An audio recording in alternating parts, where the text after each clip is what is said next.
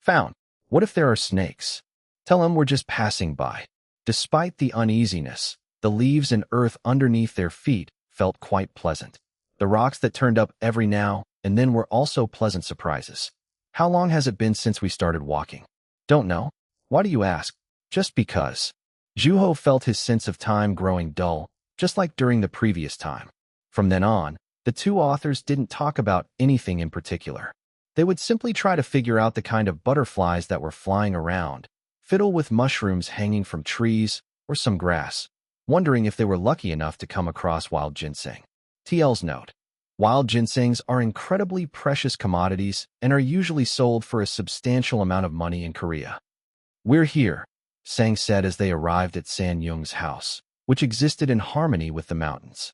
It blended well with the surrounding environment. Hello, San Young greeted the two authors. Her black clothes accentuated the lively look on her face. Her writing space had hardly changed since their last visit.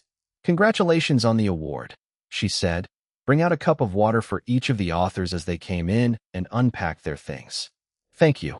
Although Juho had already received all the congratulatory messages, San Young didn't hesitate to congratulate the young author again, in person. Should we eat first? Sounds good. I still have some of the seafood you sent me. Then, Juho looked at Sang, who was shaking his lunchbox insistently, as if he didn't need to remind her about his habit of not eating food prepared by most people. Nevertheless, San Young opened the refrigerator nonchalantly and said, I have a feeling he's going to sneak into the kitchen later, so I'll just make enough for the three of us. Sounds good. I won't. Although the romance writer insisted on not eating food prepared by others, his standards were extremely subjective. He was willing to be more flexible when he was treated to a meal by people he was even remotely close to. When it came to his favorite food, the standard became even more subjective. These look fresh. As expected, Sang showed interest upon smelling the fresh seafood. Doesn't look like some cheap seafood, does it? Considering that it was sent by Yunwoo. Of course, I made sure I picked the best. Thanks. I've been enjoying them. Juho had been sending food to San Young every now and then, just like most of the other authors in the club.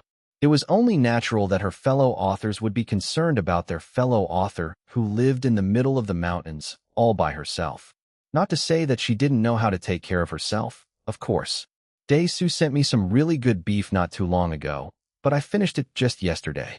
If I had known you guys were coming, I would have saved it for today. Bummer. Yeah, we should have come yesterday. Aren't you a junior in high school? Can you do that? Sang said, interjecting for no apparent reason, and Juho shrugged it off. I'm Yunwoo. You should have told your classmates that. You know, I did have some trouble getting excused from the late-night study sessions. With the exception of students pursuing a career in arts and physical education, every junior was forced to attend late-night study session as a rule. Because of that, the young author had to prove to his teacher that he was one of the students seeking a career in the arts. How did you manage to do that? I told my teacher that I've been learning from Mrs. Beck. I see. Well, you're not lying. That had been precisely what Juho had aimed for. In reality, Juho really had been learning from Yoon Seo at her studio. Although he wasn't officially her pupil, it didn't change the fact that he was learning from her. But then my teacher tried to talk me out of it. Talk you out of it? Yes, saying that it was not too late to back out. Juho's homeroom teacher was acquainted with Yoon Seo and the fact that she had been investing heavily in the future generation of authors. Secretly hopeful, the teacher had looked into Juho's student record. However, to the teacher's surprise, the young author had no record of winning any awards. So, the teacher probably thought that Juho was someone putting in all that effort, without having any talent. He was telling me that it wasn't too late, saying that life was all about timing. You mean to give up writing? Sang said sarcastically, laughing while holding his sides. Something about it felt slightly spiteful. Meanwhile, San Young snickered as if sighing. However, it wasn't a laughing matter to the young author. Although he had managed to be excused from the late-night study session with Mr. Moon's help, he had been labeled an unfortunate youth meandering his way toward a goal while having trouble accepting reality. Chapter 233, A Bug on His Forehead 1. Oh man, this is almost too good to keep it to myself. Please try not to go around starting a rumor. You gotta admit it, though. I think your teacher has a valid point, too. That is true, Juho said, with a mouthful of abalone. Similarly, a shrimp went into Sang's mouth before anybody even realized it, and he was chewing it despite the young author staring at him. By the time the meal was coming to an end, the romance writer brought up the reason for going all the way to San Yung's house in the middle of nowhere. After explaining what he wanted to interview her about, he brought up the name of a professor with whom San Yung was acquainted. I was wondering if you could introduce me. I don't have a reason to say no. Although, you could have just called me for something like that. Come on now, San Yung. If I were to call instead of visit you, when would we, or anybody for that matter, ever have the opportunity to see each other's faces? We live in a world where most things in life can be taken care of with just a few mouse clicks. Relationships are growing less and less significant, and that's a sad reality. Sang made a surprisingly moving remark. However, San Yung knew better. You're here to get data from me, aren't you? Just a quick look while I'm here. Meanwhile, letting the two authors converse, Juho was looking out the window at the mountain. What looked like a black plastic bag shone among the trees. At that moment, Sang blurted out all of a sudden, as if exposing a massive piece of information. San Yung, did you know that this kid is already thinking about his next book? Already? San Yung asked, taken aback. Because she was in the habit of writing over a long period of time, she appeared to be impressed by the pace at which the young author wrote. I thought of something I wanted to write about. Whether it's something worth publishing or not, we'll have to see. It's about love, Sang interjected, and San Yung took turns looking at the romance writer and Juho. Love? After winning the nebula? Not bad. You think so? Have you ever been in love, though? As San Yung asked, Sang interjected yet again, answering on Juho's behalf. He has, apparently, but he doesn't want to talk about it. He's a cheap shot, that one. He's around that age. It makes sense that he'd be sensitive about it. Does that mean you're dating right now? No, he isn't. If he had a girlfriend, do you think he would be here eating some abalone with us? Sang said, pointing out the answer precisely. Just as he had said, if Juho really had a girlfriend, then he wouldn't have had the reason to go to a theme park with Sang. Then, Juho opened his mouth and changed the subject. Well, it's still in its planning stage. You'll draw a lot of attention, San Yung said, sharing her experience shortly after. She, too, remembered being caught off guard by the kind of attention she and her writing had received after winning the international award in Italy. The award changed everything, including the sales figures. That's how much power an award carries, and I can only imagine how much worse it will be for you since you're carrying all those titles already. Drawing attention will be inevitable. That sounds cumbersome. You don't even have to try to outdo yourself, but you cannot backslide. You know that, right? San Yung said dispassionately. Although Juho was already aware, he paused briefly in order to think of a response, but gave up shortly after, smiling. It still doesn't change what I need to do. San Yung nodded at the young author's response. If you need anything, don't hesitate to call me, like this guy. Let's all go to the ravine. How's that sound? The romance writer said, resting his chin on his hand as if not fond of conversations about awards. Although the suggestion came out of nowhere, they had already eaten, and Sang had gotten all the information he needed from San Yung, which meant the only thing left to do was to have fun. With that, everyone rose from their seats and prepared to go out. The water's crystal clear, Juho said, looking into the serene creek flowing underneath a small bridge in the mountains. A large rock in the middle was splitting the stream in two. Then, coming down from the bridge, the three sat on the rock. Small fish were clearly visible in the water, and a frog jumped across the water in the distance. The peaceful stream carried all sorts of sounds made by different life forms along with it. In the end, Juho couldn't resist taking his socks off and dipping his feet in the water. So refreshing, he said with his feet in the water up to his ankle.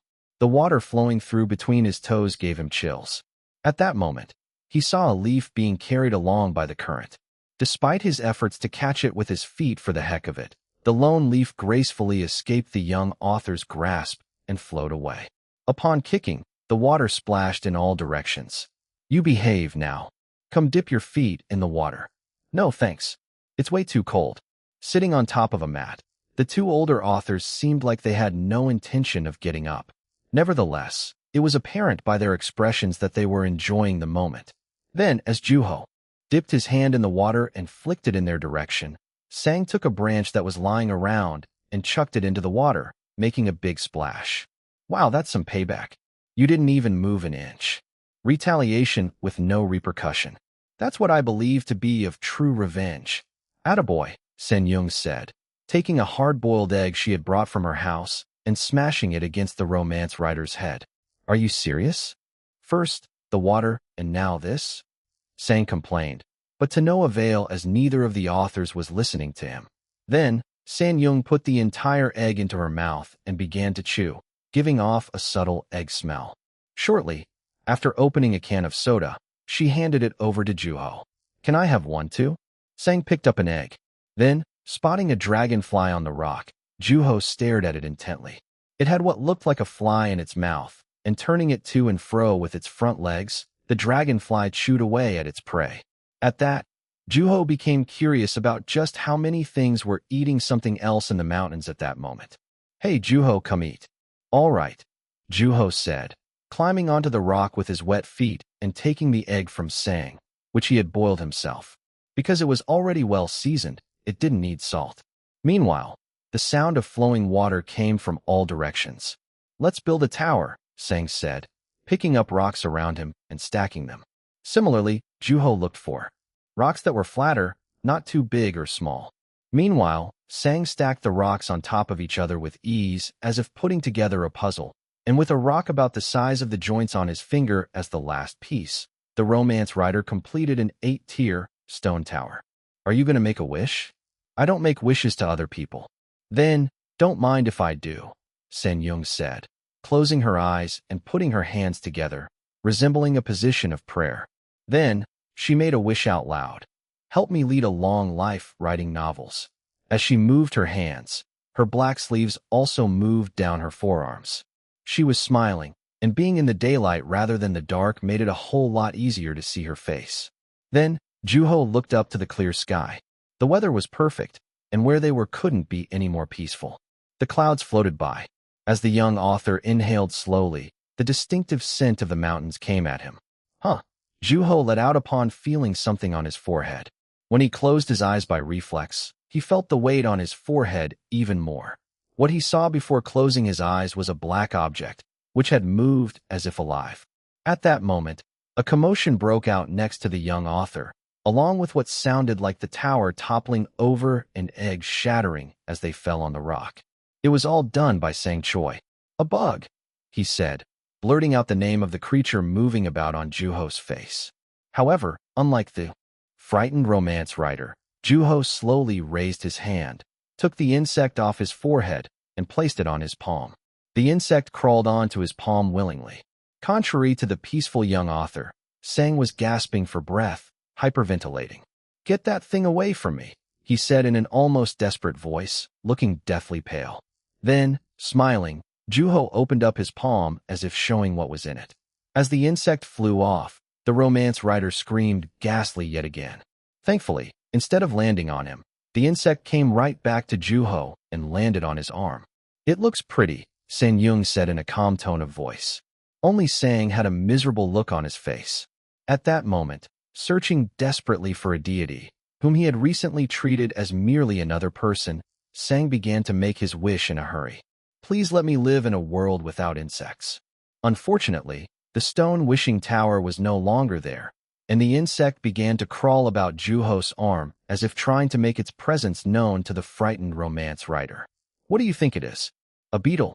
Not sure. I don't see this one all that often either. It had a blue tinge all around. Upon a closer look at the insect about the size of the joints on his finger, Juho learned that it had 6 legs, a pair of antennae, and wings on its back. The young author couldn't imagine the innocent insect having a whole lot of experience with the world, and for all he knew, it could even be a young insect. Yet, it had approached a human fearlessly. Those who didn't know fear were capable of being brave at all times. However, there were punishments for the creatures that didn't have an awareness of danger. A shadow cast on top of the insect. It was Sang, holding a branch that was significantly thicker and longer than the other one. Then, in order to get the bug off of Juho, he swung his weapon sideways.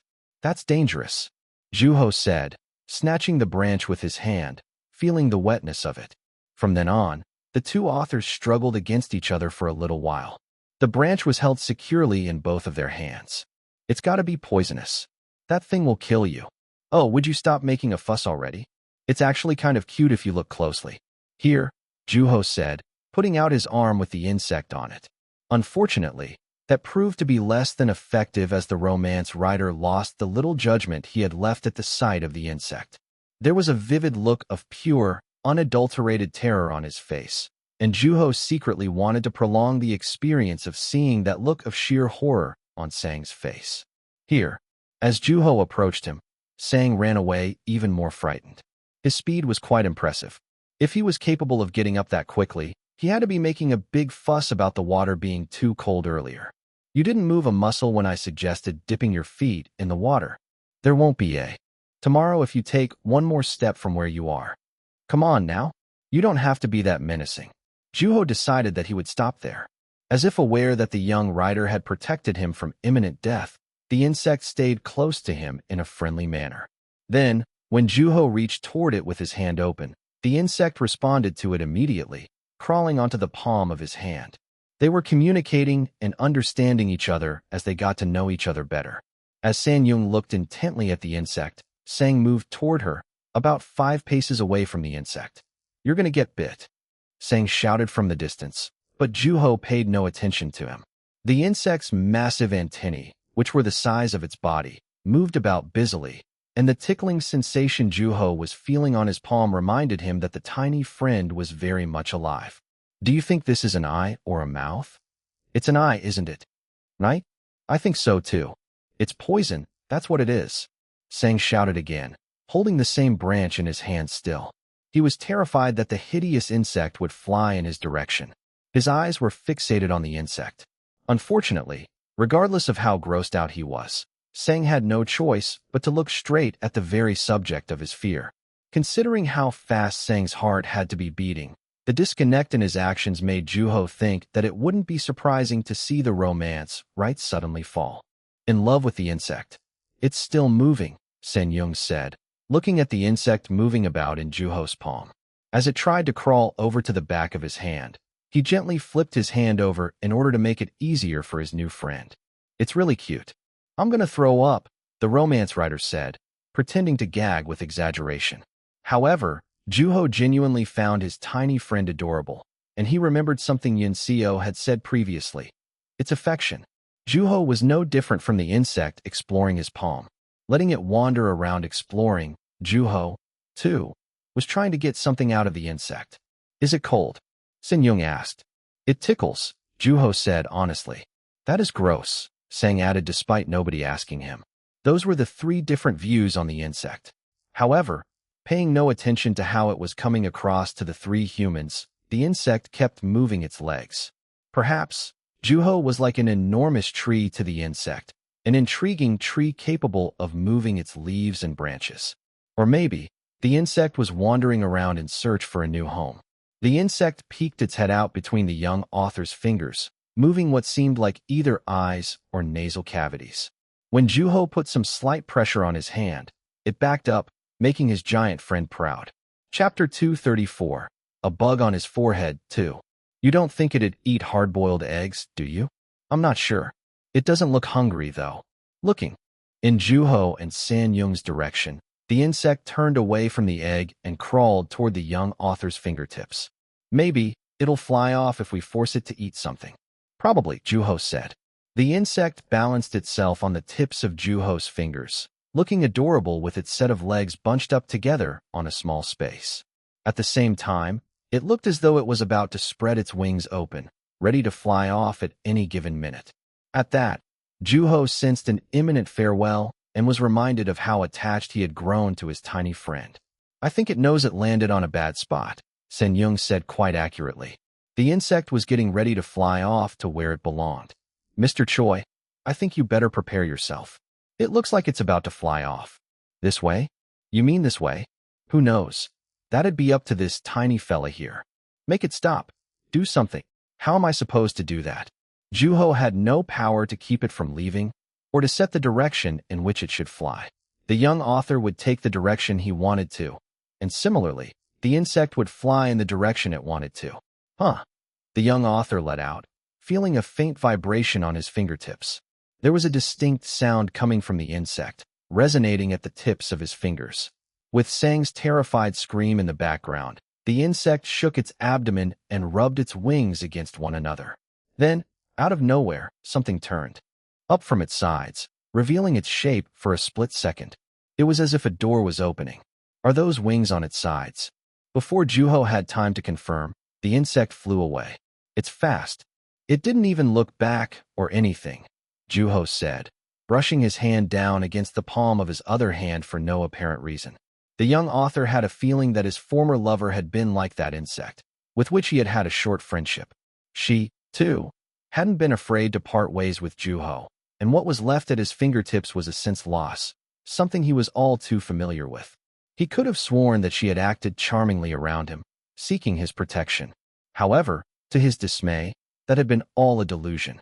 Similarly, the insect was more than capable of living on, with or without the young author. It had flown toward a bigger world. Love, insect, sky, delusion, and farewell. At that moment, a splash of water came up Juho's face, clogging his nose.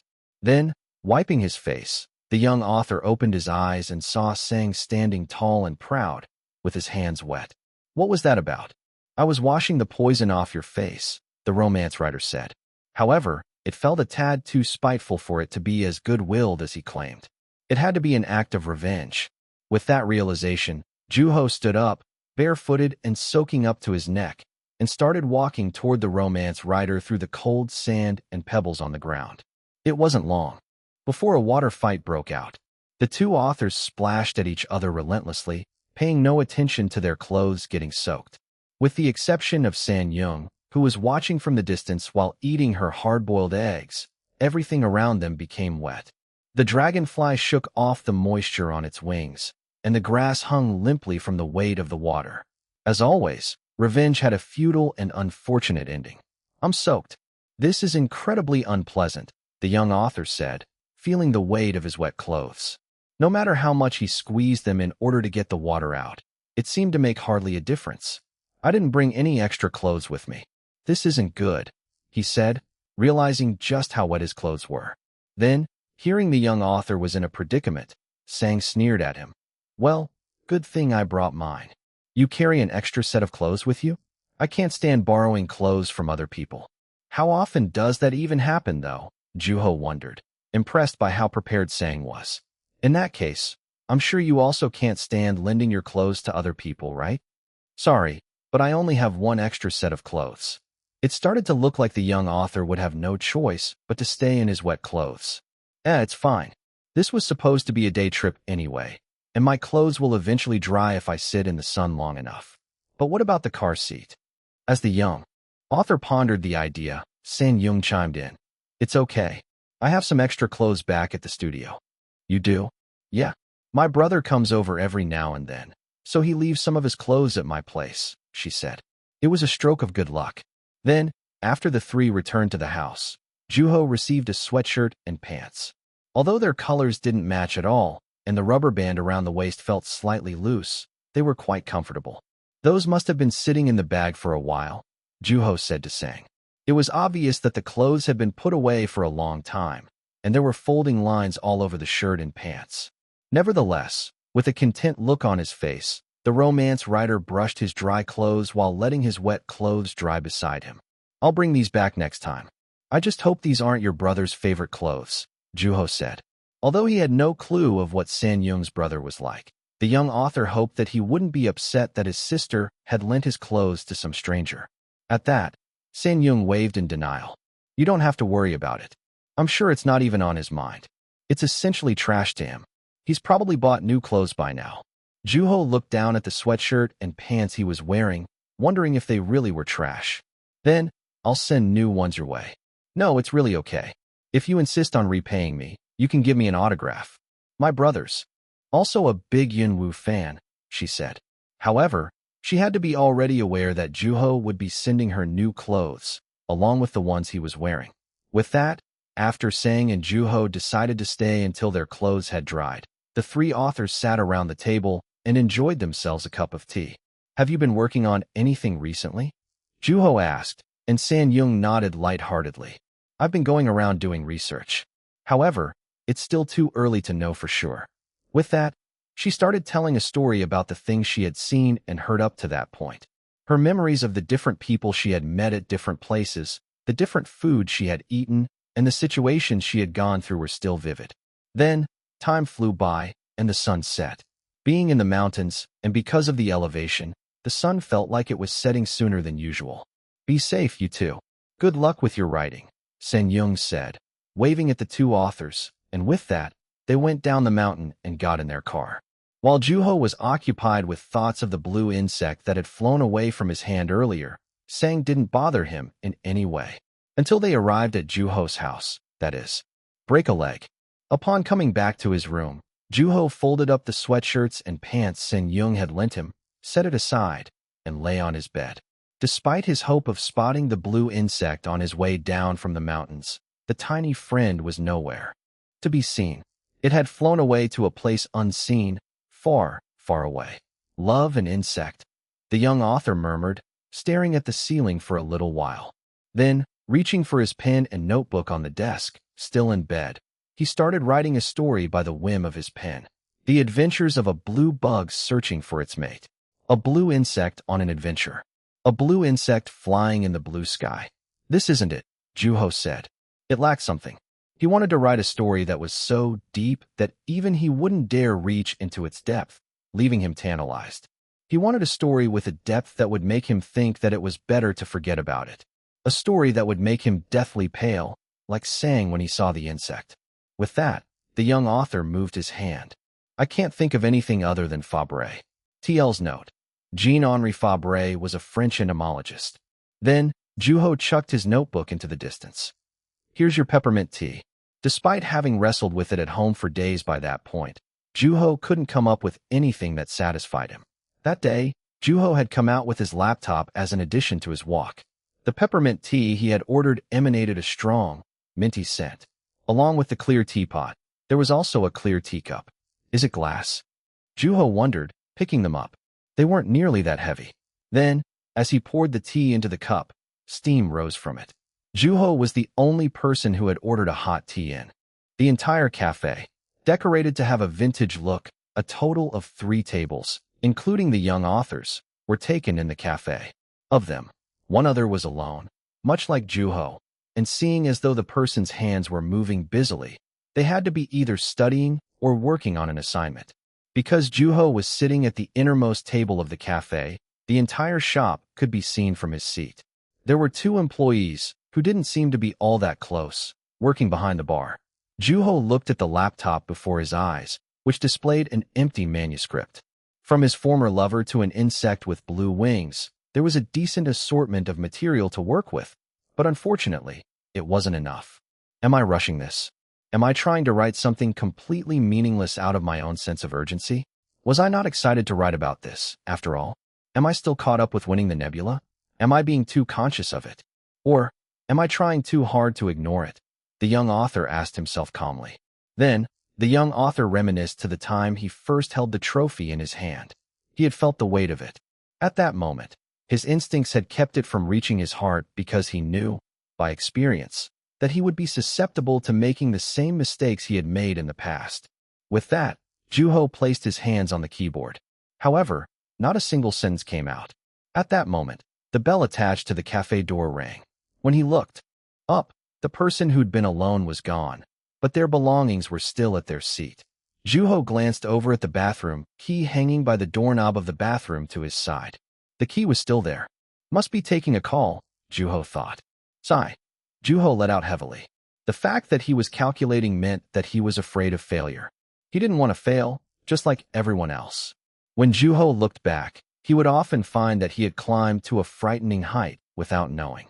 Although faint and subtle, the fear was holding him back. Then, raising both of his hands, Juho patted his cheeks. Let's just write for now.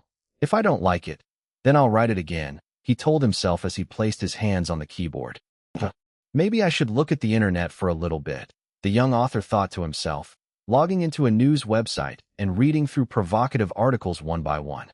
Homicide, assault, celebrity divorce, conglomerates, political disputes, and Yunwu. There were all sorts of keywords surrounding the name. Identity, rumors, writing style, Nebula and Hugo Awards, voice. Upon Juho clicking voice, a video of Kelly Coyne's interview came up, and putting his earbuds on, Juho played the video. The same voice he had heard on his phone while talking to Kelly Coyne sounded through his earbuds. A word said on one side of the globe was being conveyed to the other. In the same manner, an interview that had been held on one side of the planet was being shown on the other. It was available for those who were interested in watching it, and simultaneously, they also had the freedom to shut it off whenever they felt like it. It was a fascinating world. At that moment, Juho heard the bell attached to the door ringing, ever so faintly, over his earbuds. One of the employees was going outside with a broom and a dustpan. Because the cafe was on the second floor of the building, it seemed like they were going out to clean the stairway. With that, Juho redirected his attention to the video on his laptop. The two were fighting a fierce battle. Then, the infamous author decided to do something completely unexpected. He called Yunwu. While everyone was caught off guard, it wasn't long until they grew ecstatic. Their distant hope of hearing the young author's voice on the phone had been realized. Then, Coyne turned up on the screen, looking indifferent about his actions. Juho couldn't help but chuckle. What followed immediately was his own voice. Hearing himself on the show, speaking through the receiver of a phone, was a rather strange experience. It simply didn't sound like him, and to be frank, Juho had been feeling that way from the moment he started watching the video. It was unpleasant.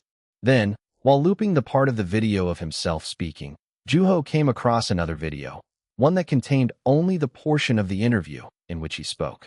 Just as he had done with the previous video, he played it over and over again. He was repeating the same word at the same, exact time, without stopping. His voice in the video was saying only certain things, like the interviewer and the infamous Kelly Coyne. Everyone moving within the rectangular screen was repeating the same words. The more Juho looked at it, the more it became cloying. Because he was able to predict what was going to be said, there was no originality or freedom. It felt like a prison. "Get me out of here." At that moment, the young author heard a cry. Even when he took his earbuds off, it still sounded muffled. Then, what sounded like a person banging on the wall followed. It was also coming from afar. Everyone in the cafe had heard it and was looking around cluelessly. Juho rose from his seat in order to find out what was going on. Meanwhile, the person on the other table remained in their seat, awkwardly locking eyes with yet another person on the other side of the cafe. What was happening? Chapter 235. A Bug on His Forehead 3. The sound was coming from too far a distance to be coming from the laptop. Then, two employees came out from behind the bar. "Two. Has the other one come in already?" Juho asked himself. His eyes went to the empty seat by reflex. There was one person who had yet to return to the cafe. "It won't open," a voice cried out, and upon hearing it, Juho, along with one of the employees, went outside of the cafe. As soon as they stepped out of the shop, what came into view was the door to the restroom. It was vibrating. Somebody was banging against it from the inside. "Hello." "Yes, we can hear you," Juho answered with a cracked voice. It wasn't that he was desperate or terrified. The young author was simply flustered by the situation, even mildly amused. "Thank goodness. I can't open the door from the inside." "Sir, would you give me a moment?" the employee said, going back into the cafe and bringing the key out in a hurry, looking mildly guilty. At that, Juho realized that it was the employee who was responsible for locking the restroom door. There was a phrase on the door, which read, "For cafe customers only. Please keep the door closed." "I'm so sorry, sir. I had no idea," the employee said, explaining the situation to the person coming out of the bathroom. Having come out to clean, the employee had tried opening the door out of habit in order to make sure it was shut tightly. Upon checking the door, the employee had thought that somebody had forgotten to close the door on their way out. Besides, the employee had seen that the key was still in its place before coming out of the cafe. Then, taking the key, the employee had locked the restroom door without hesitation or even bothering to check if anybody was inside. And apparently, the person in the restroom didn't take notice of what had happened, thinking that it was someone else coming in. "I am so sorry," the employee apologized, and as the situation dawned on him, the customer grew exceedingly angry, at which point, the employee apologized again, repeatedly. Meanwhile, Juho kept watching from few paces away. At that moment, he started feeling a throbbing sensation on his palm. Then, realizing he had found just what he had been looking for, the young author went back to his seat unhurriedly. Loud voices came from the outside, and those who had been observing from the inside started whispering to each other as they caught on to what had happened. When Juho first heard the voice asking for help, he was quite taken aback because he had thought it was coming from his laptop. There were two polarizing voices coming from the stairway. One as edgy as a knife, and the other, weak and timid. Although trapped in the restroom for only a short time, the customer had grown furious upon realizing the truth. It wasn't until he got out that he started expressing his displeasure. Juho plugged his ears with his earbuds. As the voices faded into the distance, he played that same video he had been watching, in which he kept saying the same words at the same exact time. With that, he closed his eyes in order to think of a setting. A Ferris wheel was turning. A pendulum ride shaped like a Viking ship, a train, a roller coaster, a monorail, a set of bumper cars, a merry-go-round, the spinning cups, bungee jumping. It was a theme park with colorful rides lined up back to back. The land of hopes and dreams. The entire place was filled with jingles and people shouting, sounds made by rides that dropped from terrifying heights repeatedly. Everything moved restlessly. "Please take a picture of us," a voice said to the young author in a foreign language. It was the Japanese couple who loved theme parks so much that they visited one in every country they went to. Then, one of them handed Juho their camera, wanting to treasure the present moment. As he took the camera from their hands, the couple posed shoulder to shoulder, appearing in the narrow angle of the camera. All the while, the spinning cups spun restlessly in the background. As Juho pressed the button, the shutter went off. A man-made bird sound came from the sound system around the theme park. Needless to say, there weren't any actual birds. The theme park was designed strictly for people. At that moment, a mascot cut through the camera and the couple. "Please take a picture of us," the couple said, and the young author pressed the shutter release button once again. The flash went off. Then, Juho listed the questions he wanted to ask them in his head. "Where are you planning on going after this? Are you guys planning on getting married? Is either of your parents against the marriage? How did you first meet? Are you confident that you love each other? What's your reason? What do you like and dislike most about each other? Is there an acquaintance that you wish your significant other would stop hanging out with? Have you ever had a fight? How did you make up? How well do you know each other? Is there anything about your relationship that makes you anxious? Will you ever break up? Do you believe that you'll be together forever? Would you like a picture? Please take a picture of us." The shutter went off once again. Then, darkness. When Juho took his eyes off the camera, he realized that there was something on the lens. It was blue and had a pair of antennae that were as long as its body. What looked like eyes, or the mouth, was shining. Juho pressed the shutter button once again. However, even when the camera made a sound, the bug didn't fly away. Instead, it started to explore the camera, crawling about and studying its shape. Then, it shoved its head into a hole in the camera where the film should be. Although Juho wanted to stop it from shoving itself into the camera by force, there was nothing he could do. In the end, with a crunch, the exoskeleton on its back started to crack. Yet, the insect wasn't about to let up anytime soon. Pieces of its body fell out, as well as its legs. With only the long antennae intact, the insect managed to get inside the camera. "What do I do?" Juho asked himself, looking at the couple. Unfortunately, by the time he looked down at the camera again, there was no trace of the insect or even the antennae. A bug went into your camera," the young author said. Yet, the couple remained just as happy as when Juho first met them, posing with bright smiles on their faces. Juho brought the camera up to his eyes, seeing nothing but the insect's bluish back. In an attempt to get the insect out of the camera, he shook it and blew on it, but to no avail. If anything, it sounded like the insect was hiding even deeper within the camera. When Juho brought the camera up to his eyes again, he saw a hairy leg creating a line between the two people. "Are you going to stay in there?" the young author asked without expecting a response. However, to his surprise, the insect responded to his question by making a sound by rubbing its wings. The camera began to shake as if it was shaking its abdomen. It seemed like the insect wasn't planning on coming out of the camera anytime soon. "All right, suit yourself." Because there was no way to force it out, either, Juho started walking away with the camera still in his hand. However, the couples didn't come after him. Shortly after, a gift shop appeared. So Juho opened the door and went inside. The first things he saw were the spinning cups. There was yet another couple holding each other. A mascot walked by, and the insect inside of the camera started chirping. With that, Juho walked a little further. Shortly after, a gift shop appeared. So Juho opened the door and went inside again. The first things he saw were the spinning cups. At that moment, parade music sounded from the distance. A train emitting bright lights approached, carrying the prince, the princess, fairies, and clowns. Then, just as Juho was about to walk toward it, he felt a hand on his shoulder. It was a mascot, one which the young author had no recollection of talking to. Looking like either a dog or a raccoon, the mascot had 3 fingers and was without nails or teeth. Not only did it have nothing to harm people with, but it also looked rather adorable. However, behind the mask and the costume was a person. The situation was bound to change once the mask came off. At that moment, the mascot pointed towards something with its soft, round finger. It was pointing at a bench with a zebra-like pattern. "You want to sit there?" "Yes," an unexpectedly clear voice said, and just like the mascot wanted, Juho sat on the zebra bench. He tried patting the mascot's massive head. It was soft and fragrant. It made sense that people wanted to take pictures with it, and that they weren't afraid to hug it. The mascot's aura immediately made Juho think that it was harmless. It also brought peace to his heart. Then, it dawned on the young writer that he wanted to take it home with him. He wanted to stay by its side forever. "You've been doing all right?" Juho asked. "Yes."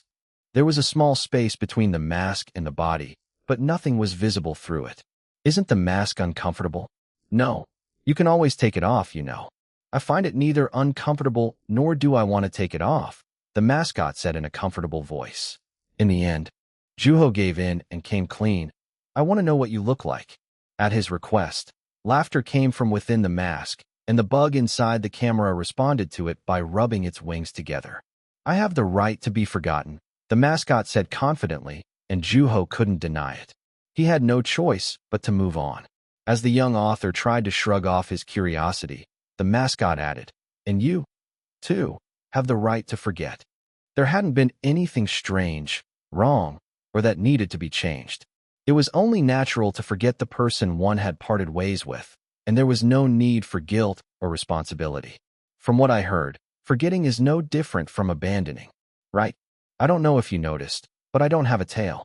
I'm not sure if I lost it, or simply forgot about it, the mascot said, rising from the bench and showing it to Juho.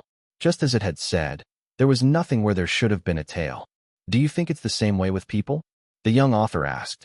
Did the same principles apply to people? Did forgetting them, like the mascot's tail, mean losing them forever? Juho hoped it wasn't true. "I don't think so," the mascot said. Although it was just the answer Juho had been looking for, he couldn't help but doubt it, rather than find joy in it. Something was telling him that the mascot was simply playing along, rather than being honest. How come? Because they're people, and people are special. And what makes them special? That you can't abandon them, no matter how trashy they are, the mascot said poignantly. And there's no designated garbage bag for people. TL's note. In Korea, people are obligated by law to separate their trash accordingly. For example, recyclables, food waste, etc. For being an adorable-looking mascot, the words that were coming out of it were quite threatening. If we're both referring to the same trash, then there's a place called prison. You could think of that as a human dumpster, don't you think? If prison was a dumpster, then they should be gathering their trash into one place, and either burn it or break it apart, so that it could be either buried in the ground or dumped in the ocean. Or, I suppose they could shoot it into space, too. We could call them trash, but at the end of the day, they're still people. People will always be people, the mascot said, chuckling cynically. Although it wasn't visible, Juho didn't find it all that difficult to imagine the look on the person's face behind the mask. All that's to say that people can't be abandoned simply by being forgotten. That's a relief. If what the mascot was saying was true, then Juho found it a relief that a human was inside of that costume. Then, the air sank into silence, and fiddling with the camera in his hand, Juho asked, "Should we go watch the parade or something?" "No, thank you. You're kind of heartless, you know that?" At that moment, the bug started chirping again, making its distinctively harsh noise. When Juho brought the camera up to his eye, he discovered that the bug had managed to go even deeper into it. Even its legs were no longer visible. Then, taking advantage of the fact that the screen was unobstructed again, Juho aimed the camera at the mascot. "Well then, why don't we take a picture before we part ways?" The mascot nodded at the young author's suggestion, and as Juho applied pressure to his finger, the shutter went off. Juho was glad to have forgotten her, and he was glad that he had loved her. He was finally in a place where he was able to think like that. "Please don't stop writing," the person on the other end of the camera said. "I'll read it, no matter what." Then, with the mascot's smile, the world fell apart. The spinning cups came to an abrupt stop, and the sound of the parade faded further into the distance, much like the mascot, who was walking away from the young author without even looking back. By the time he looked away from the fading theme park, he was left only with the rich aroma of coffee beans lingering around him. Then, when he looked up, one of the cafe employees came into view with a cup of coffee and a piece of bread, which Juho had no recollection of having ordered. "I apologize for what happened earlier. These are on the house." "Oh, right. I don't know if I did anything to help, but thanks." With that, leaving the coffee and the bread on Juho's table, the employee went back to the bar. Juho looked around the cafe slowly. He was the only customer around. Before he even realized, everyone had already left. The young author reached for the coffee. It was still pleasantly warm. Then, putting the mug back down, he broke the bread and put a piece of it into his mouth. It was quite tasty and enough to fill him up for a little while. The lingering anxieties in his head were no longer there, and brushing the crumbs off his hands, Juho knew by instinct that he was in the perfect place to write. Chapter 236. A Bug on His Forehead 4. A zebra came into view. Although alive, the animal was sitting lazily behind the fence, flicking its tail carelessly. It looked quite filthy as its distinctive beauty was covered in layers of dirt and dust. "It's a zebra," a voice shouted from the group of people walking toward the cage. Considering the size of the zoo within a neighborhood park, they were quite boisterous. Then, as one of them took his phone out in an attempt to take pictures of the animal, the zebra gave him a brief stare before it shoved its head into its home, leaving only its behind exposed. "Dude, look," the zebra, wiggling its butt, moved no more. However, the person who took the picture of the animal didn't appear to be disappointed. Rather than genuinely trying to talk to the zebra, it seemed like he had shouted in order to get his friend's attention. As the group of people walked away shortly after, the zebra took its head out of its home. Juho was fully aware of the animal's reason for burying its head in its home. It probably didn't want to be in the picture. As if the animal being trapped in a cage, having to walk around the same place over and over, was not enough, humans were trying to trap the helpless animal into the tiny screens of their cameras. As a means of resisting them, the zebra hid its face from them whenever they tried to take pictures of it. "So pretty," a voice said, and the shutter sound came immediately after. Somebody had taken a picture of the zebra while it had its head out for that brief moment. There was no liveliness in the animal's eyes whatsoever. At that moment, a burst of high-pitched laughter sounded from behind. "Come on, hurry." When Juho looked back, he saw 5 older women posing under a tree, exploding into laughter, cheerful enough to make the tree behind them laugh. They were standing sideways, in a line, each in their colorful hiking clothes. Then, one of them went over to their camera, set the timer, and ran back to her group. There was dignity in the eyes looking at the camera. It was simply standard procedure to take group pictures before and after a hike, and it wasn't hard to imagine them making copies of the best-looking shot, framing it, and putting it where it could be easily seen. Juho, too, needed picture frames for the pictures taken with the camera with the bug inside of it. Similar to photos, there was something that served a similar purpose in novels, an outer story that surrounded the inner story. A frame story. It referred to a story structure that resembled a picture frame. Just like a picture told a story while protected by the frame, the same principles applied to the stories written in frame structure. The inner story was the most important. Juho thought of the blue insect, which had crawled into the camera voluntarily. The mascot hadn't had any negative responses to being forgotten, and the zebra had resisted. What am I gonna write? Love. The young author had decided to write about love. Then, he opened the laptop that had been resting on his lap. The structure had already been decided on, but the materials, which were to be used for the picture and the frame, were all in a mess. The outer story, which would serve as the frame, started from a first-person point of view. In order for it to be in first person, there had to be an I. I am me. I was going away from the town in which I had lived my entire life. I was made certain that I had forgotten something, but no matter how hard I tried, I couldn't remember what it was or where I forgot it. Juho decided to put I in a more pressing situation. The setting in which I realized that he had forgotten about something was on a train. Despite realizing that he had forgotten about something, he couldn't get off the train. The train was already moving. I looked like I was about to burst into tears at any given minute, even thinking about going back. At that moment, a lady struck up a conversation with me.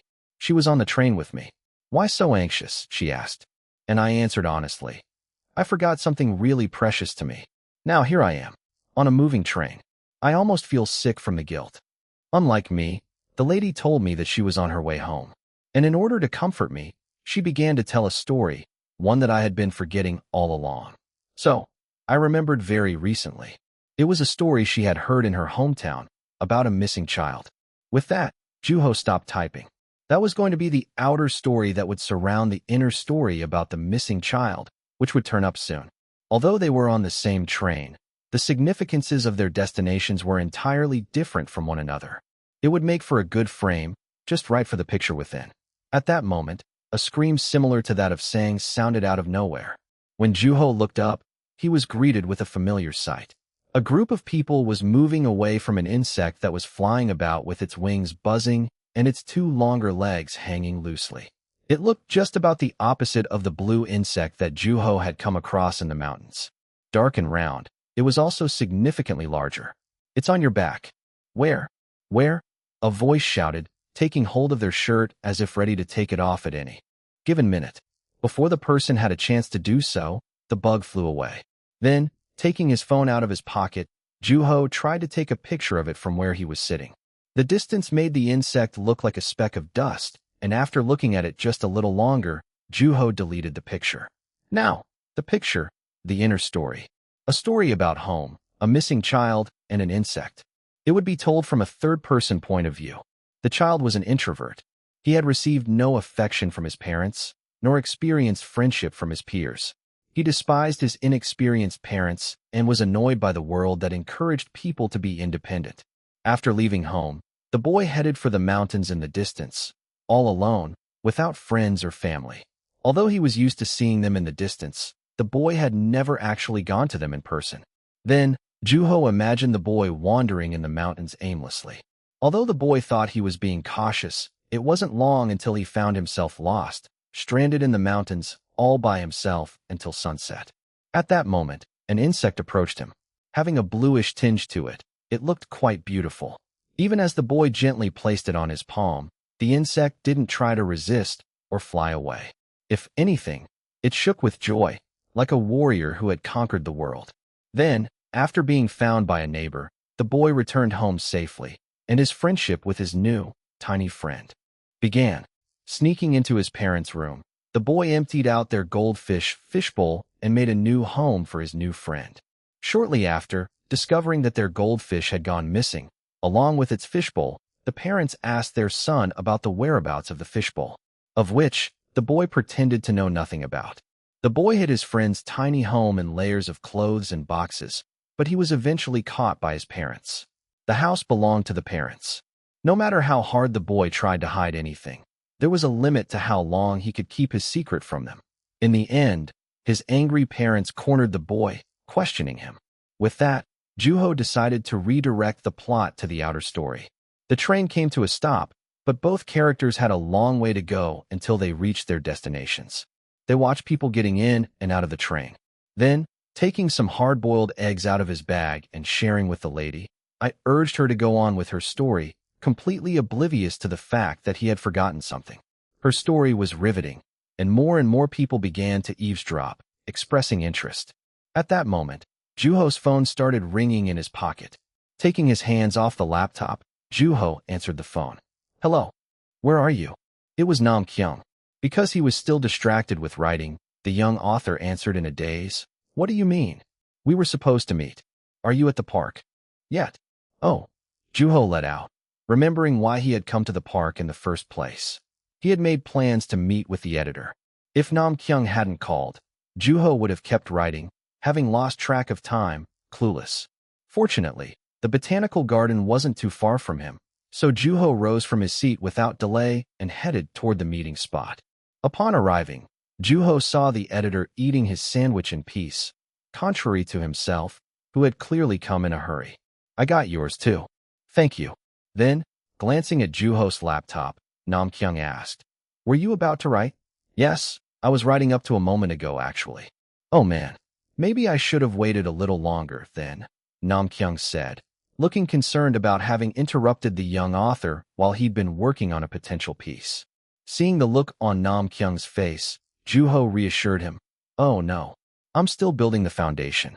Well, it was getting closer to writing toward the middle. Juho had never been in the habit of mapping out his work, and because of that, he tended to digress often while developing a plot. Is it for the literature club? No, I'm planning on publishing it for now, Juho said while checking what was in the sandwich. There were mashed up, hard-boiled eggs. I think I've been eating a lot of eggs lately. What was that? Eggs. I've been eating more of them lately. No, that's not what I'm talking about, Nam Kyung said, swallowing the sandwich in a hurry. Did you just say that you're working on a novel to be published? We'll have to see if it's worth publishing or not, but yes. And you have the Nebula Award in mind, right? Must I? I'm just writing because there was something I wanted to write about. At Juho's response, Nam Kyung put his sandwich down with an entirely different expression on his face. From then on, it was going to be a meeting between an author and an editor. All right, why don't you tell me a little bit about the plot? Let me do the worrying. There was no reason to say no. What if it's subject to change? Wearing a serious expression, Nam Kyung nodded at Juho's question. Then, after organizing his thoughts briefly, Juho said, First of all, it's about love. A romance novel? Nam Kyung put his brains to work immediately. Love had always been one of the most popular topics in literature, and there was no surprise in the fact that Yun-woo was writing about it. What would love look like at this point? It was highly probable that love experienced at Juho's age was pure and beautiful. What the young author was working on would be the first novel to be published since winning the Nebula Award, and the depth and weight of his writing, which superseded his age, had played a major role in bringing him the award. As a fan, Nam Kyung wanted to see Yun-woo's portrayal of pure love. However, considering the situation they were in, what Yun-woo really needed to showcase was his distinctive sensibility, like a clean mirror reflecting the back alley of society. In Nam Kyung's mind, it felt slightly risky. You look serious. Are you not fond of the topic? Oh no, I was getting ahead of myself, wanting to know more about what you were working on, Nam Kyung said, pushing his glasses up. The topic alone wasn't enough for him to make any judgments. Then, staring at him intently, Juho said, I'm thinking of a character who falls in love with an insect. Aha, I see. Is this going to be a brighter piece, overall? Like the protagonist growing and maturing with his little friend? No. He swallows the bug whole and loses his sanity. I'm sorry, what? Juho thought back on the story he had been working on just moments prior. Having been cornered by his parents, the boy was in desperate need of another place for his friend. Because the boy doesn't want to be away from the bug, he keeps it in a fishbowl, but the fishbowl isn't meant for insects to live in. It's not enough to keep his friend safe, so he decides to keep it elsewhere, the safest place he could think of, his body. He eats it. Nam Kyung's expression grew darker at the author's shocking explanation of his new work in progress. And then he forgets. The act of forgetting was meant to be liberating. Juho imagined the life the insect had lived. Mountains, home, room, fishbowl, his body, everything around him kept shrinking, and its home grew smaller and smaller. Living in a tight space came with sadness, and similarly, confinement came with discomfort. At the same time, there was protection. The insect compared its life at the forest up to that point to life with the young human. Living in the forest meant having to be constantly on guard for enemy attacks. Upon realizing the difference, the insect showed no resistance. What the boy felt toward the insect was empathy. He was born in a small town in the countryside. On top of that, he lived in one of the smallest houses around, in a tiny room. He was left out by the neighborhood kids and neglected by his parents. The only friend he had to talk to was the bug he brought back from the mountains. However, upon waking up the next day, the boy discovered that the bug had disappeared. The boy gradually became insane, and in order to keep word from getting out, his parents kept their son confined in their home. Nam Kyung seemed to be in a dilemma, as if unsure about the piece. However, paying no attention to his state of mind, Juho added, "The boy eats the insect at night, and the next day he completely forgets what he did the night before, wondering if his little friend has been stolen or if it ran off. He keeps on doubting and grows insane." I wanted to be explicit about that part in particular. I think it'd be interesting to make it sound like it was written by a drunk person, too. The boy grows increasingly feeble, crying out like a beast and crawling on his hands and knees. The look on Nam Kyung's face kept growing darker. As shocking as it was starting to sound riskier. In the end, the editor said cautiously, "I think it's powerful, and it definitely has enough potentials to stand side by side with sublimation. Given your skills, I'm sure you won't have a problem pulling off a story like that. But let's get realistic for a second. If the overall balance isn't there, then it renders even the most shocking scenes useless. I mean, eating a bug, or crawling on both hands and knees like animals. Isn't it a little excessive? There's something about it that feels somewhat absurd. So, with that said, I think we should play a little safer." Then, Juho shook his head slowly in denial. There was no need to play safe. If anything, there was room to make it even more shocking and ghastly, because it's a story that will be told by another person. It was going to be the story told by the lady on the train, a story told by a stranger. It was okay to be absurd. It was possible to forgive any exaggeration or omission. It was only natural that a story passed around by word of mouth would change and twist. Nam Kyung breathed in, catching on to what Yunwoo was really trying to write. "A frame structure," he let out, covering his mouth and thinking. In that case, there was no issue. A frame protected the picture within while supporting it so that it stayed standing. Likewise, the frame in the novel served a similar purpose. The most notable function of the frame structure was that it made the story significantly more convincing. There's a guy who went insane after falling in love with an insect. It was more than convincing. Interesting, even. The less realistic it became, the more the method shone. On top of that, with the addition of Yunwoo's skill, the results would be promising. Marvelous. It was marvelous. Chapter 237. A Bug on His Forehead 5. Is this going to be written from a first-person point of view? Yes, it'd be better that way. Nam Kyung was deeply impressed. The young author was onto something. As long as it was properly executed, the novel would be superb. Brilliant. As long as the author managed to pull the pieces of the story in his head out to reality, the results would be quite promising. It would be a fine story, and the author would be able to remain unhindered by the Nebula Award. As the editor barely managed to calm himself, he focused on listening to the author some more. "Is this going to be all right?" Juho asked as if seeking Nam Kyung's affirmation, and the editor nodded heavily. "I think it'll be more than all right. The closed-off image is brilliant, and the claustrophobic nature will only add to the suspense," he said, tactfully catching on to what the young author was emphasizing. It simply made sense when considering the bug's final destination. Then, imagining the boy swallowing his insect friend, Juho said, "There's nothing more cramped than a person's heart." The boy was all alone, oppressed by the parents who had given birth to him. It was a commonly seen phenomena, and it was in that very environment that the insect had hidden.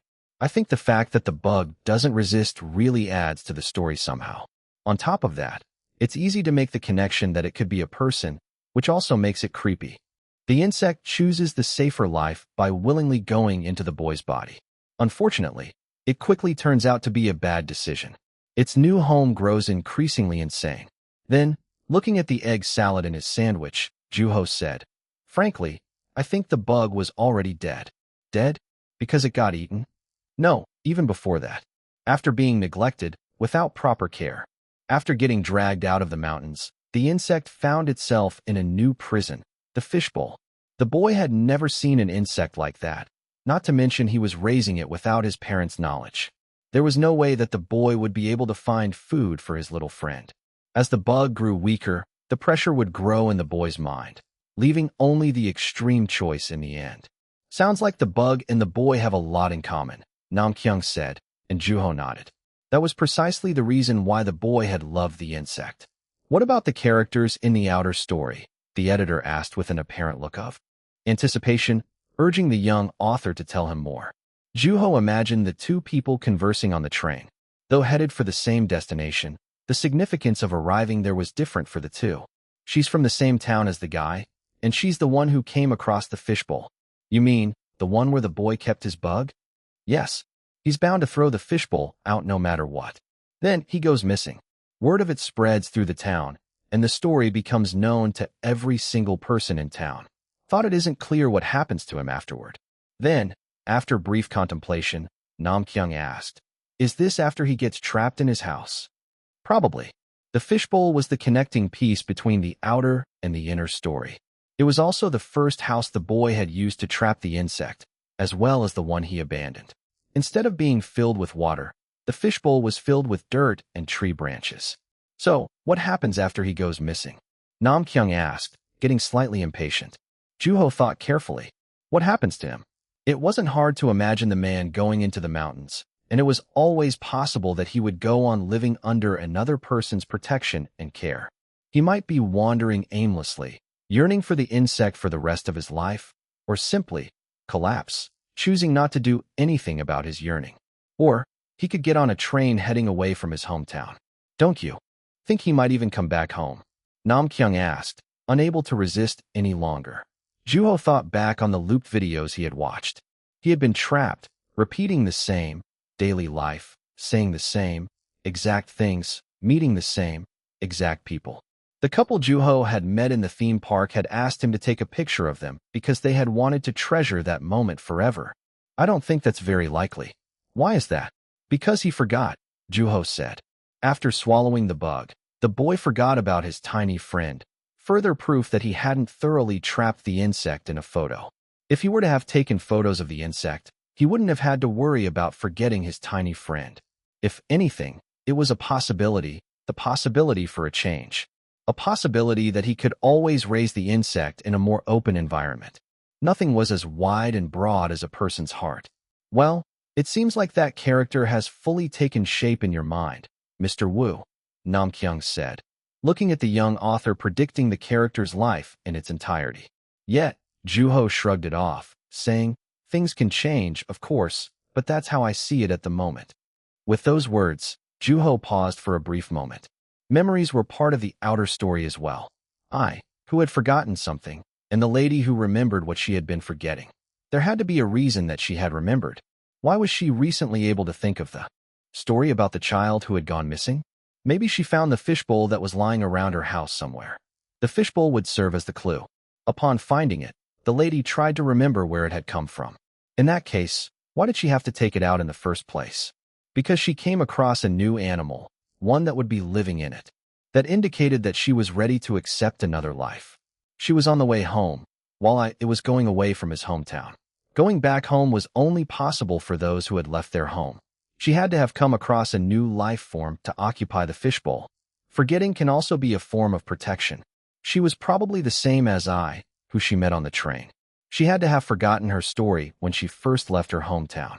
Then, Nam Kyung asked, "That means there will be a day when I finally remembers what he has been forgetting, right?" "Yes, as long as he's still alive." With that, the editor carefully put the pieces of the story together in his head. As long as you can turn it into writing, it should be great. Oh, you mentioned making a reference to a drunk person? If you need help with that, don't hesitate to let me know. I might be able to take you to a company dinner. That doesn't sound like a bad idea at all. As their discussion neared its end, the two picked up their sandwiches. Are you really not going to take part in any contests? Because Juho was occupied with organizing his thoughts, Bomb's question registered with him in a delay. Then, looking up, he asked, "Wah, the essay contest. We barely managed to get an okay from our teachers." "Oh, that." As juniors, it wasn't easy for the veteran club members to take part in an essay contest. If you have the time to compete in some contest, you should be putting that time into studying.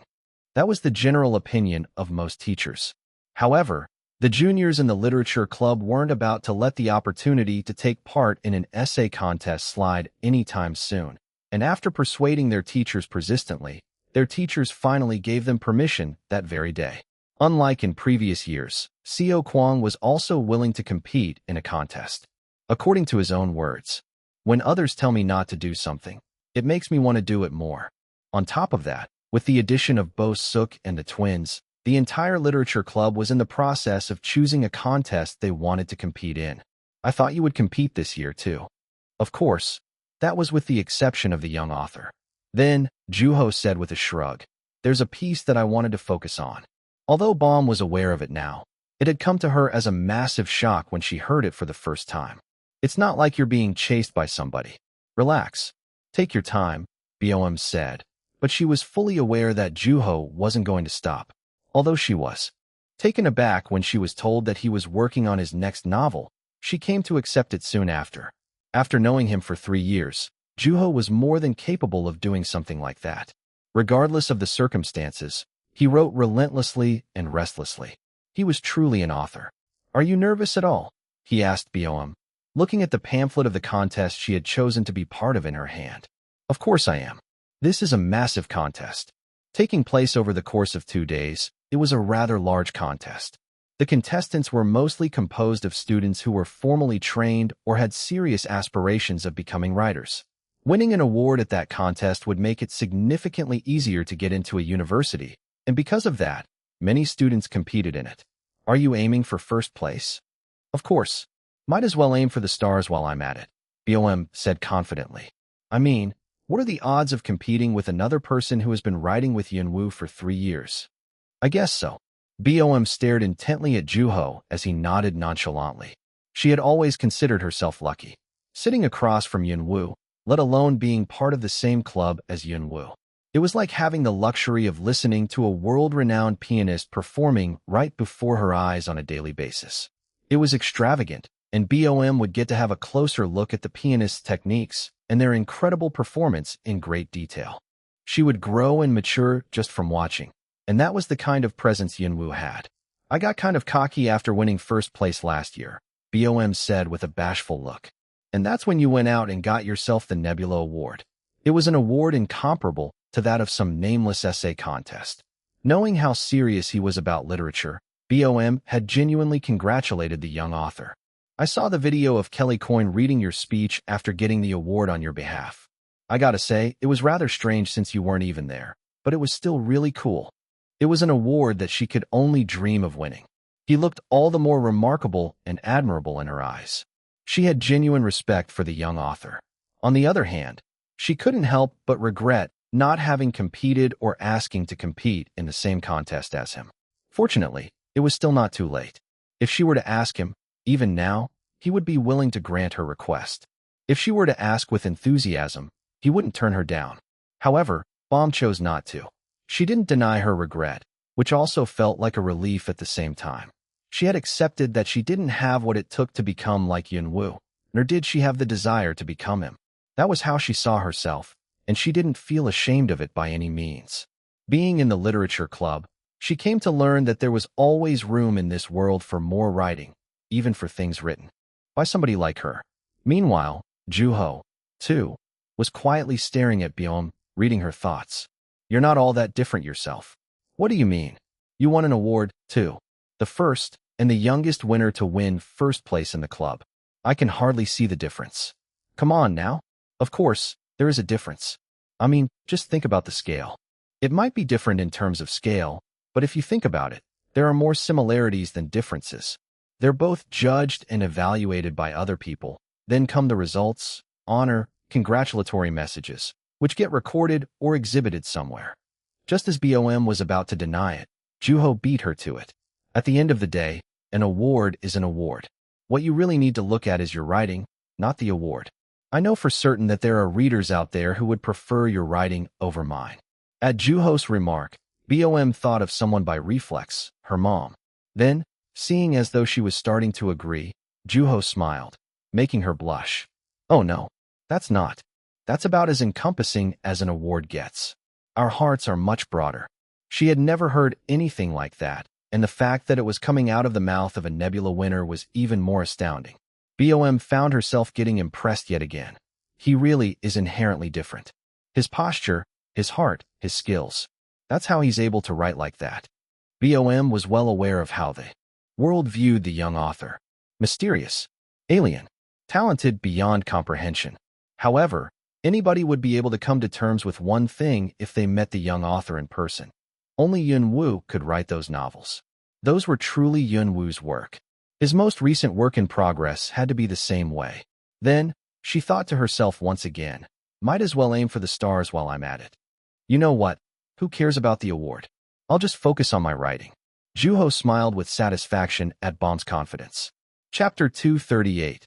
The reason he'd never won one. So, we're all going to be in the same competition?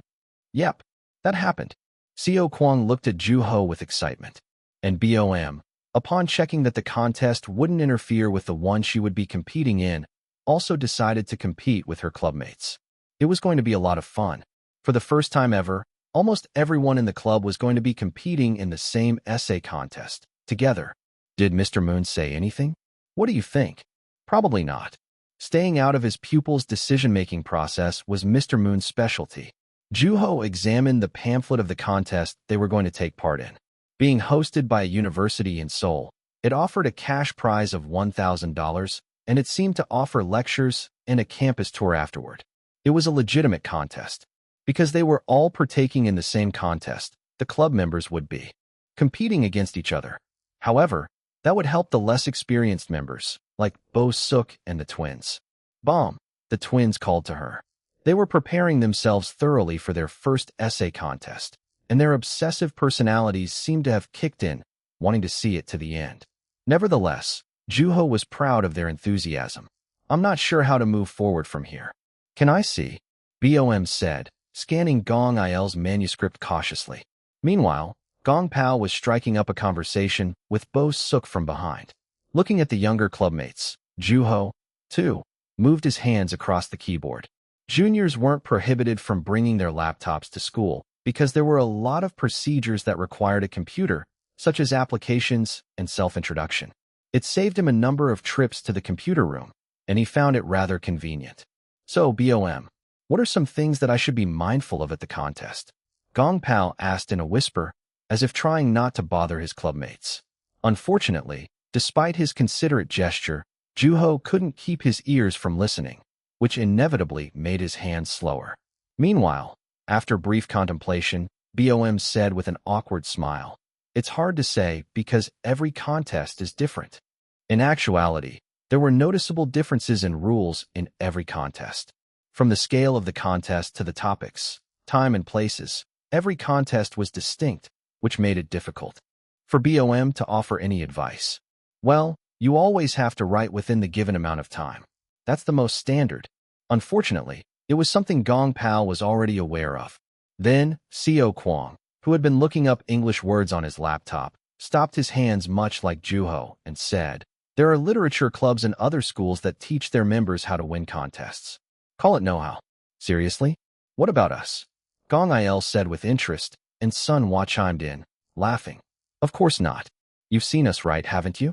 We just write what we want to write about, and Mr. Moon only teaches us the basics. Wouldn't that put us at a disadvantage? Not at all, Sun Hua said emphatically, and the twins locked eyes with each other. No matter how confident she was in her statement, it was always safer to have tangible know-how, and reading that on their faces, BOM spoke up. If you take part in an essay contest, there's a chance that you'll run into students who go to schools known for their literature clubs. Some even go to private institutes after school or learn from professional organizations. You'll flip once you find out how much money they're paying those places. Then, looking straight into the twins' eyes, which were moving busily, the junior added, yet, I won first place. Bo Suk exclaimed from the side. In the end, there is no such thing as a secret that will guarantee you an award. The best thing to do is to write in peace. I once heard a super famous author say that writers should be thinking about their writing, not their awards.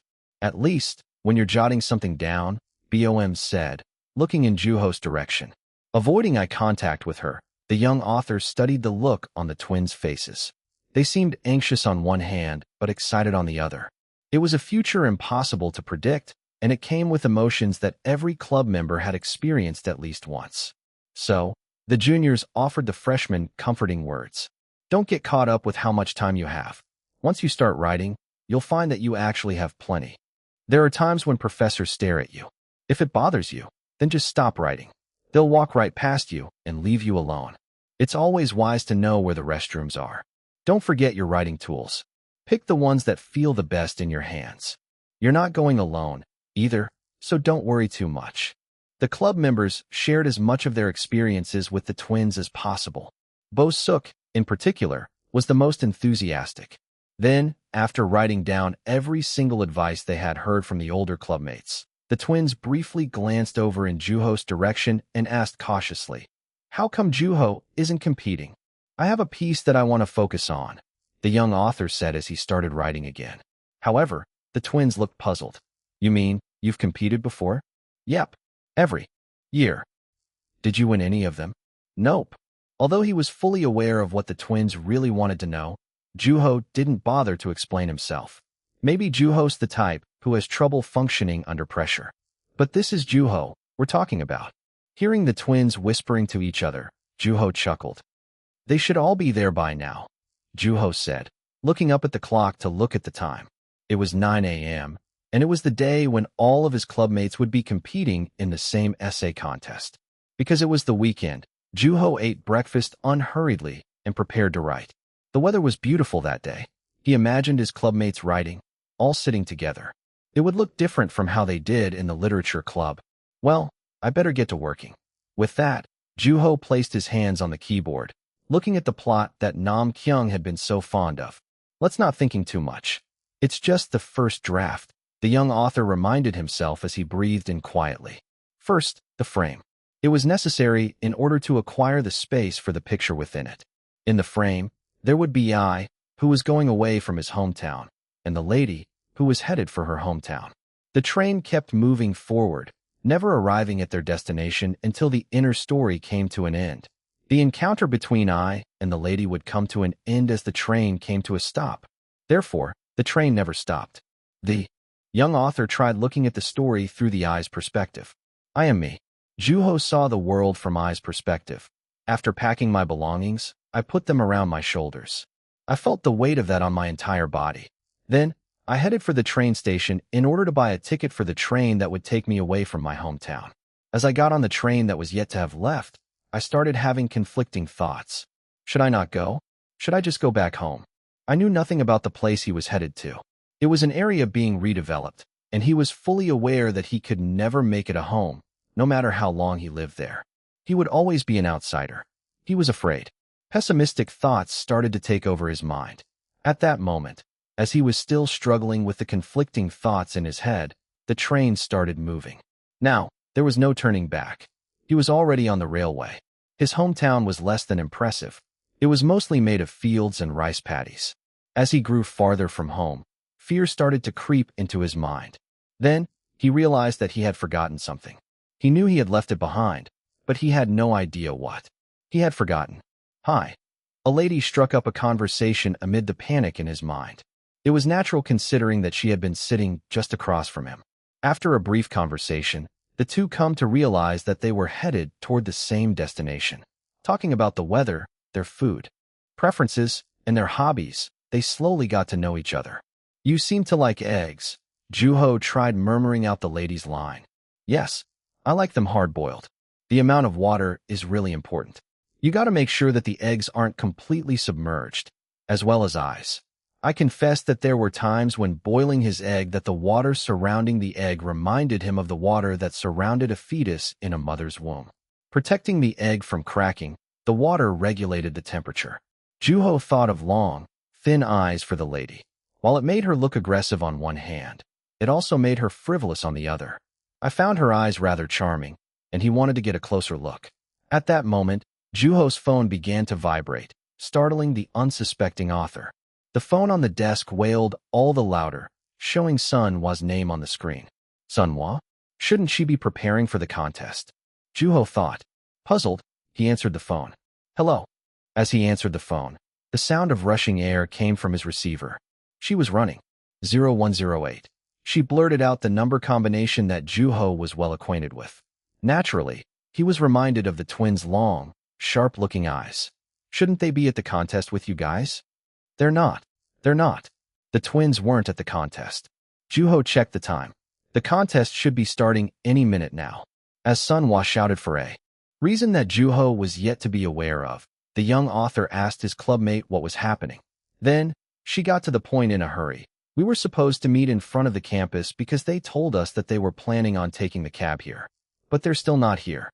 Then, Juho heard some noise in the background. He heard a voice say that they were connected, so it seemed like they were able to figure out the whereabouts of the twins. Juho waited patiently. Oh no, Sunwa let out. It was obvious that the situation wasn't looking good. What happened? I think the cab driver took them to the wrong place. Wrong place? Yeah, they're in front of another university. Oh no. Without saying anything else, Sunwa sighed heavily. It was too late. The twins wouldn't compete with their clubmates. They wouldn't, right? Sunwa, we gotta go. Bo Suk's voice came from Juho's receiver, urging Sunwa. The situation was clear. The twins were the youngest members of the literature club. It hadn't even been a year since they had graduated from middle school. And now, finding themselves in a circumstance completely out of their hands and stranded in an area they weren't familiar with, they could no longer compete in the contest. In any case, somebody had to protect them. I'll head there. Does Mr. Moon know? Juho said. Seo Kwang is trying to get a hold of him. Then, after getting the whereabouts of the twins from Sunwa, Juho rose from his seat, got prepared to leave in a hurry, and left the house. While still walking, Juho called the twins. Gong Pal answered. Hi, Juho, he answered, sounding calmer than Juho had expected. With that, after confirming where they were, Juho went out to the major street and caught himself a cab. Reminding them to go into a nearby cafe, he hung up the phone.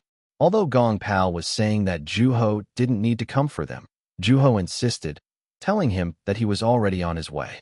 Looking at the scenery rushing past, Juho wondered if I was seeing something similar on the train. Hey, Juho. As he entered the cafe the twins had told him they were in, Juho saw them sitting by the window immediately, looking as unfazed as ever. Then, he called Mr. Moon as soon as he saw them. That's a relief. Let me know when you're back home, the teacher said and hung up. We feel bad for making you come all the way here, Gong Il said bashfully, her long, thin eyes getting even thinner. Those eyes. The lady on the train had those same, exact eyes. Because Juho had come in a hurry, he was quite thirsty. So, he ordered himself a cold drink. So, the cab driver took you guys to the wrong place, huh? Juho said, bringing up what he had heard from Sunwa, ready to hear their side of the story.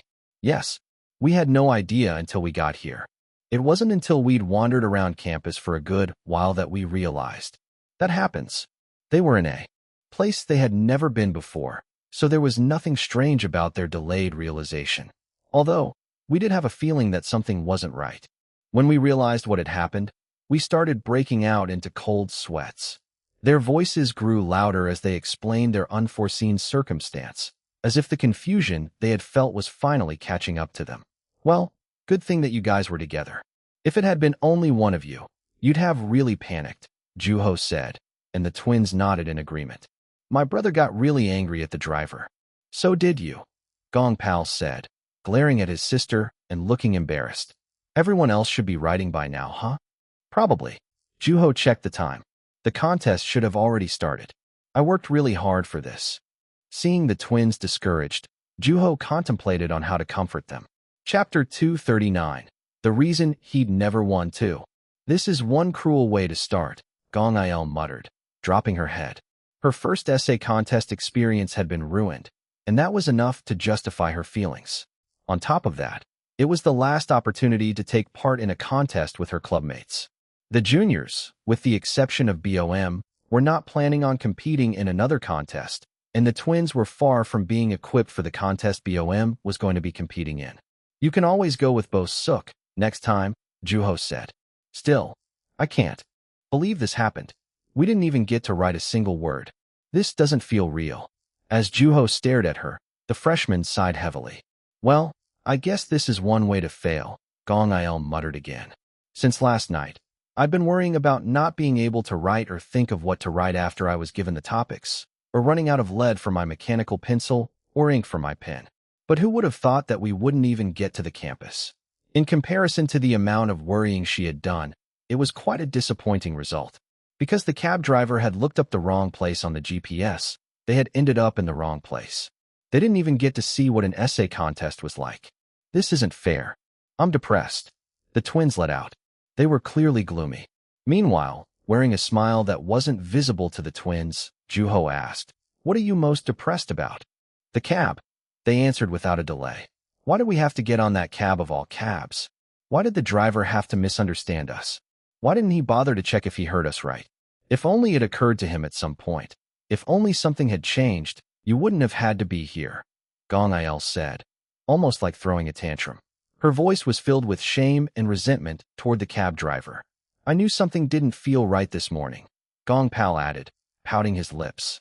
"I mean, come on. Who gets to an essay contest late? We. Gotta be the first ones." "You're right. At least in the literature club." Juho thought back to his first essay contest and felt that his first impression had been, in a way, similar to theirs. Nobody has a positive memory of their first essay contest. "What do you mean? Your clubmates. Nobody won the first time around." Then, taking an interest in Juho's story, the twins asked, "Even you?" "Duh." Gong-il furrowed her brows at Juho's brief answer. That time, she asked without hesitation, "Honestly, I don't get it. Why is it that you haven't won a single award? You're the best writer in the club, aren't you?" "Yeah. Anybody would recognize your skills. More people have to know you." "Well, what can I say? Were you having stomach problems while you were at the contest?" "Who knows? Should you have competed in the contest with me, you'd know." "All right. Now you're just adding fuel to the fire."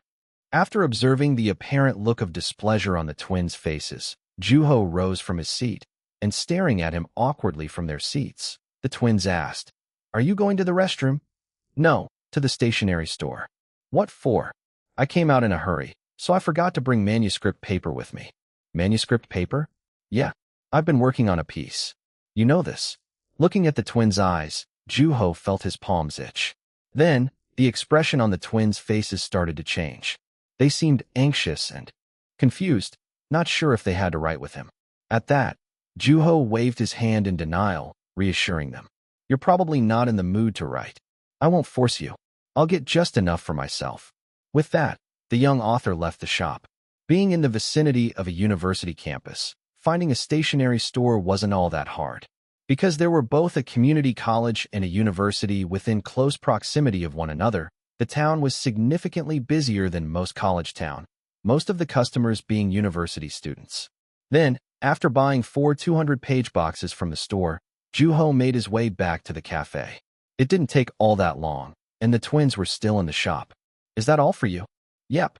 Wouldn't want to run out while I'm writing." "I don't think that's going to happen anytime soon." "You never know," Juho said, taking a card out of his wallet and handing it over to the twins. "If you guys get hungry, get yourselves something to eat." As the twins remained silent, Juho quietly moved on to his manuscript paper. "So, we checked the website," a timid voice said. Despite already knowing what was about to be said, Juho asked, "Which website?" "The university's." "What for?" "For the heck of it. We just thought we should look at it while we waited. But we saw the topics there. Not today's, but the ones for last year's contest. It had the time and place too. Whatever the time and place were, they were already a thing of the past for Juho." As he stared intently at them, waiting for what they were going to say next, the twins rose from their seats with Juho's card in their hands. "We're going to go get some manuscript paper, too. We might as well write here since we missed the real thing." "Well, have a seat for now." They were quite naive. At the same time, quite stubborn. They were predictable. Because they were looking at a person writing right before their eyes, they were feeling the urge to write. Juho had an idea of the conversation that had taken place in his absence. In the end, Juho gave 2 of his boxes of manuscript paper to the twins. "As for time limit, let's say an hour?" "Like an actual essay contest," Juho said, checking the time on his phone. Taking the manuscript paper from him gladly, the twins took each of their writing tools out. Juho anticipated fine pieces of writing, although they would call for a significant amount of revision due to their emotional states. An angry person tended to charge forward without thinking about consequences. Similarly, Juho would always make sure he was ready to write, mentally and physically, before he started writing. "You're going to be writing with us, right?" The topics were American football, wind, and duck feathers. "Oh, right. Sure. Yeah." The twins grew increasingly excited by the young author's answer. They were essentially competing in an essay contest with the junior they looked up to the most. With that, after studying the twins for a little while, Juho wrote away. It was a story that had nothing to do with the three topics, and it wasn't until they were 30 minutes in that the twins caught on to what the young author was doing. As he was glancing over at the manuscript across from him, Gong Pal shouted by reflex, "Juho, what are you writing?" Having been occupied with writing, Juho answered the freshman with a delayed response. "What was that?" "You're writing about a bug. And that's not relevant to any of the topics, right?" "Nope. You can't do that, can you? You'd be disqualified." "Yep. That's exactly what happened." "What?" the young author said in a calm tone of voice. He had experienced disqualification in an essay contest for writing an essay that was entirely irrelevant to the given topics. "There's a piece I want to focus on. That's my priority." Gong Il slowly grasped the situation, and meanwhile, Gong Pal murmured, "So, that's why he's never won a single award." Then, as the freshmen became more talkative, Juho warned them, "Don't you two come begging for an extension." Although the twins had a lot to say still, they barely managed to swallow their curiosity. Writing was of the utmost priority at the moment. The three wrote away quietly. There were hardly any people in the cafe, and even then, they were mostly university students either writing something or staring into their laptops. It wasn't exactly the most riveting sight. One could write anywhere. While writing unhurriedly, the young author decided to pay a visit to I in his imagination. Juho pulled him out of the deepest depths of the novel to the surface. His eyes were long and thin. He was a man of small physique. Wearing a blank expression on his face, I wasn't doing anything. With an empty fish bowl at his side, the man was glaring into the air. There was nobody around him, and Juho, too, didn't bother going near or talking to him. The young author simply maintained his distance, observing the character. I seemed anxious. He looked like he was blaming himself for something. Self-blame came from failure. He had failed to keep the insect alive. No matter how much he denied it, there was nothing he could do to change the truth. It was agonizing. Therefore, he had swallowed the bug. At that moment, I took a step forward toward a lone tree. It was clear that the roots hadn't gone down properly. The tree was out of place. It should have been planted in the mountains or in a field. With that, he hugged the tree, reaching his hand and grabbing its branches. Then, lifting his leg, he hung from the tree and started climbing it. His petite body moved restlessly. An insect. He was acting like an insect. Pathetic and weak. Yet, he seemed much better off than when he had been at home. As the body shook, what sounded like wings rubbing against one another became audible. The insect chirped. "Juho," Gong Il said. When Juho reconnected with reality, the freshman's image appeared before him. Then, slowly reaching for his phone, he switched the alarm off. The cafe grew silent immediately after. "Let me see. Here. Huh. You did finish in time. Of course. We got a lot of practice." Taking their manuscripts, Juho placed them on one side of the table. Then, as the twins looked at him with puzzled expressions, the young author took the card that had been left elsewhere on the table and offered it to them. "Get yourselves something to eat. I need to write for a little bit. I'm sorry, I won't be long. Just up to this part. Don't you get disqualified if you don't finish in time? They just collect your paper without mercy. Maybe the essay contests aren't exactly your thing."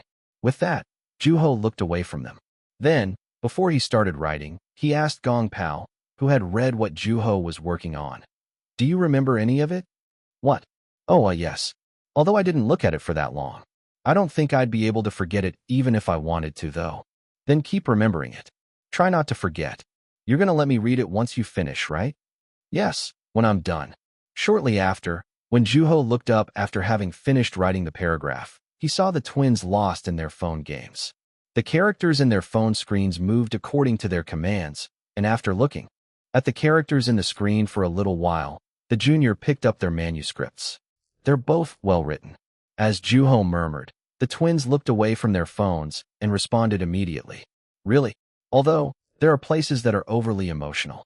Nevertheless, they weren't half bad. It hadn't been Juho's intention for them to come up with an impeccable piece of writing. Rather, it was a means of release. Gong Pal had written about American football. Though the ball handling was incredibly rough and passes were far from perfect, it was written with honesty. There was not a peaceful moment. The protagonist was being constantly hampered by the people around them. And in the end, the game came to an end without him scoring a single point. The protagonist became furious, almost tearful. Gong Il's story about wind was also quite sad. However, both of their stories had endings that would put a smile on their readers' faces. At that moment, the twins asked anxiously, "So, who's getting the award?" "Award? Did we agree to have one?" Juho asked, and the junior was met with an angry backlash from the freshman. "Come on, tell us which one of us did a better job." Somebody's gotta win. This is a contest, after all," the twins said, putting their phones down and looking intently at Juho. "A contest, huh?" he said, putting the manuscripts down on the table. "Then neither." As the twins became flustered by Juho's unexpected answer, the young author added, "Neither of you would have gotten an award even if you were to have been at the contest. Besides, I'm disqualified myself. So, all that's to say, there is no winner." They weren't equipped enough, and they still had ways to go before they reached the skill level that would bring them an award. Then, the twins broke out into laughter, looking neither angry nor wronged. Meanwhile, Juho returned the manuscripts to them. "Now revise them." "Revise?" If this was an actual contest, you wouldn't be getting your manuscripts back. But hey, perks of being part of a fake contest. Try finishing them. You guys are going somewhere. If you finish them before the school festival, you might even be able to exhibit them. Then, the twins took their manuscripts back with looks of excitement on their faces. "Should we try giving our clubmates a ring? The contest should be over by now." As the idea of celebrating came up, the club members rendezvoused in front of their school. While Sunhwa charged toward the twins as soon as she saw them, Seo Kwon grumbled, saying that creative writing didn't suit him. All the while, Bom and Bo Suk tried to break them up. Just like that, the twins' first essay contest experience came to an end. It started, Isabella murmured as she read the email that had just arrived. The Hugo Award. Underneath it was a list of nominated works, and among them was Yun Woo. Then, Isabella thought of the author she had been working with, thinking, would Yun Woo be able to surprise us yet again? Chapter 240, The Double Crown 1. Isabella. Been a while. An employee in the bookstore greeted the editor. Despite having had impressive grades, which would have allowed him to apply to Ivy League schools, the man had chosen to work at a bookstore instead. It was a well-known tale within the publishing industry. Having had an immense passion for bookstores since young, he knew the books being sold in the store better than any other employee there. "Are you here to pick up your order?" "Yes. It's here, right?" "It sure is. It got here in one piece. Don't forget to pick it up from the cashier on your way out." Isabella nodded. Then, the editor struck up a conversation with him about the most recent trends in the bookstore. At that, the employee lowered his voice all of a sudden, asking, "Any news on Kelly Coyne's new book? If there is, can you tell me?" There was a tangible sense of affection in his voice. He was an avid fan of Kelly Coyne. Hard to say. He's always writing, but only he would know whether or not he'll publish it. "Come on now. Help me out here." Those who loved Kelly Coyne and his books tended to take after their favorite author. They weren't afraid to show their affection. Although she found his attitude to be quite pleasant, she didn't relent. In the end, the man let up, smacking his lips. "I, personally, am grateful for Yun Woo." Yun Woo. Yes, the literary freak of nature. Despite the odd-sounding nickname he was using to describe the young author, he wasn't far from the truth. Considering his accomplishments up to that point, one was bound to see him in that way. You've met Yun Woo in person, haven't you? I mean, what happened with him and Coyne is already pretty well known. You were there at the scene, weren't you? If you're trying to get answers out of me, you're wasting your time. In fact, why don't we keep talking about what you just brought up? What did you mean when you said you're grateful for Yun Woo? That was cold, the employee said without a trace of disappointment, as if he had expected it. I'm not the only one who's grateful for him. I'm sure every single one of Coyne's fans feels the same way. I mean, Yun Woo managed to have Coyne represent him at the award ceremony. It's not every day that you see Coyne so well behaved. So, that's what he meant, Isabella thought and agreed with the employee. I agree. Needless to say, a lot had happened at the award ceremony. However, there were hardly any concerns. Once Isabella managed to bring him into the conference hall, without the author acting up by leaving in the middle of an event or causing a ruckus. The editor had been able to rest assured that the rest of the ceremony would go as planned. Coin had been fully aware that the occasion had been for Yunwu, which had been why he had dreaded going into the conference hall so much. Is he going to the Hugo Award ceremony on Yunwu's behalf, too? The employee asked, and sensing the expectation in his voice, Isabella chuckled. In the end, his efforts to get an answer out of the editor proved to be somewhat successful, as he managed to get her to tell him one thing. You see, Mr. Wu likes to be thorough. He never leans on just one side. My goodness, the employee let out, clenching his hand into a fist. I really hope that day comes sooner. It's actually happening pretty soon. Then, bringing his voice down to a whisper again, he asked, Do you think Yunwu will get the double crown? Isabella smiled at his question. I think you'd know the answer to that question better than me. You work at a bookstore. You'd know which books are popular, and the Hugo Award tends to stress popularity. Well, how have Yunwu's books been doing? It's just as you would expect. First, Language of God, and now, Sublimation. Trace of a Bird, or Sound of Wailing, are still just as popular. People who are curious about Yunwu tend to buy his books more often, and as you know, everybody wants to know who he is. It only makes sense that we'd carry more and more of his books. Referring to Sublimation as the Black Book, the employee explained that he found the book to his liking. The Black Book has everything I like about some of my most favorite books. Philosophy, life, suspense, and the author's experimental spirit. He managed to come up with an ending that no writer had ever been able to imagine, and I have genuine respect for him. No matter who he turns out to be, the Black Book will always have a place in my collection. All right, I get it, Isabella said impatiently, looking toward other books in order to distance herself from his ongoing exposition. So, I shouldn't be telling you this, but the majority of people who work here are predicting that the award will go to Yunwu. While Isabella was taken aback by what she had just heard, the employee reminded her, Don't forget to update me on Coin's new book next time. With that, the employee went back to work without even waiting for her answer. Shaking her head, the editor left the store. The store sold many more books after her departure, and the books it sold the most copies of were Yunwu's. Hey, Susan. It's Isabella. Come on in. In order to get updates on the progress of Coin's new book, Isabella visited Coin's house for the first time in a long time. Since the Nebula Award ceremony, he had been busy writing. Here, this is the book you've been wanting to read, right? Isabella said, handing over the book from the bookstore to Susan. Upon checking the title of the book, Susan brushed her hand down the editor's cheek, saying, You should stay for lunch. Don't mind if I do.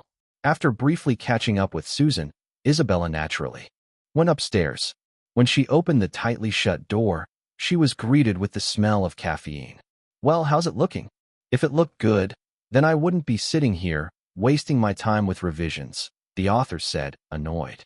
He was quite on edge, and Isabella was all too familiar with the situation. He tended to be the most on edge during the revision process. Damn it, Coin let out. It was directed at his own writing. Looking for ways to move forward while denying oneself had always been agonizing.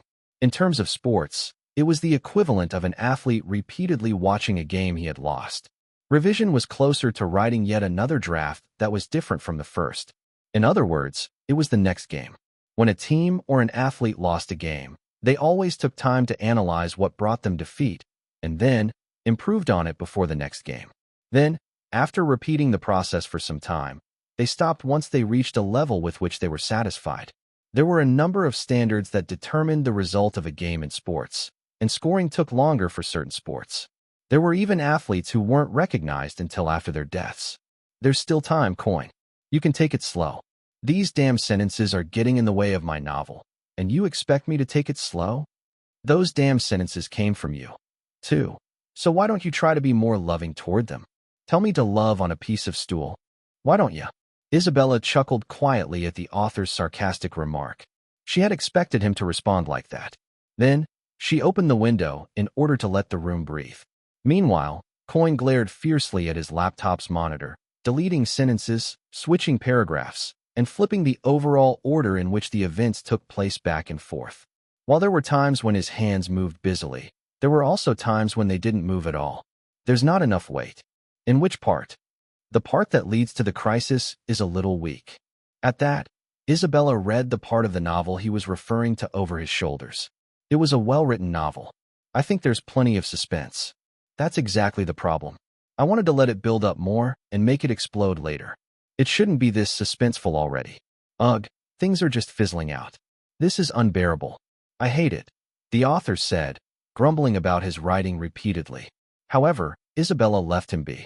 When she interjected before she officially received his manuscript, Coin tended to throw tantrums like a spoiled child.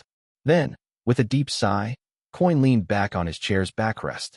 Although his eyes were fixed on the monitor, still, his gesture suggested that he was taking a break. With that, the editor brought up the real reason for her visit. You know you have to start getting ready for the Hugo Award ceremony soon, right? Damn it, the author let out, scratching his head annoyedly. Also, Worldcon is being held in Colorado this year. The Hugo Award ceremony took place during a massive science fiction convention by the name of Worldcon, and it was easily the highlight of the convention. When tracing the roots of the Hugo Award, one was bound to find readers. In other words, it was an award ceremony styled to be most enjoyable for readers. Damn, I could really use a drink right about now. Don't you even think about it, the editor said emphatically in order to prevent him from thinking about alcohol any further. You made a promise with Yunwoo. I stopped by a bookstore on my way here, and the people who work there seemed to be predicting that Yunwoo was going to win. Yunwoo this, Yunwoo that. Come on. You were so motivated when you came back from the ceremony. I'm sure something good will come out of the Hugo Award ceremony too. With that, Isabella waited patiently for Coin, expecting him to refute her or curse up a storm. However, to her surprise, Coin remained silent. To be more precise, he seemed to be lost in thought. Did he think of an idea or something? Isabella asked herself, waiting patiently. Then, instead of placing his hand on the keyboard of his laptop, he said, "It's not fair." It was out of the blue. On top of that, for someone who was complaining about unfairness, he was smiling ominously. Sensing trouble, the editor's brow furrowed. What's that supposed to mean? Exactly what it means. It's not fair. Why am I the one getting on an airplane? It's not even my award. Because you agreed to help Yunwoo out of your own volition. It's just not fair. It was impossible to communicate with him, and Isabella's face twisted into a scowl. Is he implying that he's not going to go to the ceremony? You're going to be there. No matter what, she warned him before the author had a chance to say anything. At which point, Coin answered, "Tell Yunwoo to come, too." She couldn't believe what she had just heard. What was that?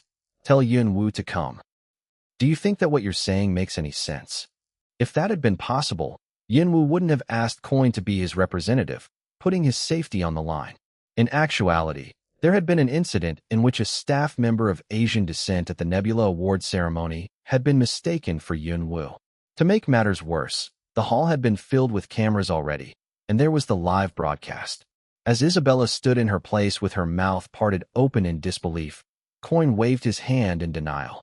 Whoever said anything about putting him up on stage? All I'm saying is that I shouldn't be the only one getting on a plane. Therefore, he should be suffering with me. And I'll invite him over. Sigh. His absurd stubbornness was coming out again. Seriously? Invite him over? My goodness, are you listening to yourself? Right now? What? Do you have any idea of how difficult it is to get invited to my house? I'm telling you, let's bring him here. We'll cover the plane ticket, with layover and delayed flights. Even better if there's a hurricane. Crossing her arms, Isabella asked, "You're kidding. About the hurricane, maybe." Then, their eyes locked. Having stayed up all night, Coin's eyes looked noticeably more threatening than usual. However, the editor remained unintimidated. We're talking about an underage person. He's still in school, she said with a snort. What's he got to learn from school? That's not for us to decide. You know what, yeah? You bring up a good point. Let's send him an invitation. He'll decide whether or not he'll come here. As Isabella remained silent, Coin snickered with confidence. My house has to be significantly more charming than some school. Then, the editor raised her hand while thinking that she would prepare the plane ticket. I'm sure he'll say no. No, he'll come. Isabella let out a heavy sigh at the author's stubborn remark. And before leaving the room, she said, "Don't forget about the award ceremony. Come on now. You know me. I've never given up on a task midway from the moment I was born." Oh, is that why you always bail in the middle of an event? I decide when an event ends. Why do I even bother? With that, Isabella walked out of the room and went down the stairs, calculating the time difference between the states and where Yunwu lived. She was planning on emphasizing to him that it was entirely okay for him to turn down her request. Chapter 241, The Double Crown, 2. Come again, Nam Kyung asked, and Juho repeated what he had said slowly. I said I'm accepting Kelly Coyne's invitation to go to the U.S. Invitation to? His house. His house as in? Yes, Coyne's house. You mean you're going to Kelly Coyne's house? Yes. A slew of words came up in the editor's mind. But what about school? This is so sudden.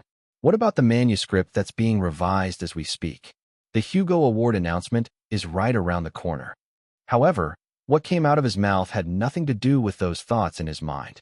Are you going with somebody from Dongbek Publishing Company? No. This is an informal invitation. It's personal.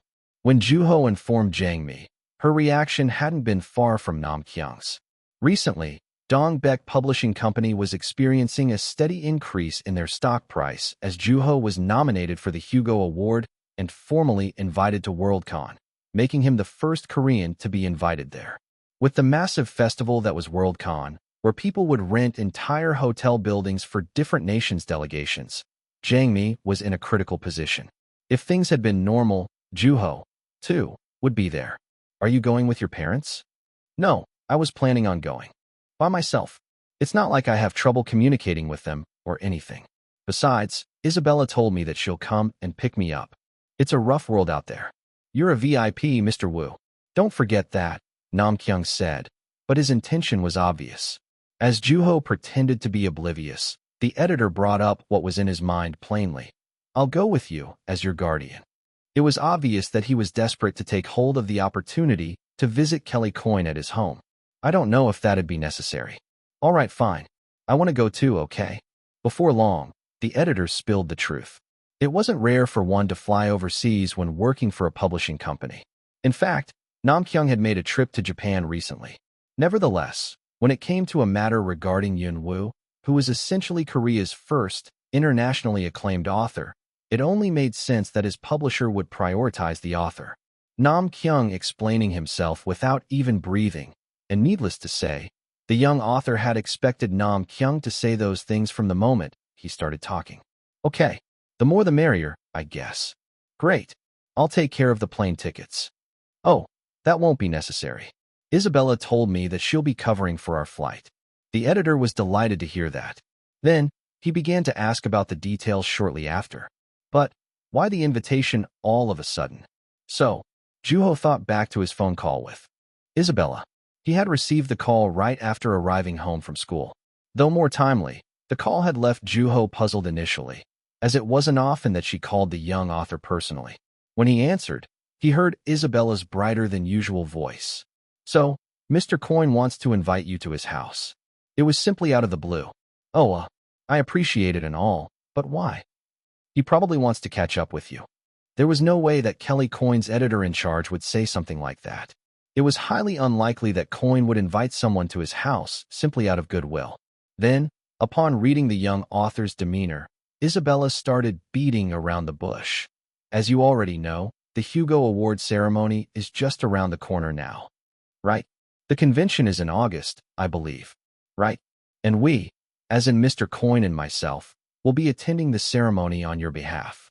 The convention is going to be held in Denver this year, and let me tell you, it's a beautiful place. It's really close to the Rocky Mountains, although it's a bit far from where we are. You're saying?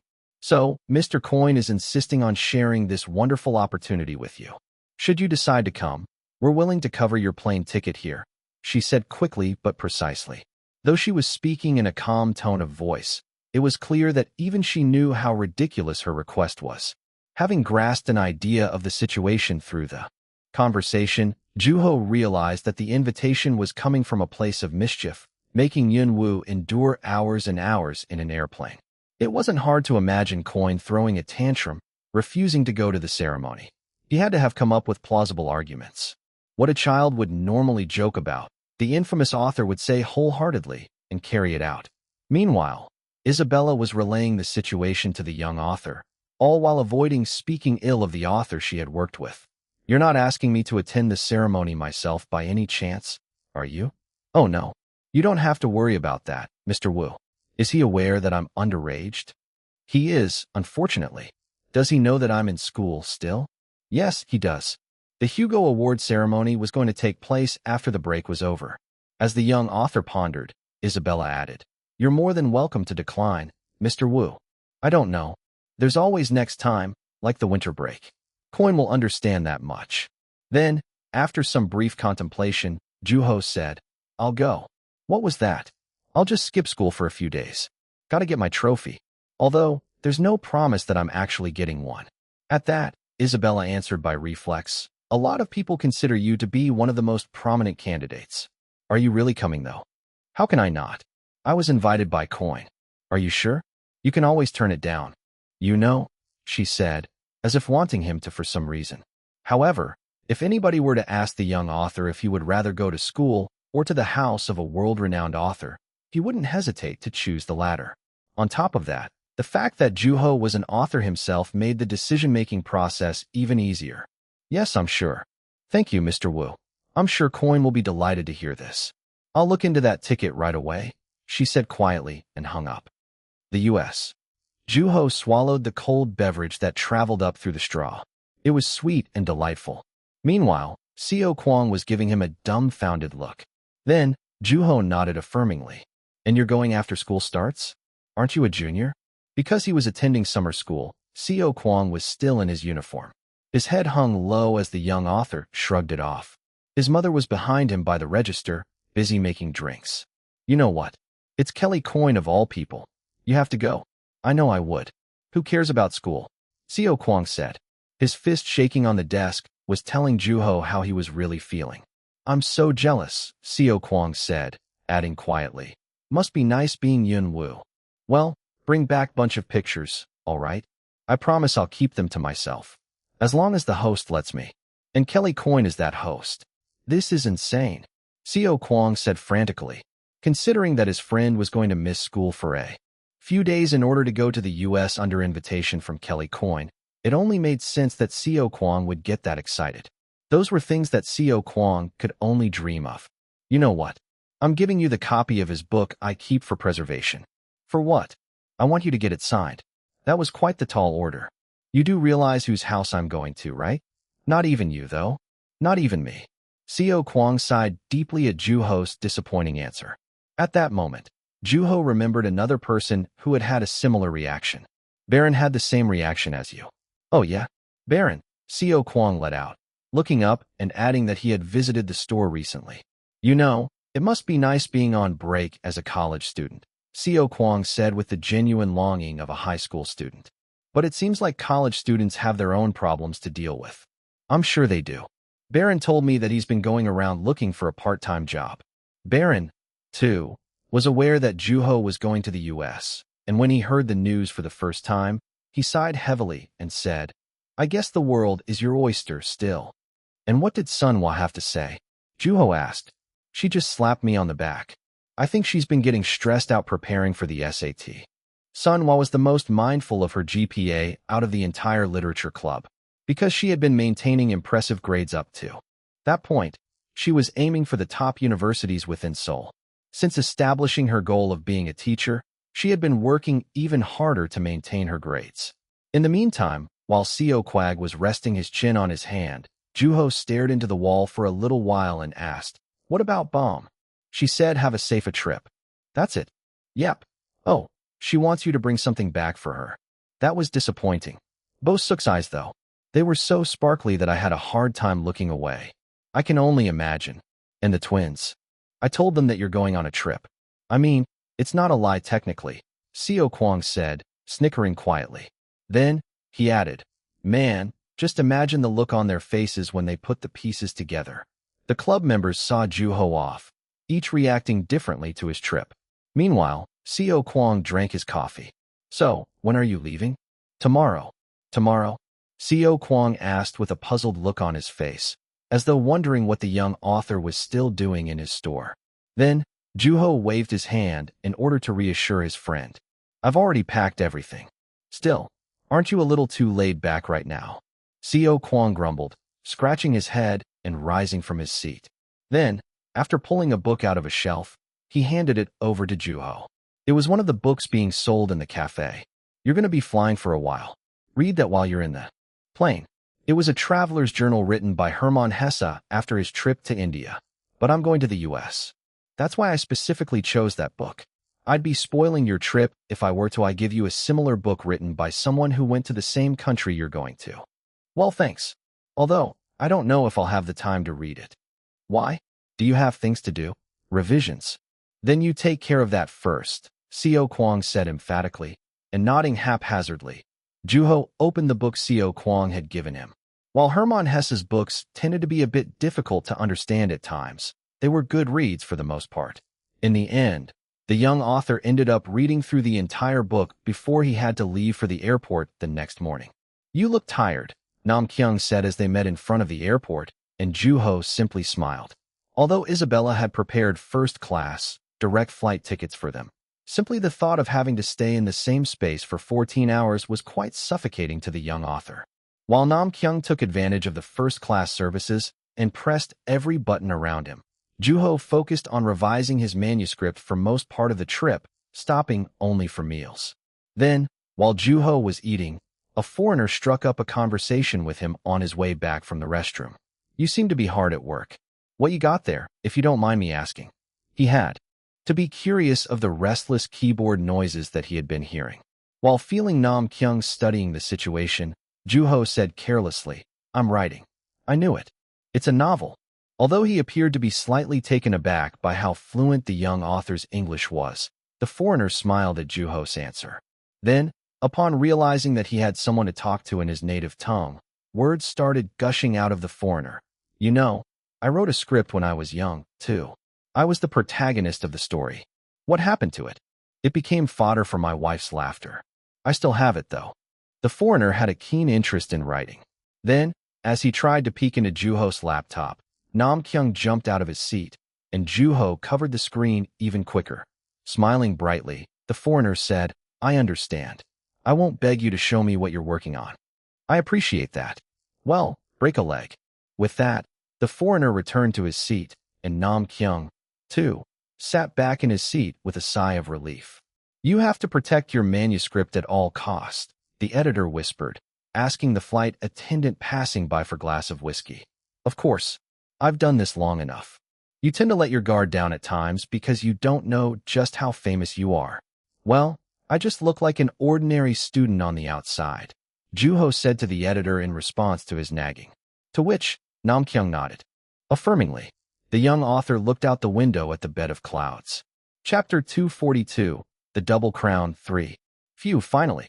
After landing at JFK Airport, Juho stretched as he walked out of the plane. His entire body felt stiff after being in the airplane for so long. Although the airport was brimming with people, Nam Kyung skillfully led Juho out of it. We should go out. Isabella's waiting outside. All right. Walking past the giant American flag at the airport, Juho followed his editor outside. The New York air felt somewhat different from the air in Korea, and as they saw the foreigners going about their ways on the streets, it dawned on Juho that he really was an outsider. The graffiti on the walls looked just like they did in the movies. The thunderous sound of engines roared in the sky. The plane flying across the sky seemed a lot bigger than usual. While the young author was looking around, Nam Kyung struck up a conversation with him. Having fun? Yeah, we really are in New York. How is it? Let's just say that it feels like a big city. That sounds about right. Shopping is just about the only thing there is to do around here, the editor said, shaking his head and adding that he had never had a positive experience while visiting New York. It wasn't clear whether it was the weather or the buildings around them, but the entire city seemed to have a gray tinge to it. There she is, the editor said. When Juho looked forward, he saw Isabella leaning against her car, looking in their direction. Then, spotting them from the distance, she walked toward them. Welcome to the U.S., she said lightheartedly, and Nam Kyung greeted her back in a slightly stiff English. How have you been? I've been well, Mr. Wu.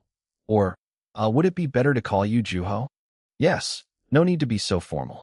Then, being conscious of the people around her, she added, It seems like you've been doing well yourself, Juho. She drove a British car. After putting his bags in the trunk, Juho entered the car and sat in the back seat, while Nam Kyung sat on the passenger's side. Enjoying the comfortable ride, the young author looked out the window and watched the scenery roll by.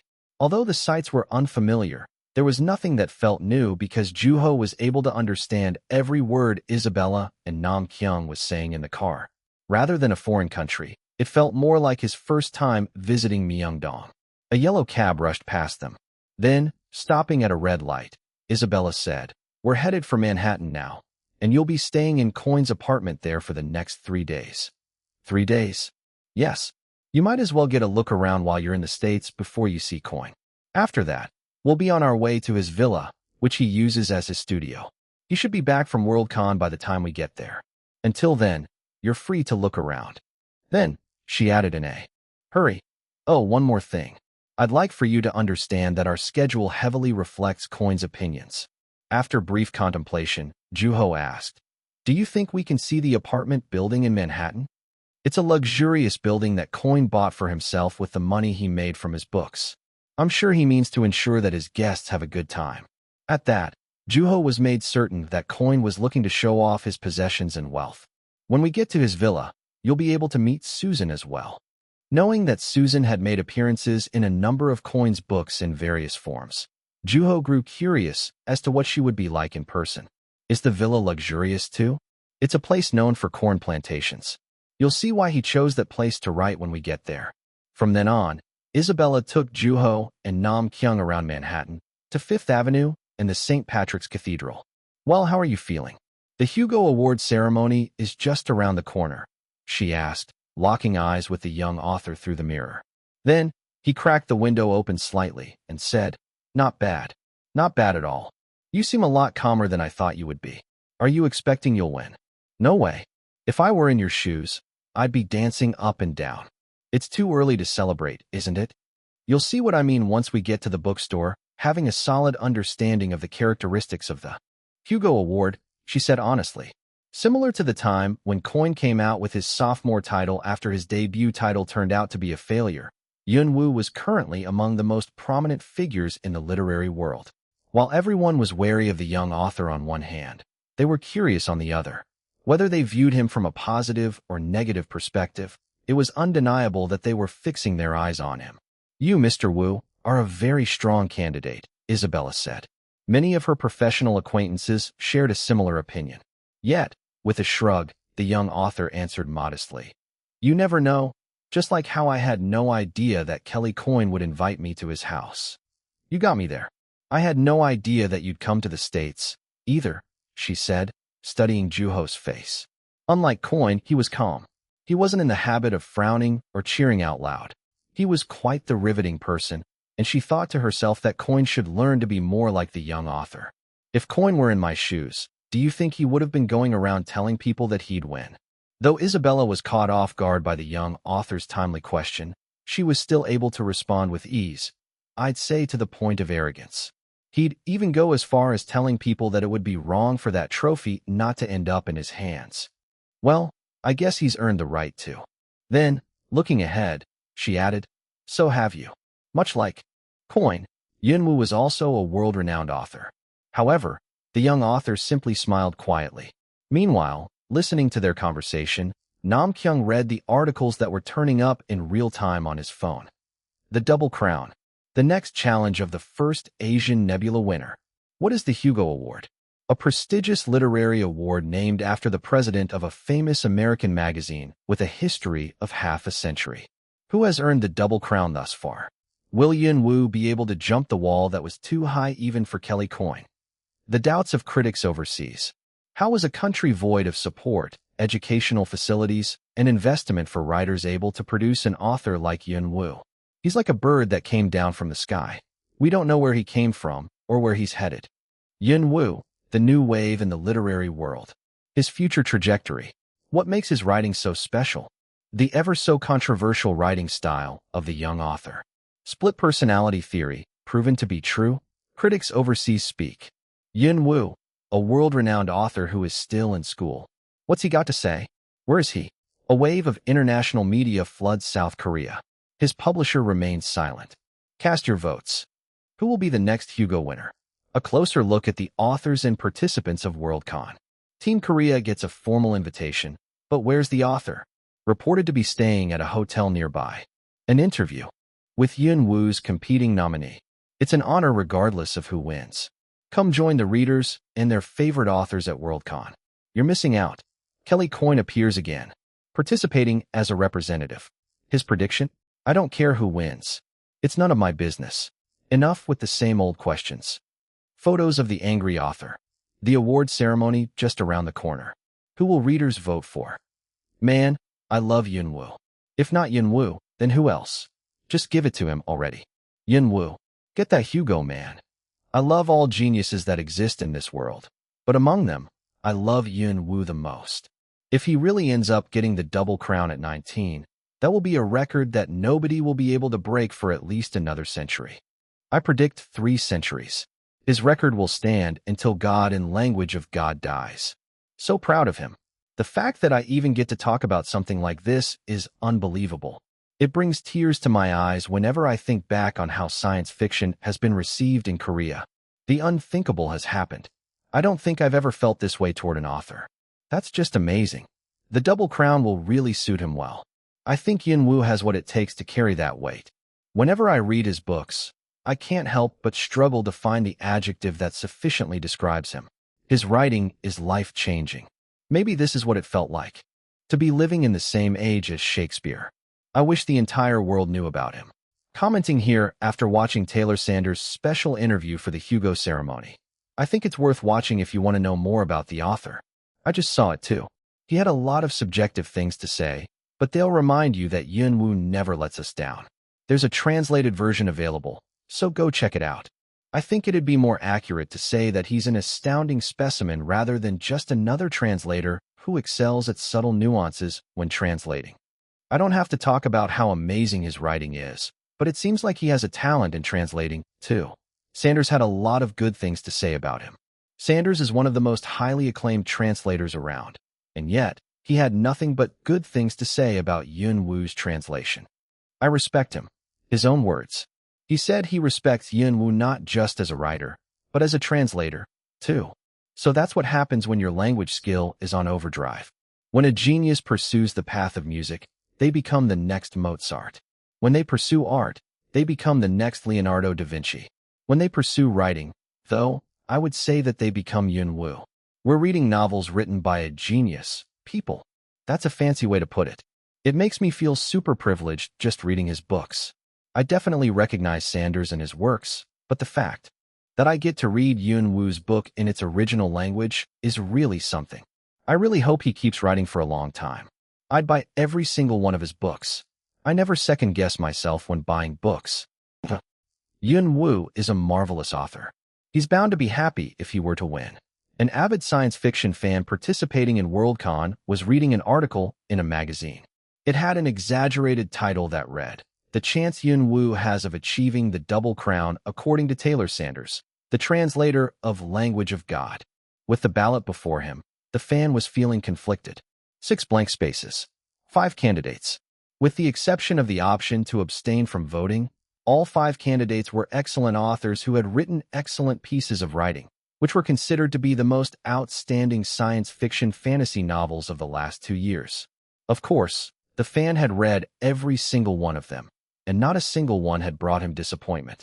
Because of fans like him, those 5 novels were able to make it all the way to the finals. Choices, choices. The fan pondered, thinking back on each and every one of the novels.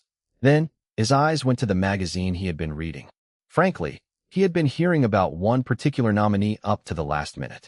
To be precise, his head had been filled to the brim with thoughts about his novel. The novel had won him over with its very first sentence, and the fan vividly remembered the experience of shock and awe he learned just by whom the novel had been written, by an author who was growing increasingly popular in the States. Yun Woo of Language of God. The fan brushed his hand across the author's name on the ballot, listed as the 5th candidate. There was no end to explanations of how excellent Language of God was. Along with theories on Yun Woo, Language of God was a common topic in a monthly gathering the fan had been going to. Since the winner of the Nebula Award had been declared, and the Hugo Award ceremony had started, the topic of Yunwu had become even more popular. Yunwu, the eighth wonder of the world. That was the title the group had decided to give the young author. Like the Great Pyramid of Giza or Machu Picchu, asking questions about Yunwu only led to more questions. There was no solid evidence of anything, anywhere, only questions. How? How was he able to write like that? Science fiction fans tended to love authors of excellent science fiction fantasy novels. They looked up to them, and that same affection was directed toward Yunwu just as intensely. They loved and respected the young author. Then, why couldn't they vote for him more willingly? That was because Yunwu was simply too massive of an identity. Humans tended to be overwhelmed before an identity that they couldn't comprehend, denying it. Then, the fan read Sanders' response to the interviewer in the magazine. Yunwu is real. He's alive. He eats with chopsticks and types away on the keyboard of his laptop. Not only does he translate, but he also writes. We can communicate in the same language. He's also the youngest and the most mature author of all the other authors I've met thus far. He knows how to contemplate, make decisions, and be responsible with the results of his choices. While he's ordinary at times, he can also be anything but. The fan read on. The one thing I can say for certain is that I've never met anybody like him. He's truly unique. The fan recognized the young author's existence. There were traces left by the author that were simply undeniable, too real to think that he didn't exist. A Nebula winner, not only did he send Kelly Coyne as his representative and meet with Taylor Sanders, but he also took part in translating his own novel. Yunwu was very much real. However, the same question returned the moment one accepted that truth. How was he able to write like that? Damn it. The last time I had this hard a time making a decision was deciding where to go out. The fan let out, rubbing his face irritably. A part of him made him think that he didn't want to cast his vote for an author who was putting him through such misery. While he wanted to vote for Yunwu, another part of him didn't want to. Whenever the fan thought about the young author, he couldn't help but find himself wrestling with contradicting thoughts. Next to the young author on the ballot was a 55-year-old author who was being nominated for the Hugo Award for the 5th time. The fan felt his heart leaning toward him. Who did others vote for? A lot of people had to be going through what he was going through. Then, after wrestling long and hard with his thoughts, the fan made up his mind. He wasn't certain as to how his vote would affect the results, but he was certain of one thing. If Yunwu achieves the double crown, then I'm starting a protest to demand he reveals himself. With that, his arduous voting process finally came to an end. Chapter 243, The Double Crown 4. Mr. Wu is resting in his room, Isabella said, conveying the news about Yunwu to Coyne, who was staying in a hotel in Denver, Colorado. He had finished his room service meal by that point. Coyne was solely responsible for Juho and Nam Kyung being forced to walk about the streets of New York.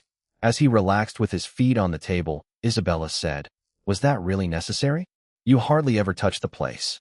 The apartment he had provided Yunwu with was in one of the buildings that he would visit once or twice a year at most, and he was leaving the management of the building to a hired hand. That's got to be the dumbest question I've ever heard. What is? My houses, cars, properties. I paid for them with the money I made out of my books. If I don't show them off to Yunwu, then who else can I do that to? Holding back her laughter. At his shameless remark, Isabella said, "One would think that you bought those houses just so you can show them off." That's right. I wanted to show that pretentious journalist up. That's got to be the dumbest thing I've ever heard. Then, without giving an answer, Coyne redirected his attention to the view out the window, from where he could see countless cars and homes. I make a living by writing. That I know. What else would you have left without it? My social skills and sense of cooperation. That's a terrible joke, she said, looking at the author. However, he was serious. I mean it. There's no way to get around them, no matter how well off I might be. Those are skills necessary for survival, don't you think? This damn ecosystem of ours, he said, looking down at the streets and the pedestrians walking on them. Looking at his back, it sounded, to her ears, like he was picking a fight with the rest of the world. I know my place in the literary world, and it all started when I threw a punch at the face of this world's hierarchy. You punched a person, I believe. At that, Coyne's shoulders moved up and down as he laughed. His face wasn't visible from where the editor was. Good point. You see, It's strange how I made enemies with the rest of the literary world and some societies when I punched that person.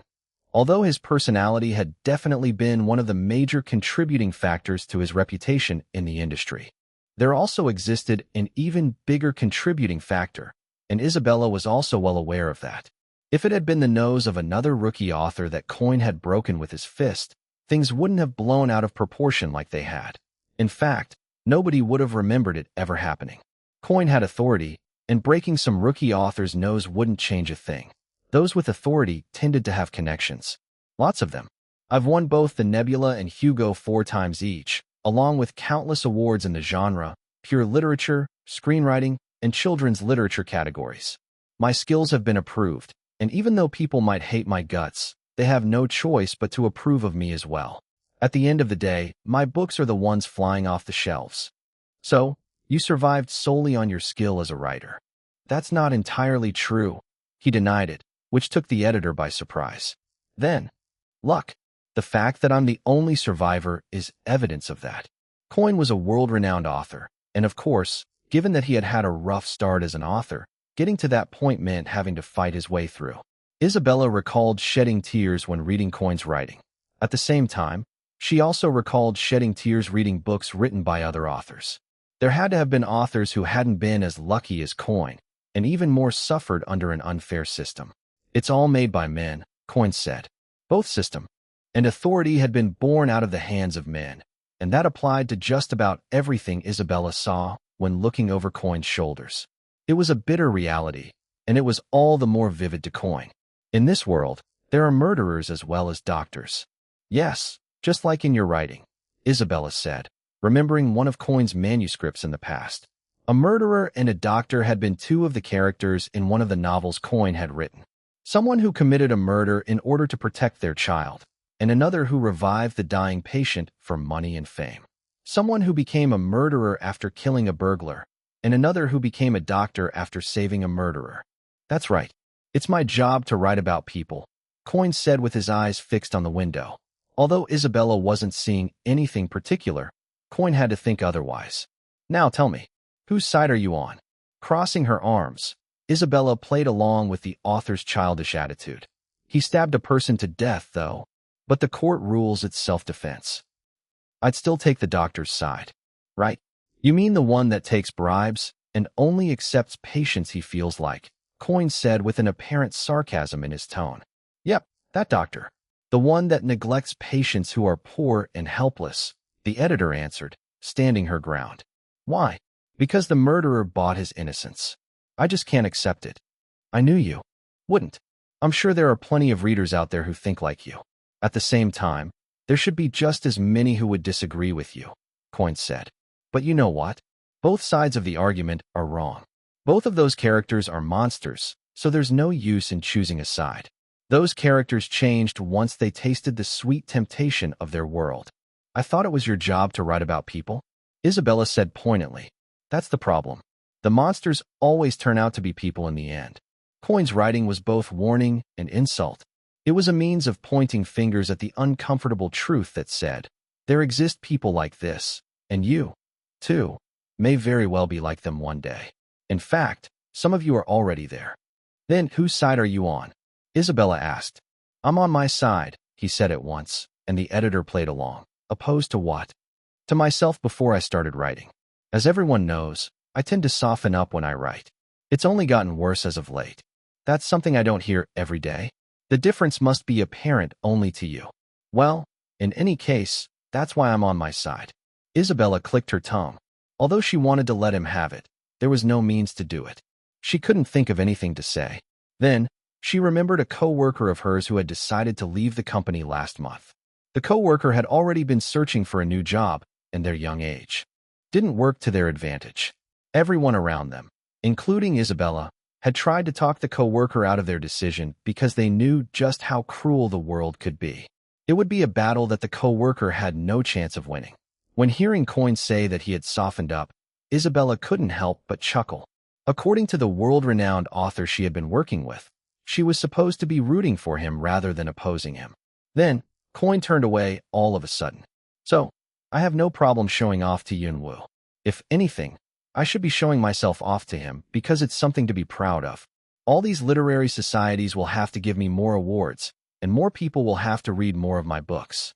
Even if Yun-woo were to achieve the double crown, he would still have a ways to go until he caught up to me, and I have been going out of my way to let him know that. Isabella shook her head at the author's paradoxical thought process. There's nothing tackier than showing off your wealth. Maybe in the hierarchical sense. Huh. Does that mean you recognize that Yun-woo's skill level is equivalent to yours? At her question, Coin's mood deteriorated in no time. Then, he turned around and laid himself on his bed. Letting him be, she checked her phone and said, "Why don't we make our way to the ceremony now? The people from Dongbaek Publishing are already there." The author remained silent, and Isabella sighed heavily, saying, "Here we go again." In the end, Coin and Isabella ended up running late for the ceremony, interrupting the presenter working the crowd up.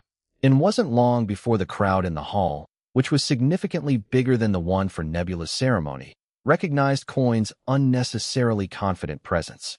Everyone there was an author, and authors tended to be sensitive to their surroundings. Kelly Coin, somebody let out. Among them were those who blamed Yun-woo for sending Coin as his representative. Why isn't he saying anything all of a sudden? Juho asked, looking at the presenter on the screen. Although talking uninterruptedly even up to a moment before, the older, half-bald presenter was looking into the distance in a daze. Meanwhile, Susan shrugged while eating her popcorn. Who knows? Maybe there's been an accident of sorts.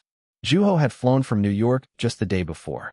He had stayed in Manhattan for 3 days before that, catching up with Nabi in the meantime, who was on a business trip. Unfortunately, meeting with Sanders proved to be difficult due to their conflict in schedules, forcing them to hold off on their meeting. Meanwhile, eating bread made and offered by Susan, Juho thought back on the time he met with Nabi. She had taken the young author to a Korean restaurant in the States. "It still feels surreal to think that I was at the ceremony when you won the Nebula. You weren't there, of course, but that's just a minor detail. That had to be one of the happiest days of my life. That's wonderful. But I'm not ready to let up just yet." Juho didn't find her words surprising. She was an ambitious person, and it seemed like her mind was already full of thoughts about the Hugo Award. As the young author remained unfazed, the agent slammed her hand down next to a plate on the table and said, "If you were to achieve the double crown, you'll be the center of global attention, Mr. Wu." "You mean, more than I already am? I don't know if I like the sound of that." "What are you talking about? Everyone will look up to you. No author has ever made a name for themselves at your age," she said, looking straight at the young author's eyes. "Everyone will think that you've led a successful life." At that, Juho chuckled and said, "You think so? Of course. There are plenty of people out there who want to be like you, live like you, and lead a life like yours, even as we speak." Juho couldn't remember what he had said to Nabi in response because he had been distracted by another thought. He reminisced to his past. Everyone had probably thought of him as someone who led a failed life, and the name Yun-woo had always been associated with downfall and misfortune. The media had constantly shown his face on the screen and brought up his name once people forgot about him. Did the unfortunate author think that he had led a failed life, too? Perhaps that had been why he had drowned his brain in alcohol as a means to avoid thinking about his life. "What do you think?" Juho looked up at Susan's voice. She was holding a shiny white teacup in her hand, which looked new. "About what?" "The results." "Oh, you mean the Hugo Award." Then, Susan stared intently at the young author. "What's the matter? You don't seem nervous." "Not one bit. Your editor, on the other hand, seems like he's on the verge of having a heart attack." At that, Juho looked at Nam Kyung, who was sitting next to him, and whose limbs were shaking uncontrollably. "Are you okay?" "I feel like my heart's about to burst," the editor said, looking deathly pale. At that, Juho was made certain that he wasn't joking. "Should I call an ambulance?" "I'm okay for now." Juho looked at the two talking candidly. There was not one bit of awkwardness in the air from the moment they first met. Being an editor, Nam Kyung excelled in interpersonal relationships. On top of that, Susan was just as interesting. "It's an honor to be sharing this moment with you, Mr. Wu." "Same here," Susan said, placing her hand on the editor's, which was still shaking uncontrollably. "Me too. Watching the ceremony on live TV at Kelly Coin's house. I'm flattered." At that moment, the crowd on TV exploded into applause, and the three turned their eyes toward the screen at once. Chapter 244, The Double Crown, 5. Huh, I read that book. It's a good read. Juho looked at the screen. The authors who won the award in the short story category were running up to the stage from the dark. There were two winners sharing the prize, and both of them seemed to have paid close attention to their clothes. They were each dressed in a black, one in a suit, and the other in a dress. The female author received her trophy first, and with the consent of her co-recipient, she gave her speech. Looking deeply moved, she spoke clearly, facing the audience. Meanwhile, the black trophy in her hand shone from the spotlight. She brought up the messages she had conveyed through her writing, as well as some of the realities she had faced while writing. At that moment, Juho felt a weight on his arm. This is it, Mr. Wu. Next was the full-length novel category. There had been 5 novels that had been nominated for that category, including Language of God. Meanwhile, feeling Nam Kyung's hand tightly grasping his wrist, Juho felt just how nervous the editor was. It was ice cold, and the young author was fully aware that his hands were just as cold. Then, afraid that the editor would catch on to his faster-than-usual pulse, Juho moved Nam Kyung's hand off his wrist, chuckling. "Breathe, Mr. Park," the young author said. Nam Kyung tried to look composed, but to no avail. Despite having taken no part in the book that had been nominated for the award, Nam Kyung was still on the edge of his seat. Having been reading Juho's writing in its rawest form, Nam Kyung was the strictest and most level-headed when it came to editing the young author's novels. Juho reminisced to his failures in his past life. He recalled Nam Kyung trying to talk him out of a decision that would lead him to tragedy, but Juho hadn't listened to him. As a result, their relationship had come to an end. "Now, I'm getting all nervous," Susan said, rubbing her hands together. She was enjoying the contagious thrill. "I think you're going to get that award, young man," Susan said with her eyes fixed on the TV. The camera was showing the hall. "What makes you think that?" "Because nobody there is as riveting as you are, aside from my son," Susan said, and Juho smiled. Seeing his own writing on the screen was quite the fascinating experience. And now, after causing a ruckus, it was chasing after an award. "This must be how parents feel, wishing that their child gets the award," the young author said. "Well, ain't that an interesting analogy?" Susan said, laughing, but she soon disagreed with him. "How are they different? How often do parents go up on stage on behalf of their kid? If their kid did well, then the award will go to the kid, and what the parents end up with is the gratitude of their kid, not their award." At that, Juho nodded in agreement. Coin had mentioned his mother's name frequently in his speeches at award ceremonies. But books don't thank their creators. Books don't get awards because they don't do jack. Then, thanking her parents in closing, the female author stepped down from the stage on the screen. "The way I see it, my son's been getting those awards because he earned them himself. Your love for your son is admirable." Laughing heartily at the young author's remark, Susan said, "So, stay on your toes a little. After all, one gets nervous when one expects something, like your editor next to you." At that, Juho looked at Nam Kyung, whose legs were shaking uncontrollably still. He was genuinely hoping that Yunwoo would receive the award. Then, before Juho had time to say anything to him, the editor pointed toward the TV. "All right, now, that brings us to the full-length category," the presenter on TV said, holding an envelope that contained the name of the winner within it. The three fixed their eyes on the screen and watched the presenter open the envelope in his hand, slowly taking out the paper within it. Juho clasped his hands together. They were cold and damp, telling him just how nervous he was with expectation for the award. "Come on," a voice murmured from the side. At that moment, the presenter on the screen moved his lips for a split second, announcing the winner. At that, Nam Kyung jumped from his seat, and Susan threw both of her hands in the air. The audience was exploding into applause, its loudness incomparable to that directed toward the previous winner. "Yunwoo, congratulations." "Oh right. Also known as Won E-young," the presenter added. In a hurry, but it got buried by the applauding audience. At that moment, as Coin rose from his seat, a handful of the audience members let out a gasp in awe. Everyone there knew that the young author had set a new record in winning the 2 awards considered to be the highest honor in science fiction. Then, the camera focused on Coin going up to the stage, wearing a seemingly sulking look on his face. The applause continued even as the presenter handed him the trophy, and while Coin took a piece of paper out of his pocket. With both of his hands on his head, Nam Kyung was about to fall over backward, and Susan was getting a good laugh out of him. Meanwhile, Juho couldn't keep the corners of his mouth from turning up. Taking the hand that he had shared Nam Kyung's anxiety with, Juho covered his mouth and locked eyes with Coin on the screen. "Mr. Wu," Nam Kyung let out, charging toward the young author. His weight tipped the young author backward.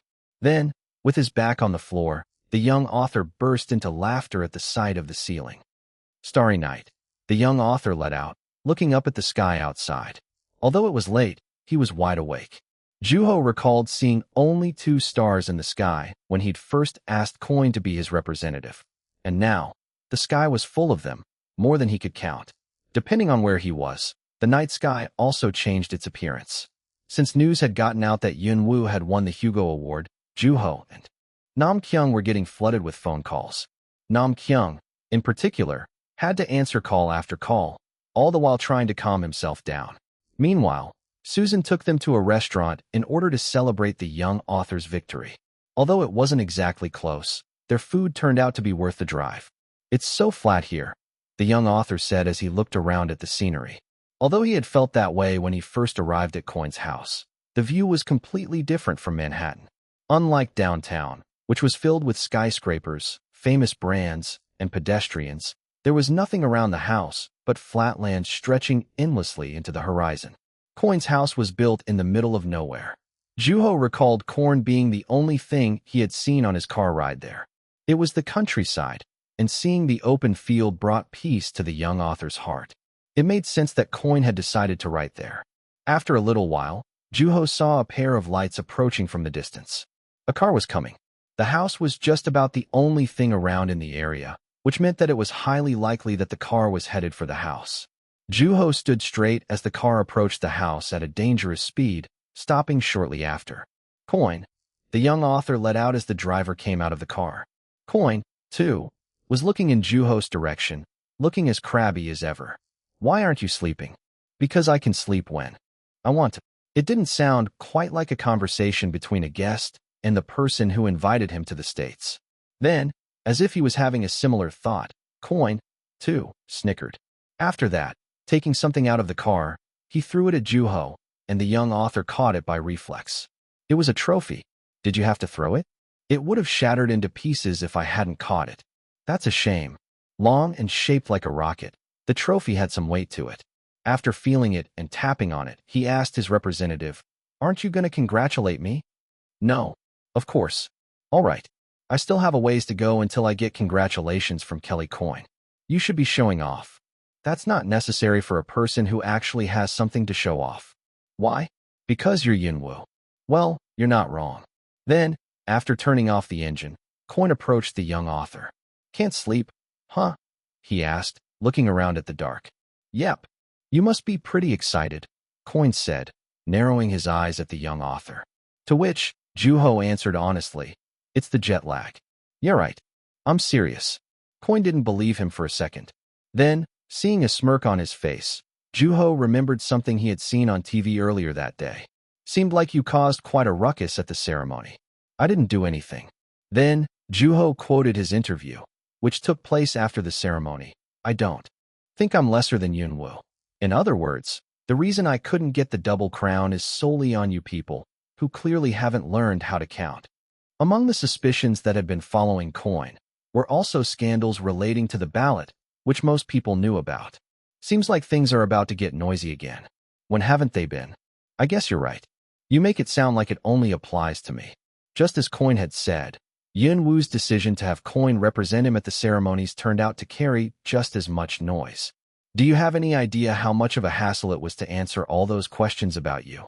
Coin said, wearing a similar expression to the one he had had on the stage. "I'm never doing this again," he said, just like Juho had expected he would. From the start, the young author didn't think that he would be able to ask him to do it again. On top of that, nobody else would be as daring as Juho to ask Kelly Coin to receive an award on their behalf. "Well, I appreciate you trying. Although, I don't think I can ask you to do this again. I'm afraid you'd break my trophies." "Oh no. I'm sorry. Maybe I should have snapped it in half on my way here." As absurd as it sounded, it was more than possible for Coin to carry that out into action. And knowing that, Juho didn't comment on it any further. Then, the two went into the house, and each went back to their rooms. That night, Juho couldn't get any sleep. When Juho went downstairs the next morning, he saw Susan on the couch, watching the TV with a cigarette in her mouth.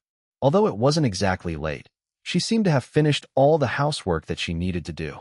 Juho walked over to an antique-looking chair next to her and sat on it. "Do you know that your son came home last night? I saw his car. He must have driven into the night. What was the hurry?" "There is none. He's just impatient," Susan said, shaking her head subtly. Then, following her looked over his shoulders. Juho turned back and saw that Coin had also come downstairs. "Kind of early for gossip, ain't it?" he said. Still wearing his pajamas, it seemed like he hadn't even washed his face yet. Despite having come home well into the night, he had managed to wake up quite early. He, too, had to have quite the stamina. "Did you sleep well?" "Yep," Susan said, picking up a magazine from the stack on the table. "I already ate. I made soup. Is there bread? I bought some hand-cured bacon, too." Juho remained silent between their conversation. Then, he watched Coin go into the kitchen and take a frying pan out. "Are you going to cook?" "I'm hungry," Coin said.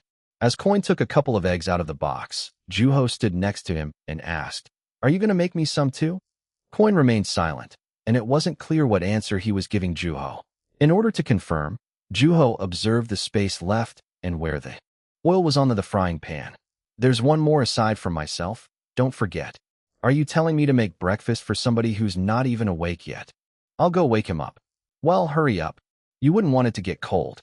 With that, Juho went upstairs. There were 5 rooms on the second floor. While 2 of them were facing each other, there was another room that was facing the stairway, which was Coin's bedroom that also served as his studio. Standing in front of the first room, Juho knocked on the door. "Mr. Park?" Juho called to him, wondering if the knock was too subtle. Then, he heard a rustling sound coming from the room. When Juho opened the door and went into the room, Nam-kyung was putting his glasses on. "Come get your breakfast. He says he might change his mind if we don't come down in time. But I don't eat breakfast. It's made by Kelly Coin himself, though.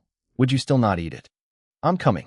Blinking his bloodshot eyes, Nam-kyung went into the bathroom, which was connected with the room. He was making quite a bit of noise washing his face. And as he came out shortly after with water dripping from his face, he looked at the young author, looking slightly more awake. "That wasn't a dream, right? You winning the Hugo Award." Perhaps he wasn't entirely awake just yet. Chapter 245, The Double Crown 6. Upon being reminded by the young author that he had had his hands on the trophy that previous night, Nam-kyung's face lit up. "I gotta see the trophy myself," the editor said as he walked right past Juho. Then, while Nam-kyung was busy making a big fuss after seeing the trophy sitting haphazardly in Juho's carrier, the young author left him be and went downstairs. Coin was cooking the egg and bacon fat, which gave off an irresistible smell. Juho helped Coin by putting the soup into bowls until Nam-kyung came down. Seeing as though the young author was acting tactfully, Coin didn't say anything. "Man, I gotta say, Mr. Coin, you're a great cook." Nam-kyung complimented the author with a cheerful expression on his face, unlike his normally rigid demeanor. Coin shrugged it off. "All I did was pan fry," he said while cutting his bacon, which is one of the foundational skills in cooking. "This is good bacon," Juho chimed in, and instead of giving him an answer, Coin brought mashed potato up to his mouth. Meanwhile, looking unbothered, Nam-kyung chewed away at his food. "What do you have going on today?" Juho asked the editor. "Why do you ask?" he answered. "I wanted to look around a little." Because of the location, Juho had to be accompanied by someone else even if he wanted to go out alone because he had to rely on those with driver licenses. Meanwhile, with an ambiguous expression on his face, Nam-kyung said, "I do have plans to visit a publishing company in the afternoon." "Great. Do you think you can take me with you?" "You can. Just drop me off anywhere." "Without a guardian?" "I can't do that." "It's really okay. On the off chance that you get into some sort of accident, things will become much more complicated. We might not have to deal with the language barrier, but might I remind you that we're in another country, Mr. Wu," the editor said, clearly with no intention of letting the underaged author loose. Although Juho didn't have a problem being on his own, He also understood that Nam Kyung was justified in his attitude, especially as an editor. With that, Juho had to make do with going on walks around the house. "I'll take you," Coin interjected, and sensing the puzzled look the guests were giving him, the author explained, "I'm the one who invited you here, so I should see it to the end. You're not going to leave me in the middle of nowhere, are you? If that's what you want." Juho imagined Coin forcing him to get out of the car in the middle of nowhere, shouting, "This is the end, kid." By contrast, Nam Kyung was delighted by Coin's suggestions. Frankly, looking around the country while staying in Coin's house was an incredible luxury. "Well, I'll be counting on you," Juho said as he finished his meal. Letting Susan know that he had enjoyed the soup, the young author went upstairs to his room, which was the second to the left from the stairs. The first room on the right was for Nam Kyung. As he was going into his room, Juho saw the tightly shut door to Coin's room. Although he briefly entertained the thought of taking a peek, he chose to prepare to go out instead of carrying it out. "What's with that hat? Is it weird? You'll look right at home standing in the cornfield."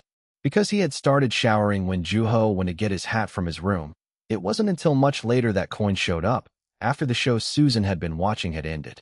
Juho was puzzled by why he had taken so long when he saw the author in his t-shirt, unshaved. Then, putting on his sunglasses and hat, which looked like the type explorers would wear, he rushed the young author. "Shouldn't you cover yourself up a little more? What if people recognize you?" "No need when I grow out a beard. This is how I usually dress. Must I make more adjustments to my lifestyle for you?" Juho looked at him. Although he was unmistakably Kelly Coin to Juho's eyes, Coin had already covered more than half of his face. "Aren't those the same sunglasses you were wearing in Korea?" "You have a good memory," Coin said as he started the engine. The car started moving without trouble. While his car was clean for the most part, the cup holder had vivid coffee stains on it. When Juho cracked the window open, he was greeted by the earthy scent in the air. "This place is massive," Juho said. The entire area was flat, even into the distant horizon. Having lived near the mountains all of his life, it was quite an unusual sight. "It's nice, isn't it?" "It sure is," Juho said in response to Coin's confident remark. It was a nice place indeed. Peeking his head out the window, the young author looked back at the house as it grew farther away into the distance. The white building reflected bright lights, enough to make his neighbors complain to him about it. If he had had any, that is. Built in the middle of nowhere on flat land, the house looked more steadfast than lonely. "What you looking at? You know, that house looks a lot better from afar." Instead of looking back while driving, Coin revisited his memory of the appearance of his house.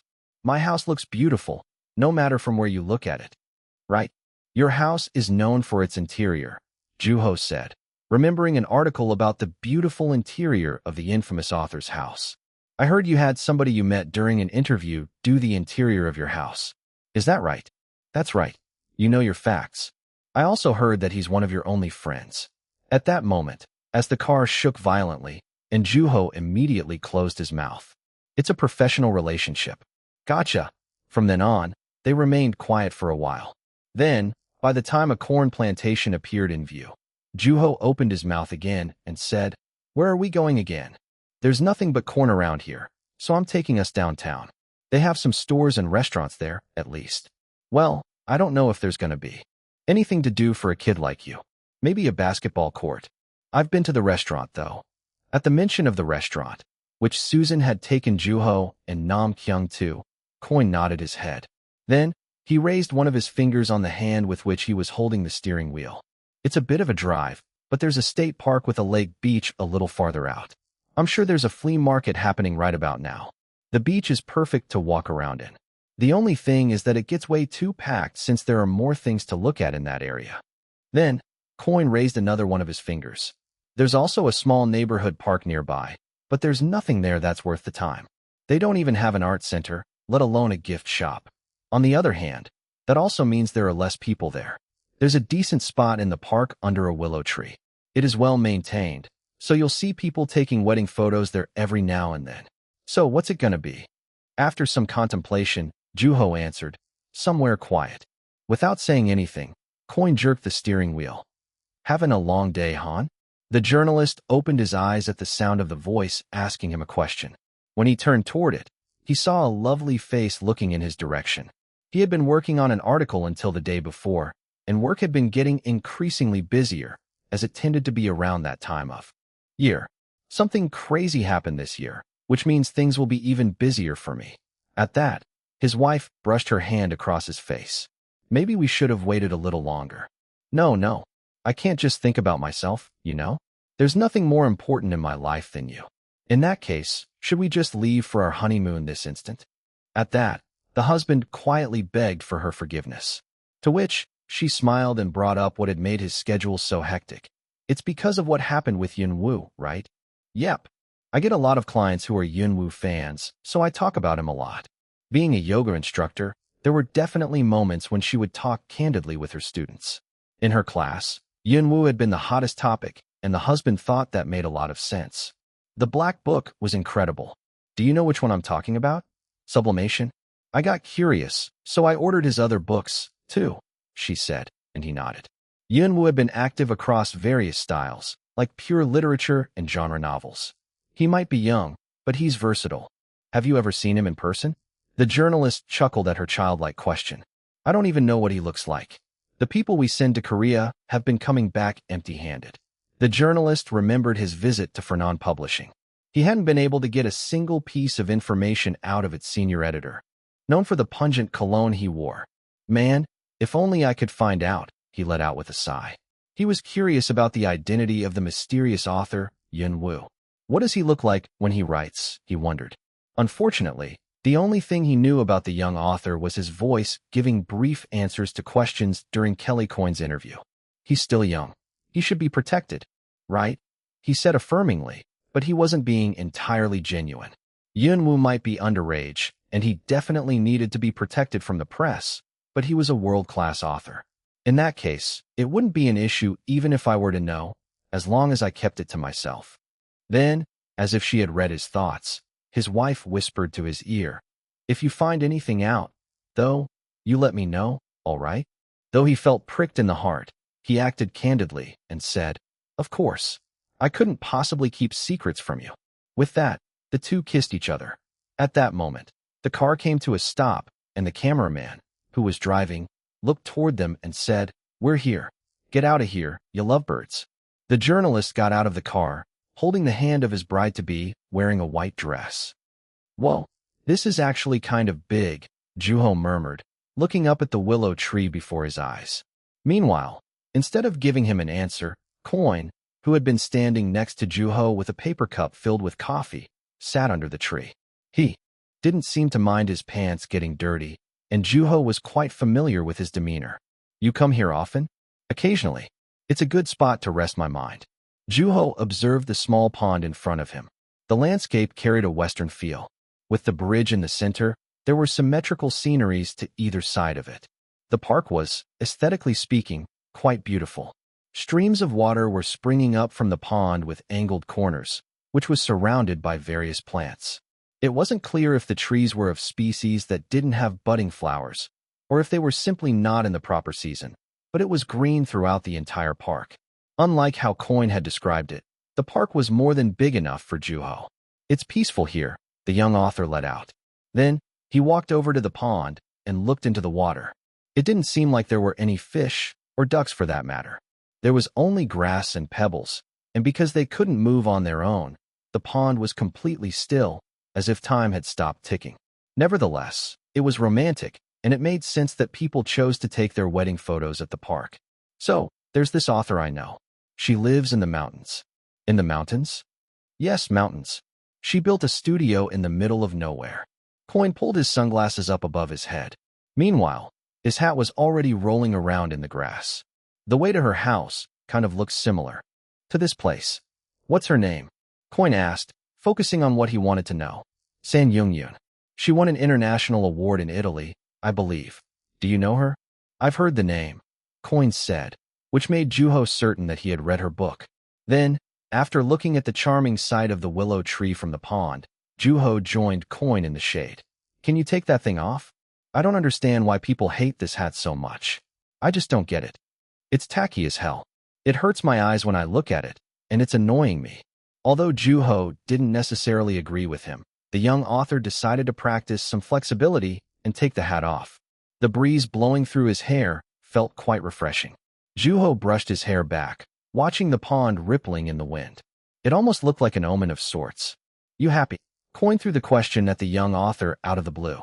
Chapter 246, The Double Crown 7. Coin asked the young author a question out of the blue. After thinking about where he might be coming from, he answered while fiddling with his red hat in his hand. About what? What do you think? Getting the double crown. Of course I am.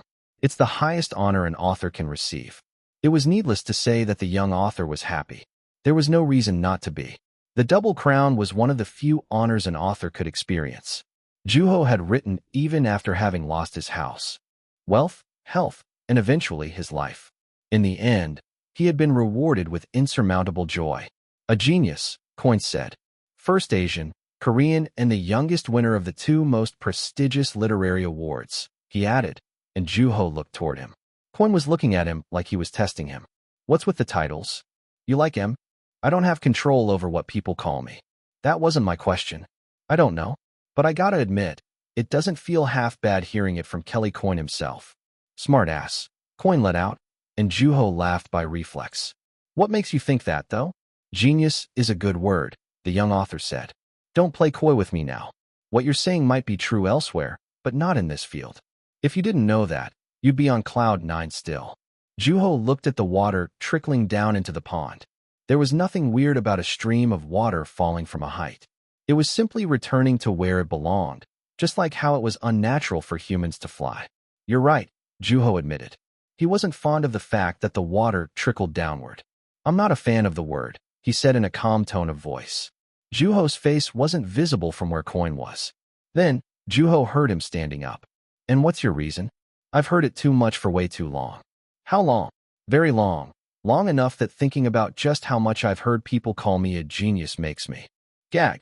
The young author was not satisfied with the title. He had fallen despite having been called a genius by people, and people were still calling him by the same title to that day. It brought Juho a sense of crisis, and it forced him to write, making him kick desperately in order to stay above water. I won those awards because I'm alive, and to live is to fight. I stood my ground with everything I had, and I won. The victory belongs to those who survive. Right. He had survived. When he breathed in, he smelled the water in the air. To write was to repeat that process over and over. There is no talent in surviving, Juho said. It was with the help of countless people that he had gotten to where he was currently. Genius isn't enough. I don't find it satisfying. I'd much prefer something even bigger, shinier, and more embellished. Then, a burst of hearty laughter came from behind, and Juho turned his head to look toward Coin in order to catch the moment. Coin was bending down while holding his sides. It was a rare sight. I knew it. Pure, huh? You want more people to agree with you and recognize you. You want every person in this world to read your writing. Juho didn't deny it since he knew those very desires were hidden deep within him. You're the same, aren't you? He asked. Coin had published about 240 pieces of writing in different genres, and his study was filled with even more pieces that were yet to come out too. The world. He was rugged and blunt, and Juho already knew what his answer was going to be. Of course, Coin said. Then, narrowing his eyes, he looked at the young author. You know, you tend to act like an old man who's pretending to live his second life. What's that supposed to mean? Juho asked, trying to remain calm while feeling pricked in the heart. Then, as he waited for Coin's answer, Juho heard a group of people approaching in the distance. The two authors looked toward them, and soon, the group came up to the stone bridge. All were dressed formally, and one was in a white dress and another in a tuxedo. Wedding photos. The white dress of the bride was, by far, the most captivating. The bride was smiling brightly. Juho took a step forward in order to get a better look. As he got out of the shade, the sun beat down on him. As Juho covered his eyes, the bride in the white dress looked in the young author's direction. Then, confirming that there were other people in the park, she looked away. The shutter sounded off, and they seemed like they had already had a number of photo sessions in other parks prior to that. As the bride and the groom switched places, the groom became more visible. At that moment, the bride whispered something into his ears, and the groom looked in the direction of the two authors. Oh. At that moment, a shadow cast over Juho as Coin stood in front of him. When Juho looked up at him, puzzled, he was wearing his Sunglasses. What are you doing? Put that hat back on. But you hated it. He's a journalist. What? Juho let out by reflex as he put the hat back on. Meanwhile, Coin's brows furrowed with annoyance. He's coming toward us. I think he recognized you. No, he didn't. I think he did. So much for the beard. Shut up. We're not in trouble, are we? What can a journalist in a tuxedo do without a camera? He's coming, Coin said quietly. Unlike the things he was saying, he was speaking quite fast. Then, he put his hands into his pocket, looking defensive. Meanwhile, Juho remained standing candidly next to him. Kelly Coin, I wasn't expecting to see you here. Have we met? Oh shoot. Where are my manners? Pardon me, the man in the tuxedo said, looking through the inner pocket of his jacket by habit. Then, realizing that he wasn't in his usual attire, he reached for the back pockets of his pants and took a slightly crumpled-up business card out of his wallet. There was a logo of a famous magazine on it, which Juho also recognized. It was a magazine that introduced books that were published by Fernan, and Coin, too, had published quite an array of works through the company. Seems like you're in the middle of a photo session. That's right. I'm on the other side of the camera for once. Well, I'll let you get back to your business then. Oh no, it's fine. We're taking a break. And don't worry, I have no intention of interviewing you. Well, that's another reason you should be on your way. Come on now, bear with me, would ya? It wasn't clear if he was simply oblivious or if he was merely pretending, but despite the apparent look of displeasure on the author's face, the journalist didn't seem like he was going to walk away anytime soon. He kept trying to strike up a conversation with Coin in a friendly manner, saying how he knew that he lived nearby and asking if he came to the park often and raving about how beautiful of a park it was. As the exposition went on, Coin grew increasingly annoyed, and Juho started to naturally walk away from them. Speaking of which, who's your friend? I love his hat. As the journalist brought attention to the young author, Coin answered in a hurry, I don't know him. Just some local kid who's been pestering me, like you. Actually, this is perfect. Why don't you try talking to him instead, and you can let me go? What's he up to? Is he genuinely annoyed and trying to get himself out of the situation, or does he have some sort of plan?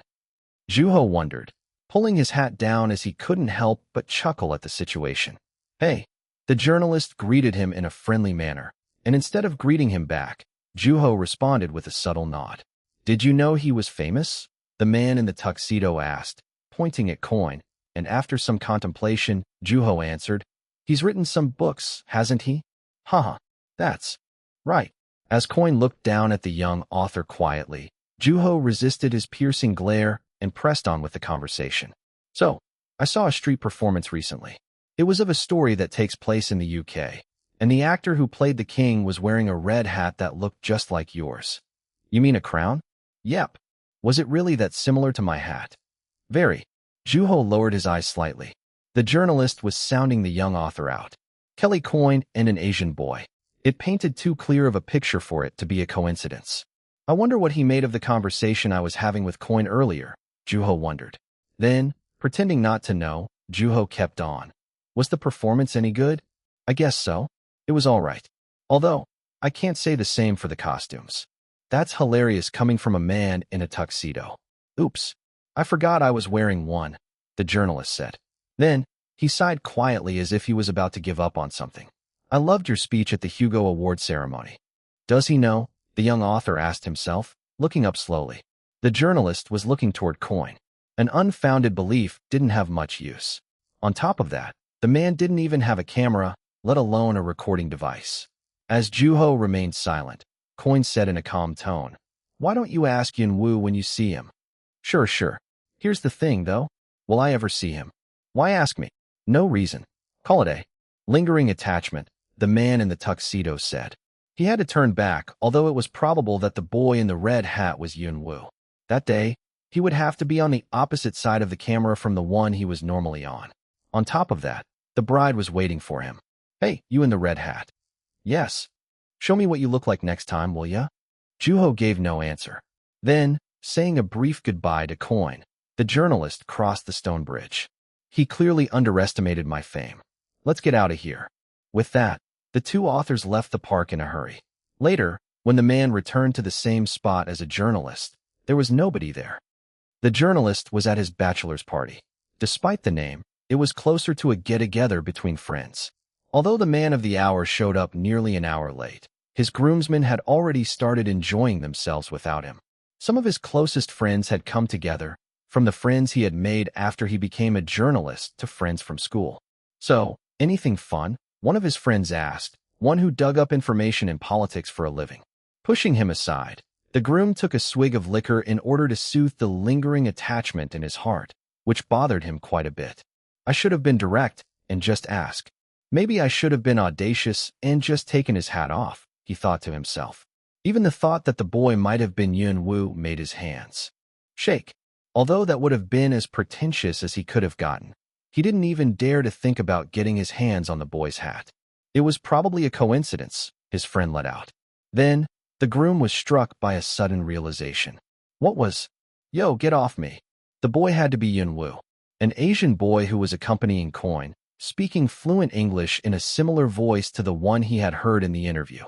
It wasn't uncommon to see an Asian child speaking fluent English, and unfortunately, the journalist didn't have the ear for voices. It might have been exactly like Coin had said, just some local kid. Although there was not a single piece of evidence, the journalist couldn't shake off the feeling that the boy could have been Yun Wu. His heart started beating faster, and as the alcohol entered his body, his emotions became more intense. He had spoken with Yun Wu in person. The young author had been right before his eyes. Damn it, if the journalist hadn't been in his tuxedo, he wouldn't have thought twice about interviewing him, which would have given him enough to write a myriad of articles. Although his wife-to-be comforted him, telling him that he had made the right decision, the journalist felt a desperate need to get drunk. "You listenin'?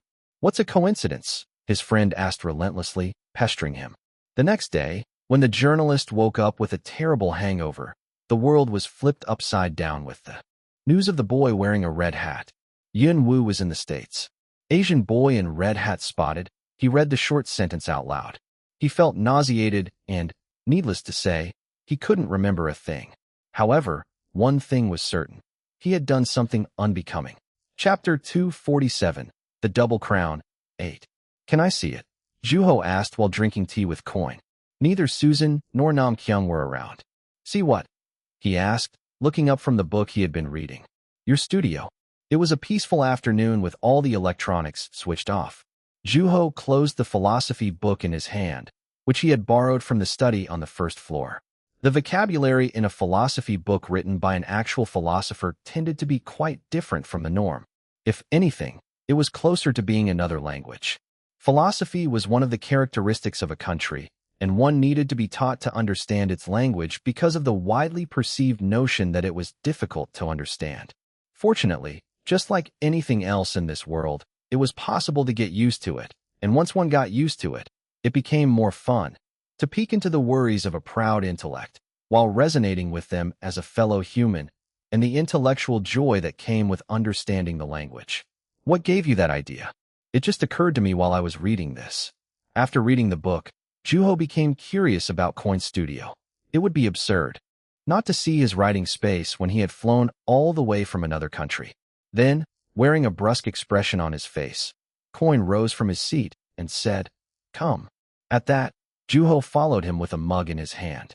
Within the scenery he had gotten used to seeing was a door that had always remained tightly shut. Then, as Coin cracked the door open, the first thought Juho was struck by was, "It's messy." There were paper cups and mugs spread throughout the room, most likely filled with coffee. The walls were surrounded by bookshelves containing his books and research data. There was also a metal desk facing the window, and there were stacks of papers jumbled in no particular order. A lot of Coin's writing was also visible, and it dawned on Juho that the author had an atrocious handwriting, probably from being half asleep or drunk with caffeine. His letters were rugged and sharp, like their creator. "Because I've been writing up until recently. Do you need help cleaning?" "Don't even think about it," he said, waving his hand as if scaring off a fly. "You don't seem to keep your trophies here. There's not enough room." Considering the number of trophies and the cash prizes he had won thus far, what Coin was saying made sense. There would be more than enough to fill every inch of his room. It kind of feels like an attic, too. Maybe the wooden walls got something to do with it. "Bah, I don't care," Coin said indifferently. Although, it was a big room, Juho was getting the impression that everything was close to each other. While he was looking around, Coin sat on his bed, drinking his coffee. Then, Juho walked over to his desk. There's nothing here I shouldn't look at, right? I know how to take care of my data. Juho felt the words, I don't think you can say the same about your room, though, welling up to his throat, but he chose to swallow them instead. Looking through sentences arranged in a context that only Coin would know, Juho moved on to the medical and legal data. A lot of technical stuff here. I'm sure there are even some you wouldn't be able to understand. You think so?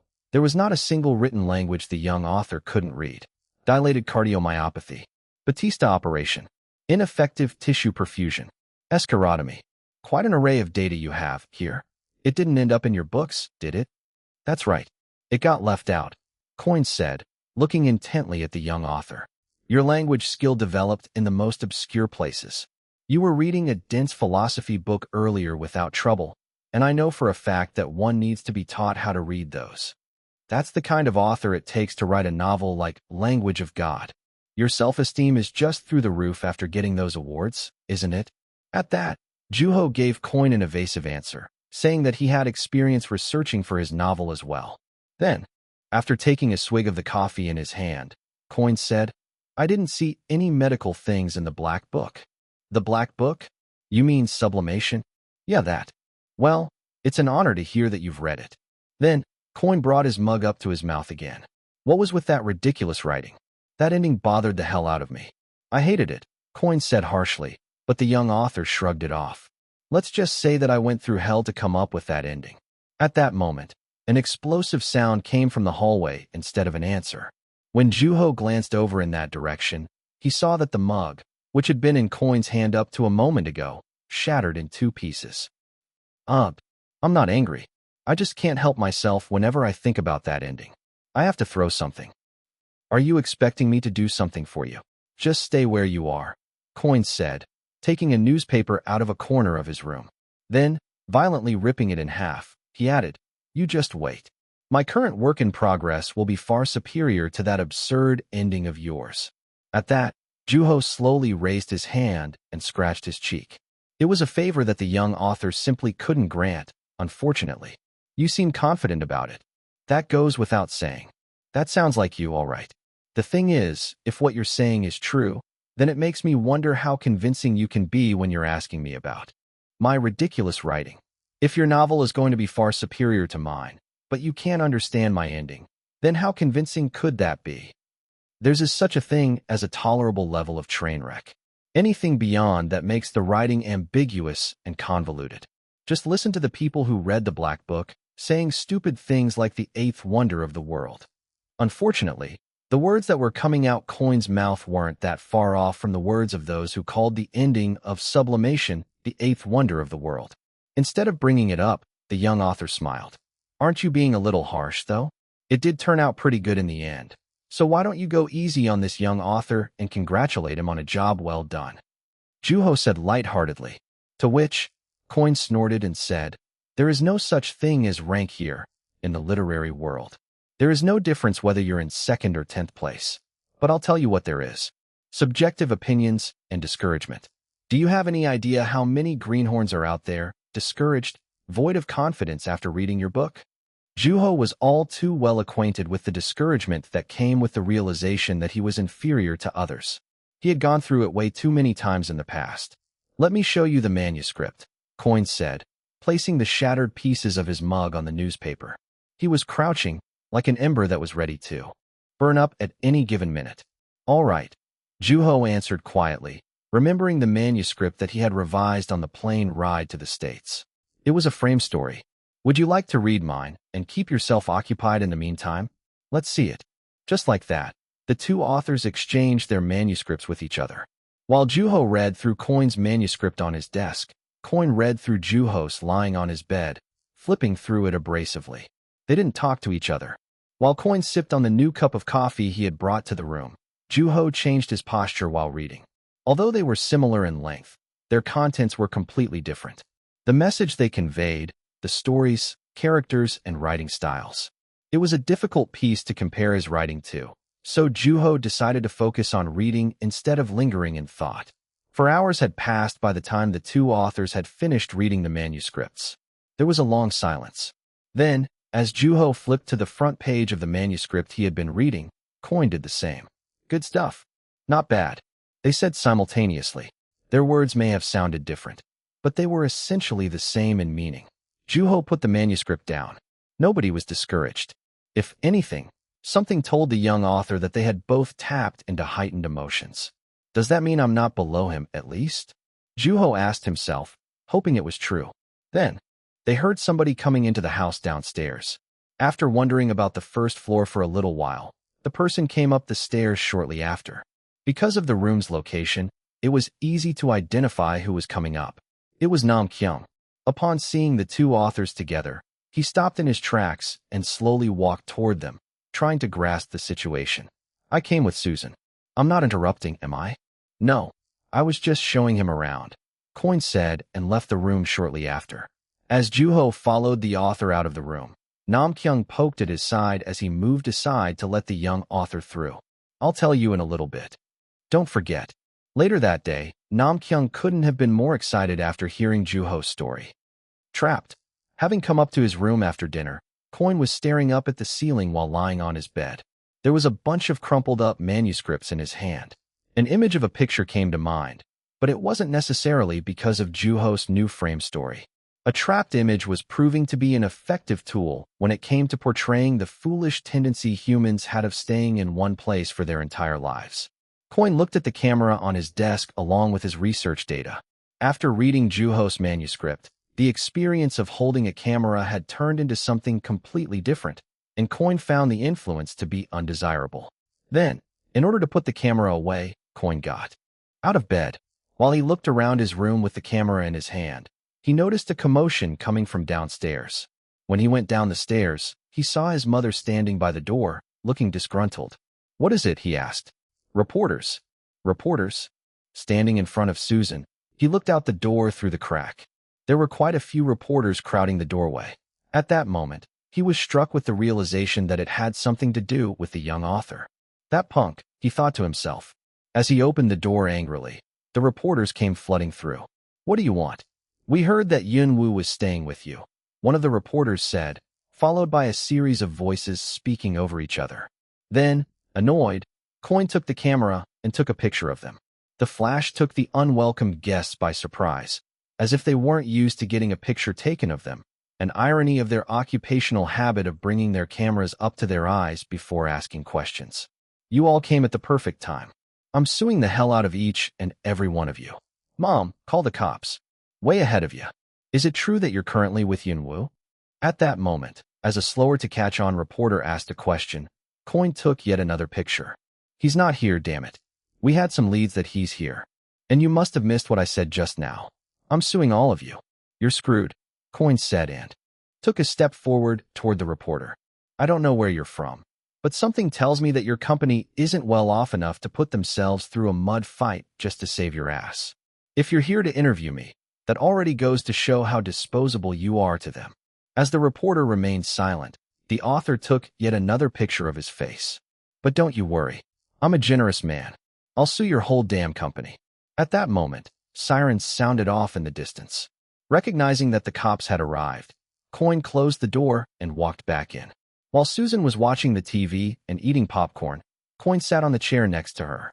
The two being the only people in there, the house was quiet. About damn time, Susan said sarcastically. It was clear who Coin took after. Seriously, Yun Woo left ages ago, he said as he took some popcorn from his mother. Yun Woo had already left, and he had to be flying back to Korea by now. Then, bringing his phone out, Coin checked for an update. Yun Woo had definitely been in the States. Boy in red hat spotted. Ugh, couldn't they take it elsewhere? Susan grumbled, raising the volume on the TV. It was a peaceful day. Yun Woo in the States? Was he at Worldcon? Confirmation in progress with broadcasting stations. Yun Woo finally reveals himself. A man of Asian descent caught on camera. Confirmed to be Yun Woo. Yun Woo caught on camera? The man reported being Chinese American. I'm not Yun Woo. Yun Woo was with Kelly Coin all along. He's everywhere. Foreign reporters return home empty-handed. Press is in desperate search for Yun Woo, criticized by fans. The reporters at Coin's residence reported being driven out without an answer. The young author flooded with congratulatory messages. Yun Wu puts on both crowns. Will he be able to handle it?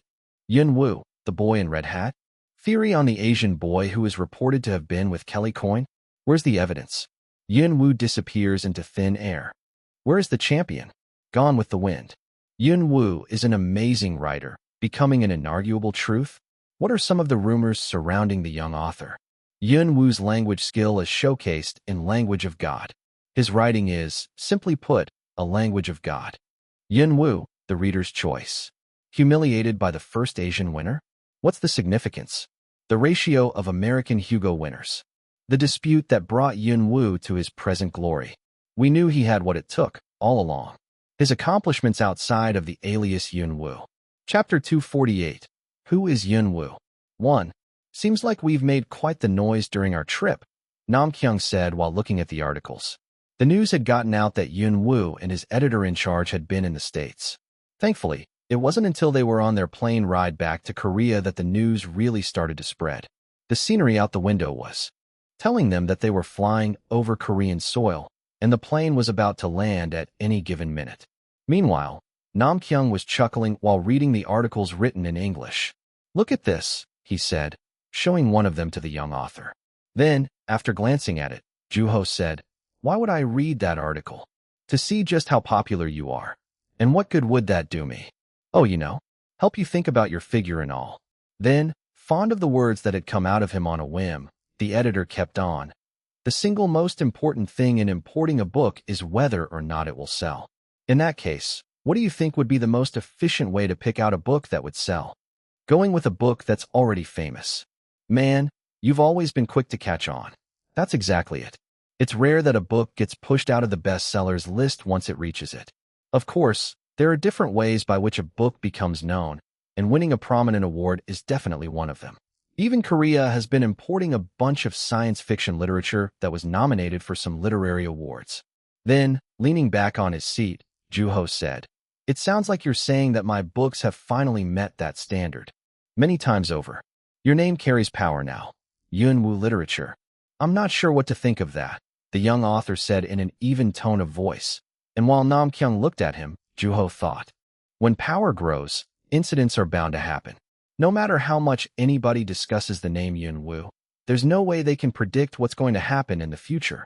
Then, telling Nam Kyung to stop looking at the articles, Juho pulled out a picture he had been holding in his hand. Look at this picture. It came out well, didn't it? It was a picture of himself and Coin standing in front of his house. Taking the picture from the young author's hand, Nam Kyung looked around to make sure that no one was nearby and started looking at the picture in peace. While one person was calm and peaceful, the other was edgy and sharp. Their characteristics were being reflected explicitly. Surprisingly, Coin had been the one to suggest that they take a picture before Yun Wu and Nam Kyung headed for the airport. Maybe it's because he read your writing, he said, and the young author shrugged it off. Maybe it's just for research. For what? Who knows? Juho said, and looked out the window. The plane had safely brought the young author and his editor-in-charge back home. From then on, upon arriving home, Juho collapsed on his bed and fell sound asleep. How's was the trip? Seo Kwang's mother asked. Having been excused from school until the following day, Juho came out for a walk and ended going as far as Seo Kwang's parents' store. Because Seo Kwang had told him ahead of time that he was planning on ditching the late-night study session and come straight to the store, Juho decided to wait for him there. Upon seeing him, Seo Kwang's mother greeted the young author gladly. She, too, had been aware that Juho had gone to the U.S. recently. It was great. That's good to hear. You should be going around while you're still young, she said. She didn't seem to have a negative perspective toward traveling despite the fact that he looked like a run-of-the-mill high school junior. Maybe I should go on a trip, too, she said, giving serious thought to the idea. Well, Seo Kwang should be here any minute now, so eat something while you wait. Oh, feel free to read anything you want. Thank you. Juho looked at the books on the shelves. His black book was being displayed in the most visible spot in the store.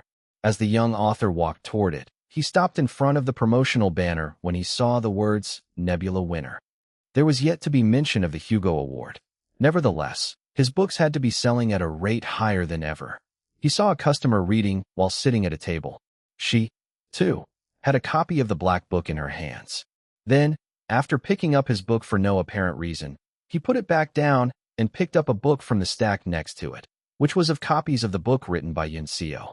Then, sitting where he normally sat, he read in peace, all the while enjoying himself a cup of tea.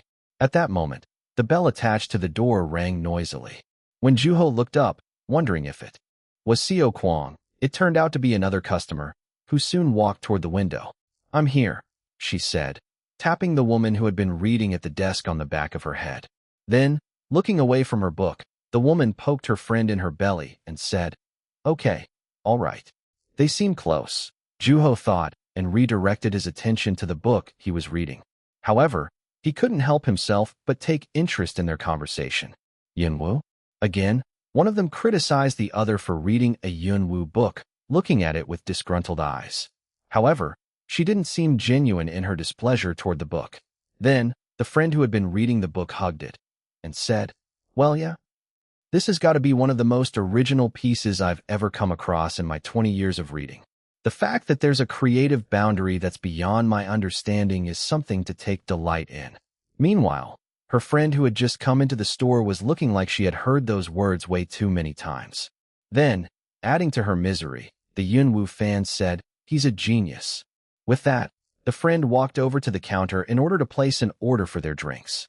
When she returned to her friend, they started talking about a different subject. With the exception of the two friends and Juho being the only customers, the cafe was empty for the most part.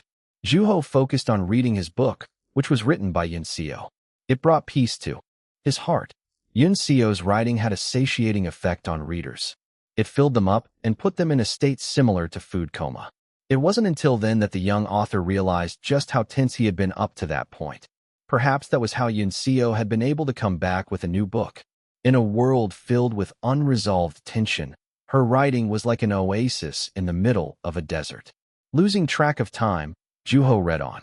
Then, by the time he was completely immersed in the book, he sensed a person sitting across from him without even asking for his permission. Been a while. It was Seo Kwong. Upon realizing who it was, Juho took Seo Kwong's gift out of his bag. "For you. It's a book." Juho had pondered on what to get him as a gift for a good while. In the end, he had concluded that his friend would much prefer a book over just about anything. "I got it from a bookstore in Manhattan," Juho said. Meanwhile, with a big smile on his face, Seo Kwong picked up the book. It was written by one of his favorite authors, in its original language. Then, Seo Kwong opened the book, buried his face in it, and inhaled deeply. "Ah, smells like New York," Seo Kwong said, which rewarded Juho with a sense of accomplishment. "You like it?" "A lot," Seo Kwong said, flipping through the pages quickly. He was proficient enough at that point to be able to translate and interpret sentences written in English. "I'm going to savor this and enjoy it for a long time," Seo Kwong said. Then, he asked, what was the bookstore like in New York? Remembering the environment of the bookstore he had been to, the young author answered, "It's not all that different from the bookstores here. There were a lot of chairs, though. Ones that look like that." Juho pointed at the series of bar stools with circular seats, which were lined up by the window. During his recent visit to the States, it stood out to Juho that there were seats ready throughout the store for those customers who wanted to read. There were bookstores that sold clothes too. "Oh, I heard of that. I've been eyeing them for some time. So did you go to one?" Seo Kwong was better versed in the bookstores in New York than the young author who had recently been there. Hearing Seo Kwong say that he wanted to visit a used bookstore in the States at some point, Juho was struck by the thought that if they were to go to the States together for a trip, it would quickly turn into a bookstore tour. While Juho was listening quietly, Seo Kwong brought up something that occurred to him. "Oh, did you see this?"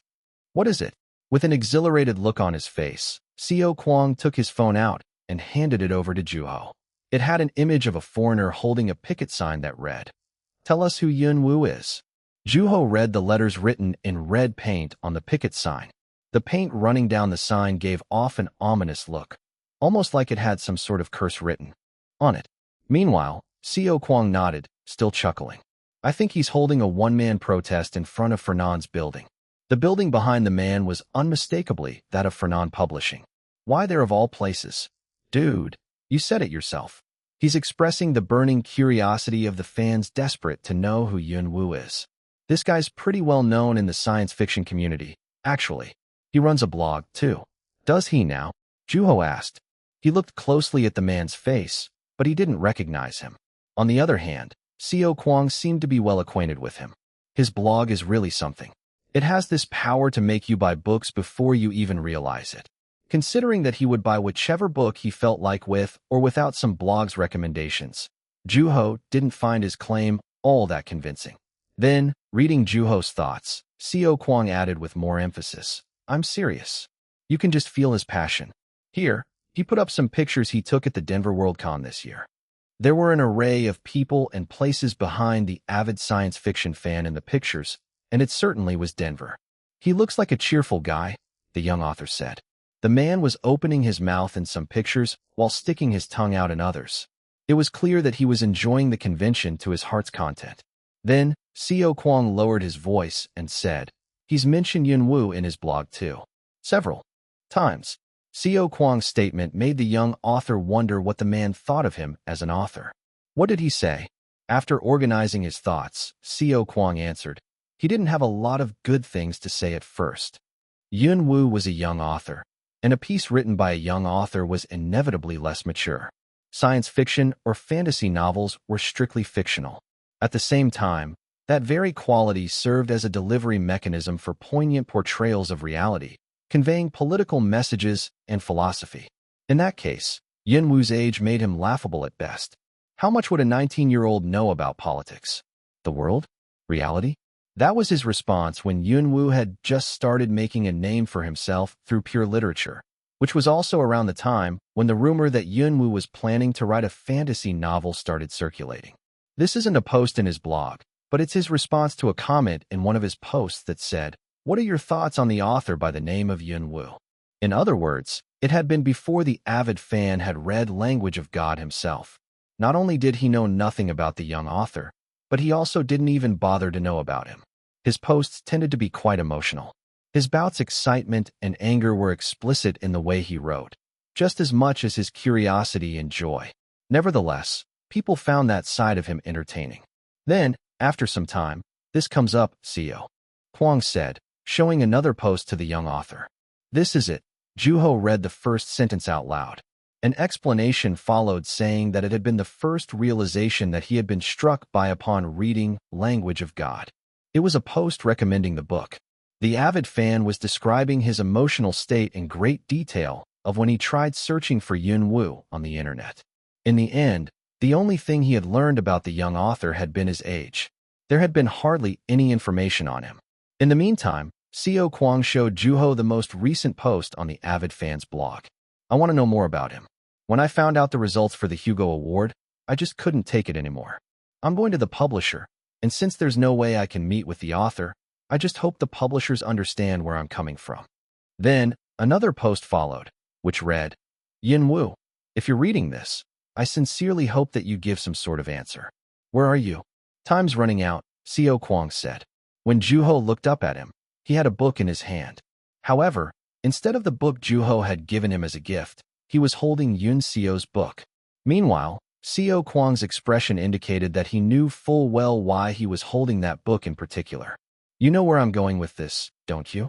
As the young author remained silent, Xiao Kuang continued. Remember what you promised? People are getting antsy. Their patience is running thin. At that, Juho remembered why he had decided to remain an anonymous author from the beginning. He had wanted a comfortable school life. We're about to graduate, Juho said with a smile, but Xiao Kuang maintained the look on his face. Then, the young author read one of the sentences in the book. There's an end to everything. Chapter 249. Who is Yun Wu? 2. Congratulations, Mr. Wu. The double crown. You've done it. I was so overwhelmed when the presenter said your name. Dong Beck and Zhang Mi said, sitting in front of a wall with red wallpaper on it. Juho was seeing them for the first time since winning the Hugo Award. While the young author had watched the ceremony live from Coin's residence, both Dong Beck and Zhang Mi had been at the scene. Juho bowed to them as an expression of gratitude. If it weren't for them, Language of God would have never come out to the world. A book had to go through a slew of processes until it was released. When an author won an award, the honor wasn't meant to be hogged by the author alone. How was your trip? Jamie asked, curious about his visit to Coin's residence. Then, the young author gave her a brief description of the house, starting with Coin's apartment in Manhattan and then talking about the corn plantation on the way to the house. The president and the editor listened intently to the young author's story. After all, it was about none other than Kelly Coin. He made us breakfast, too. Oh my, how'd it taste? It just tasted like bacon. The bacon had been quite the delicacy in and of itself, and cooking it on a frying pan had only enhanced the flavor. Meanwhile, Jang Mi looked at the young author with envy and added that she was a fan of Coin's books. How about you, Ms. Hong? How was Worldcon? The best, she said, sticking her thumb out. With that, Jang Mi and Dong Beck told the young author about their experience at the convention. Because the location varied every year, the convention also tended to change slightly every year, and according to the two, the Worldcon in Denver had been quite liberating. We were getting a lot of questions about you, too. In some sense, it was natural for people to ask about an author who wasn't attending the ceremony. While they talked, Jang Mi spun the Lazy Susan on the table, and the dishes on it switched places with one another. A lot of people were asking if we had pictures of you, too. And just as many people were curious about your writing process. We were getting a lot of questions about what kind of books you read, as well as your favorite Hollywood celebrity. According to Jang Mi's own words, Worldcon had been a one-of-a-kind experience. Then, the young author was struck with the thought that the piercing in between her nostrils would have shown all the more at the convention. We've been getting those questions in Korea every day, but it felt different hearing them in another country. Then, she brought up the names of the people who had asked her questions. From a best-selling American author to an editor from a publishing company in the UK, a leading official of an association, and a competing candidate for the same award, there was quite an array.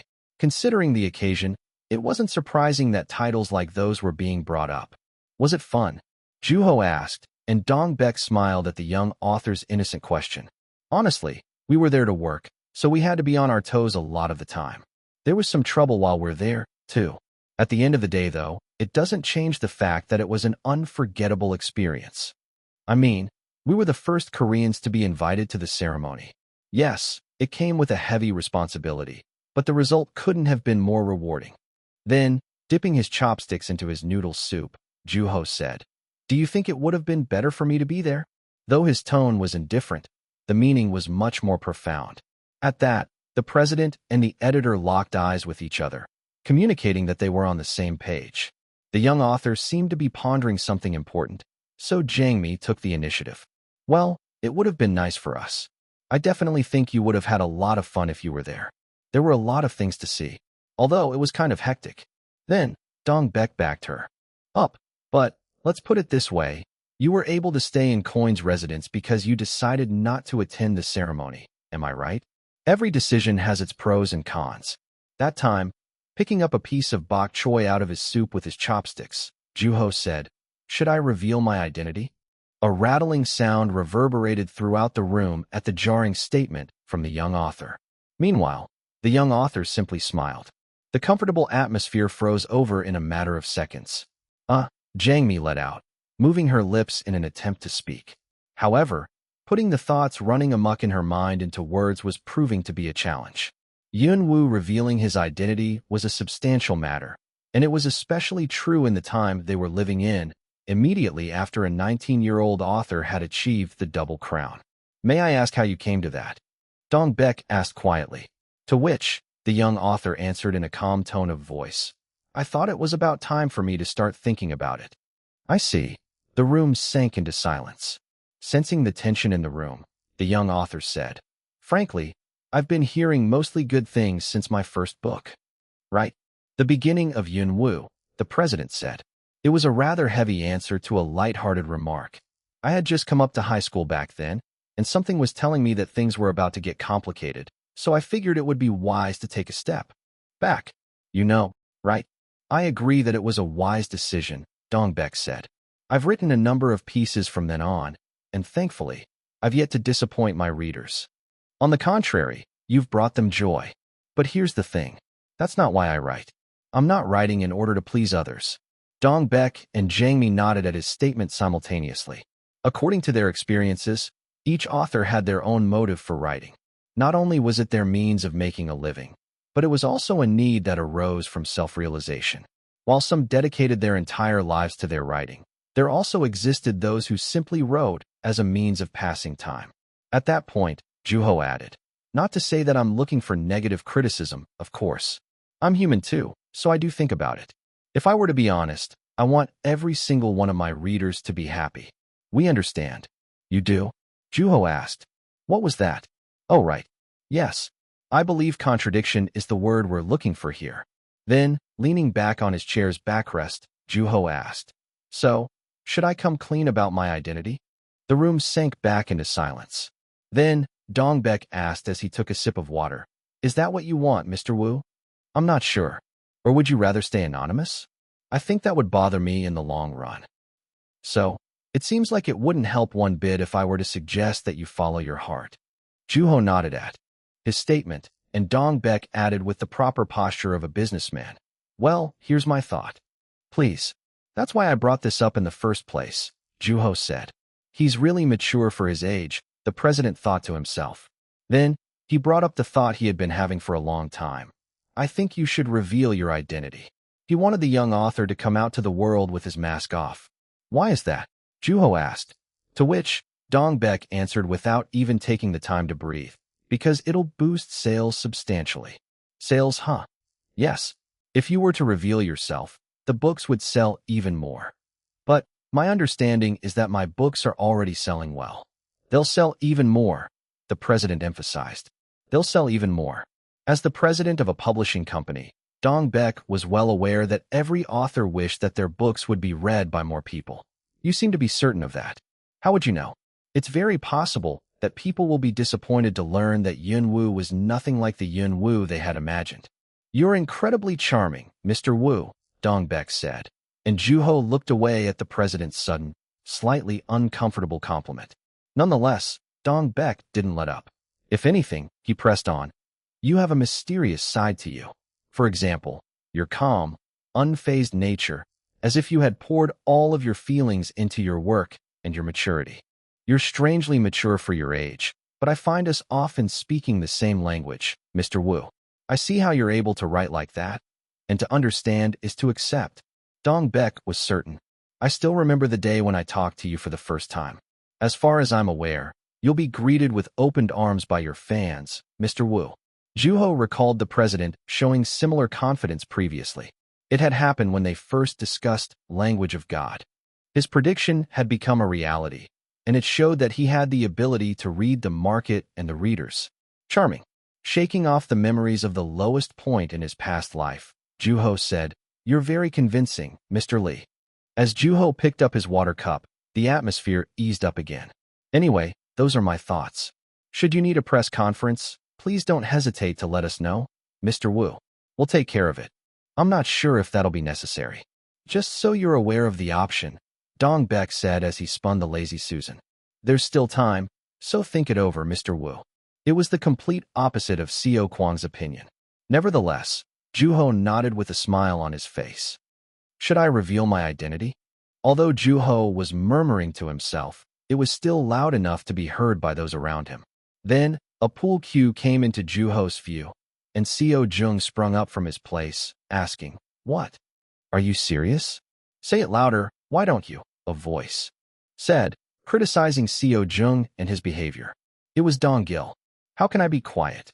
Yun Wu's gonna reveal his identity." Nobody said anything about revealing anybody's identity. It was a question. Well, when people ask questions like that, they usually have an answer in their minds. Then, looking toward the young author, Seo Jung said, "Am I right?" "Maybe." With that, Juho rose from his seat. Then, 3 of the balls on the table sank into holes with a crisp sound that reverberated through the living room. 1 cue ball was moving the entire table.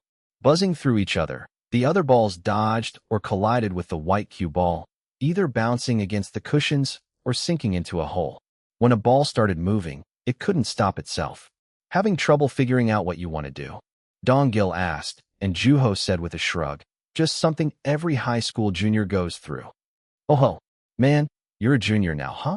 I spent ages deciding on whether or not I should go to college." That's different, Dong Gil said with a disgruntled look on his face, as if annoyed with Seo Jung for putting his own insignificant worries on par with Yunwu's. And Seo Jung responded by taunting him, wiggling his butt. How different can it be? Everybody feels like their bad decisions will make the world fall apart at one point. I mean, I was going through a living hell when I was writing One Room, but in hindsight, I realized that it was hardly any different from the time when I was trying to decide whether to go to college or not. Then, shoving his hands into the pockets of his sweatpants, he added, "So, coming from somebody who wrestled with similar concerns, how about you give it about 5 years or so? Think long and hard. Don't listen to him. It won't help at all," Dong Gil said, giving Seo Jung a disgusted look. Then, he shared his thoughts unhurriedly. "I've never been anonymous, let alone win the Nebula or the Hugo. I've never written anything like your pieces, either. I'm not sure what kind of advice I can offer. Right? What I do know is that it's impossible to stay hidden forever," Dong Gil said, sharing his level-headed opinion. Just as he had said, considering the circumstances, it would be incredibly difficult to conceal his identity, both impeccably and indefinitely. Seo Jung interjected, "All right, how about this? You wait it out as long as you can. That doesn't sound half bad, does it?" It was an interesting opinion. Why, though? If what Dong Gil said is true, then it means your identity will come to light sooner or later. In that case, just enjoy yourself. Before the young author even had time to answer, Dong Gil said cold-heartedly, "No, it'd be better to reveal it yourself in that case. It's your identity, after all. Do you have to exaggerate everything like that? You tend to make light of the world around you. And you're so rigid. Ugh, makes me feel like I'm choking." In between their conversation, Juho organized his thoughts. Chapter 250, Who is Yunwu? 3. Sigh, Juho let out. Upon returning home and opening the door to his room, the young author was reminded that there was yet another thing on the list of things that needed to be organized: the boxes of manuscript paper. They were like mountains made of paper. Because he was running out of space for the boxes, some of them had been taking up one of the corners of the living room. His mother would always tell him to move the boxes elsewhere or throw them out every time she came into his room. Then, with the conviction that it wouldn't be long until he'd lost his bed to the boxes of manuscripts, Juho turned toward the window and opened it. Of course, the boxes were getting in the way of him doing that. Nevertheless, the young author didn't find his room suffocating because everything that had stifled him at one point had all been turned into writing and was sitting within those boxes. The stacks of paper were the very proof that Juho had successfully alleviated his emotions. Having digested all of those emotions, it made sense that that much writing would have come out of him. Then, Juho took a book out of his backpack. It was the book written by Yoon Seo, which he had been reading constantly. Yoon Seo had started writing that book just when she had thought she had had nothing left as an author. Although she had always claimed that she had had no more stories left to write, she had successfully created yet another outstanding story. She was just as great of an artist as she had always been, as well as a respected novelist. Her book had the power to revive people. Yoon Seo's book carried a certain warmth to it. The fact that the young author was reading her book at that point in his life, in particular, was far from coincidence. Yoon Seo had the ability to write books that people would reach for whenever they found themselves at a crossroads. A genius, Juho let out as he remembered the conversation he had had with Coin. Juho had disliked the word quite a bit. However, regardless of how much he hated the word, Yunwu and Wonnie Young had always been geniuses in the eyes of others. But what did that mean for Juho Woo? He was a run-of-the-mill high school student, and Juho much preferred that than anything. However, his peaceful school life was short-lived. An underclassman had appeared and started calling him by the very title he disliked so much. It had to be a sign that Juho wouldn't be able to get what he wanted staying where he was, and that the time to make a choice was imminent. It was a powerful sign, and Juho recalled hearing it even from his book-loving, yet cheerful friend. Then, a bird chirped outside the window. The young author thought back to the conversation he had had with Dong Baek. He had described him as being charming. However, Juho was fully aware that within him lived a homeless, alcoholic man. He closed his eyes. He wanted to keep the conversation going and bring up what he couldn't bring himself to bring up. The red wallpaper appeared before his eyes. In fact, everything was red, from the floor to the chairs. An image of red flowers lingered in Juho's head. "You're incredibly charming, Mr. Wu," Dongbek said. "You have a mysterious side to you. For example, your calm, unfazed nature, as if you had poured all of your feelings into your work and your maturity. You're strangely mature for your age, but I find us often speaking the same language, Mr. Wu. I see how you're able to write like that, and to understand is to accept." Dongbek was certain. "I still remember the day when I talked to you for the first time. As far as I'm aware, you'll be greeted with opened arms by your fans, Mr. Wu." Juho recalled the president showing similar confidence previously. It had happened when they first discussed Language of God. His prediction had become a reality, and it showed that he had the ability to read the market and the readers. Charming. That time, Juho didn't try to shake off the image of himself at the lowest point in his past life. "I might end up homeless, completely incapacitated from alcohol abuse." Then, Juho added the truth, which sounded all too much like an excuse. It could happen to anybody. Although the young author couldn't make out Dongbek's face, his answer wasn't as serious. "One, well, that would leave me feeling uneasy, if you put it that way. I am the president of a company at the end of the day." Dongbek, too, had a fear of failure. Meanwhile, Jiang Mi, who was sitting next to him, nodded with exaggeration. Everything was as red as a warning light. In that case, everyone would blame the one who failed. In this case, the president. It was ugly and pitiful. Blaming those who had fallen away from society was easier than breathing. At the same time, it came with a strange sense of pleasure. Those who blamed were able to rest assured because they knew that they were in the position of being able to blame. "Most likely," Juho said. "I'm afraid." The young author was afraid of getting blamed. He was afraid to fail, as well as of humiliation and the wound that came with it. Juho knew all too well just how painful that could be, and he never wanted to be on the receiving end of his readers' disgusted glares. "But if I were to stay afraid, I wouldn't be able to write." There was nothing more crippling for an author than fear of failure. It prevented them from writing a single word as their minds became filled with worry and insecurity. What if there's a better sentence? If I wrote this one sentence, would it ruin the entire thing? What if people say that I should have left that sentence out? The thoughts only grew scarier, leaving the author to obsess over a single sentence until it was impeccable. There is no such thing as a perfect sentence. Failures were painful, and it was only natural to fear things that caused pain. However, lingering in that fear left one entirely incapacitated. In that case, did that mean that it was natural for them to feel like they couldn't do anything, making everything they had done up to that point unnatural? The answer was no. Fear hadn't been the only emotion the young author had felt, and it only tended to come out when a concoction of emotions was becoming a piece of writing.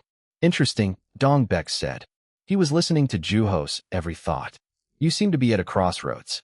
"Very much so. You know, that's not a bad thing. It's just the process of reaching a conclusion of your own. After all, it's part of life to ponder, act, and problem solve. But it leaves the mind in a jumbled mess." "I agree, and it's definitely not something you want to make a habit of. Everything in moderation, right?" Then, Jiang Mi chimed in. "I think you're in denial, Mr. Wu." And the table started spinning as if it would never stop. "You're not thinking about what's actually important." Juho nodded in agreement to Jiang Mi's statement. "It's not an in-depth analysis of the nature of failure that you should be thinking about. Rather, it's whether or not you'll face it. I'm sure we're sharing the same knowledge here, Mr. Wu, and we're not the ones you should be worrying about." Then, along with what sounded like wailing, another person walked into the room. It was Kelly Coyne. "Genius." Juho heard the conversation they had had. The young author definitely recalled saying, "Genius isn't enough. I don't find it satisfying. I'd much prefer something even bigger, shinier, and more embellished." Then, a burst of hearty laughter came from behind. "I knew it. Pure, huh? You want more people to agree with you and recognize you. You want every person in this world to read your writing," Coyne said. Of course, Juho thought. He didn't deny it since he knew those very desires were hidden deep within him. The wailing didn't stop. Then, when he looked at the wall with floral-patterned wallpaper on it, he saw a black stain that looked like a burnt spot. "The bird's here," Juho let out, seeing the crow sitting still on the table.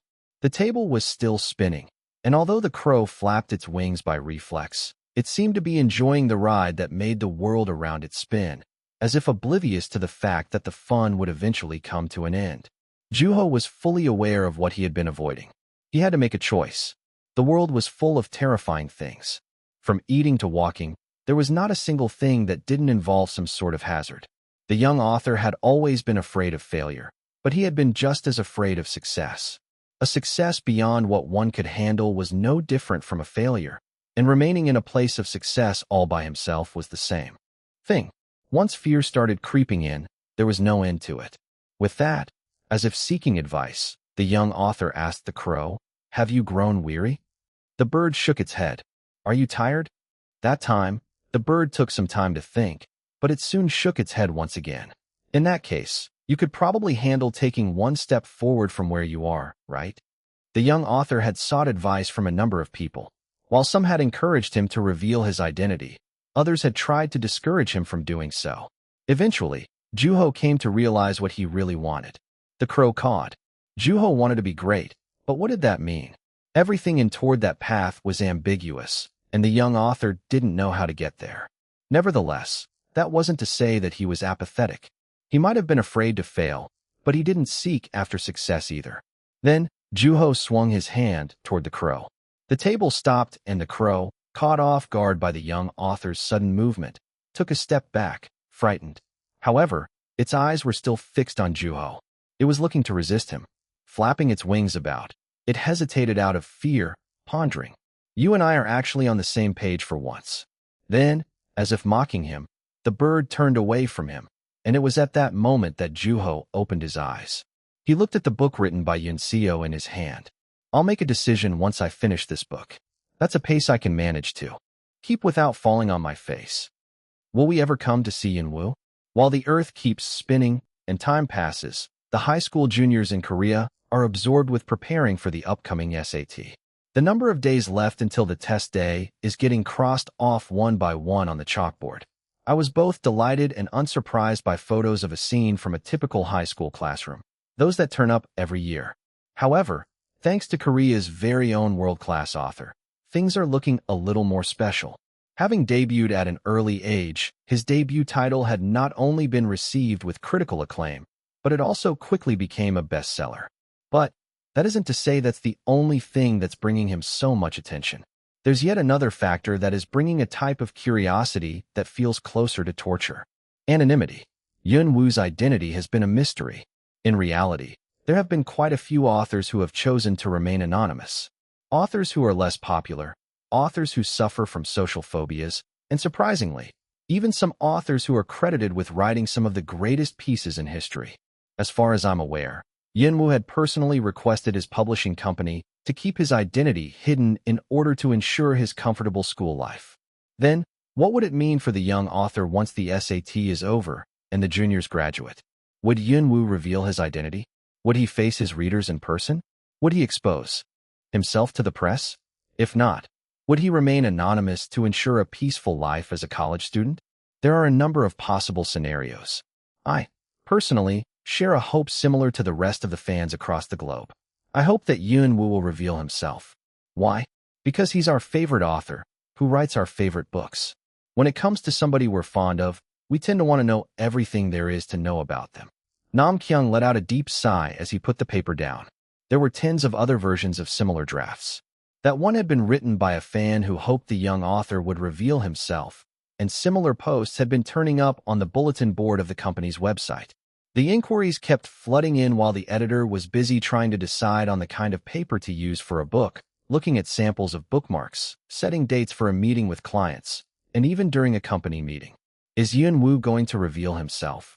Although the meeting in the editing department had been long over, the reporters had lingered in the meeting room. It had been an occasion to disclose information about Yunwoo that wasn't going to be revealed to the public, and everyone had hoped for an official statement from the publisher. We'd have to wait for a response from Mr. Woo himself.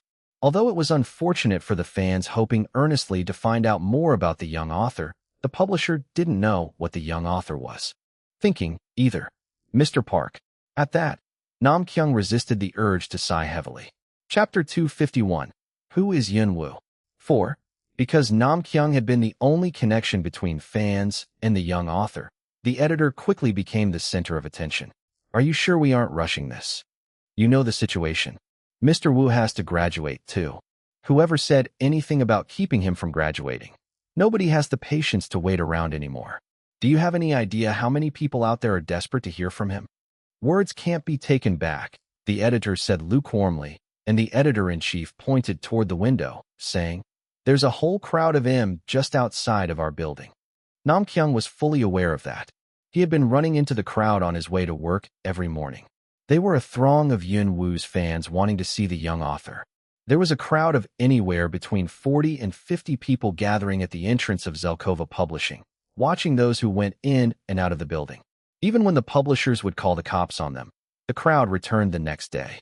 It was a sight similar to that of an entertainment agency. Nam Kyung had never seen anything like it in his time working at the company. The situation had forced the sales event to be delayed indefinitely, and going in and out of the staff room became seriously dangerous. Needless to say, the security guards in the building were on full alert. What I don't get is, how are they planning on seeing him when they don't even know what he looks like? Where they're coming from makes sense, though. It seems like Mr. Wu's really starting to be treated like a celebrity. The crowd had been gathering in front of the building since the day after the news of Yun Wu winning the Hugo Award. Coupled with the reporters, the front of the building was always in disarray. Shouldn't we push the book festival back, too? The one that's happening at the book district. Mr. Meng said anxiously. Often held in the book district, the mini-book festival was just around the corner. Then, with a troubled look on his face, the editor-in-chief shook his head. No, it's not like we're the only ones involved, and we've already advertised for it. We'll suffer a substantial loss, he said, bringing up the name Yun Wu again in order to keep things from digressing. Maybe it's best if we just reveal it, Ms. Song said. I don't know. I think it'd be better to wait until after Mr. Wu graduates, Mr. Meng answered.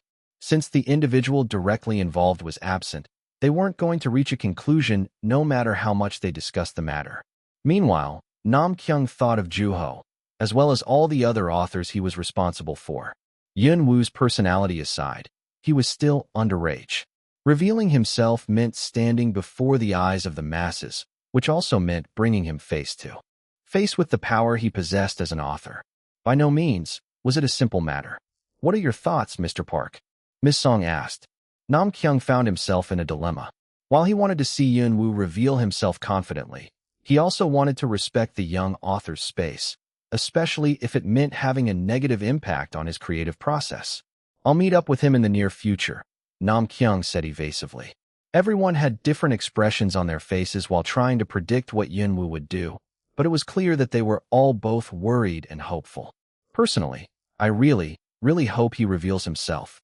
So many people have been giving me a hard time, asking how I don't know his face when I work for Zelkova. There's definitely pressure from around us. Although, I don't see that changing anytime soon, even if Yun Wu were to reveal his identity. All the details aside, I'm dying to know what Mr. Wu looks like. Do you think he's good-looking? How would an author benefit from good looks? What matters is their writing. Sure, but is that what most Koreans would think, though? Looks come before everything else. Nam Kyung sighed heavily between his co-workers. If that was the kind of conversation that was taking place within a publishing company, it had to be much worse everywhere else. Having been next to Yun Wu since the beginning, Nam Kyung had been asking himself lately, why do people need pictures?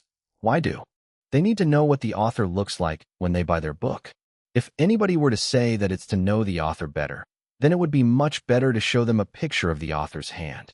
After all, authors wrote with their hands, not with their face. Maybe they'll talk about how ugly or pretty his hands are and compare them side by side. What was that? Why don't we get back to work? We have a lot to do, Nam Kyung said, leaving through the door that would keep all the information in the room from going out. Mr. Park. During the break, Nam Kyung looked back at the voice calling for him and saw a new employee who had recently come from another company. The editor was in a discussion with Giles Sohn about whether 5% was an appropriate figure for royalties or not. Nam Kyung didn't know too much about him since they worked in different departments, but the editor did recall having talked to him a few times in the past. Seeing the pen in his chest pocket, Nam Kyung remembered seeing a similar pen in the same spot when they first met. Secretly, The editor had been entertaining the thought that the pen was actually some sort of recording device, contrary to its appearance. Yes, Nam Kyung asked, and raising the paper cup in his hand, the new employee said, "Nothing really. I was just passing by, and it seemed like you were talking about something fun. Back in my old workplace, people would always talk about minimizing the amount of time spent doing other things aside from working," he said, joining in on the conversation candidly. Due to the demanding nature of the job, quite a few editors tended to burn out. In terms of experience, the new employee would probably be just as competent as all the other editors in the company. Nam Kyung was made all the more certain of that after talking about work with him. Then, changing the subject seamlessly, the new employee said to Nam Kyung, "Everyone seems anxious to know whether or not Yun Woo will reveal himself." Because that was the hottest topic within the company, Nam Kyung didn't find the transition in their conversation jarring. Besides, he was often approached by other employees within the company who wanted to know about Yun Woo. "I'm getting curious myself," the editor said genuinely. "Seems like Mr. Woo has yet to give an answer?" "No, unfortunately. That's not surprising. After all, we're the anxious ones," the new employee said and reverted the subject back to work. He seemed to have talent in storytelling. As Nam Kyung laughed at his joke, he asked, "Hey, why don't we go for a drink one of these days? What's your schedule like?" At that, Nam Kyung groaned with regret and said, "Aw man, I'm actually leaving on a business trip tomorrow and have dinner plans with Mr. Lim the next day. He recently decided to publish a book through our company." "Oh, yes, I heard. You're a busy man, Mr. Park. You must be hard-pressed to make time for Mr. Woo." "Don't worry. I intend on making it happen at all costs, even if it means staying up all night." Then, laughing cheerfully, the new employee checked the time and said, "Well, I better get back to work now. Nice talking with ya, Mr. Park." After watching him from behind, Nam Kyung, too, went back to his desk. Paparazzi Academy. Capture anybody you want, even Yun Woo. Juho looked intently at the advertisement. Although he had heard that there had been paparazzi out to capture him on camera, the young author had never actually run into one. Defined as a hungry insect strolling about for an opportunity to feast, the word paparazzi had its origin in Italy. Nevertheless, it was most commonly associated with celebrities. Most recently, there seemed to be quite a few of them infiltrating illegally operated karaokes and private institutes, reporting them for rewards. Unfortunately, the paparazzi were one of the reasons that the young author couldn't go near the publisher's building. Since Yun Woo's victory over the Hugo Award, more and more people had been lingering around the company building in order to capture the young author on camera. The name Yun Woo was still drawing massive attention. Although one might wonder how the paparazzi would take pictures of him without even knowing what he looked like, media tended to focus much more on the potential for attention than the truth, much more than most people thought. There were a handful of people who had been mistaken for Yun Woo because they had been at the award ceremonies, which was further proof of that. Even when articles that denied the rumors turned up, it took time until the excitement died down. "You're early," Juho said upon seeing Nam Kyung when he arrived at their meeting spot. As the young author sat across from him, Nam Kyung told him, "I drove here." Then, sipping on the fresh fruit juice that Nam Kyung had bought him, Juho observed him. Something was different about him. "How's school?" the editor asked. Same ol'. And the literature club? It's been fun. The new members have been getting noticeably better at writing, so I've been on my toes as of late. I think our library can expect some fine pieces of writing." Then, Nam Kyung sucked on the straw in his cup. However, drinking the juice with a straw was proving to be harder than it looked. Something had to be caught in the straw. Meanwhile, the young author observed him quietly. The conversation wasn't all that different, but there was something awkward about him. Although Juho had a vague idea of what it could be, he decided not to bring it up until Nam Kyung brought it up first. "Well, that sounds nice. A quiet, humble life." "It sure is," Juho said. "It wasn't bad at all." Then, after nodding, the editor gave his straw another try, but to no avail. Eventually, he pulled out the straw and threw it away as his patience failed him. "Man, what the heck is wrong with this straw?" he said, opening the lid on his cup and pouring the juice directly into his mouth in a very animated manner. Meanwhile, Juho drank his juice with a straw, peacefully. Then, after crunching on ice chunks, Nam Kyung swallowed them and said in a determined tone of voice, "Mr. Wu." To which, the young author answered calmly, "Yes," noticing the editor's Adam's apple moving up and down. "Do you know what the most popular subject between the people in our company is?" "I wouldn't know. I can't remember the last time I was there." "It's you, Mr. Wu." "Yun Wu," Nam Kyung said, adding, "Everyone's dying to know about you." Despite his slightly unusual demeanor, he still had a look on his face that Juho knew very well. Then, the editor asked in a low, resounding voice, "Are you planning on revealing yourself, Mr. Wu?" At that, the young author answered calmly, "Yes." Then, blinking, Nam Kyung said, "Wait, what did you say?" As Juho gave no answer, the editor took a deep breath. "Did you say you were going to reveal yourself?" "Yes." "You're serious?" Juho nodded and said, "I fully intend on doing so." The young author seemed to have already made up his mind and was ready to come out to the world with his mask off. At that moment, Nam Kyung couldn't help but feel like his entire company had been made a fool of. Just like that? Was it that easy all along? He asked, perplexed and suppressing all of his pent-up emotions. "I wouldn't say it was an easy decision. Actually, it sounds like it was very, very easy," Nam Kyung said, and Juho simply shrugged it off. There was no need to explain every detail of his thought process. "Are you sure about this?" the editor asked repeatedly in disbelief. Juho was ready to accept that there would be times when he would second-guess his decision. He knew all too well what it meant for him to reveal himself from first-hand experience. "Yes, I'll be fine. I've gone through it once. It shouldn't be that hard the second time around," he thought to himself with unfounded hope. At which point, Nam Kyung poured even more chunks of ice into his mouth, organizing his thoughts while chewing viciously. "Then, I'll arrange with the press." "No," Juho interjected, raising his hand, and Nam Kyung asked, taken aback by the young author's sudden response, "Pardon?" "It won't be through the press." "Then, how are you planning on doing this?" "The common way." Because of the distance between Yun Wu and the word common, Nam Kyung couldn't grasp what Juho was referring to. "We'll include a picture in my new book," Juho said, referring to the About the Author section of every book. At that, Nam Kyung thought of the format of the book that was to be released in Korea and overseas. Although it was common in Korean books to include a summary of the author in either cover of the book, that wasn't the case for books in other countries. Assuming that they were putting Juho's plan to action immediately, there was only one book that would allow them to reveal the young author's face in the most efficient way. The Insect. A working title, but yes. At that, Nam Kyung chuckled involuntarily. Things were taking an interesting turn. In that case, Yin Woo would be including a picture of himself in his book for the first time, which carried a story that he had thought of after watching a video of himself speaking on the phone. He would be including himself in a book about people who were trapped, while at the same time, forever trapped in a photo. "Impeccable," Nam Kyung shouted internally. Chapter 252. Who is Yun Woo? 5. "I gotta say, there's an irony to it," Nam Kyung said, feeling hopeful. Whenever he would edit one of Yun Woo's books, he felt like things were getting closer to the ideal picture in his head.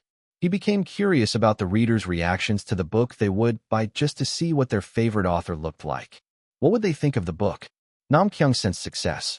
But I have to remind you, once your face is known, you won't be able to avoid interacting with the press. They'll come for you, and they won't let up. Yes, I know, but I'll keep it at the lowest key possible. I'll interact with them when and where I chose to. But in terms of revealing myself to my readers, I'd like to do that through my book. Of course, Mr. Wu.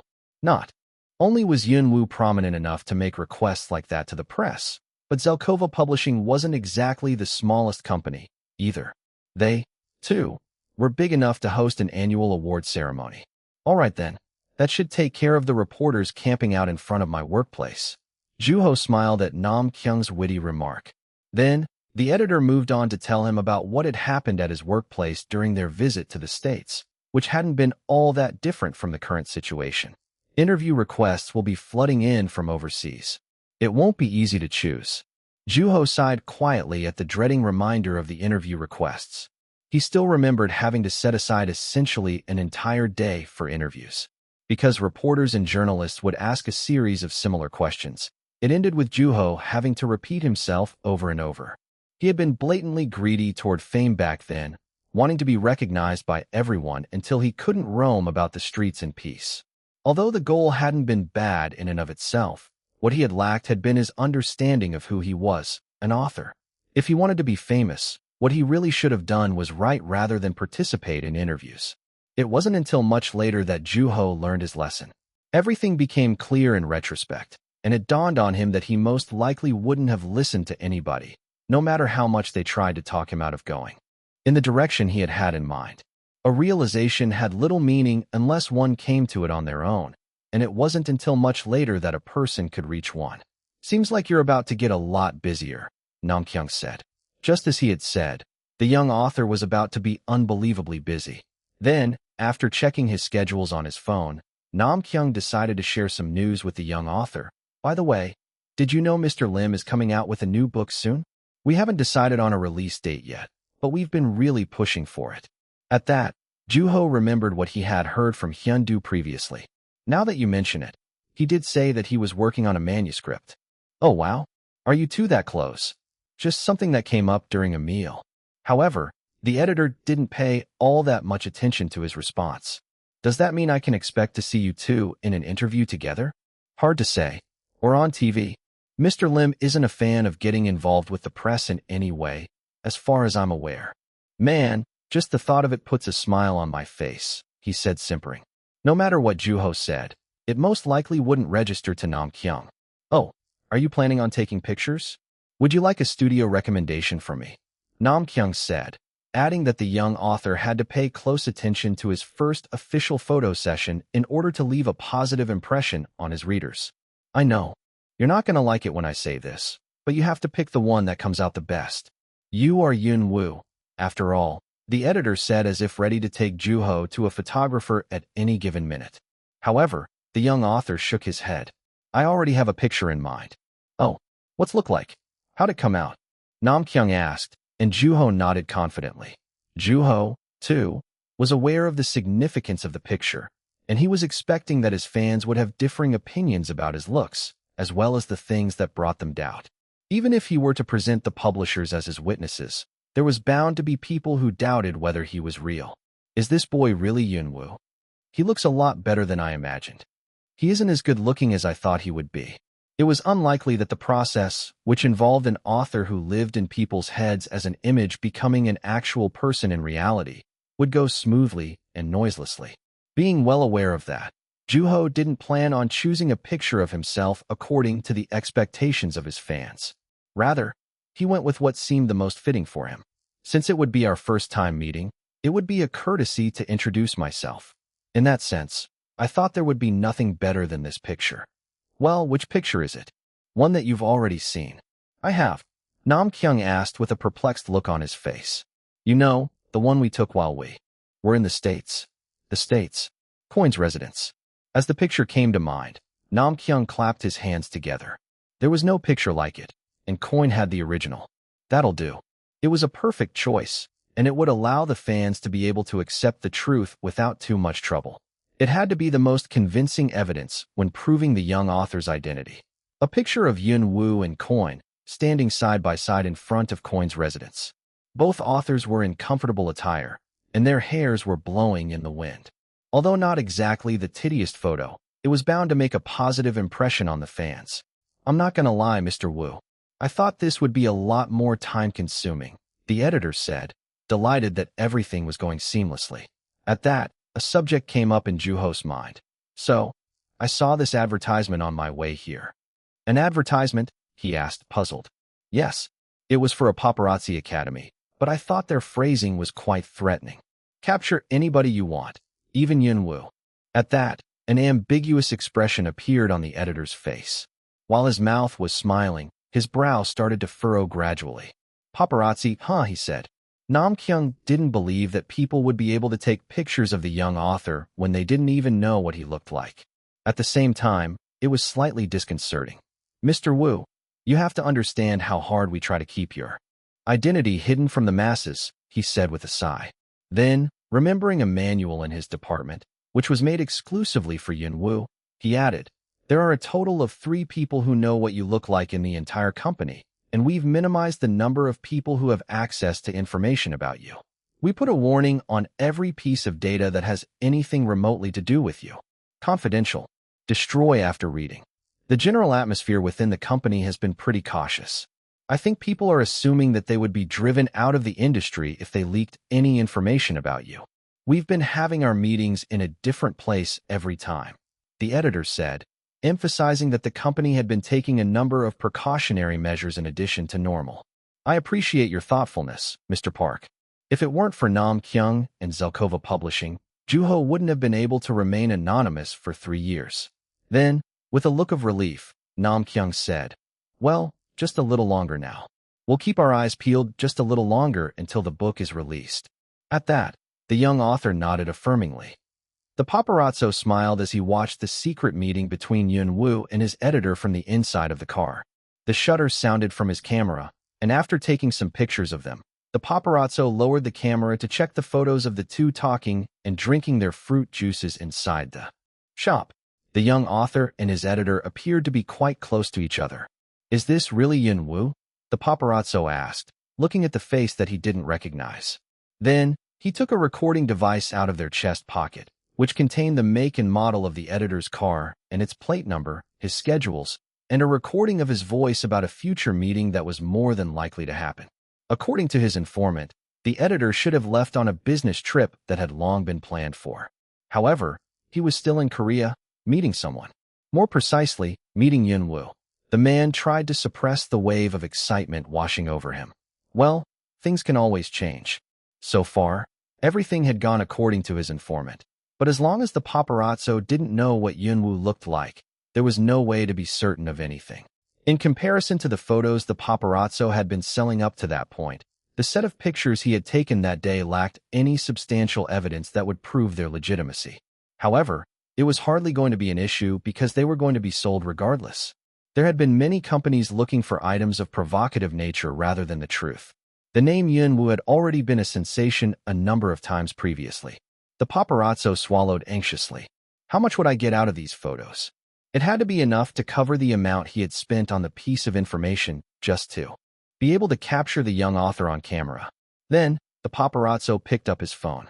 You, bring your phone up here, the P.E teacher said to a student, taking their phone away. Meanwhile, having had their phone with them in secret, the student looked like they were about to burst into tears at any given minute. Make sure to clean up before you go inside. That was the typical end of the weekly P.E class. While some students were quite fond of it, others couldn't stand it. With that, picking up a basketball, Juho shot into the basket. The students had been told that their test scores would be based on the number of shots they had made within a 1-minute time limit. That day, the class had been mostly practicing for the exam, and the class was far from special. Then, Juho went into the school building, which was noticeably cooler than outside. The junior had heard that the school was planning on going into renovations after he graduated, making a slew of improvements throughout the campus, like a lawn in the schoolyard, better air conditioning and heating, and repainting the outer walls of the building to a brighter color. Suffice to say, the juniors had much to complain about the slew of improvements that were taking place after they would graduate. No matter how much better the school became, it made no difference if they couldn't take advantage of the improvements. Internally, they had to be coming from a place of sincerity, wanting the underclassmen to enjoy the new and improved learning environment, as well as from a place of mean-spiritedness. Walls with scribblings on them, dusty hallways, windows with metal beams, the lockers, desks, and chairs, which were visible upon opening the classroom door, chalkboard and podium. Looking attentively at those things, Juho took his seat.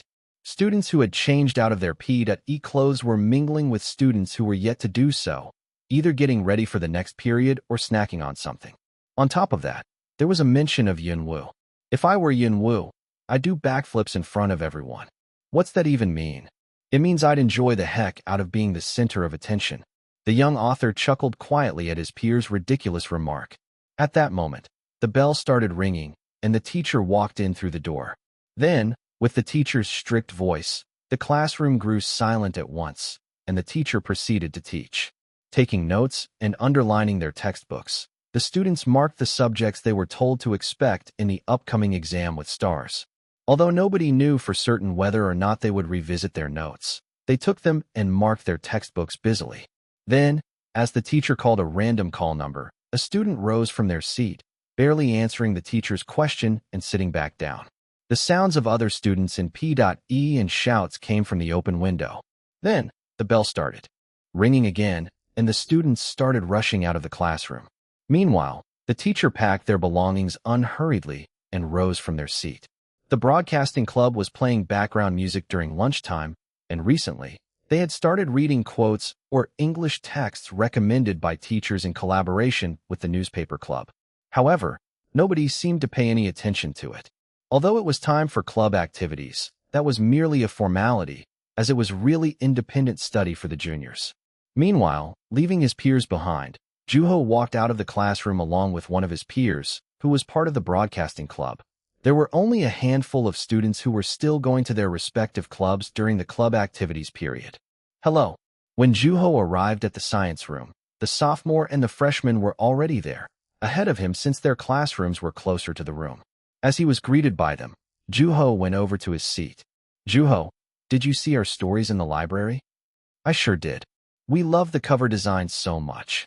Designed by Baron, they were just as captivating as they had always been. Although, he let it seem like his schedule was busy enough to make him live on campus. The former club member had willingly designed the covers for his clubmates after reading Juho's writing. The twins seemed to be blown away by the fact that their books were being exhibited in public. Meanwhile, Bo-suk raised her thumb, impressed by Baron's outstanding work. I'm sure this is a no-brainer, but your book is the most popular out of all of ours, Juho, she said. However, unlike what she had said, that wasn't as obvious as the sophomore thought. As Juho was about to explain, she beat him to it. But frankly, it seems like people are less interested this time around when compared to last year. Maybe it's because we don't get to advertise using Baron's posters. Then, after some contemplation, Juho played along, saying, maybe. It's important to promote. Chapter 253. Who is Yunwoo? 6. I miss Baron. Ask him to come visit. He's super busy though. As Juho and Bo-suk talked about Baron, a loud clapping sound came out of nowhere. What if you go professional? You know, as an author, you'll be so popular, Gong Il said, looking like she was both serious and joking, while her twin brother was agreeing with her enthusiastically. At that, Juho simply smiled without saying much. Meanwhile, Bo-suk stared intently at the young author. There's something about the name Yunwoo that makes people want to buy more books. You have more than enough potential to be like him, Juho. I have a better idea. What if you guys try to bring more people in with your writing? That's easier said than done, the twins said, shaking their heads. Then, as the bell started ringing and the entire literature club came together in the science room, Juho opened his laptop. Although he didn't have anything to work on necessarily, he had been in the habit of writing on a whim. And as usual, there was nothing out of the ordinary during club activities. While some talked to each other about books, others either joked around or helped the younger members with their writing. Bye-bye. At the end of club activities, the club was divided into two groups. The juniors, who went back to their classes, and the underclassmen, who headed home. Unlike his peers, Juho had permission to go home like the sophomore and the freshman, but because he had a place to be of his own, he parted ways with the younger members. It was the small library within the school, and as Juho had expected, there was nobody inside when the junior opened the door. It was as quiet and peaceful as usual. Remembering his younger clubmates telling him that the exhibition in the library had been getting fewer visitors than the previous year, Juho walked further into the library, toward his piece. Along with the sign that read Literature Club, there was a brief description of each piece. There were quite a few books since all of the juniors and the younger members had participated that year. Then, as the junior looked through his clubmates' well-written stories, he came across his own writing, Fingernails. Although he started skimming through it briefly, it wasn't long before he closed it back up and returned to pieces written by his clubmates. Very nice. Upon looking at them, Juho realized that his peers had come a long way from where they started. They had reached impressive skill levels, and each and every one of them had improved drastically since first joining the literature club. They had grown, matured, and become proficient, and as if to prove that, Juho saw traces left by other students who had read their stories. In other words, readers. At that moment, I enjoyed it. A familiar voice said from behind him, "Isn't she was my age?" I didn't think she'd be here, Juho thought to himself. To Juho's surprise, the girl was still in the library, holding a book in her hand. She was the reader who had expressed hope that Juho would keep writing. Then, with a lingering attachment in her eyes, she stared intently at Juho's piece. I guess I won't be seeing your writing for much longer. It's the only reason I'm not looking forward to graduating. That's flattering, Juho said. Actually, he was quite fond of what she had said. Will I ever come across your writing again in the future? She asked. Without a doubt, the young author answered confidently. That day would be coming soon. Then, she looked at him with a puzzled expression on her face, as if confused by his confidence. I'm sure I will, as long as I'm alive. That's a fancy way to put it, Juho said. She seemed to be going through something in her mind. Then, after a brief pause, she said, when I discover that not a single university in existence wants me, for example. Juho shrugged. Books had always been within their readers' reach. As long as they made up their minds to reconnect with them, books were readily available for them. In the meantime, she returned to her post, and that was the end of their interaction. Coming out of the library, Juho walked down the stairs and, finally, out the front gate of the school. Then, standing still in front of the metal gate, which was closed halfway as if to convey that only certain individuals might pass through it, the young author looked up at his school. The security guard was nowhere to be found. Maybe it had something to do with the fact that the person standing in front of the gate was a junior who was about to graduate in the near future. The realization that he didn't have much time left in that school left a bitter taste in Juho's mouth. Then, after staring up at the building for a little while longer, he went on his way. Should we go somewhere? Juho said to his mother, looking out of the patio window. The weather was pleasant and, as if aware of that, the pedestrians on the street were all in a hurry to get somewhere, all while their faces were filled with joy. Sounds good. Should we go to the Han River or something? While talking about a potential picnic, Juho's eyes went to the TV, which they had left on for no apparent reason. It was showing a number of celebrities, and among them was Myung-Joo Moo, who Juho hadn't seen in a while. The actor had been busy appearing on a bunch of TV shows in order to promote his new drama. He's a good actor, Juho's mother said while looking at the actor on the screen, and the young author agreed. Myung-Joo was an incredible actor, and most viewers who had seen him on screen were bound to agree. His versatility as an actor brought joy to his fans. Before Juho realized, the subject of the conversation had taken a completely different turn, from a picnic to the actor. Do you still keep in touch with him? Not really. Unlike with Sang-young or Soo-young, Juho hadn't kept in touch with the actor. Although he had his phone number, they were never close to each other, and their relationship was no more than that of a fan and a celebrity.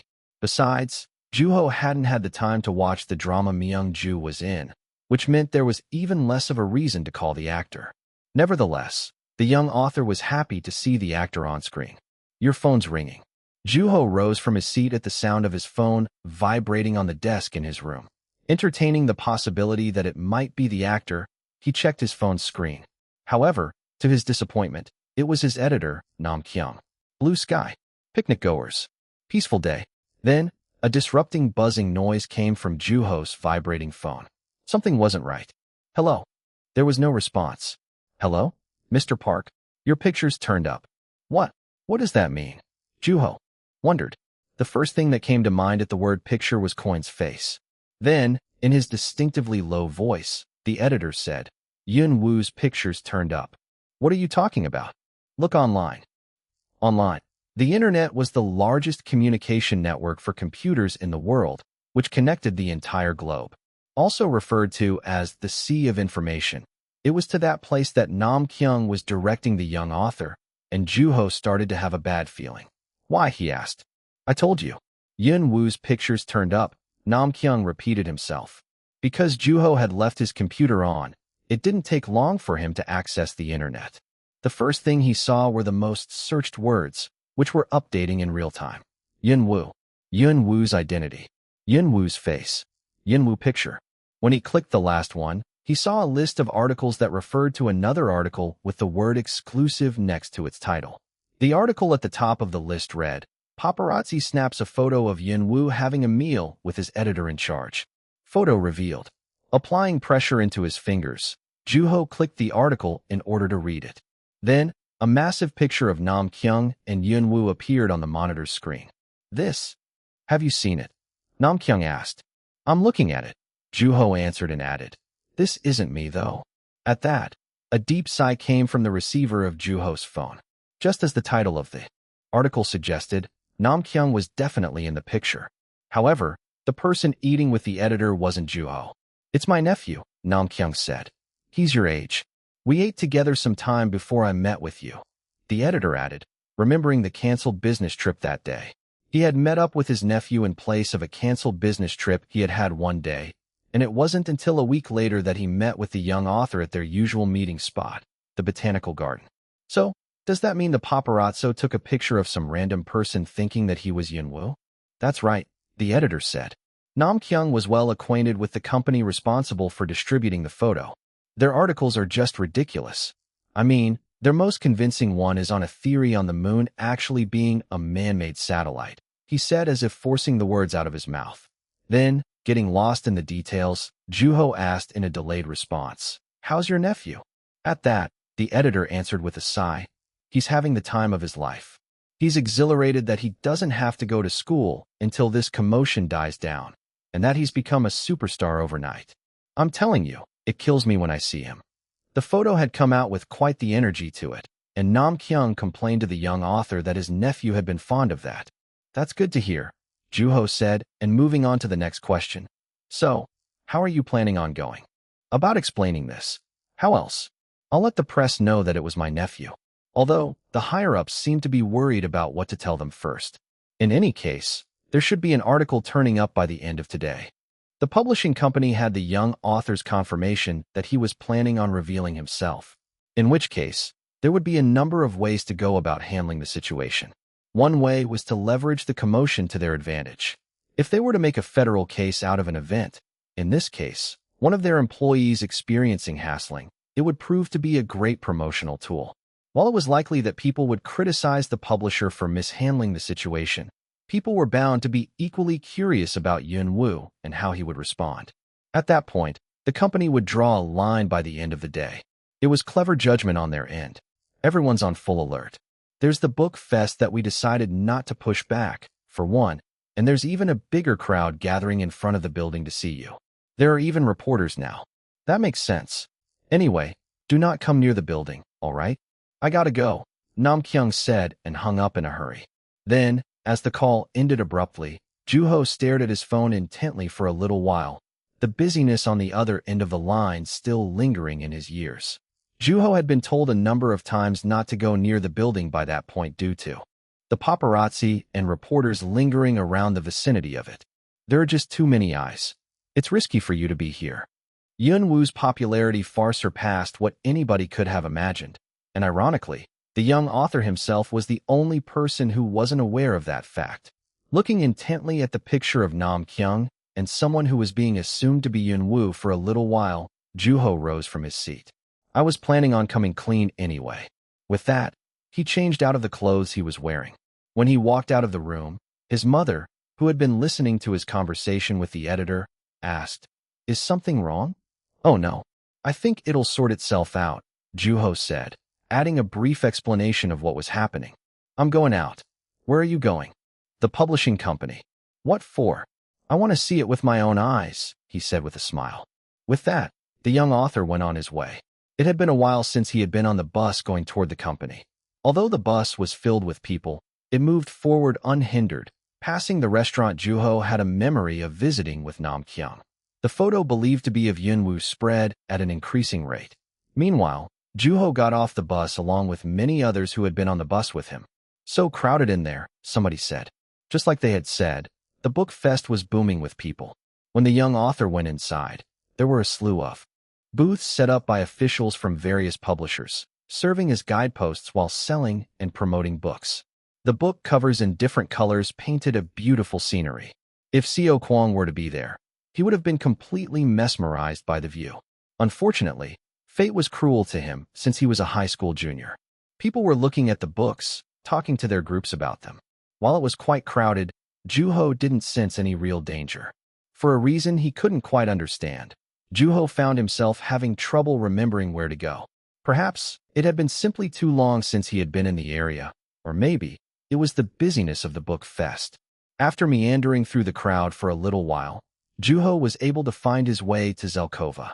He was made certain of that by the changing scenery around him growing farther away from the festival crowd and its friendly and welcoming atmosphere.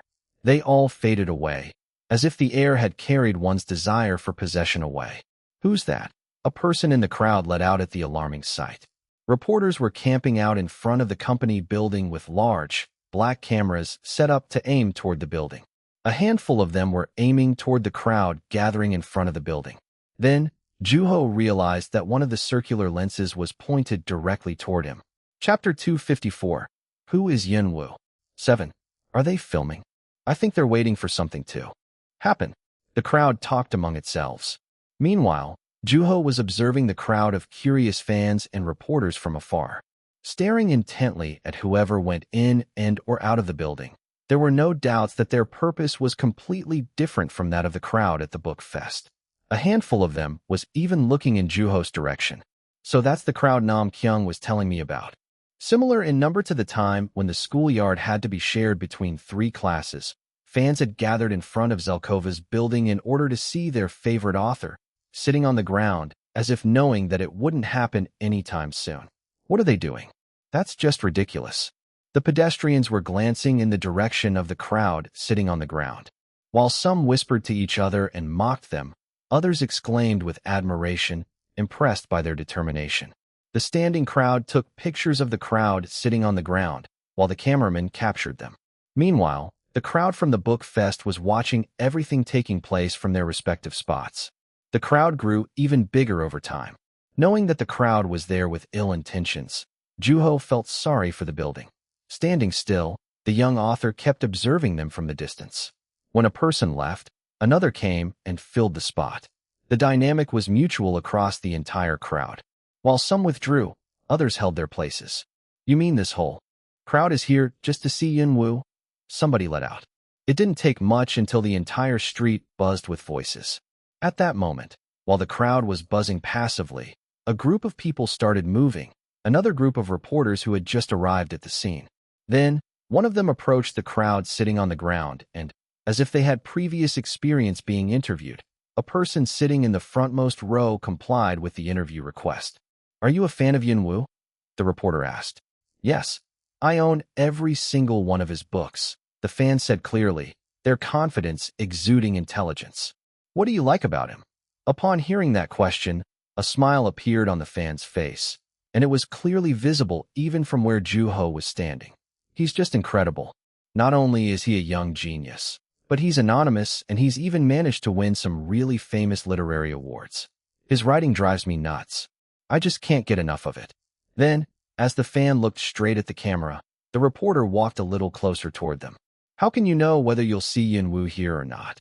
I'm counting on my luck. As you said, there's no telling if I'd be able to recognize him even if I were to see him. But who knows? That person might just be Yunwoo. And if he really is, then I will have met him. How will you confirm the answer?" "The answer? As in, whether you really met him or not?" "Oh, that. It's simple. I'll know as soon as Yunwoo reveals himself." At that, the reporter continued as if the fan had taken the bait. "Are you aware of Yunwoo's picture floating around the internet?" "Yes, I am." "So, what does that tell you about your answer?" the reporter asked, and the fan hesitated for the first time.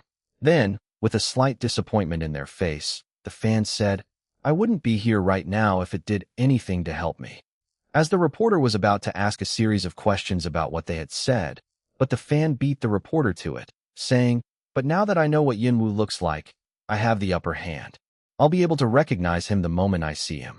Do you think Yunwoo will show up today?" "It seems highly unlikely to me," the reporter asked, and the fan responded with a shrug. "Only Yunwoo would know." With that, Juho turned his head by reflex to look at the people around him. Some were sighing, while others were growing irritable, frowning. They were all dying to meet the young author. At that moment, Juho locked eyes with somebody standing next to the cameraman. Although Juho was about to ignore it, the man didn't seem to be thinking about doing the same. Then, raising his hand, he pointed in a direction, opened his mouth, and let out, "It's Yunwoo." The situation took a turn suddenly. As the man said repeatedly, "It's Yin Wu. He has to be." The people around him looked around frantically. Meanwhile, the young author was still locking eyes with the man, even as his name was being called out. The man's finger and tongue were both directed toward him. The crowd on the ground jumped up at once, and the crowd in their feet took their phones out simultaneously. At that moment, as the tightly shut door of the building flung open, a number of people poured out of it, including Nam Kyung. Then, with an urgent look on his face, he shouted, "Hey, what do you think you're doing here?" Not only did the editor look furious, but his voice also sounded quite agitated.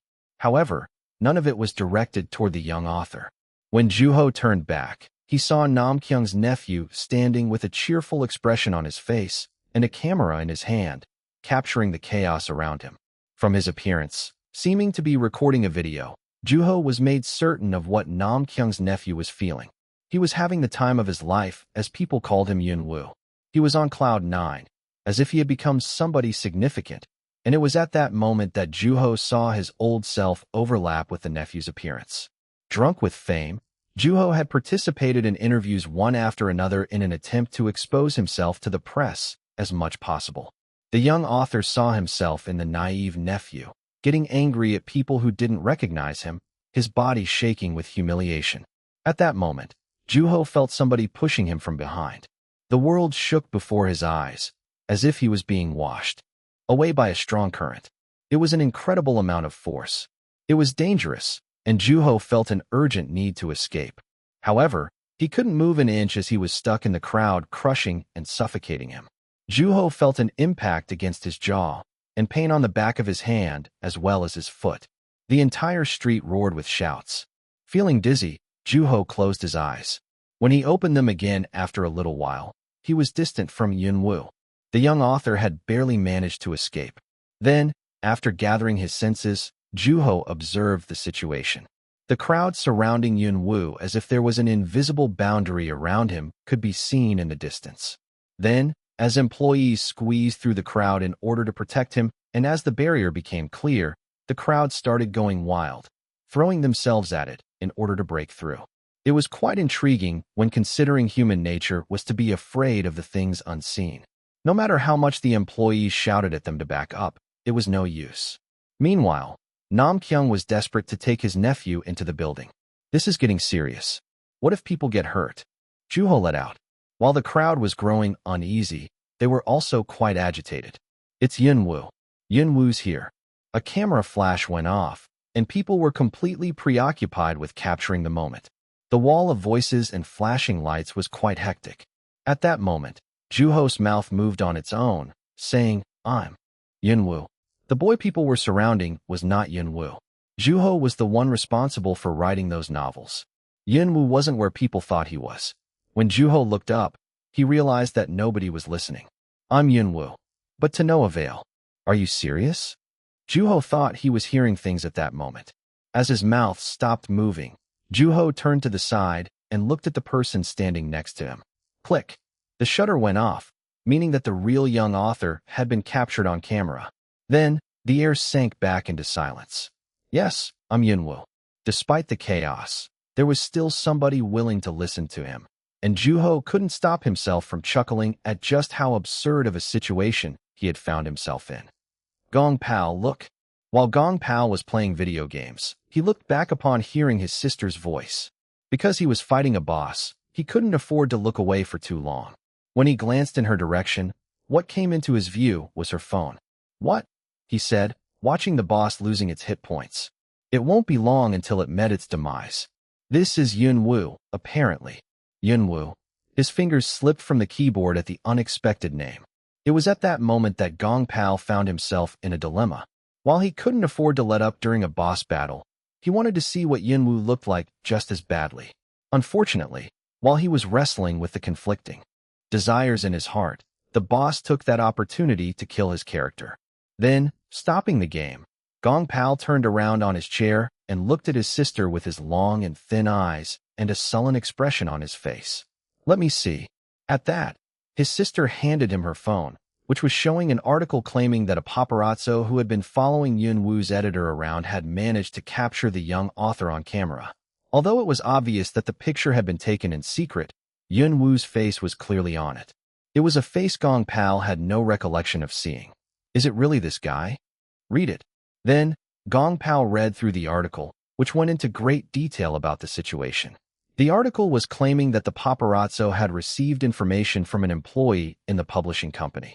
The fact that Nam Kyung's business trip had been canceled out of nowhere and that the two people in the photo frequently ate together made the photo all the more convincing. With that, Gong Pao moved on to the comments and came across somebody claiming that Yun Wu's real name had been revealed, including which high school he went to. The age seems to match, Gong Il said. However, Gong Pao was yet to be convinced. Is this really Yun Wu's editor? He asked. Apparently. Did that mean the man in the picture really was Yun Wu's editor? Was the person he was eating with in the photo really the youngest and the first Asian and Korean winner of the Nebula and the Hugo? Was he really an acquaintance of Kelly Coyne? Was he really responsible for writing some of the greatest novels in literary history? Something's not right, Gong Pao said honestly. Although he didn't quite understand what he had expected either, it was clear that he was disappointed by what he was seeing. Right, Gong Il said, agreeing with her brother. It was common for the twins to have the same thought in the same situation. Not quite sure how to put it, but something feels out of place, she said, and her brother nodded in agreement. It was out of place. Of course, what he was feeling was only natural since he had never met Yun Wu, but there was something about the Yun Wu in the photo that lacked affinity. I don't know why I'm even expecting Yun Wu to be friendly toward me, but that's how I feel. Maybe you already had somebody in mind that you hoped would be Yun Wu? You think so? I don't know. Gong Pao looked intently at the photo on the phone screen. He looked entirely ordinary. If he really was Yun Wu, Gong Pao would eventually come to believe it. Besides, the article claimed that not only the person was having a meal with his editor in charge, but that he also matched the description of Yun Wu's age. It had also stated that there had been information provided by an employee of the publishing company. Then, a finger appeared on top of Yun Wu's face, and Gong Il took her phone back from her brother. Everyone else in the club probably knows, right? Probably. At least, I'm sure Seo Kwang knows about this. What do you think Juho would have to say about this? Who knows? At that moment, they thought of grains of sand and fingernails, along with the emotional experiences they had after reading them. Yun Wu and Juho Wu. The twins remembered comparing the two not too long ago. A world-renowned author and an ordinary high school student, member of a literary club. Frankly, they were incomparable to one another. Why do I like Juho's writing better? Gong Pao asked himself.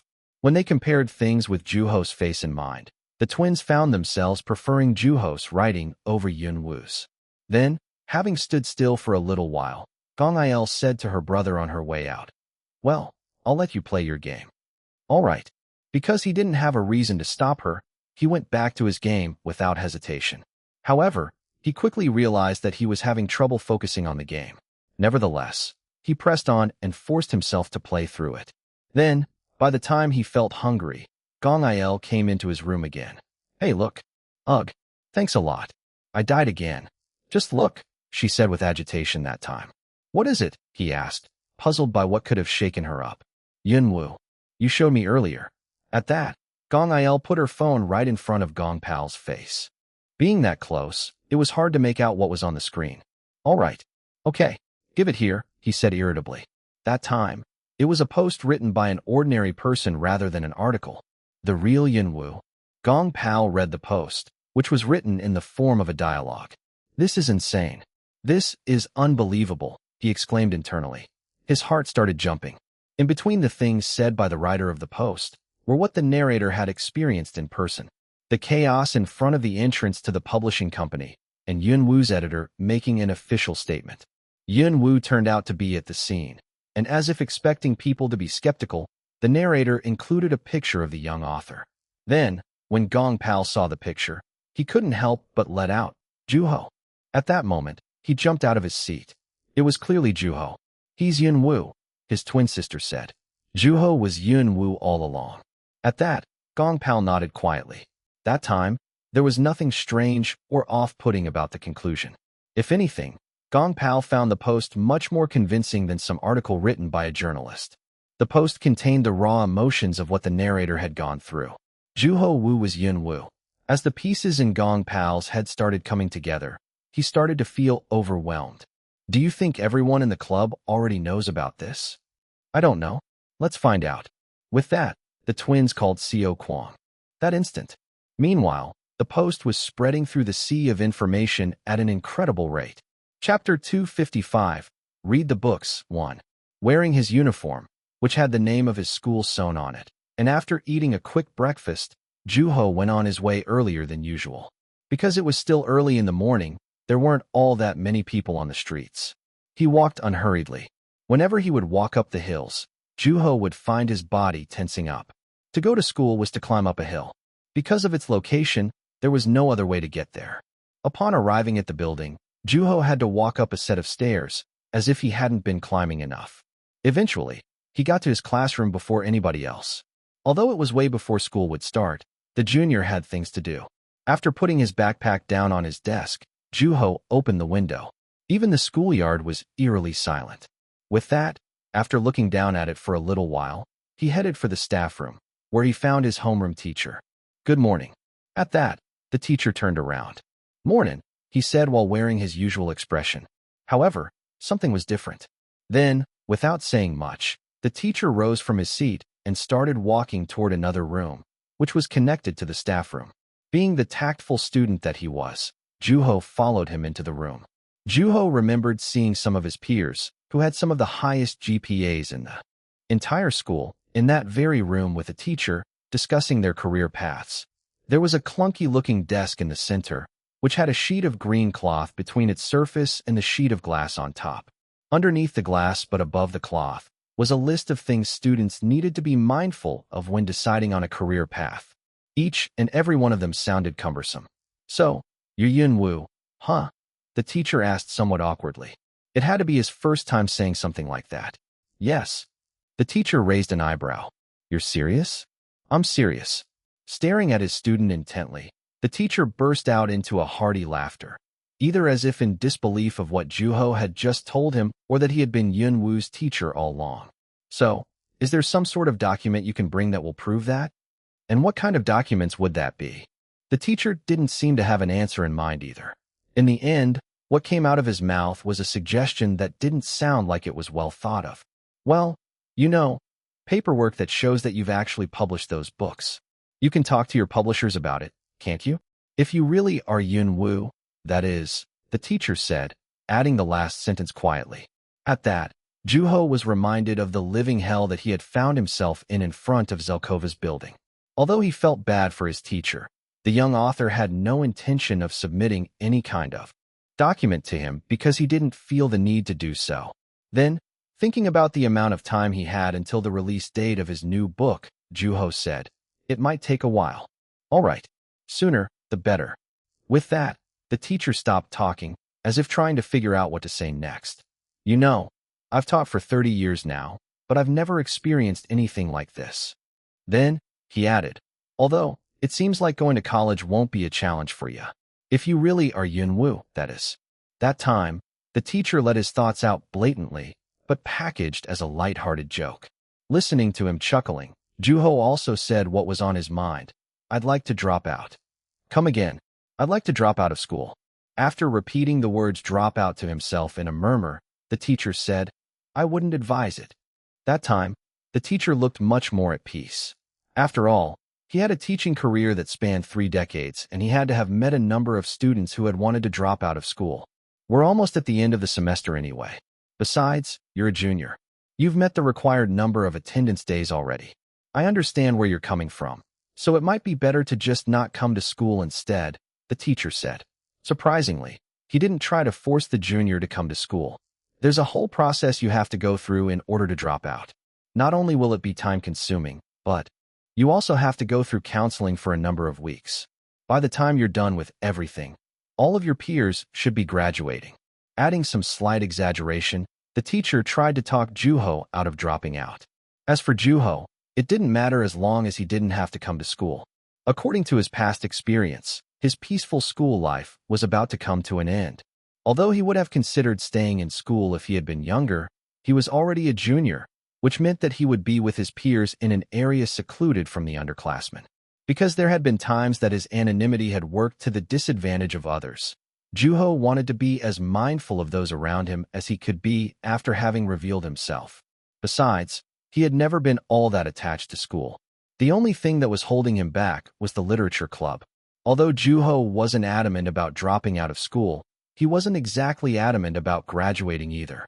Still, he asked, if everyone else will be graduating by the time I can drop out, what difference would it make if I were to just drop out? The teacher looked at his student as if looking at a naive child that knew nothing about the realities of the world. Then, Juho remembered that his teacher knew nothing about what kind of life he had led up to that point. At which point, the teacher gave him some lackluster advice. You won't get your diploma, the teacher said, as if telling him an answer to a question on a test. You'll regret it. Regret. Juho nodded in agreement. He had regretted attending a university in the past. But would it be the same this time? It was a possibility. Regret tended to come as an afterthought, and, unfortunately, regret had always been able to latch itself onto most decisions. In other words, it was always possible for Juho to regret the life he had led up to that point altogether. After some contemplation, the junior said, I don't believe that I'm at a tight spot. What? You said I'll regret it if I drop out, didn't you? One only finds themselves in a tight spot when they're forced to do something they know they'll regret doing. You see, I don't think I'll have to worry about regretting my decision because dropping out seems like a legitimate option for me. Then, caught off guard by his answer, the teacher said to him as if he was a freak of nature, That's because you're Yun-woo. So, now you believe me, Juho said with S-Millie. At that moment, somebody came in through the door. It was Mr. Moon. As Juho greeted him, he greeted Juho back and told the homeroom teacher, The principal wants to see you. Oh, bring him with you. At that, the two rose from their seats, opened the door, and headed for the principal's office, which was on the same floor. There had been quite a few students who had come to school while Juho had been in counseling with his teacher. Meanwhile, when the students who had been standing in front of the staff room saw Juho, their eyes widened, as if they wanted him to walk away from them far enough so that they could talk about the young author among themselves. Just as they were wishing, Juho went into the principal's office. Good morning. He greeted the principal, who was sitting on a leather chair. As if preoccupied with something, he asked Juho and his teacher that they take a seat and wait. As Juho breathed in quietly, he noticed the smell of red ginseng in the air. Soon after finishing up, the principal sat on his desk, and Juho started to have a bad feeling that things were about to get complicated. Yun-woo. That guy. Seriously? Juho heard those words a number of times after he walked out of the principal's office, and as he was climbing the stairs. The fact that people had started calling him Yun-woo made the junior feel frustrated. At the same time, part of him also felt relieved. While it all felt foreign to him, it also felt familiar at the same time. Juho stretched toward the ceiling. The talk with the principal had proven to be quite cumbersome. Maybe it was because it had been mostly the same as what he had talked about with his homeroom teacher. Repeating himself was quite tedious. At that moment, he heard Mr. Moon chuckling from behind him. So, you're Yun-woo, huh? He asked despite already knowing the answer. Still, Juho played along. Yes, I'm Yun-woo. The twins are losing it. I know. We talked on the phone. What did they say? Did they even believe you? Then, as Juho saw all the text messages piling on his phone, he was reminded of when the twins had learned that he was Yun-woo. He had called them without a delay, without fear, because he was confident of the evidence in his hand. In case the twins didn't believe him, Juho had planned on bringing up the new book he was releasing. Gong Pao already knew a part of it, and it would be more than enough evidence on top of the photo of himself with Kelly Coin. However, as soon as the ringing stopped, the twins let out with excitement. So that's what it was. They were exhilarated, like they had figured out the answer to a difficult question. When hearing their voices, Juho couldn't help but chuckle. Everyone else is in the science room, Mr. Moon said. Juho recognized the need to explain the situation to his clubmates. As Juho walked up the stairs and along the hallway with Mr. Moon, James turned up. Upon seeing the two, the English teacher walked toward them at once. So that voice was you, James said in English. It occurred to Juho that James might have recognized his voice since they had had quite a few conversations. Yep, you recognized my accent, didn't you? While looking like he couldn't believe that he was acquainted with Yun-woo, James also seemed quite excited to have learned the truth. He had accepted that Juho was the mysterious young author all along, and his knowledge of Juho's language skill had to have contributed significantly to that. Your name always came up whenever my friends and I would talk about Yunwu. I would always tell them that I have this student with an unbelievable sense of language, and that he's so impressive that I want to introduce him to a professor I know. But who would have thought that you would be Yunwu? Everything's falling into place. Juho had never heard James talk so fast since they met. Life can be funny, don't you think? By the way, I put your data to good use. Wait, you don't mean? For language of God. As James' earlobes turned bright red, he threw his arms up in the air. It would be obvious even to students who didn't speak English that he was exhilarated. Although James wanted to talk some more, Mr. Moon intervened, saying, Juho has a place to be.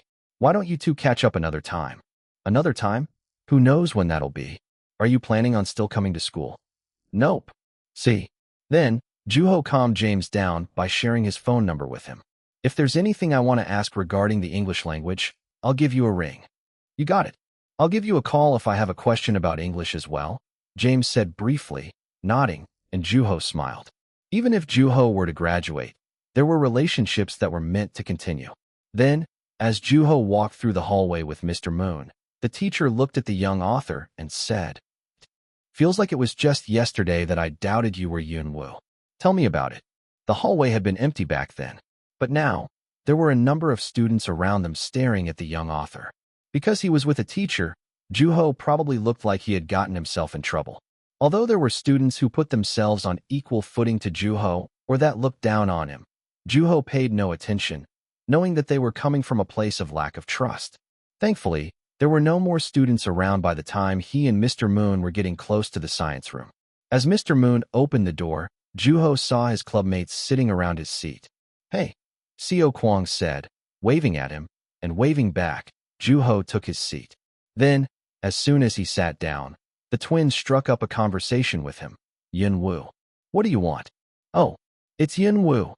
The twins let out, locking eyes with each other, intrigued. The rest of the club also brought up the name Yunwu for no apparent reason. Meanwhile, Bo Suk asked with her eyes sparkling just as much as her name. Did you hear? The library is off limits. At that, Juho's brow furrowed slightly, and he asked, It's not because people are rushing in to read my writing, is it? It's precisely that. Oh no. It wasn't all that difficult to imagine the situation. There were still students who doubted whether Juho was Yunwu. In order to find an answer, they had all rushed to the library to read the piece written by Yunwu, which had been written under the name Juho Wu.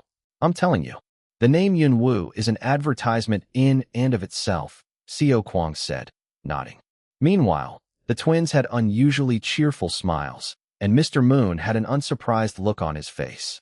Then, Juho sighed as he gave up trying to explain himself, and said, Yep, it sure is important to promote. Chapter 256. Read the book, too. I don't know what everyone else will think, though, since Yunwu and Juho have such different writing styles, Bomb said, sounding concerned. Meanwhile, Sun Hua, who was resting her chin on her hand, said indifferently, What can they do? He really is Yunwu. That's true. I'm sure Yunwu had some sort of plan when he dropped a bomb this size, right? At that, Juho came clean. It was half on impulse. I knew it, Seo Kwong let out, nodding. What did I tell you? He has an impulsive side to him. If he ever gets into gambling, he'll lose money left and right. While Sun Hua gave Juho a pitiful look, Boem stepped in to save him. But you managed to hide it for 3 years, though. If I were in your shoes, I wouldn't have lasted a week. That is true. You know, we played a big part in that too, Sun Hua said. And just like she had said, Juho was also grateful to his clubmates for keeping the secret. I gotta admit though, part of me was thrilled to know something others didn't. Now I get to go around and show off, saying that I've written alongside Yunwu, Seo Kwong said while stretching, and everyone agreed. The club members seemed to be in a good mood. I've decided not to come to school from now on, Juho said. The room sank into silence. But what about college? Sun Hua asked, breaking the silence. I won't go to one. You're still graduating, right? I was planning on dropping out, but my teacher doesn't think it's a good idea. Of course, the semester's almost over. I'd say the same thing. Is that really necessary, though? Boem asked quietly, looking sad. To which, Juho responded with a shrug. Things will be in perpetual chaos as long as I'm around. People will come rushing to see me from other classes. I mean, it's Yunwoo of all people. You're so full of yourself, Sunhwa murmured. But ignoring her, Juho continued. I don't know if that's what I want. Does that mean you're not coming to the literature club anymore? Bom asked, looking intently in Juho's direction. Tilting his head, he answered, I guess so. Does that mean we don't get to read your writing anymore? The twins asked, their expressions growing darker. At that, Juho smiled and said, You'll find them in bookstores. That's not what we meant. We want to read your stories while they're still fresh in their manuscripts. Yunwoo's manuscripts tend to cost a little more. But we joined the literature club because of you. Although Juho had definitely played a role in talking the twins into joining the club, it was more accurate to say that Juho had provided them with an opportunity to join. What? You're going to leave just because I'm not around anymore? No, we're not. The time they had spent together up to that point was definitely enough to help the twins realize just how fun and rewarding writing could be. Seeing that the younger clubmates were about to burst into tears at any given minute, Juho comforted them. I'll buy you guys food if you call me. Even fried chicken? You got it, Juho said, thinking that it had worked even better than he had hoped for. With that, the young author looked around the science room. Half of the room was occupied by junk, like old chairs and desks and experiment equipment and data for science class. Not only was the room dusty, but it was also quite small and dark.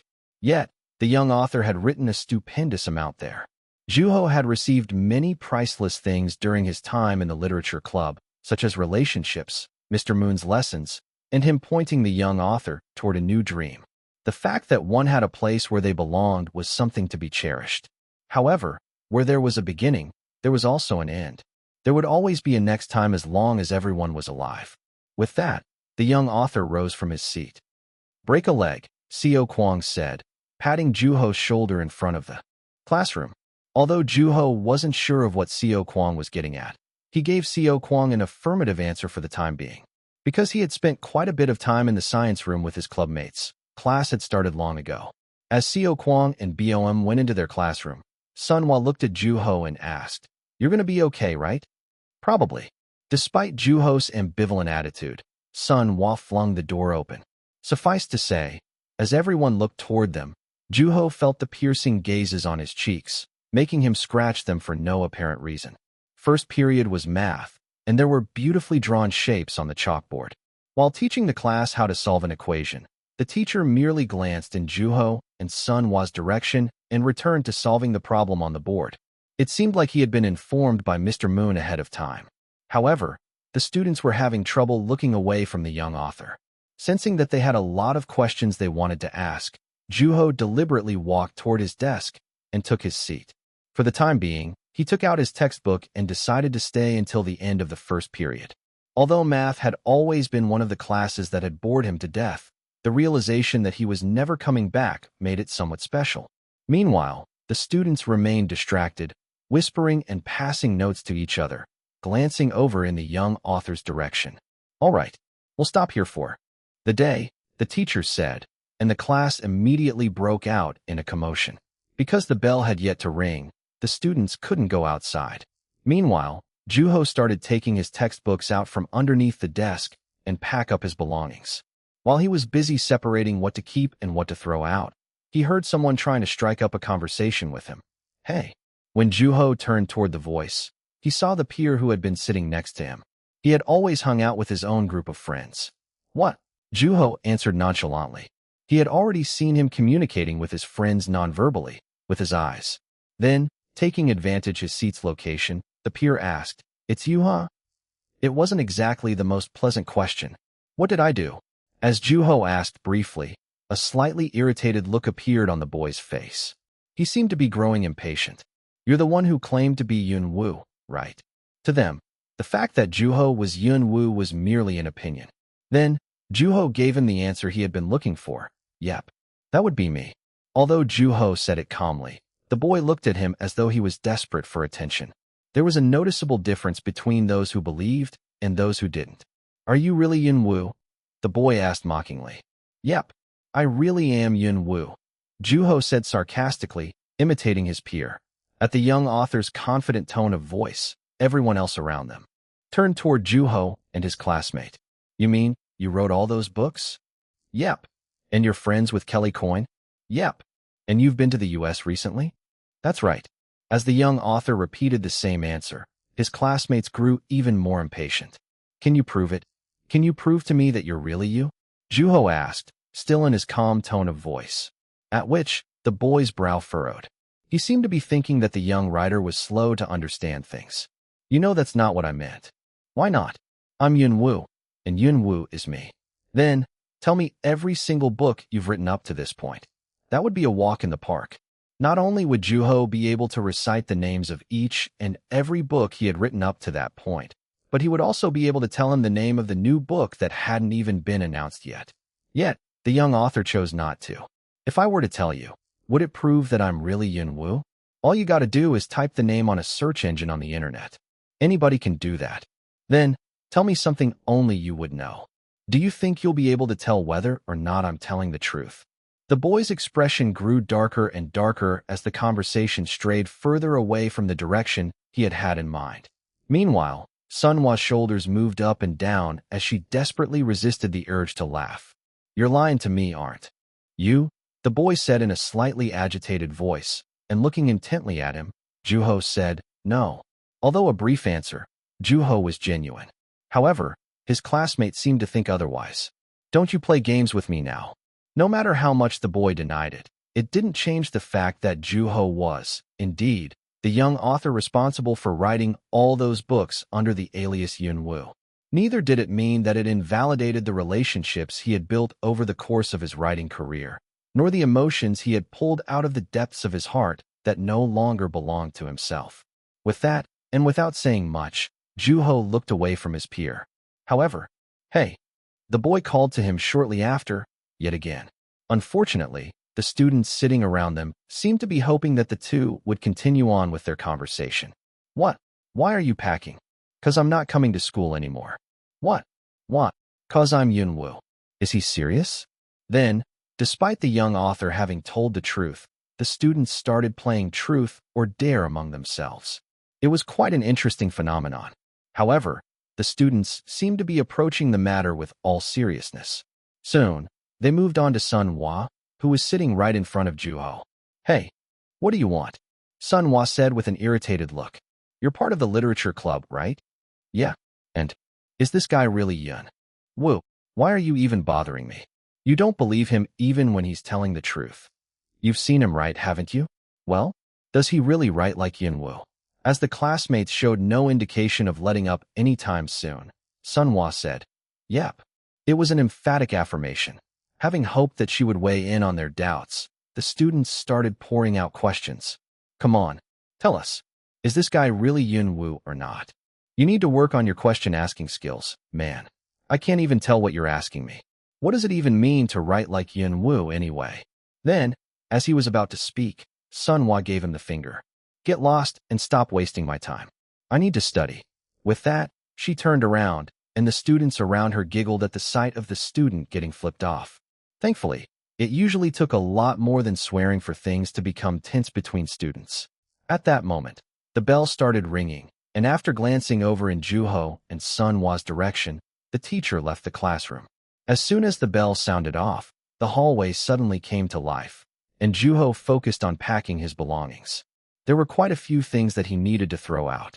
Hey, look, you got visitors. The boy sitting next to Juho seemed to have a lot to say that day.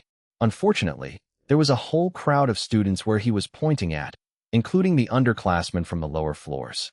Although Juho was well acquainted with the situation, it wasn't quite the same as the past. That time, the crowd of students wasn't looking at the young author in a positive light. He's got to be fake, somebody let out. Something was tugging at their hearts. Most of the students seemed to believe that Juho was getting expelled as punishment, and his classmates enjoyed the situation from a distance. Although there were some juniors who weren't pleased to see the underclassmen on the juniors' floor, the majority of the crowd seemed to take delight in the situation. Him? Yunwoo. They were referring to Juho. At that moment, Juho remembered the time when the title of genius had fallen away from him. Revisiting an old memory was a strange experience. The young author felt his hands slowing down while he packed. People had been seeing imposters of the young author regularly. Those who they had believed to be Yun Wu had always turned out to be fake. When one became too familiar with one conclusion, it became harder to think outside of it. Similarly, maybe Yun Wu, too, had become too used to hiding. Then, Juho let out as a book appeared in front of his eyes. When he followed the hand holding the book, he learned that it was Bom, and behind her, Seo Kwang. "Can you sign my book?" she asked with a somewhat mischievous smile. Then, pushing all the pre-existing thoughts from his head, Juho chuckled as he remembered something entirely different. Juho remembered the timid clubmate wanting to get her copy of Trace of a Bird signed by an imposter during their freshman year. "With pleasure," Juho said, taking the book from her willingly. Meanwhile, Seo Kwang, also with a book in his hand, was standing in line behind Bom. "Man, I only have workbooks on me." Sun wallet out. "It'd be rude if I were to ask you to sign one of my comic books, wouldn't it? Dude, you're part of the literature club, and you don't carry a single book. Are you saying that comic books don't count as books?" In the middle of the commotion were familiar voices, and the sound of them alone was enough to turn the humble book signing into an entirely different experience from that of the young author's past. Then, "Give me a break," a spiteful voice interfered. "I'm telling you, you're wasting your book," a student said with an apparent look of displeasure. Upon closer look, Juho recognized jealousy in his face. It was jealousy towards somebody who had succeeded early in life. The student was not keen on the fact that Yun Wu was around him, which was too much for a high school student living in a reality filled with uncertainty for the near future. Therefore, he chose not to believe, and most of his peers were more or less in similar positions. With that, Juho quietly packed his belongings. "Bye," Juho said. Then, as he rose from his seat, he was struck by the realization that he had remained mostly silent out of habit. At which point, he had to ask himself, is it really time for me to go? Chapter 257. Read the book. 3. "Want me to see you out?" Seo Kwang asked, and Juho shook his head as he gathered his senses. "It's fine. The next period is about to start." With that, his clubmates waved goodbye since they couldn't leave the building. And with a reference book in his hand, which he planned on throwing out, Juho went down the stairs. When he reached the hallway, he came face to face with even more people. The long, straight hallway made it impossible for anyone to hide, as it exposed anybody walking through it. Being well aware of that, Juho walked while looking straight ahead. The students murmuring to each other became clearly audible, and Juho could tell that they didn't look at him in such a positive light. It was quite strange. Not everyone seemed to think of him as a fake. There had to be those who believed that Juho was actually Yun Wu. However, it was likely that they wouldn't dare speak up. The responses were obviously one-sided, and it was clear what the dominant beliefs were. Yun Wu is a fake, at least in this school. It wasn't exactly a conclusion Juho was fond of. "Yo, Yun Wu," a voice called to the young author mockingly. Then, shortly after, Juho felt something hit the back of his head and fall to the ground. When he looked down, he saw a crumpled-up piece of paper. Bending at the waist, he picked it up and opened it. It looked like a set of incomplete notes. Although Juho looked around in order to return it to whoever it belonged to, his efforts were in vain. Whoever it was, they were hiding in the crowd, never to reveal their face. In a situation where anonymity was maintained, even the crassest of deeds were tolerated. Feeling the heftiness in his hand, Juho couldn't help but sigh. Then, he looked up at the sky, which was blocked by the concrete ceiling. With that, the young author went on his way unhurriedly.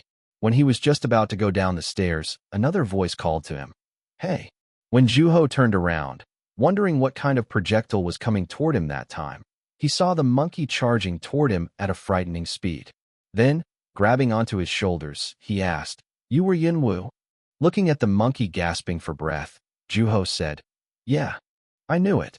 The monkey said, clutching his hair as soon as he heard Juho's response. He didn't seem like the type who cared about how others looked at him. "I got an interview out of Yun Wu." The monkey was having a deeply emotional experience, and after writhing with joy for a little while, he looked up all of a sudden. "This will look good on applications, don't you think?" "I wouldn't know. Come on. It's interview time.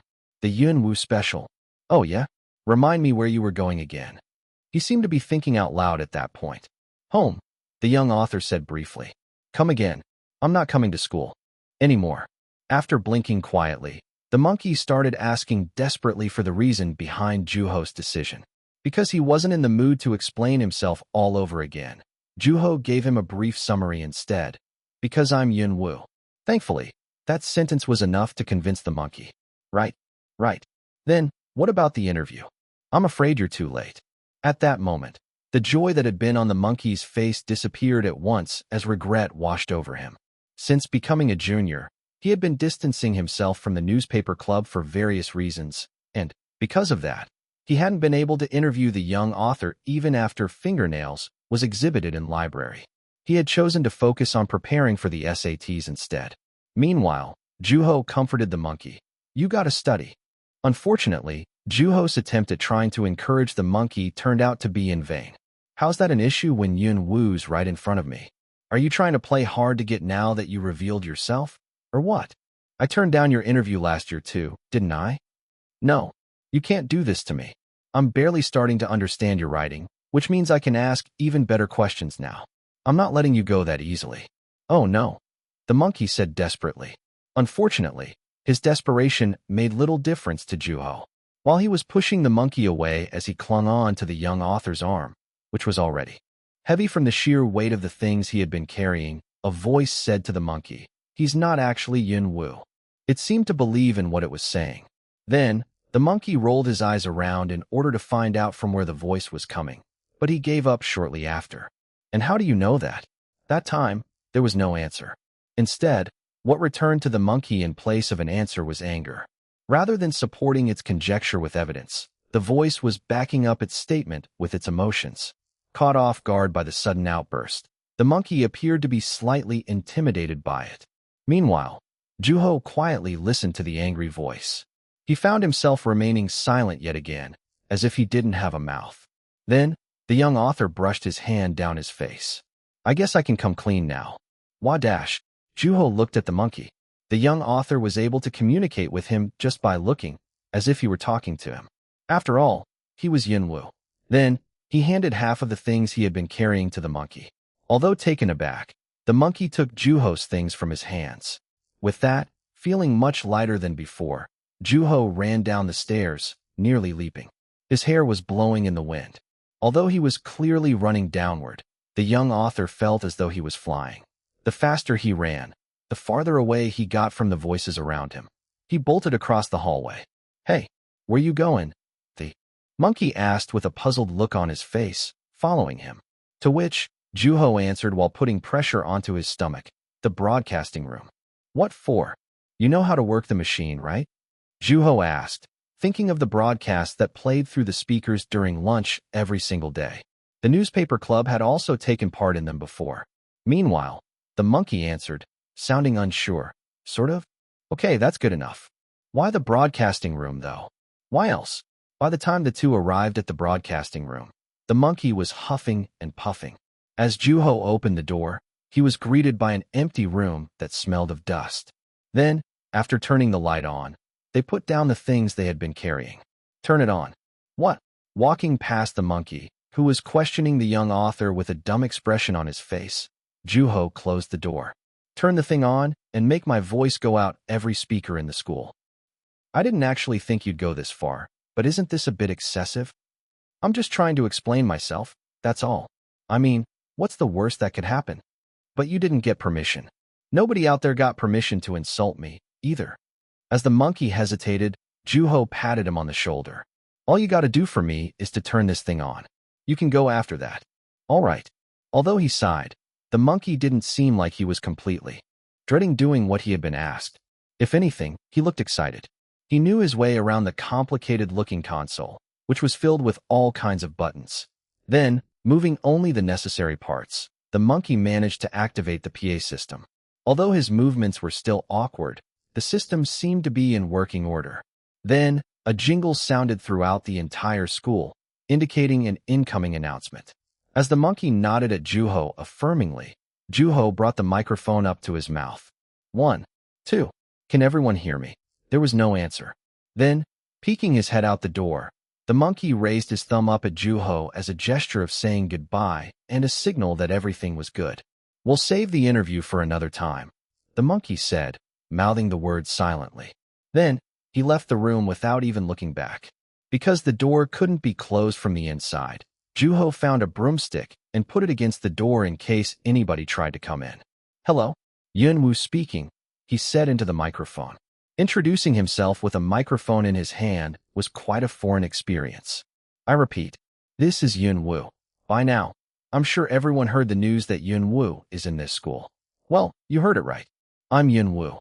The hallway was still quiet for some reason, which gave the impression that everyone was listening to what he was saying. It wasn't hard to imagine the students sitting in their classes, looking up at the speakers, discussing among themselves whether it was really Yunwoo or not. Among them were a handful who recognized the voice and smiled. I was planning on leaving quietly, but I kept getting the impression that I'm not very well liked around here. Now, I realize that there is one last thing I want to say. Oh, is there anybody who doesn't want to hear me talk? I understand. I know what that feels like. I heard some really harsh things through the course of the day. Well, anyway, sorry if you were expecting me to tell you how not to hear my voice. Then, Juho licked his lips, feeling somewhat thirsty. It seemed to me that a lot of people were having trouble accepting that I'm actually Yunwoo.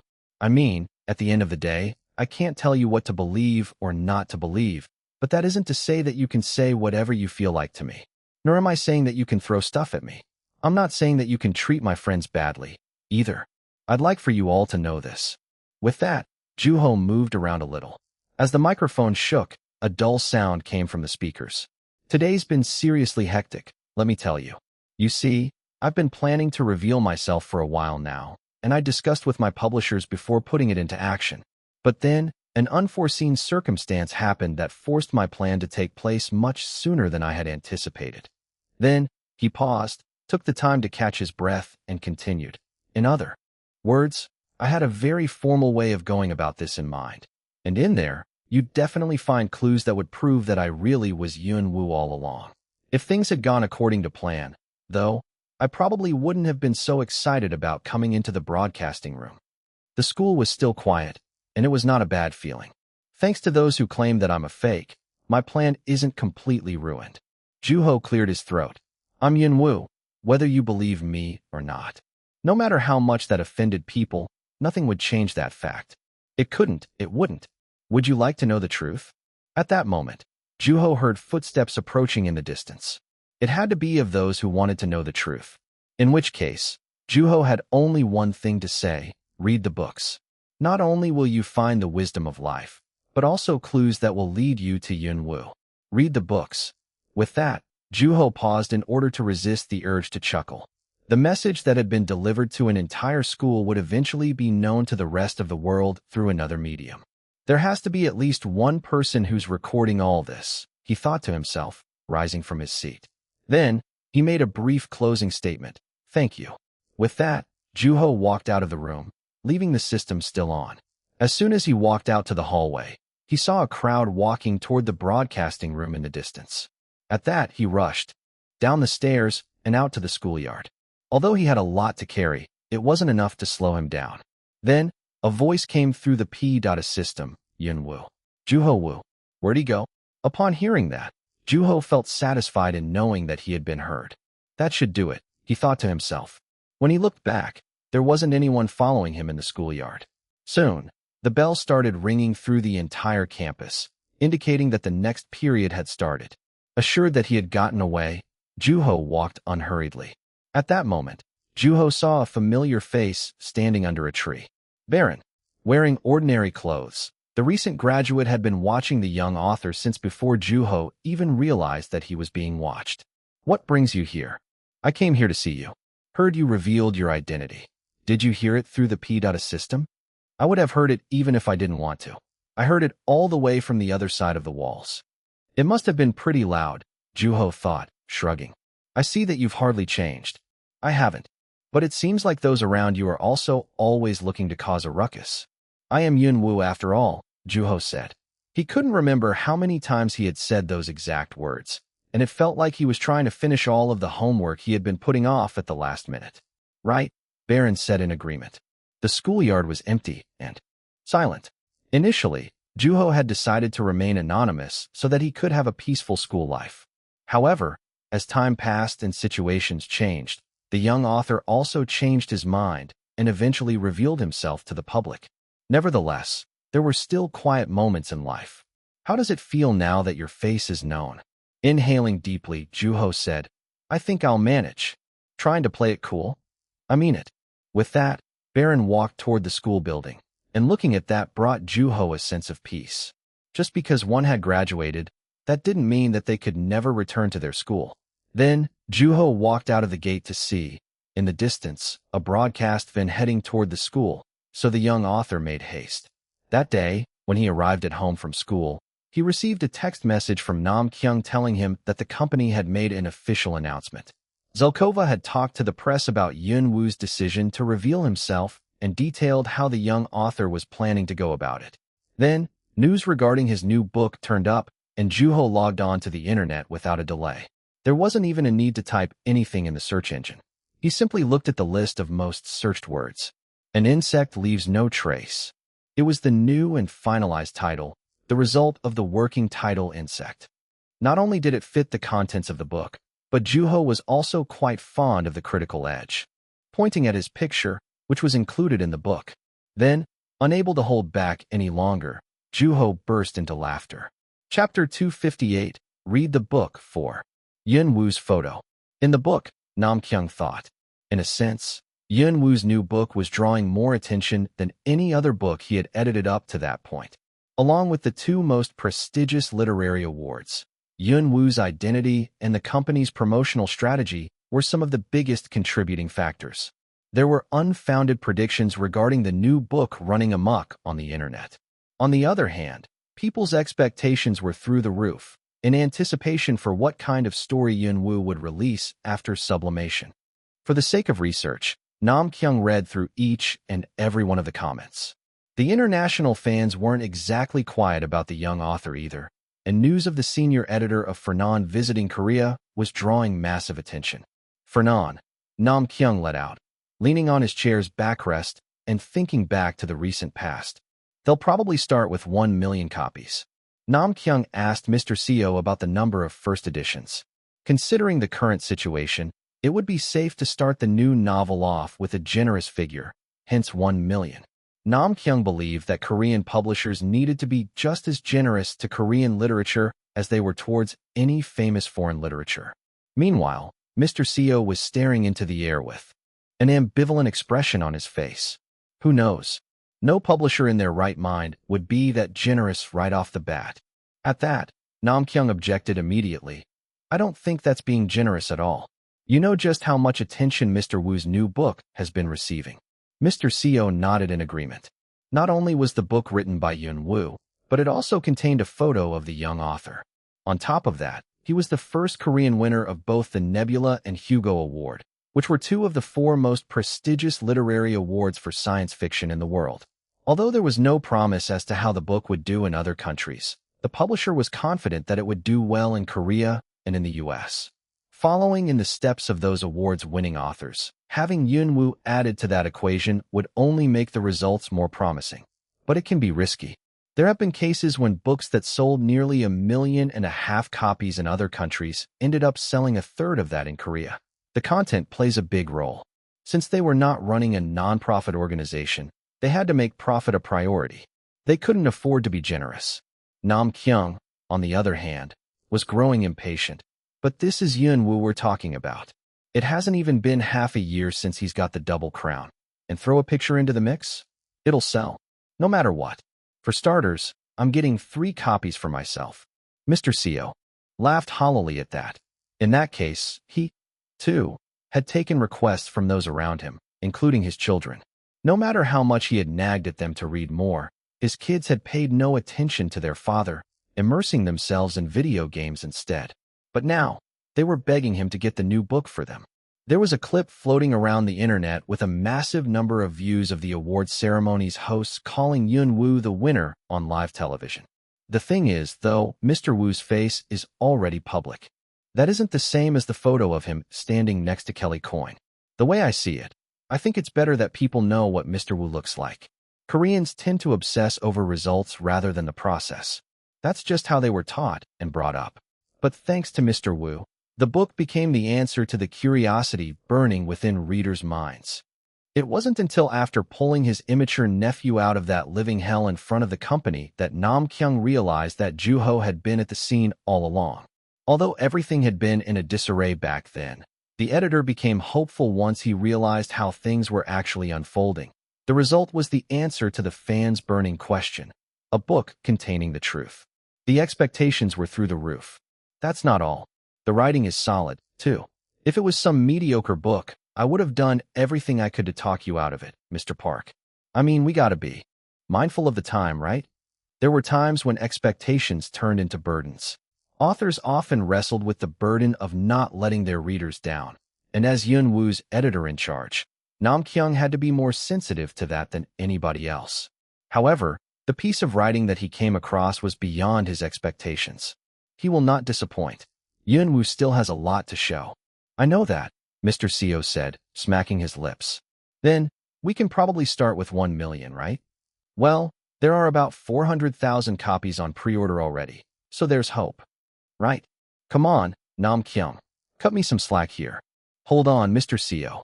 Well, I'm getting back to work. While the two quarreled, Mr. Meng turned up from behind them. He looked quite excited for some reason. I was looking everywhere for you, Mr. Seo. Hey, Nam Kyung. What is it? It's Mr. Wu. What about him? Nam Kyung and Mr. Seo took turns to ask, and Mr. Meng said without a delay, they're printing 1 million copies as the first batch. Are you serious? While Mr. Seo looked puzzled, Nam Kyung was about to throw his hands in the air in celebration. At that moment, Mr. Meng blurted out the rest of the sentence. In the U.S. What? Nam Kyung let out, standing in an awkward stance and looking at Mr. Seo, whose mouth dropped open.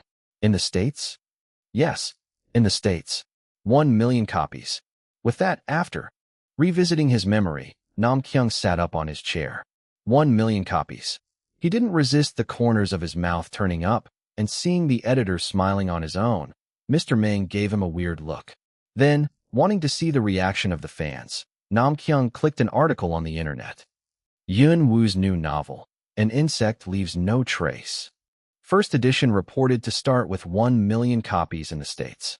Zelkova Publishing decides to start with 800,000 in Korea. Fernan, the publishing titan, said to print 1 million copies of Yun Woo's new novel, An Insect Leaves No Trace.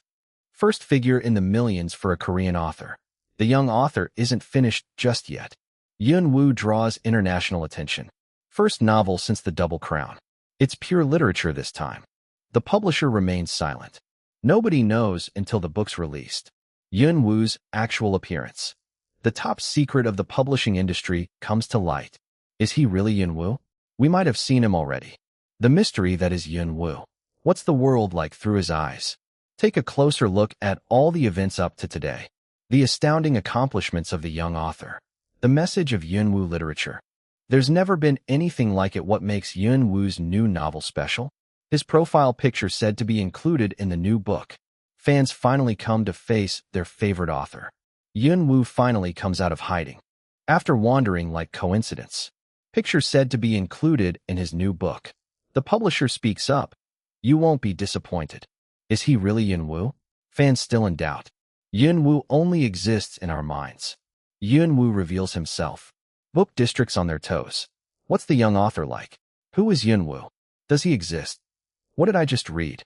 Is Yun Woo really gonna reveal himself? Yun Woo. Finally, I'm dying to know what he looks like. I don't care if it's Yun Woo or his book that comes out first. Just hurry up already. Wow.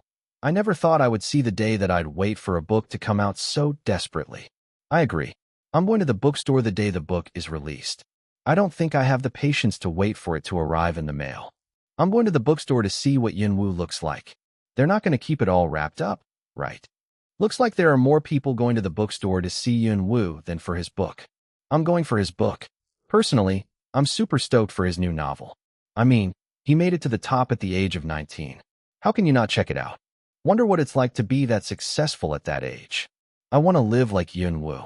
If only I could write like him. Please, Mr. Woo, would you write my self-introduction for me? Isn't he about to go to college? I wonder what his self-introduction would look like. Probably the best. Self-introduction of the year. He's probably one of the recommended students. Which school is he going to? Heard he's not going to college. Although it's strictly a rumor. Look up a video called Yun Woo in the broadcasting room. That was the last time he was seen apparently. Is that real though? Who knows? I doubt it. He sounds different. I thought he sounded the same. Isn't he just desperate for attention? What if he's real? We'll find out when the book comes out. The book holds the key. In the video, he says to read the books, and there's a rumor going around that he's implying something. That sounds plausible. Come on, I want to know. I wonder what he looks like. Any day now. Zelkova is an insect leaves no trace, the sequel of Trace of a Bird. I just read the plot, and it seems like they're not related at all. It's going to be about love, apparently. Is this going to be Yun Woo's romance novel? Black. Romance. Well, as long as it's written by Yun Woo. A pure love story of a high school student? Wonder how it relates to the title. How can one fall in love with an insect? Seeing how Yun Woo's saying that there's no trace, I don't think he knows what true love is. The book isn't even out yet, people. I'm going to be at the bookstore right when it opens. The curiosity is killing me. What's with the publisher telling fans to look forward to the picture? Are they that desperate for profit? Maybe there's a twist? Who knows? What if Yun Woo isn't actually revealing himself? What if it's a picture of some guy? That better not happen. I'm going to start a protest in front of the publisher's building. I'll blow up their website again. No, that can't be. Somebody, please tell me none of that will happen. All right, now I'm getting all anxious. I'm really going to have to go to the bookstore now. I guess everyone's going to the bookstore. I better join in on the party. I'm surprised my parents haven't said anything. I guess it's because I'm going to the bookstore to get books. I'm surprised that I'm even reading books. I usually don't have time to read cause of work, but I always carry one of Yun Woo's books around. I don't think I ever stayed up all night to read. Yun Woo, show yourself. Zelkova, hurry up. We want it now. What the heck? Juho let out. That morning, he had decided to walk to the book district for morning exercises, and, when he arrived, he was greeted by an astonishing sight. It was just past 9 in the morning, and the bookstore wouldn't open until 9:30 a.m., which meant the crowd had arrived long before opening time. It was a rare sight for a bookstore in Korea. Like Juho, there were other pedestrians walking by, looking at the strange phenomenon.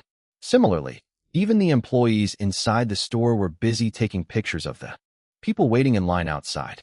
Is something happening today? What's with the line? Somebody let out. Juho knew the answer to that. His book was being released that day, and that meant that he was officially revealing his face to the world as of that day. But are all these people really here just to buy a book, though? Juho asked himself. Then, his phone started vibrating. It was Seo Kwong, who had to be in school by that point. When the young author answered the phone, Seo Kwong's excited voice came from the receiver, asking, "Your book's coming out today, right?" Looking at the people waiting in 2 separate lines, Juho said, "Yep. Man, if only I could be there right now." Seo Kwong shouted genuinely. It was quite funny to hear that coming from someone whose parents owned a bookstore. Seo Kwong was in school. After the SATs, the juniors had kept going to school for no apparent reason.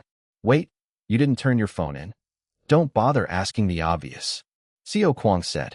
Judging from what sounded like the noise of a video game coming through, things had to be quite lax in school for the juniors. Oh yeah, did you see the articles? People are lining up at bookstores. Of course, the press wouldn't let something like that slide. There were pictures turning up on the internet in real time, both from reporters and fans. I'm looking at them. The articles. The lines. Where are you at right now? At that, Juho repeated the same exact words that Seo Kwong had just used on him. Don't bother asking the obvious. Chapter 259, Read the Book, 5. Man, I knew I shouldn't have come to school today. I'd kill to be there, Seo Kwong said earnestly. I'm seriously missing out. This is what happens in bookstores in other countries. Man, this sucks, Seo Kwong complained repeatedly. Then, Juho heard another person shouting at Seo Kwong. Hey, zip it. With that, Seo Kwong's grumbling came to an end. Are you with Sunhwa? Juho asked. Yep, BOM, and I came to see her. It wasn't hard to imagine them hanging out. With that, Seo Kwong gave him a brief update on the status quo of the school. Everyone's anxious to find out whether you're really Yun Woo or not. Is that right? Yep. There are guys making bets even. I did too. Juho laughed at Seo Kwang's snarky remark. In actuality, it was a wise decision on Seo Kwang's end. Which side are they voting for? That you're fake. Well then, seems like you're gonna win big time. At that moment, Seo Kwang already had a victorious smile on his face.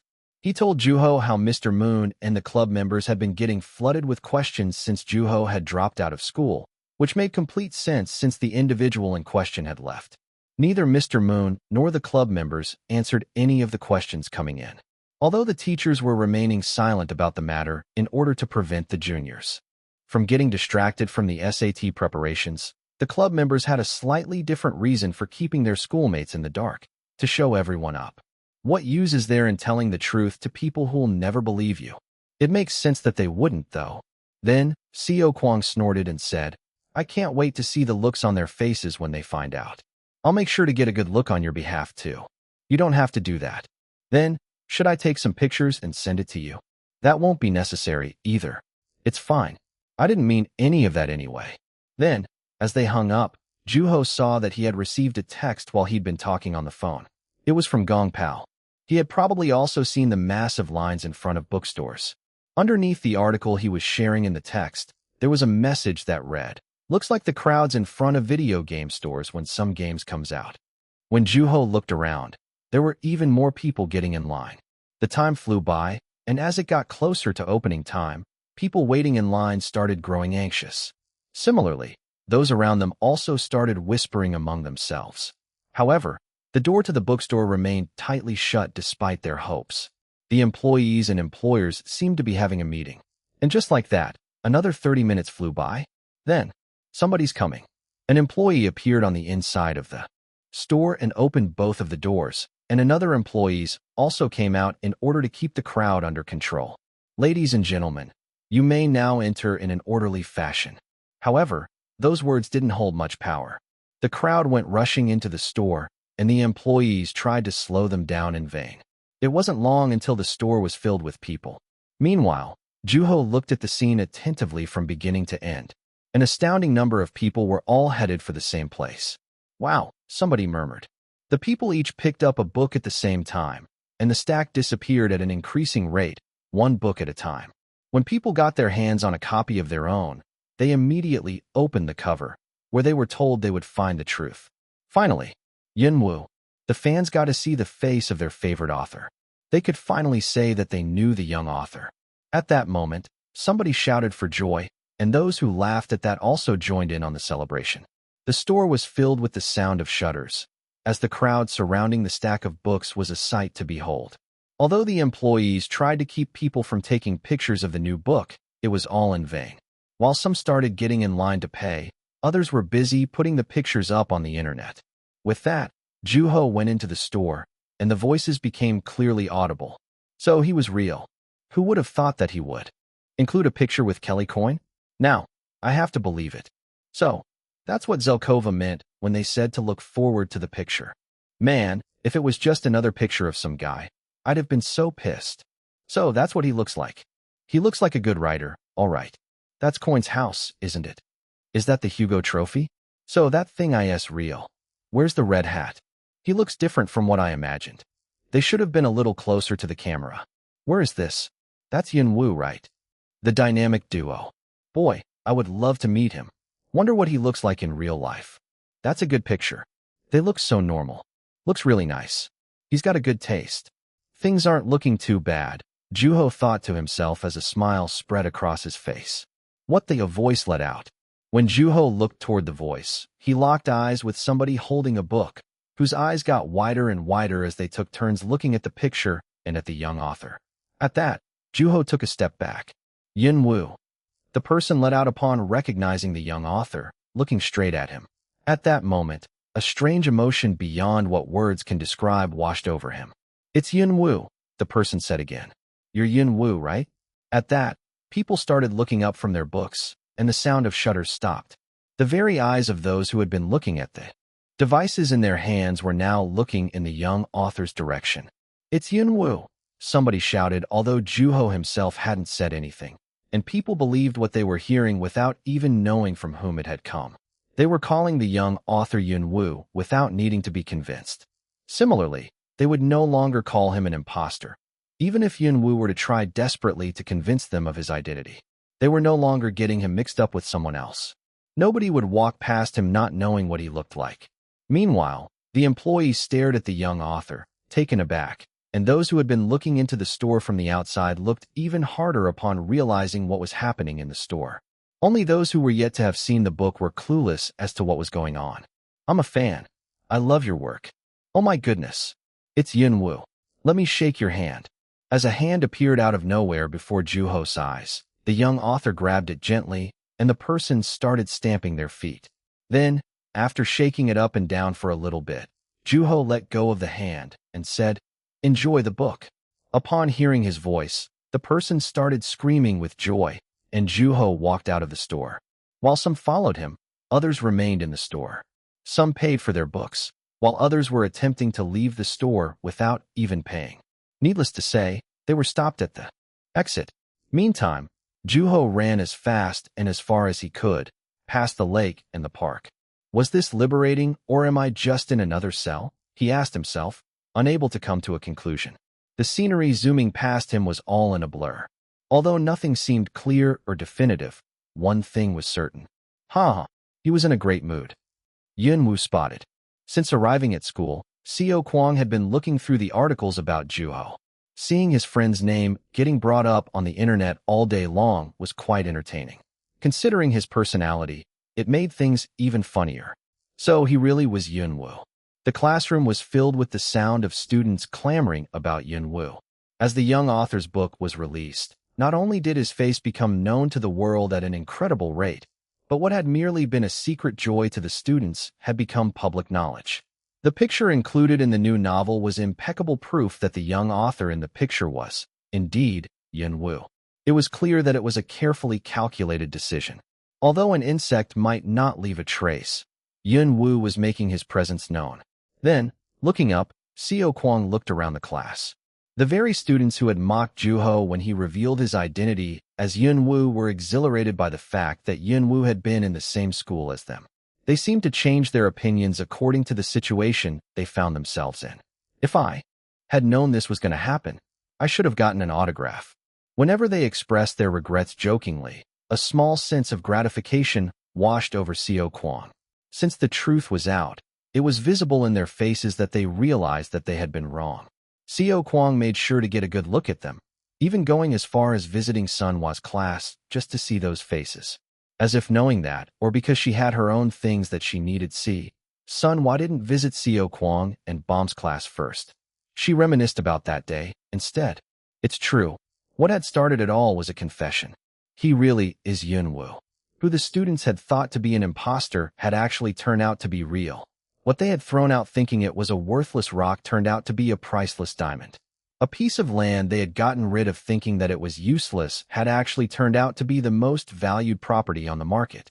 They had placed their bets on the wrong side, and now they had suffered an irrevocable loss. With the realization that they had made a poor decision, regret washed over the students. "What did I say?" Sun Hwa said with a bright, victorious smile. "I told you, idiots. He writes like Yun Wu."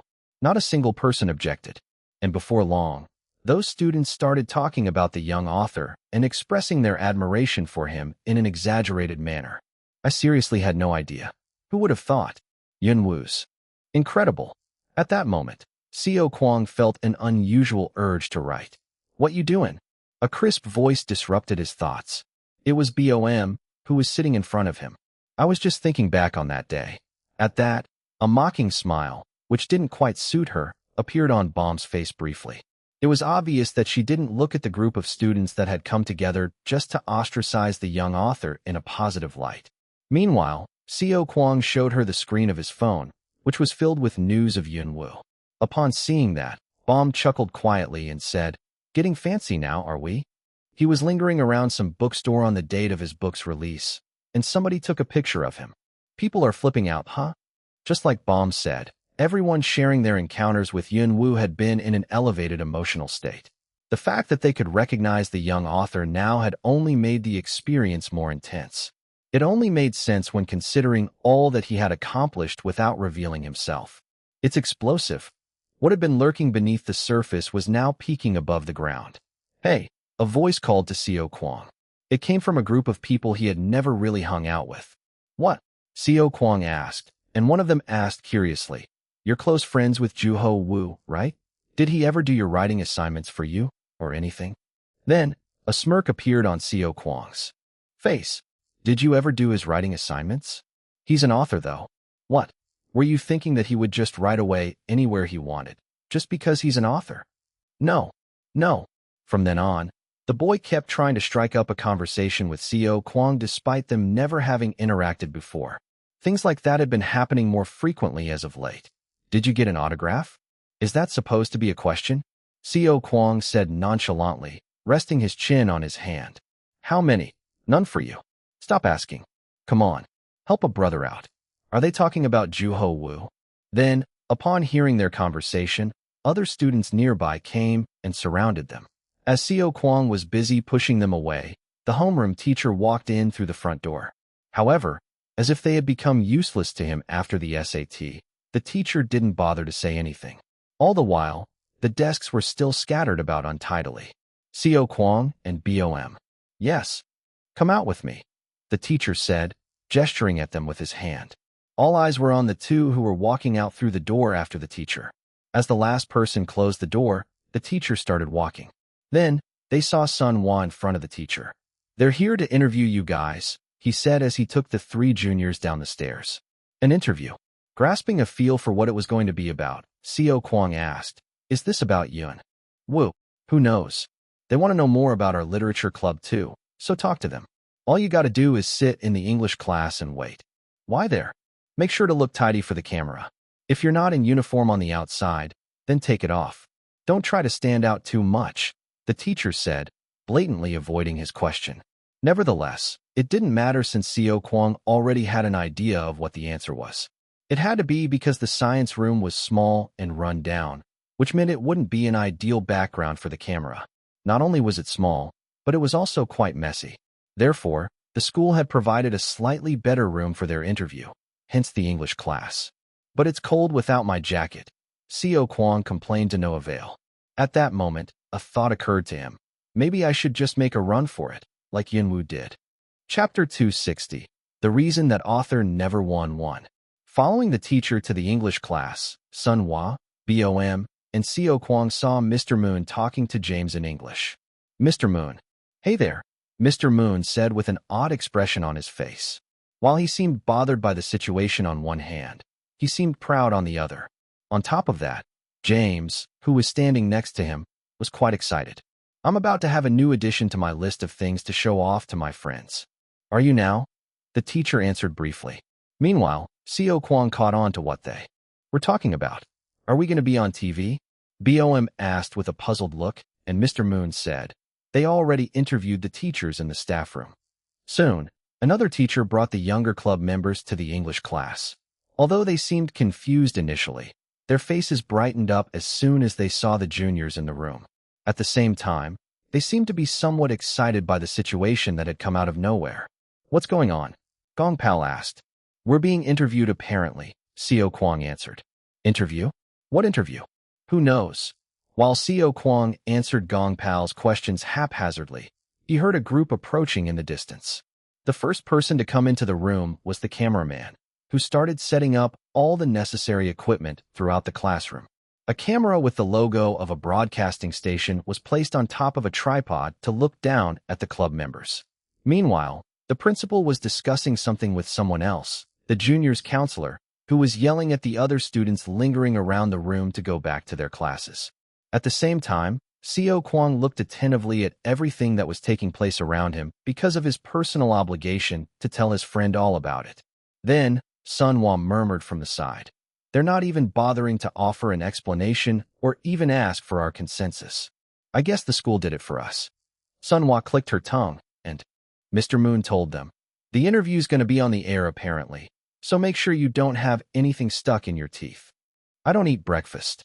I don't have a mirror on me. As Xiao Kuang looked for a mirror, feeling slightly anxious, BOM took a small mirror out of her pocket and handed it to him. While he was checking his teeth with his mouth gaped open, A person who introduced themselves as the producer sat across from him and explained how they could go about answering the questions in a friendly manner. While they were friendly, the producer had quite a bit to say, and it wasn't until then that Seo Kwang realized just how nervous he was. There were cameras surrounding them from all directions. Don't mind the cameras. All you gotta do is answer the questions like you normally would, the producer said in an effort to comfort the club members. Unfortunately, that proved to be less than helpful. As Seo Kwang answered him reluctantly, another person, who introduced himself as a reporter, came and sat in the producer's place. After greeting the club members briefly, he started preparing for the interview immediately. Then, Seo Kwang turned his head slowly toward his clubmates.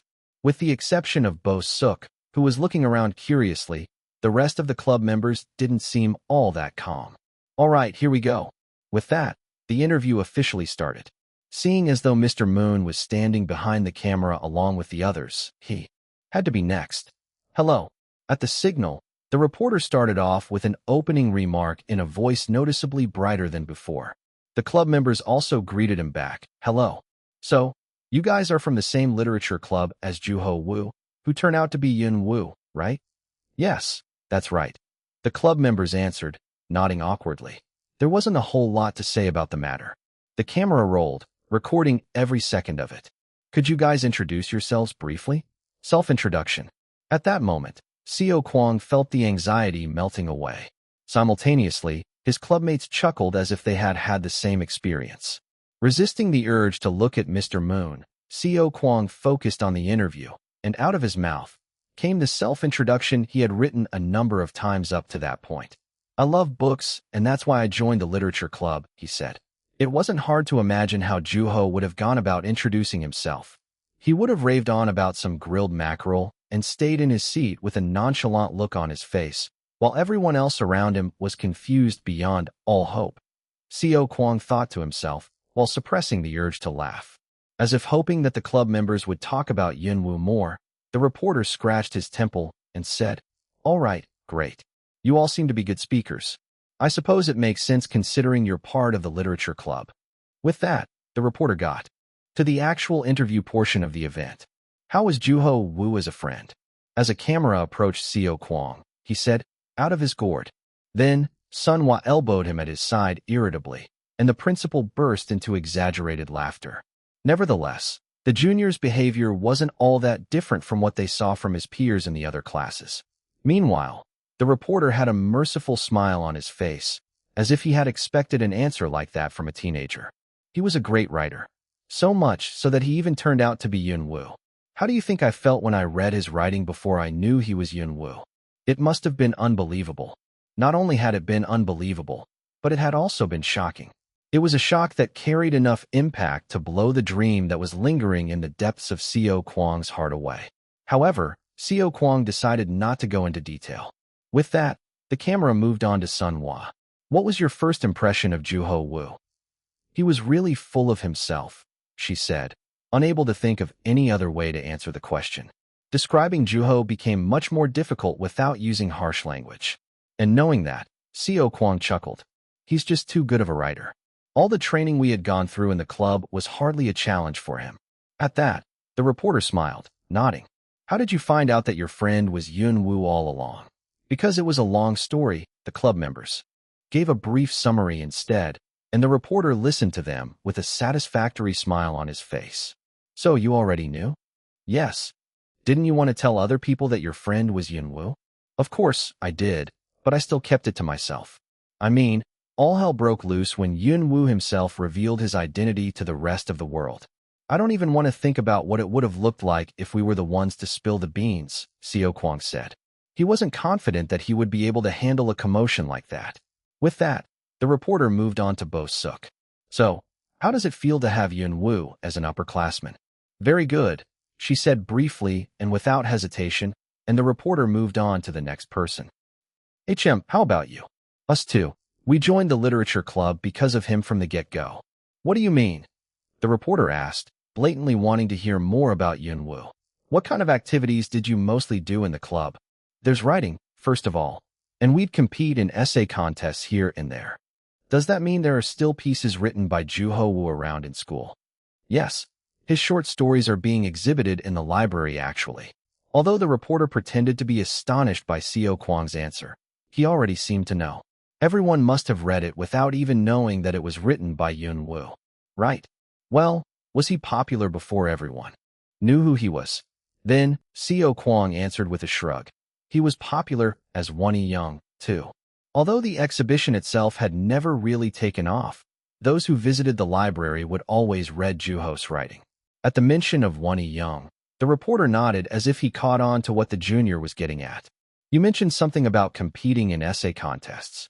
What kind of contests did Juho Woo compete in?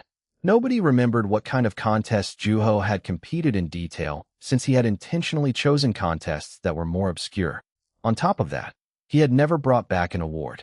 While everyone was struggling to answer, the reporter asked, "Did he ever bring back an award?" "No. BOM here is the only person who's ever won an award in the entire club." "You mean, Yunwoo never won an award in an essay contest?"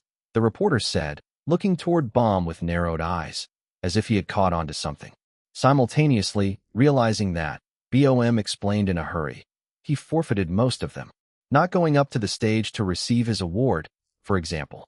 Then, with an affirmative answer, the reporter asked no further, much unlike his attitude of viciously trying to dig up information about Yunwoo up to that point.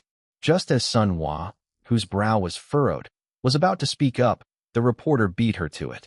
"What's it like to write alongside Yunwoo?" The cameras were still rolling. The role of the club members was to answer the questions they were being asked. They didn't have the option to revisit the question that the reporter had moved on from. Nevertheless, the club members participated in the interview with slightly anxious hearts. Then, 2 or 3 questions later, their interview came to an end. "All right, now, can we interview the teacher?" "Sure."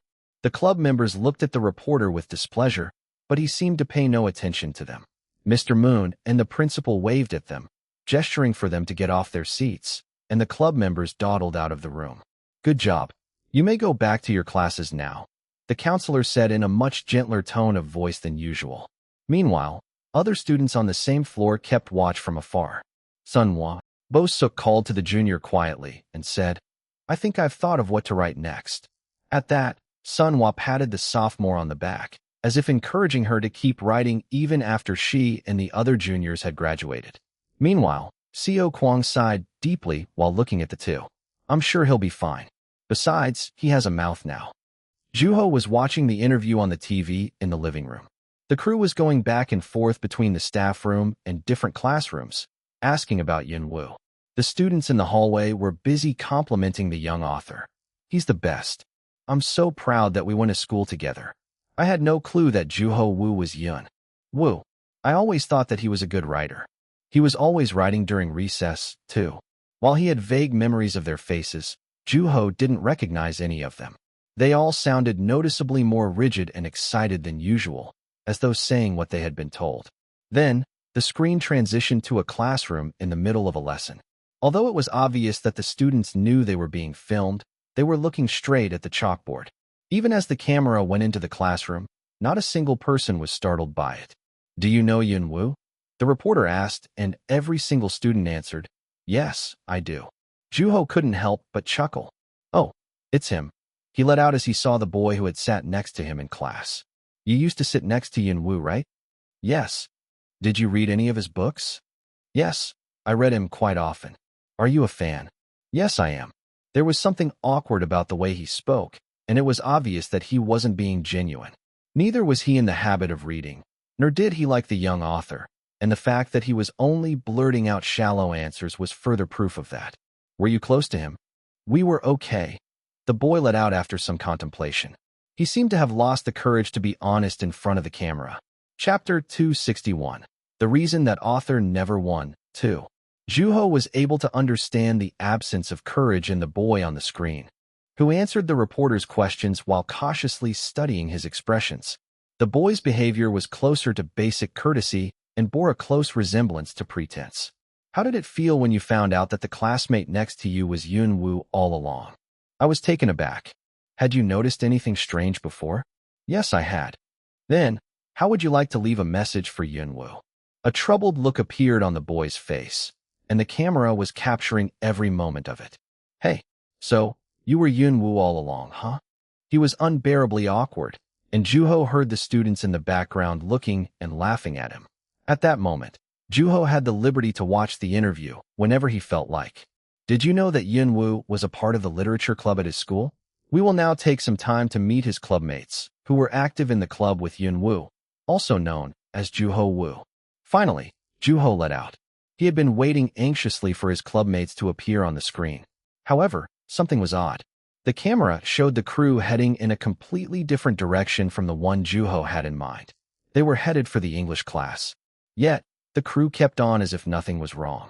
As they arrived in front of the classroom and opened the door, Juho let out, "What the?" The screen showed his clubmates sitting shoulder to shoulder in the English class, tense and frozen.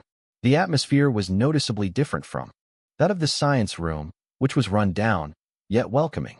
Juho started to get a feel for the situation. The camera focused on his clubmates' faces, one by one.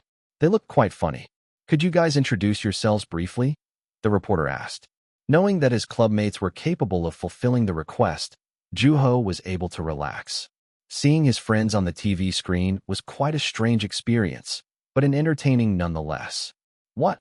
However, as the self-introductions dragged on, Juho noticed the segment had been cut short by adding strange visual effects along with their names and grades and subtitles. It was clear that the interviewer was interested in Yunwoo and Yunwoo only. The interviewer asked the club members the same OL questions, and the entire interview lost its charm at once. The interviewer kept asking questions the club members had no way of answering. Yet, they were answering them to the best of their abilities. "You mean, Yunwoo never won an award in an essay contest?" As the interviewer let out, a sound effect came from the TV speakers, and the screen quickly transitioned to a different scene. It was the part of the science room where they used to keep Bomb's trophy. In other words, it was completely void of Yunwoo's awards. It was a scene that was included to emphasize that Yunwoo had never won an award at an essay contest.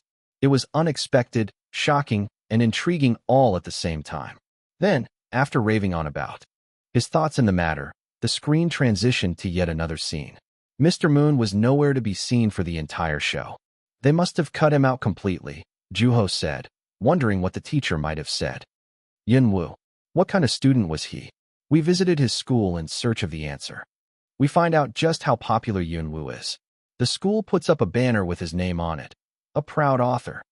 Yunwoo's real name reported to be Juho Woo. An ordinary member of a literature club was actually Yunwoo.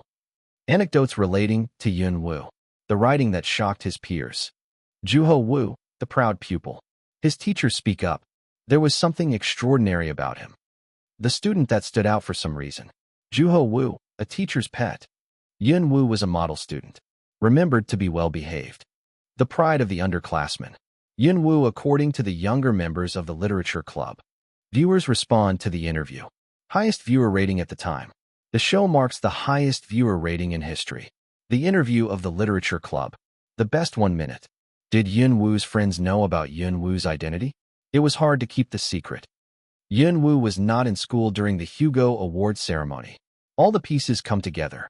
What was Yunwoo's response after winning the Nebula? Reported to be calm and unfazed. "I didn't notice anything different." A closer look at his peers' view. On Yunwoo as Juho Woo and his ordinary daily life. Yunwoo really is 19? What makes it shocking when we already knew it? The reason he's drawing so much attention. An unexpected truth revealed during interview. Yunwoo never won an award in an essay contest. To Yunwoo is to double crown? Juho Woo had no part in it. A suspicious truth discovered. What were some of the contests that didn't give Yunwoo an award? Controversy rises. The web in confusion. There's not enough room for a world-renowned author in this country. An author that nobody recognized. Why did the essay contests neglect him? Who won the awards that Yunwoo couldn't win? Inquiry in progress. What are the criteria in essay contests? Varies per contest. There's more than a possibility that Yunwoo couldn't win. Yunwoo reported having separate manuscript for contest. It's not the same as writing a book. Why couldn't Yunwoo win? Questions grow. Questions. Nabi let out with a chuckle. The so-called questions were a mere product of the media. Despite the interview containing noticeable edits, The reporters were spewing out articles that caused confusion among fans. These morons, Nabi said internally. Yun Wu was an author of international recognition. In other words, it wouldn't be long before the video of the interview spread to other countries. Yun Wu was essentially the face of Korea at that point. Yet, the broadcasting industry was preoccupied with its own benefits, all the while making a fool of itself. Not a chance, she said while looking at the data on her ongoing projects. She was in the process of reviewing the various requests flooding in from overseas.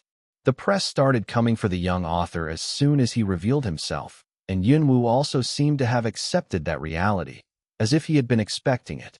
He was quite trustworthy, and as his agent, Nabi had been giving her best in every regard. What she wanted wasn't just another interview for the sake of damage control for the recent so-called interview, which was of embarrassing quality. She believed that people needed to have a long-term perspective since Yun Wu would continue to write for a long time. Therefore, his fans needed a deeper understanding of the young author, and Yun Wu's activities had to work in conjunction with that. Looking at the renowned companies that wanted Yun Wu, Nabi comforted herself. Yun Wu doesn't have to hold back anymore. The theories and assumptions running rampant in the media would no longer be true. Is it time? Juho said, checking the time and rising from his seat. In order to avoid being recognized, he had been wearing a hat whenever he had to go out lately. And just as a precautionary measure, he put a mask in his pocket.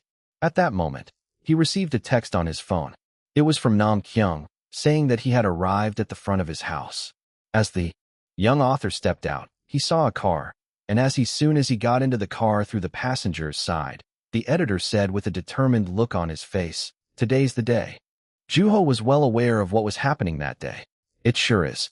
The first official interview. Yun Wu's first official domestic interview to be precise, Nam Kyung said as he pushed his glasses up. From then on, the car would be heading for the station. "Did you warm up your face and all?" "Yeah, sort of," Juho said with a yawn.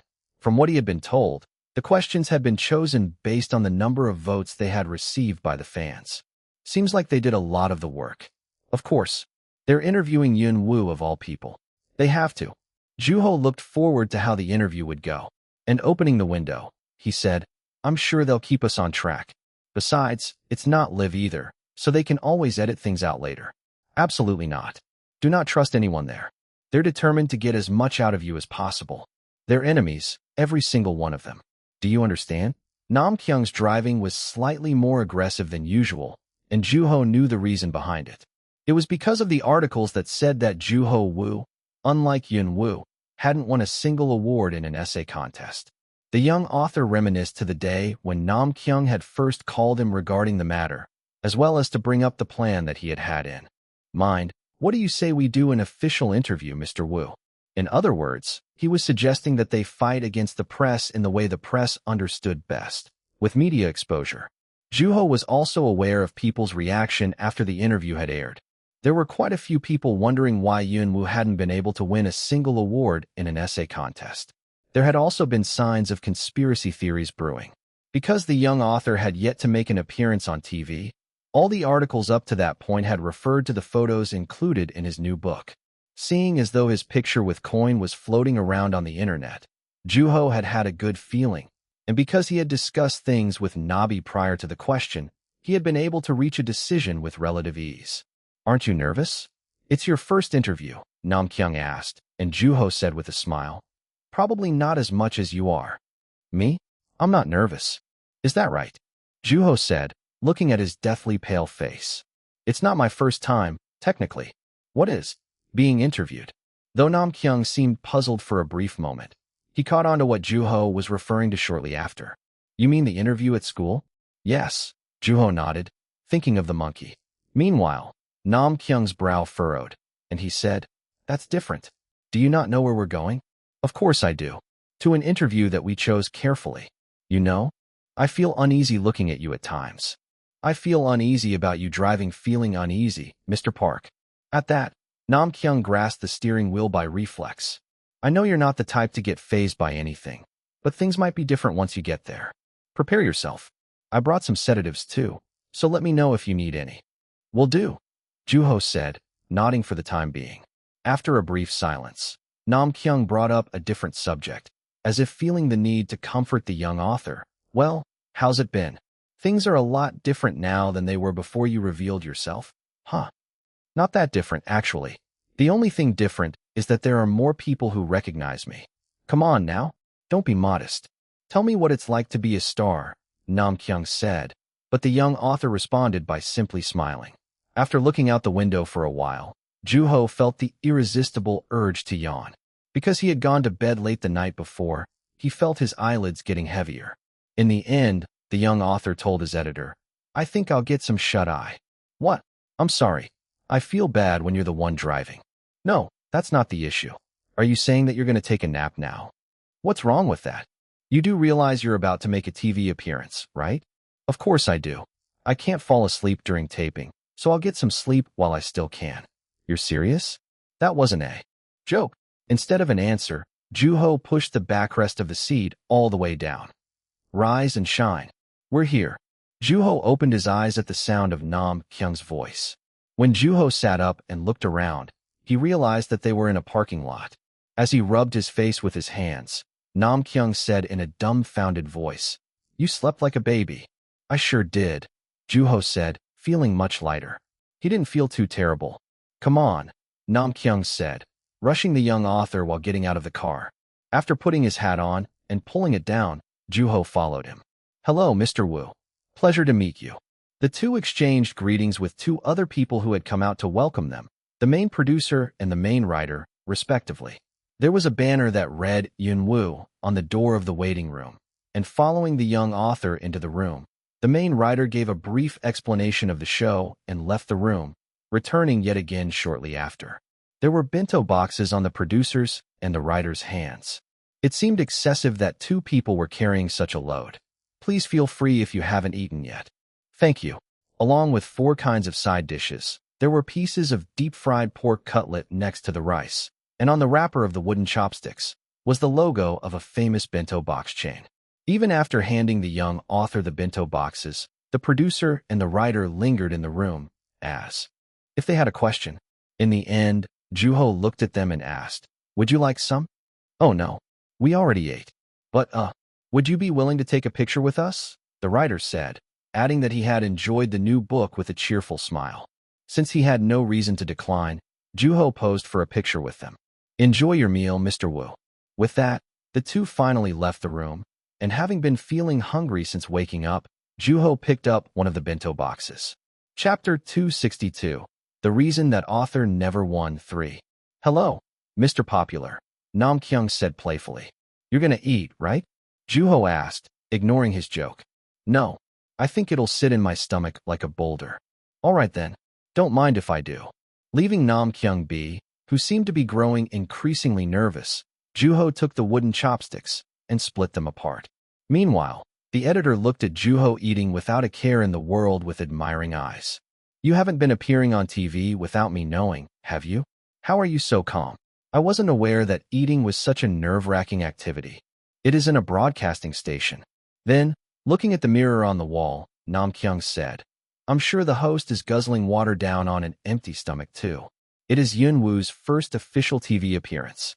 Juho smiled at the editor's slightly exaggerated remark. About 30 minutes had passed by the time the young author finished his bento and started getting ready. Judging from how the voices coming from the distance sounded, it seemed like taping would start soon. Sure enough, the producer and the writer, who were earnestly trying to comfort the young author, came to the room to get Juho. "Things will follow the questionnaire for the most part, so you don't have to be too nervous. Right? You don't have to worry about the cameras at all. Just make yourself at home and think of it as having a nice conversation with the host." "Gotcha. I'm sure there will be questions that are trickier to answer. In that case, take all the time you need to think about the question before you answer." "Okay. We prepared a bottle of water for you next to your seat, so please feel free should you find yourself getting thirsty." "Will do." As the young author stepped onto the set, a series of cameras and monitors surrounding the studio and a crowd surrounding the set came into view. Then, following the producer's guidance, Juho sat on the chair on the set. The chair was quite rigid. There was also a massive rectangular table, which kept the lower half of his body out of view. As Juho quietly waited on his seat, the people around him grew even busier. Seeing as though Nam Kyung was talking to the writer, it didn't seem like the taping would start that soon. Here's your microphone. Somebody walked onto set with a microphone. Juho rose from his seat to let the person do their job. Then he noticed that people were starting to come closer to the set one by one. Maybe it was because they had seen somebody walk up to Juho. Would you take a picture with me? Wearing a lanyard around his neck, the man seemed to be an employee of the station. Just as he had done previously, the young author nodded willingly, and the two took a picture with the set in the background. There were also people who wanted to shake his hands and or ask him to sign their copy of the young author's book.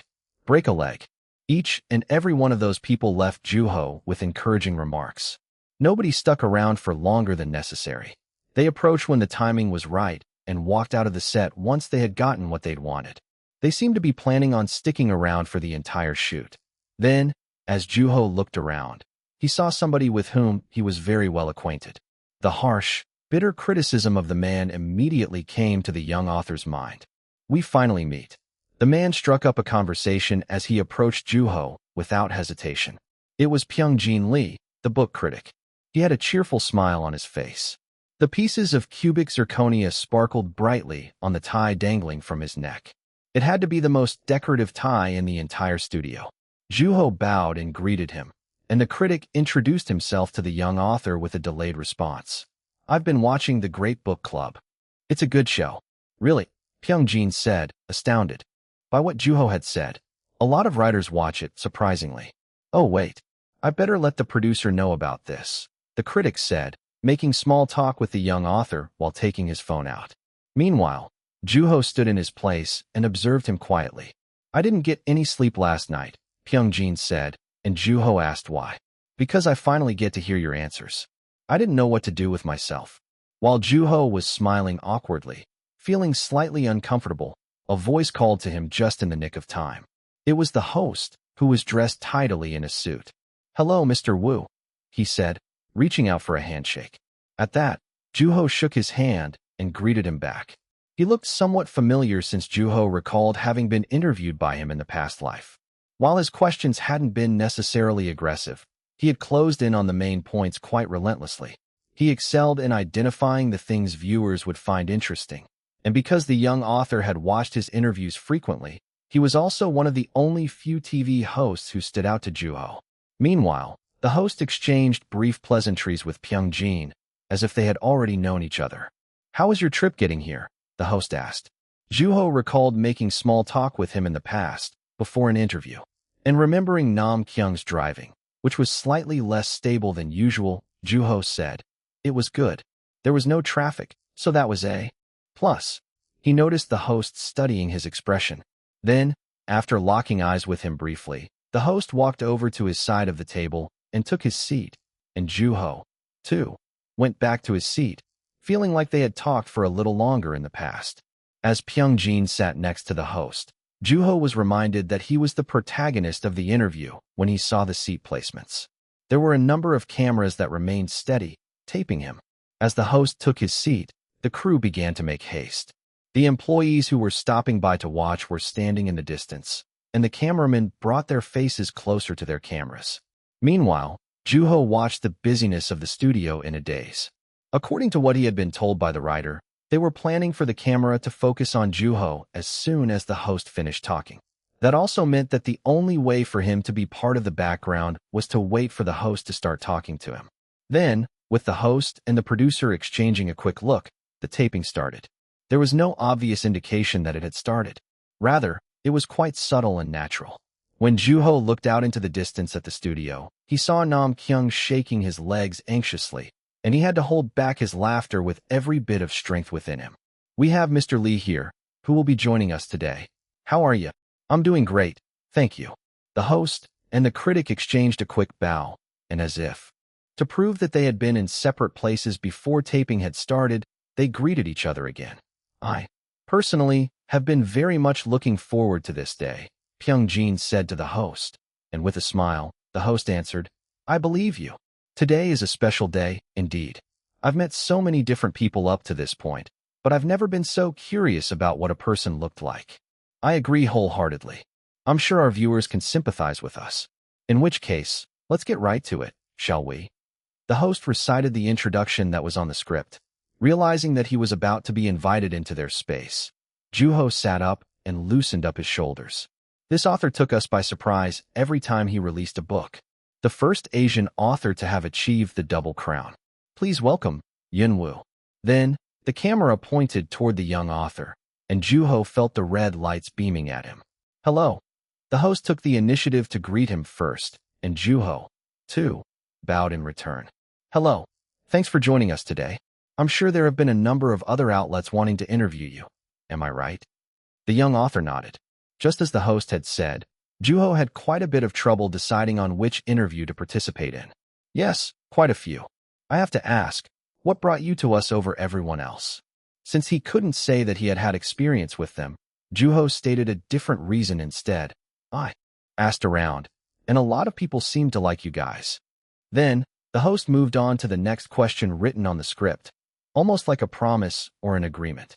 So, we don't get visitors here often, but today, I've seen quite a few of the employees here in the station coming down to the studio for pictures. It was pretty crazy. Yes, I was glad to see that I'm welcomed. Your popularity's just unbelievable, Mr. Wu. As the young author smiled without saying anything, the host turned his direction to his script. As you know, we've tried to reach you a number of times in the past for an interview. If I recall correctly, we were desperate enough to settle for a phone interview. Juho did recall that, and he had turned down every single interview or TV appearance request. And you turned it down every single time. I did. I gotta tell you, our staff was pretty disappointed back then. But now, here we are, talking face to face. It's all thanks to you, Mr. Wu, for revealing yourself. And thank you for having me. Then, a subtle smile appeared on the host's face. Was there a particular reason that brought you to reveal your identity? The host had asked a question Juho had been expecting, and after a brief pause, the young author said, Let's say I had a reason for not revealing myself more so than revealing myself. And what was that?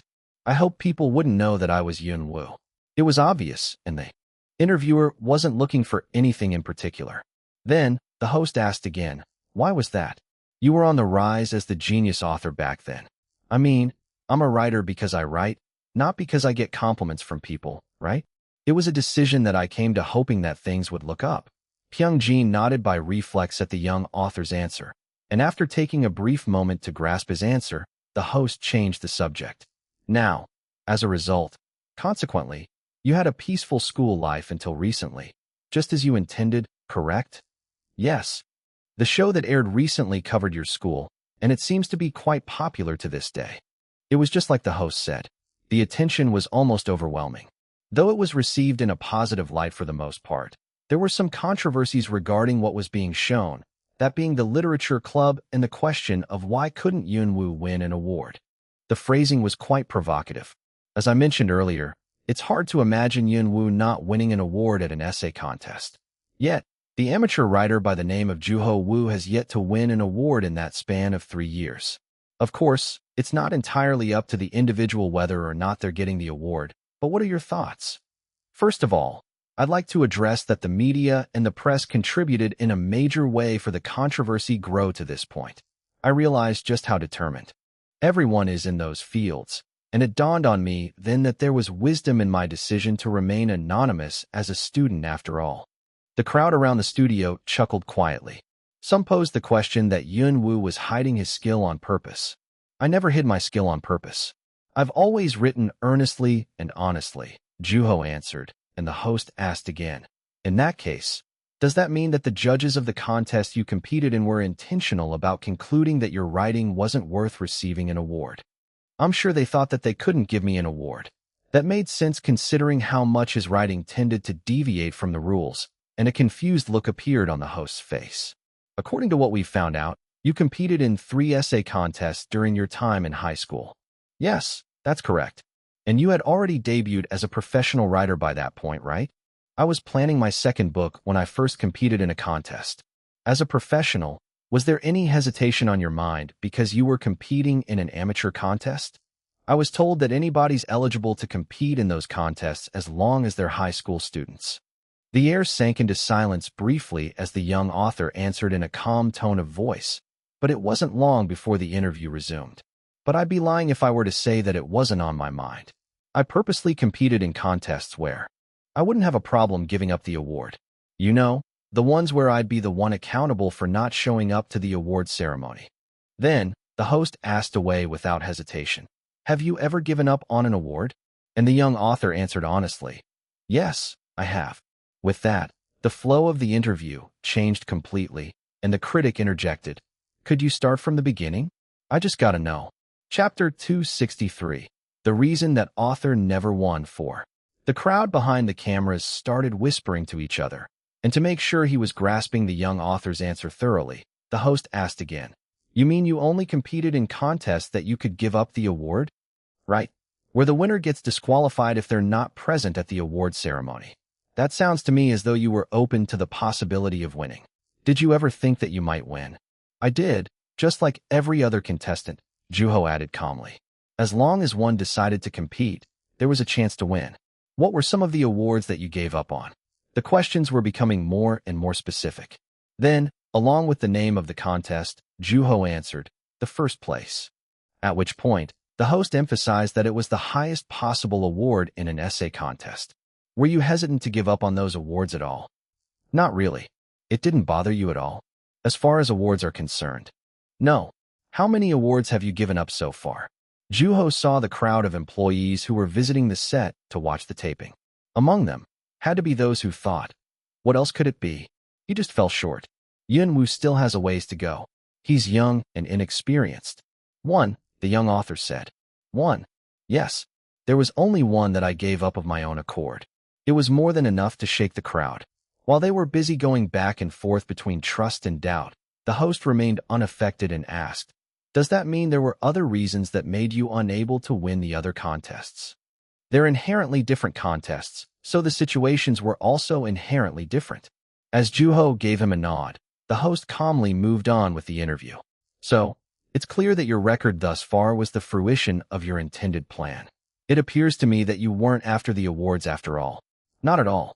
"Then, I have to ask, why did you compete in those contests? Most people usually compete for the award." "Why did I compete?"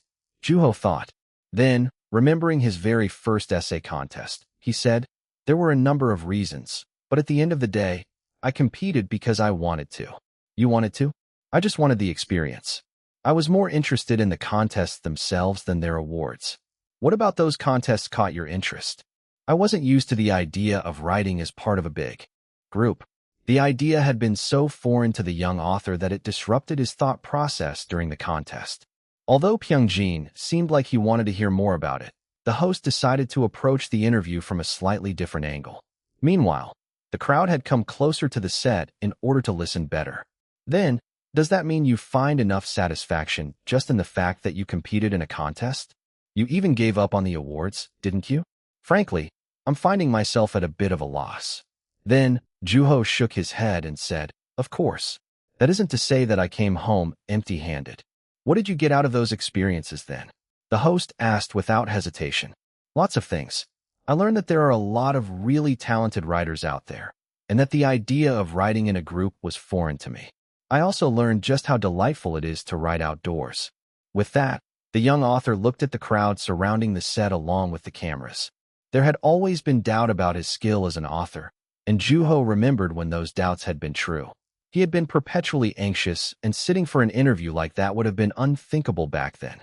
He had had nothing to say, and the only thing he had been able to offer his readers had been disappointment. "Oh, there is one more thing I got out of those experiences." However, things were different now. The young author was better equipped with the experience he had accrued. He could afford to tell a story or two that would prove his readers wrong. "I wrote the ending to one of my books during a contest. Have you heard of a book by the name of Sound of Wailing?" "The ending to Sound of Wailing?" the critic let out, taken aback by what he had heard. "My first contest experience was during the time when I was planning for my second book, remember? I was a freshman back then." Then, the host asked Juho in order to make sure that he had understood the young author accurately.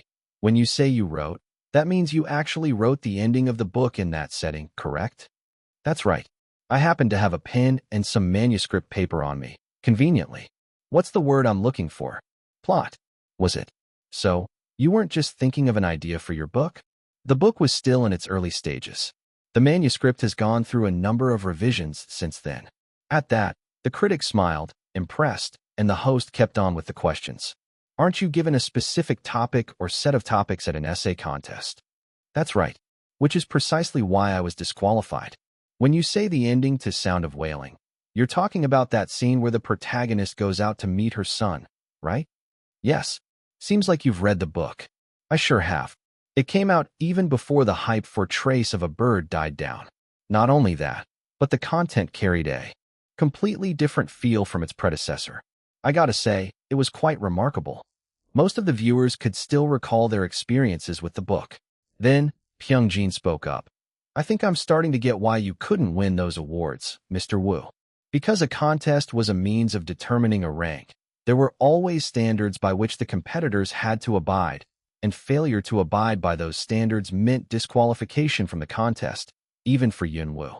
From what I've noticed, most people who don't write within the given standards of the contest seem to end up either really making it or seriously breaking it. But you, Mr. Wu, seem to be an exception to that. Then, avoiding a direct answer, Juho said, a lot of people seem to think that I competed in like 20 different competitions. The truth is, I didn't even compete in half that. Maybe one competition a year, on average. With that, the young author successfully explained himself, and a sigh of relief sounded from somewhere. As the crowd took a step back in accordance to one of the staff members' instructions, Juho saw that they had a look of trust on their faces. Then, everyone acted accordingly, as if trying to move on from the case that had been solved. All right, so we've discussed the recent controversies surrounding Mr. Wu and his record of awards. Let's move on to the next portion. Mr. Wu, we have something special for our viewers here. It's something relevant to Mr. Wu's school life, the host said, changing the subject to Juho's school life. There was a newspaper in his hand, but there was something different about it. It had been published by the school.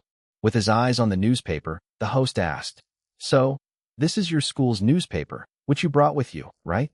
Yes. They're hard to come by outside of my school.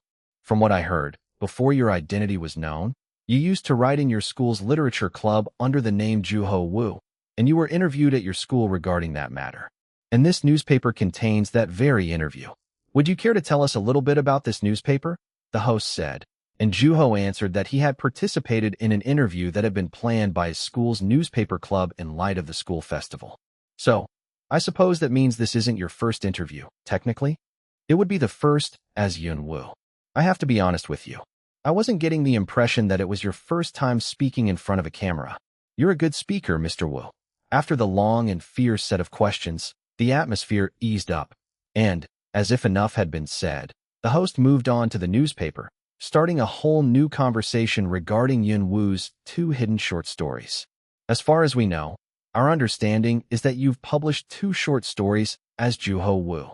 Yes, that is correct. They're both being exhibited at my school. Although I don't know if published would be an appropriate word to use in this context. Juho felt the critic's piercing gaze on his face. The light reflecting from the stones on his tie were hurting the young author's eyes. Meanwhile, the host struck up a conversation with the critic. So, we read the newspaper ahead of time, and we learned that the conversation that took place was quite sophisticated. Even the journalists in the literature department were impressed. Thank you, Juho said, thinking that the monkey would be delighted to hear those words. Mr. Lee, why don't you give us a brief synopsis of the short story? With that, the critic started telling a concise summary of the plot of Grains of Sand, all the while looking straight at the young author. The plot's quite simple. It's about a woman who goes to the beach to see the ocean. She decides to go out when she receives a set of new clothes as a gift. Now, what's interesting here is that there's no dialogue in the piece whatsoever. Although it's been done before by other writers, it's got to be the first time seeing it in Mr. Wu's writing. Then, he asked, what was your reason for leaving dialogues out? She's not the talkative type.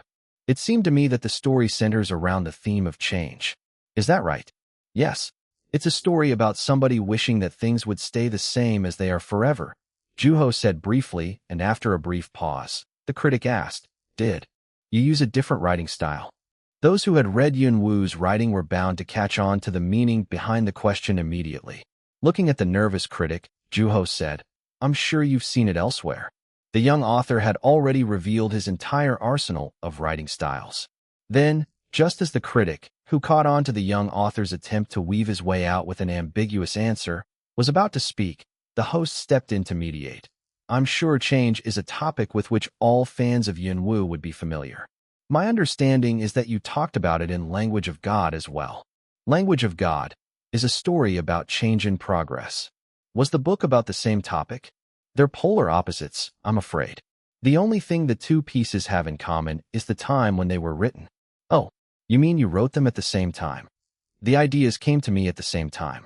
I thought about which one to write first for a little while, but I just decided to write them together. At that, Juho noticed that the host was taking more interest. Language of God had been the book to take Yunwu out to the world, and it was also the book that appealed to the masses the most. So, you can write two stories at the same time, huh? The host asked with a surprised look on his face. It was only natural when considering how complicated and technical it sounded on the surface, although it wasn't exactly easy to execute. There were authors who preferred to write in that manner. Does that mean the two are connected somehow since you wrote them at the same time? There's no direct correlation, but there are similarities in terms of the settings. Siblings, if you will. While they are each unique to themselves, they do share some similarities, Juho said. Meanwhile, the scenery of the beach rushed past his mind, along with the two characters who were just the opposite of each other. They had despised each other. I mentioned how I came about writing Language of God in one of the award ceremonies recently. Are you aware of this? To be accurate, it was Kelly Coyne who mentioned it. As if thinking the same thing, an ambiguous expression appeared on the host's face. Yes, I am. You said you followed your fellow author's advice and made a spontaneous trip to the beach, which is where you thought of the plot for the two stories. At that moment, the critic interjected subtly, asking, "Is that the same beach as the one you mentioned in the interview in the newspaper?" Juho answered Pyung-jin's simple inference affirmatively. I'm not gonna lie, that sounds incredibly tempting. Do you think we can expect that piece to be published in the near future? Then, looking at the critic, whose face was filled with anticipation, the young author said, I highly doubt it. And why is that? The young author shrugged at the critic's unexpectedly emphatic response. At the end of the day, Grains of Sand was a piece written by Juho Woo, not Yun Woo. I think it's a piece that should stay in a school, and I think that's just where it belongs. No, that's now true at all. The critic let out in order to convince the young author, and as the discussion dragged on, the host interjected. Now, let's not get ahead of ourselves just yet. There's yet another piece that we most likely will never come across. Fingernails, was it? Yes, I wrote it fairly recently, as a junior. Then, Juho gave a brief synopsis of the piece. It was about a narrator with a strange obsession for fingernails. It's a story that jumps back and forth between the protagonist's past memories as a student and her present as an office worker. Oh, it's also a short story. With that, Juho thought of the cover designer, who he had observed from afar, Young-eun Kong. He distinctively recalled her colorful nails. I wrote a book by the title of Sublimation. Yes, I know this book, the host said. We had to spend a little more time on the cover design than usual. Fingernails was influenced by a certain event that occurred during that time. Pyung-jin sighed quietly. Every single word said by the young author had been provoking his possessive nature. Writing styles, language of God, sublimation, and a certain event. Like most critics tended to be, Pyung-jin, overcome with the desire to read, asked the young author desperately, where can I get myself a copy of Fingernails? To which Juho gave a cruel answer. You won't find it in stores. Then, studying the reaction of the host, the critic, the filming crew, and the visitors, the young author said, I'm sure the viewers who see this will share your feelings, Mr. Lee. Chapter 264. The Reason That Author Never Won. 5. Feeling the dry air in the set, Juho opened his water bottle and drank from it, thinking, good thing I ate that bento. I would have been hungry by now. All right, we've asked our viewers what we should ask you, the host said, adding that the staff had actually gone out to the busy streets to interview the fans while accepting requests on the website. We were reminded of just how curious your fans were about you and your books. While Juho felt concerned on one hand, he looked forward to it on the other. Then, without hesitation, the host revealed the first question. Are you really afraid of birds? or do you actually like them? It was a question which the young author had heard many times. I used to get that question a lot, Juho said, feeling relieved by the familiar question. Did you now? Well, how are you with birds? Are you afraid of them, or do you like them? It's hard to say. As you probably noticed from my writing, I'm kind of ambivalent toward birds, and my feelings tend to take on different shapes. It never stays in one uniform shape. I find them cute and adorable on one hand, but I can't stand them on the other, Juho said, being mindful not to limit the significance behind the portrayals of birds in his books. The next question is about the film adaptation of Trace of a Bird. Are you close with Myung-ju? What was one scene from the movie that stood out to you the most? Movie, Juho thought to himself as he organized his thoughts. The answer was quite simple, especially regarding the actor. First of all, it's hard to say that we're close. We haven't seen each other all that much. His congratulations to your recent victory over the Nebula Award were quite the sensation at one point. Are you aware of this? Yes, I found that out through articles. Yet, you two aren't close? I'm just a fan, Juho said in order to make time for the next answer. Since it never occurred to him to give specific scenes a ranking, he needed time to decide which scene from the movie had stood out the most to him. I think the ending is the first thing that comes to my mind. It was the scene where the bird flew up to the sky as the dark background became gradually brighter for the first time in the entire movie. The striking visuals and soundtrack made for a gratifying experience. Meanwhile, as the young author answered with ease, the host came back with yet another question. What do you like most about your books? Oh, my books. Yes, about the books you've written up to this point. I don't want to be redundant by saying this, but you've written some top-notch novels. Were there any scenes in particular that you enjoyed writing? It was the trickiest question by far. Is this a tricky question to answer? The host asked, and after a long silence, the young author barely managed to speak up. No, they were all mediocre at best. Then, observing the young author, Pyungjin asked, You don't seem to like your own works. I'm always looking for ways to improve as an author. That's surprising. Don't you get a lot of compliments from the people around you? Thankfully, I think that's why I'm so hard on myself. How intriguing. Contrary to their perception, it was far from it. Unlike what they had thought, Juho was an ordinary person on the inside, which was why they were finding the young author's answer intriguing. Juho simply smiled. I think the brother was the scene stealer of the movie. His character had some weight to it, even in the original novel as well. What was your take on Myung-ju-moo's portrayal of the character? He had some trouble understanding the character while they were filming, so I told him my thought process from when I came to create the character for the novel. It didn't take long at all for him to accept and embrace my explanation. I, personally, was relieved that Myung-ju-moo was cast for the role. Although Juho knew nothing about acting, from the point of view of the creator of the original, Juho considered Myung-ju a great actor. Then, as the young author thought, that should do, another unexpected question came his way. Who are some of your favorite celebrities or musicians? His ideal type of woman would be determined by how he answered that question. Meanwhile, the critic asked lightheartedly, There are a bunch of celebrities who are popular among teens. Don't you talk about them with friends? At that, Juho thought about his immediate friends.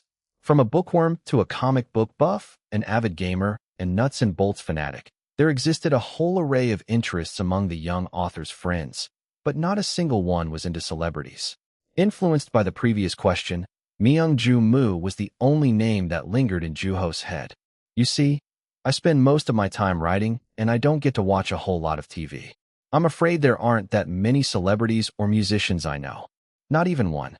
Realizing that they weren't going to let up anytime soon, Juho thought of an answer to weave himself out of that situation. At that moment, a certain individual came to mind. If I were to choose one, I do have a favorite singer. A look of interest appeared on the host's and the critics' faces. They had to be expecting somebody popular, and Juho's answer was bound to disappoint them. However, Juho pressed on. She performs at this park that I go to frequently. She always hums wordless melodies and goes about her way. As expected, an ambiguous look appeared on the host's and the critics' faces. Nevertheless, the young author continues, I like her songs the most. She told me once that she'd write lyrics for her songs one day, which means that wordless humming won't be around much longer. There are times when I get impatient waiting for her to write her lyrics, and I find myself itching to hear her sing. What's her name? the critic asked. I'm afraid I don't know her name. That was about the extent of Juho's relationship with her, and realizing that there wasn't much else to ask, the critic let up. The producer looked as though he had expected more. Nevertheless, the young author was quite satisfied with his answer. The next question was about the Nebula Award. I believe we brought it up just now. You mentioned a fellow author giving you advice. Who was that author? I've been wanting to know this myself, the critic added. Then, after some thought, Juho said, would it be okay to bring up his name without getting his consensus? It's not like you've done anything bad. You'll be fine, Pyung-jin said, waving his hand in order to reassure the young author. Meanwhile, the producer and the writer at the front signaled to him emphatically, encouraging him to say the name. And when Juho looked at Nam Kyung, he nodded slowly with an ambivalent look on his face. Hope he doesn't get mad at me, Juho thought as an image of the author gently admonishing him crossed his mind. Despite the gentleness, Juho couldn't help but be afraid. And eventually, after wrestling with his thoughts for a little while, the young author brought up the name cautiously. It's Mr. Lim, Hyun-do Lim. At that, a look of shock appeared gradually on the critic's face. So, it was Mr. Lim, he said, his voice getting louder by reflex. Seeing his reaction, the host asked, I've read his books too. He's known for the depth of his descriptions, right? He certainly is, the critic said. Then, he started raving about how great an author Hyun-do was, until the host had to step in to stop him. Pyung-jin's praise toward the literary great was very much valid, even from an objective standpoint. He's also known for not asking favors from other authors. He turns down every testimonial request, no matter who it's from. He declined yours too, didn't he, Mr. Wu? I didn't realize that was such a widely known fact. Those who know will know. Hyun-do Lim had taken the initiative to talk to Yun Wu, and as a result, Language of God was born. Meanwhile, thrilled by what he heard, Pyung-jin started raving on about Hyun-do all over again, as if he had forgotten that he was on TV. Seeing the critic growing rambunctious, Juho started to feel uncomfortable. That's incredible. It makes me want to get a peek at your daily life, Mr. Wu. It's nothing out of the ordinary, Juho said. However, the critic didn't believe him. Are you planning on publishing an autobiography or an essay? Anytime soon. Not at the moment, no. Don't be so quick to brush it off, Mr. Wu. Give it some thought. Every single person in this country will buy it. You could also include your short stories while you're at it. I'll consider it. From then on, an array of questions followed, from Juho's relationship with Kelly Coyne to how the young author started writing, his habits when writing, and tricks and tips. Although they seemed to have chosen questions that were more personal in nature, such as preferences or hobbies, Juho answered each and every one of them with complete sincerity. With that, break time came, and Juho rose from his seat in order to stretch. Getting long, huh? The host said to him with an apologetic smile. A little. We tried to condense it as much as possible, believe it or not. You see, there are quite a few questions that have been backed up for the last 3 years, the host explained, and Pyung-jin agreed emphatically, adding, one of these days, Mr. Wu, I'd love to have a long, in-depth discussion about your books. At that, Juho chuckled awkwardly. Soon, the taping resumed for the latter half of the show. Okay, now, let's talk about your books. As the host listed the young author's books in the order they had been published, Juho took a sip of water from his bottle, and Pyung-jin straightened his tie. You've managed to write all these books in the span of 3 years. When Juho heard the titles of his books in the form of a list, it dawned on him just how much he had written up to that point. I'm a fast writer. Is there a reason for why you write so much? The host asked. Nothing in particular. I just write when I think of something I want to write about. And here I am 3 years later. At that, Pyung-jin exclaimed quietly. It was a signal of sorts, and with the host's permission to speak, the critic said, there are still conflicting opinions about Mr. Wu's prolific writing, even to this day, because not only does it dilute the point of interest, but it also becomes increasingly difficult to maintain the quality of each piece. And there are authors out there who struggle with this. Am I one of them? Juho asked the critic. To which, he answered, wincing, not at all, and proceeded to tell the young author what he wanted to hear. Each of your pieces has a distinct flavor. Not only are they new every time, but they also bring precisely what the readers want from Yun Wu. Quickly at that, the length is also a plus. The readers tend to want to cherish and savor a piece written by their favorite author. Your books reassure the readers that they made the right decision to get into Yunwu literature, and frankly, that's not easy to pull off. It was quite the praise, and Juho couldn't help but roll his eyes. So, I've been dying to ask this in person, he said in all seriousness. How were you able to do that? Pyungjin was referring to the deep emotional experiences that came from Juho's books. People had different ways to explore the incomprehensible in their lives, and asking questions had to be one of the most effective ways to go about this. Asking somebody a question conveyed to the other person just how earnestly one wanted to know the answer. Then, Juho looked straight at him and gave him an honest answer. I write every day. I don't write a set amount within a certain amount of time or anything, but I'm in the habit of writing every day. One time, our literature club teacher taught us just how easy it is to become a better writer. And that was to write more. In order to write more, one has to ask themselves what they have seen up to that point. That's the only way you can get the hand moving. I collect raw materials and I make a story out of them. The fewer the ingredients, the shorter the story. Likewise, the heavier the ingredients are, the weightier the story becomes. Although, it's not always accurate. Then, thinking of all the manuscript paper he had used throughout his career, the young author added, sometimes you end up with a defective product, but there are rare occasions when you're awarded with a piece of writing that isn't too shabby. But more often than not, it's not long before you notice all the flaws, which is why I rewrite the same story over and over again. So it seems like you're not just being figurative here, the host said, and Juho answered honestly. No, there are days I don't write. If you've been writing that much, I can only imagine just how many stories there are. At that, Juho couldn't help but be reminded of the stacks of manuscripts in his room. Yes, there are quite a few. Do you pick which ones to publish out of that reserve? That time, Juho shook his head without delay. That was unthinkable. They're all failures, every single one of them. I wouldn't even want to look at them. What do you mean by failures? The host asked. Chapter 265. The Reason That Author Never Won 6. In response to the host asking about failures, the young author said, it's exactly as I said. I'm sure you've experienced failure at some point in your life, right? It's embarrassing, and you'd do anything to go back and fix it. Yet, you hope it will benefit you somehow in the future. That's how my failures are to me. At that moment, a quiet chuckle came out of nowhere. It was Pyungjin. I'm not gonna lie, Mr. Wu. That sounds odd coming from you. I don't blame you. I get that a lot, Juho said. He had often been referred to as an author who was immune to failure. Whenever he would hear that, the distance between others and himself dawned on the young author all the more. Now, he was finding himself in a similar position to the hosts. The reason they weren't making small talk with each other was simple. They were strangers to each other. Meanwhile, the host took the opportunity to speak as the conversation came to an end. Does that mean you went through the same process when writing the new novel? An insect leaves no trace, Pyungjin murmured quietly. You can say that. It's a very interesting title. It reminds me of the title of your first book, Trace of a Bird. Then, as Juho shifted his position on the seat, the host asked the very first question about the new novel. Is there any connection between the title of your new book and your first?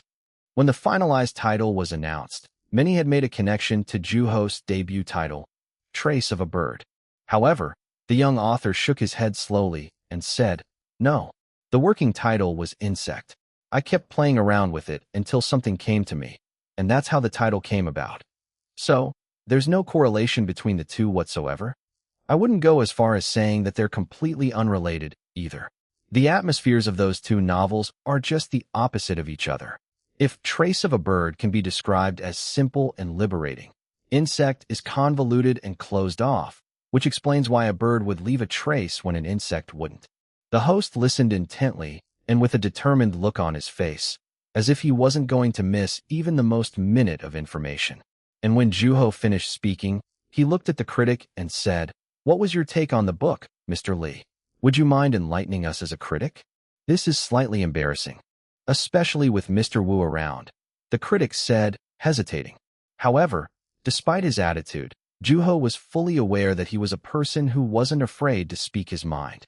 Remembering the bitter criticism he had heard from Pyungjin, the young author said, please. Then, straightening his tie, the critic said, frankly, when I first heard that your new novel was going to be about love, I immediately expected to see the pure side of Yunwoo. I was curious about how you'd portray love on one hand, all the while holding on to my preconceived notions about your age on the other. Juho listened to him quietly, but all of that shattered completely about 5 pages into the book, into thousands of pieces, the critic said, emphasizing the last part of the sentence. Meanwhile, the host played along to him, nodding. A claustrophobic feel, forgotten and revived memories.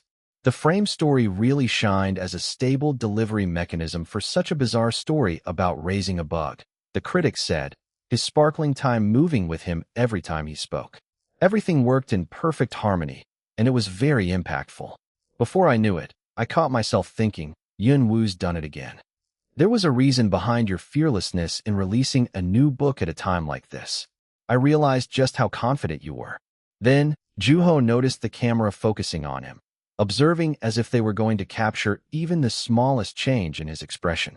However, the young author simply blinked. And there were also things that went beyond my understanding this time around. And what were they? The host asked. There was no way that he was going to let that opportunity slide.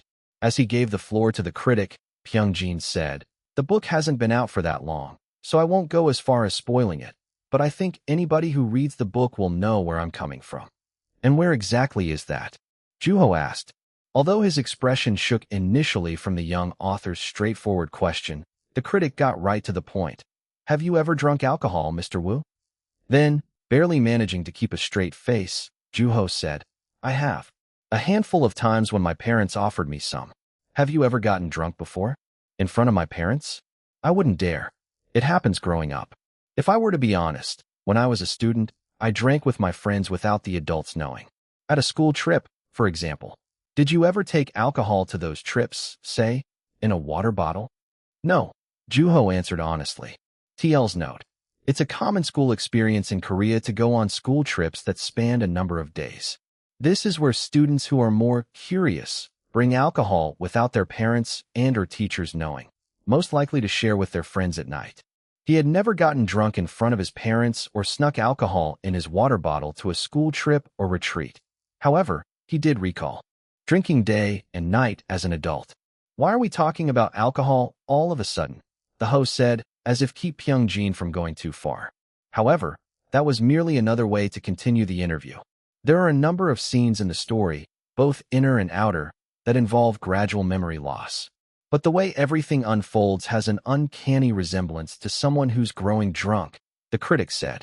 He was catching on to the young author's intention quite accurately. Memory serves as an important piece and a device within the novel. It brings a paradoxical element to a story that is gradually closing up as it progresses, and it brings readers a sense of liberation. It's bound to drive somebody crazy because of how frustrating it is. At the same time, it's just so incredibly satisfying. You might be wondering what I'm getting at, but you'll know as soon as you read the book yourself, the critic said, skillfully adding a subtle recommendation for the book, like someone who was a regular in a book-related TV show. How were you able to portray that with such realism when you're underage yourself? I'm flattered, but there's not much to it. I just observed people around me when they were drinking. That's all. The young author answered unhurriedly. At that, the critic shook his head subtly, as if he wasn't buying Juho's answer. In that case, how did you think of utilizing something that you have yet to experience in your book? I saw something that's left quite the impression on me once. After that, I realized just how ugly a person can be when they're drunk. I see, Pyungjin said as he let up. However, he was merely looking for another opportunity to ask even more questions. Have you ever had any urges then? As in, like wanting to try alcohol yourself or wanting to get drunk so that you can have a deeper understanding of what you're writing. Like a critic, Pyungjin was well aware of the tendencies of authors. Would you rather me just come clean? Yes. I have had those urges, and it turns out they become stronger over time. Without a doubt, Juho had had the urge to drink, and it became more pronounced when he wrote. It had to be a change that came with time. His life had become a mess from alcohol abuse in the past, but the more he grew further from that past, and the more his memories of that past faded, the stronger the urges became. However, Juho chose not to give into his urges because, within him, there also lived the fear of failure. And how do you alleviate them? I'd say liberate is a better way to describe it. After hearing Coin's personal account of his experience with alcoholism, I drive them out with fear. It was widely known that Coin's alcoholism eventually led him to admit himself into a hospital. Nevertheless, as the host briefly explained Coin to the future viewers, Pyung-jin still didn't seem entirely convinced. "Is that all?" he asked. "Would you like to know how I was able to write that scene with such realism?" "By all means," Pyung-jin said, his eyes sparkling as much as the stones on his tie while glaring at the young author. At that, Juho decided to quote a piece of advice he had received from another author. "So, this is something I learned not too long ago. Yes. When you don't know something, all you gotta do is ask," apparently, the young author said. He had asked questions to his old, alcoholic self the entire time he wrote. "Is this close enough? Is this good enough to get some sort of reaction out of you? I know somebody who wasted his life away, all the while blaming it on his issue with alcohol. When I took my manuscript to that person, he turned me down in the blink of an eye, saying that he couldn't afford another drink with what I was offering to him." At that, a certain look appeared on the critic's face, as if he was thinking, he dared treat Yun-woo's manuscript with such disrespect? So, I made revisions so that he could at least afford a drink, but to no avail. According to his own words, it was so boring that the words shook before his eyes. We repeated that process a number of times, and eventually, he snatched the paper from my hand and wrote the words himself. Although they were only legible to him, unfortunately, it was truly a bleak sight. So what happened in the end? Did he read what ended up on the final draft? Yes, he did. What did he say? Pyung-jin asked. He just quietly listened and went about his way, Juho answered. Unfortunately, the man hadn't said anything. That had been the end of it. No compliments or affirmations. Finally, the critic let up quietly. From then on, the host asked a number of other questions, and as the taping neared its end, the host turned toward the critic and said, "Mr. Lee, if you'd like to add anything before we wrap up, now would be the time." At that moment, Pyung-jin seemed quite dissatisfied. "I can't help but wish we had more time. I was hoping we could get to talking about your other books. Oh, before I forget, there's a show that I've been appearing in. Do you know which one I'm talking about, Mr. Wu?" "It was the Great Book Club." "Yes, I'm a fan." "Is that so? Then, I'd like to take the opportunity to ask you to join us in the near future. I'd love for us to touch on the topics that we couldn't get to today. Is it okay for you to bring up another show here?" "It's fine. They're from the same station." Although Juho felt that he had answered quite a few questions, the critic still looked as though he wasn't satisfied. Seeing that, it dawned on the young author just how curious his fans had to have been for the last 3 years. "Well, that was your first official interview. How was it?" "Yes, I didn't have any trouble, thanks to you. Do you think our viewers will get to know your identity, which was shrouded in mystery up to this point, a little better?" "I sure hope so. I'm not sure what the final cut will look like, but I'm sure nobody's going to doubt that you wrote those books yourself after seeing it," the host said after some brief contemplation. As the young author smiled subtly, the host added, "Thanks for joining us today, Mr. Wu," looking at him and bowing.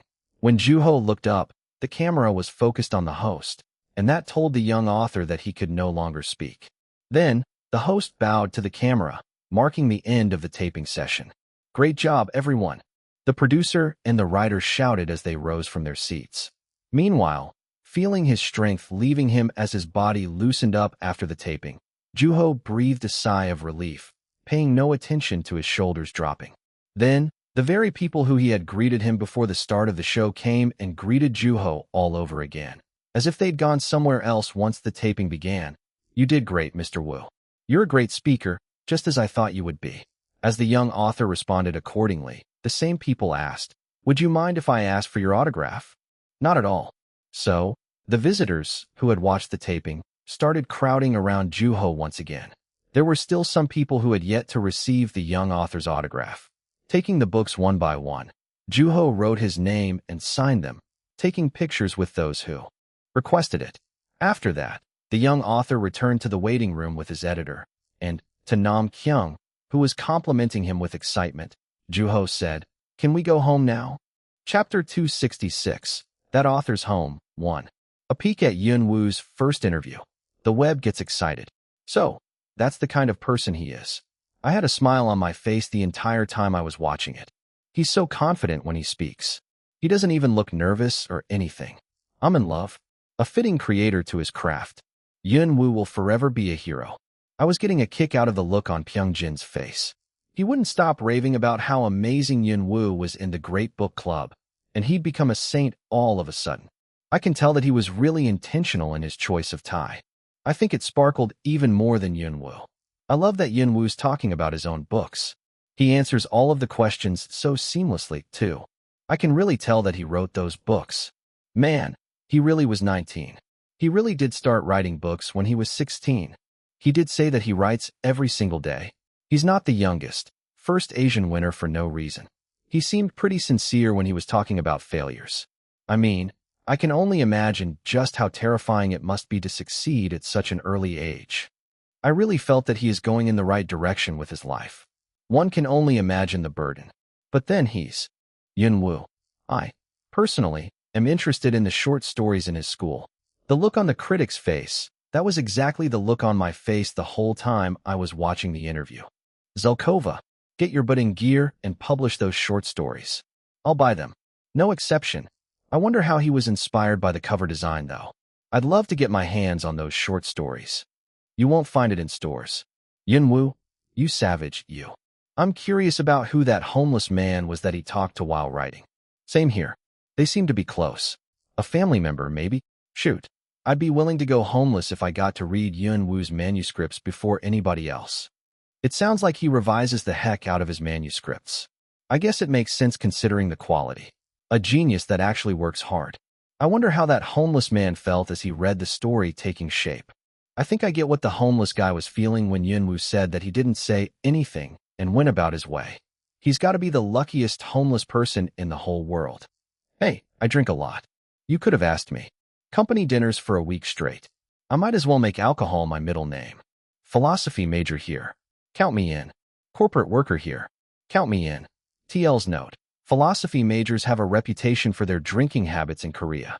Corporate workers, on the other hand, are often exposed to social drinking with their co-workers and superiors. But how can a person who's never been drunk in his life write something like that? I guess that's what makes him Yun-woo. I mean, there's the whole spiel about alcohol, but I'm more surprised by his portrayal of love. Is he really 19? I second that. I think this book really proved to people that they shouldn't judge him by his age. I can tell that he's a thinker. You're genius, man. Authors do a lot of self-reflection when they write, apparently. I want to know that singer he likes so much. I want to hear her hum, too. Whoever it is, it sounded like somebody Yun-woo would like. It dawned on me just how young he is when I saw his face on TV. But one would never be able to tell from reading his books. He's probably living it up at that age. So jealous. Wonder how much he made from his books. I'm sure he's loaded from the royalties alone. His books are sold worldwide. Isn't it obvious? Everything about him is beyond our imagination. I thought I'd know more about him after watching the interview.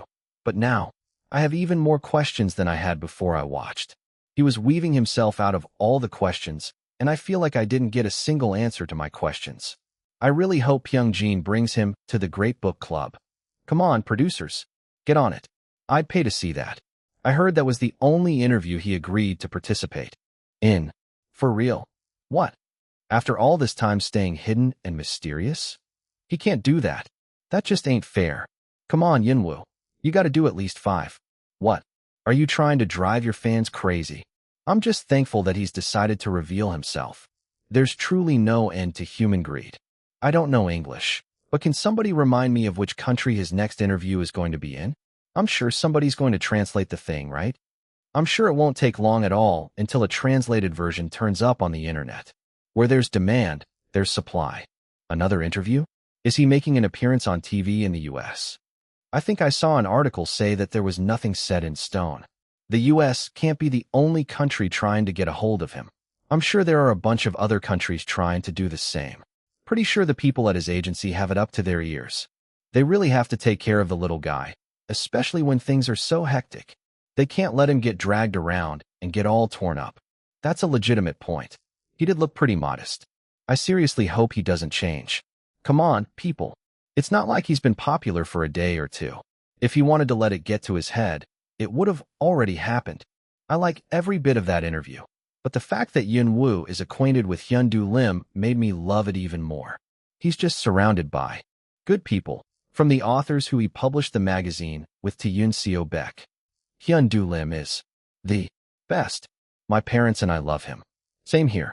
I first came across his books through my mother's recommendation. Too bad neither of them are fond of making TV appearances.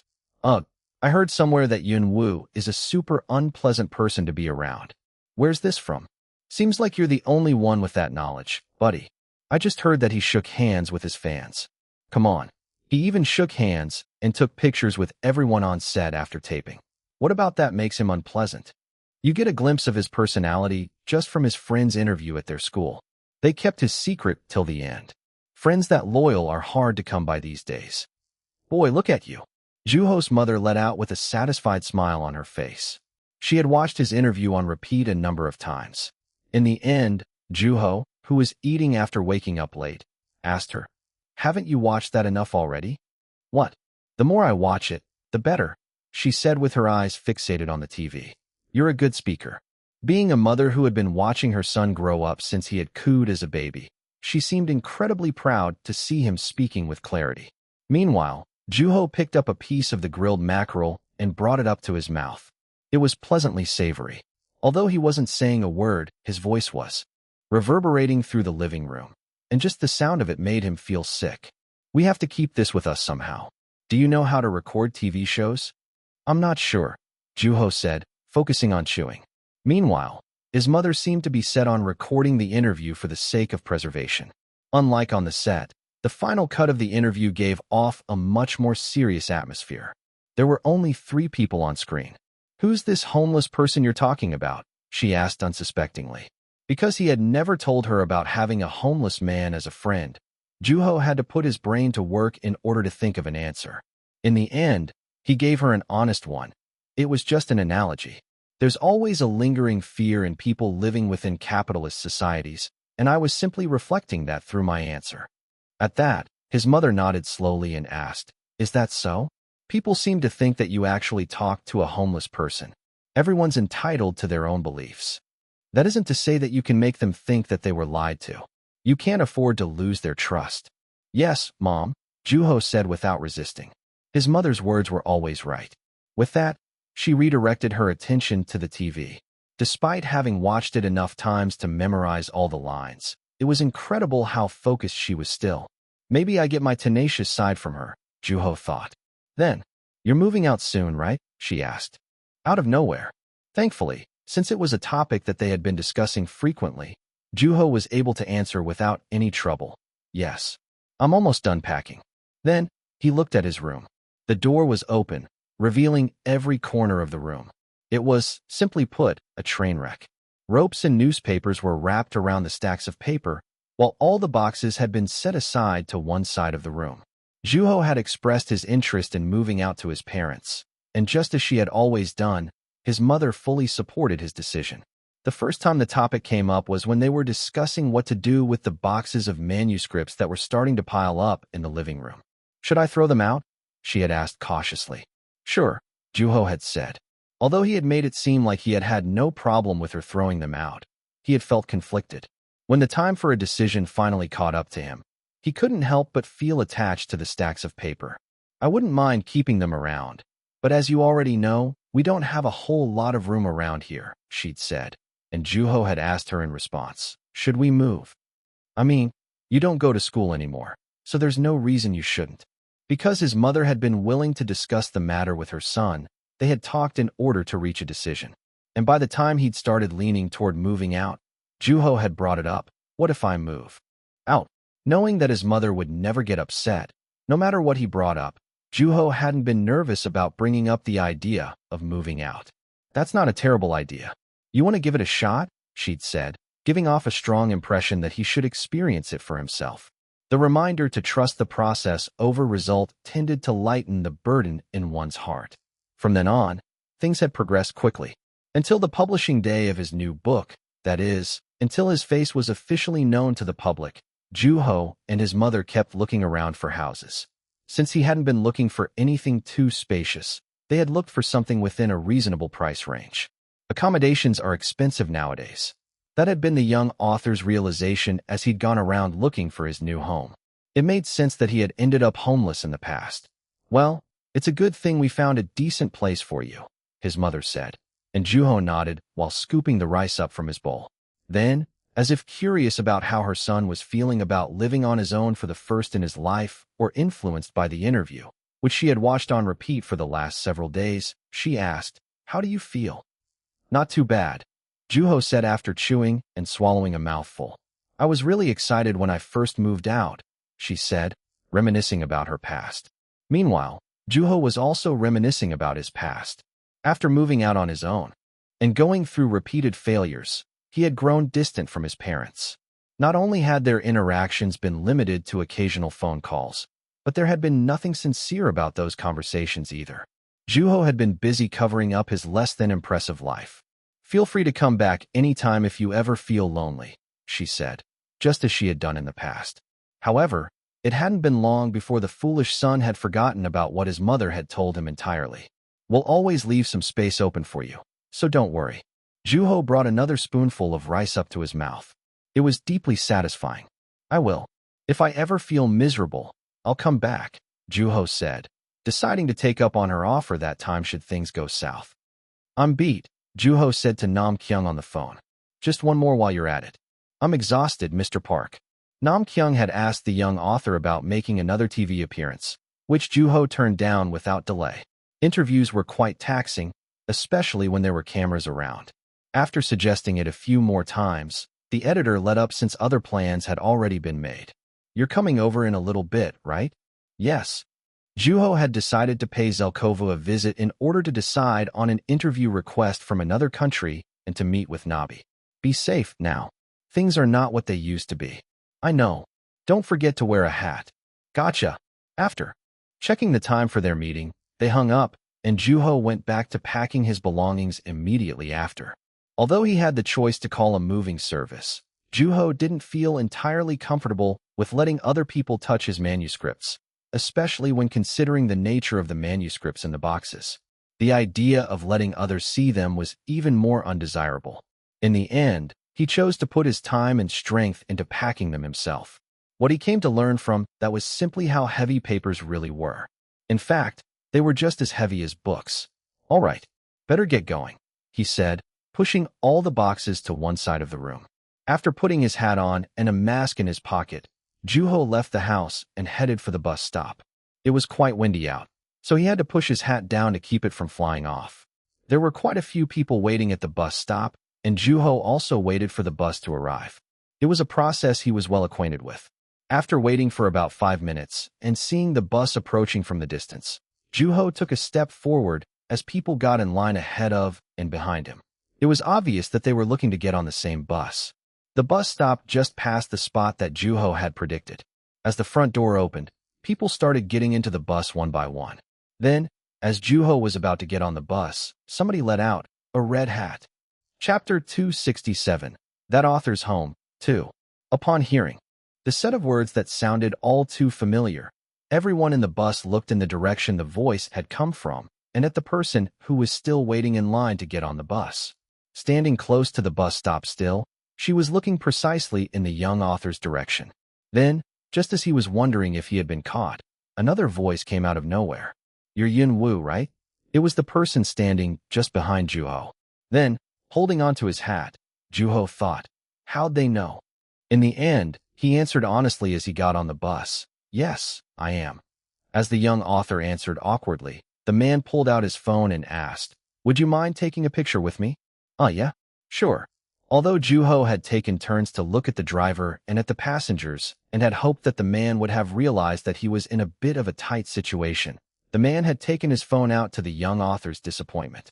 In the end, Juho stepped out of the bus. The passengers on the bus started peeking their heads out of the window, and those who were waiting in line were hopelessly confused.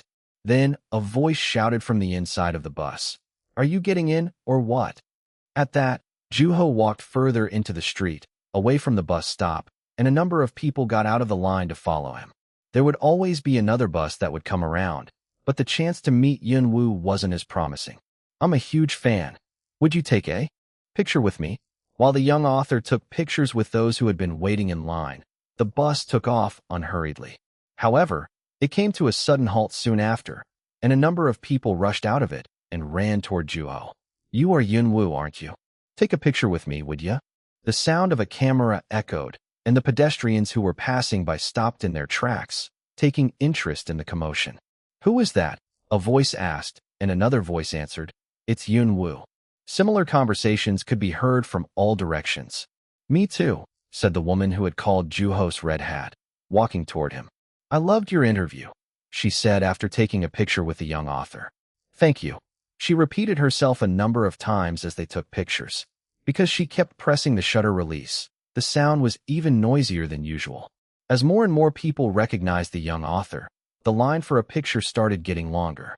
The crowd was growing increasingly dense. Looking at the people screaming at the sight of Yunwoo before their eyes, Juho sighed internally and thought, "Guess I'm running late."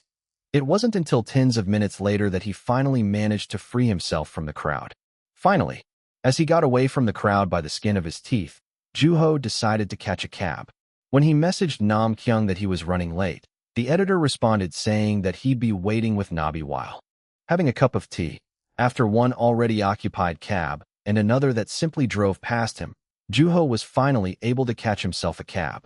The two cabs that chose not to let him in would most likely be clueless to the missed opportunity of having Yunwoo as their customer. As Juho told the driver his destination and rolled the window down, the driver greeted him. "Hello there." Juho saw that he was wearing gradient sunglasses. "I need to get me one of those," the young author thought to himself. "Say, weren't you on the TV recently?" "I'm not really a celebrity." "Aren't you a writer, though?" "Yes, I am." His popularity had caught him by surprise. In the past, there had been quite a few people who had walked right past him, unable to recognize who he was. Resisting the urge to sigh, Juho decided to take the opportunity to ask the driver, "Where did you get those sunglasses?" "Oh, these? My daughter got them for me as a gift." "Why do you ask?" "I was thinking of getting a pair for myself." Then, after chuckling for a little while, the driver said, "Should I ask my daughter?" "No, that won't be necessary." Since the destination was quite far away, Juho spent plenty of time talking to the driver, who turned out to be quite loquacious. Starting from how he had started driving a cab to what had happened to his family when the economy had hit rock bottom. Along with all the other pieces of information about him, the young author also came to learn that his daughter was a fan. "Would you give me an autograph later? Or a picture?" "Sure, of course." Saying that there was more for him to show off to his daughter, the driver delighted to learn new information. Then, as if looking to extend that list of things about which to brag to his daughter, he started bombarding the young author with questions. "You write some good books from what I heard." "Thank you. I think authors are incredible." "Are you dating right now?" "No, I'm not." "How much do you make per book?" "I make enough to make a living." "Writing a story must be hardly a challenge for you. Your pen practically moves on its own when you write." "Huh?" "Not as smoothly and effortlessly as you're describing." "You know, you're a good speaker." "I thought so when I was watching the interview." When it came to things that weren't really worth hiding, Juho answered them honestly. The cab was quite fast, and since there was hardly any traffic, Juho was able to arrive at his destination a little earlier than he had anticipated. Then, as promised, he took a picture with the driver and gave him an autograph before getting out of the cab, thinking, "I'm adding that to my excuse for being late." With that, he walked into a building, which was incomparably quieter than the street booming with people. "Mr. Wu." The employees greeted the young author as he walked into the building. It was quite a strange experience locking eyes with those who had walked right past him in his previous visits. "May I shake your hand?" Then, it occurred to Juho that it was going to be a while until he reached the conference room. "I'm surprised you're late this time." "It'll all make sense once you hear my explanation," Juho told Nam Kyung as he took the hat off. Meanwhile, Nabi waved her hand in denial, gesturing that it's okay. "You were held up by the fans on the street, huh?" "Something like that. I've been getting a lot of questions about you, too. Twice as much, in fact."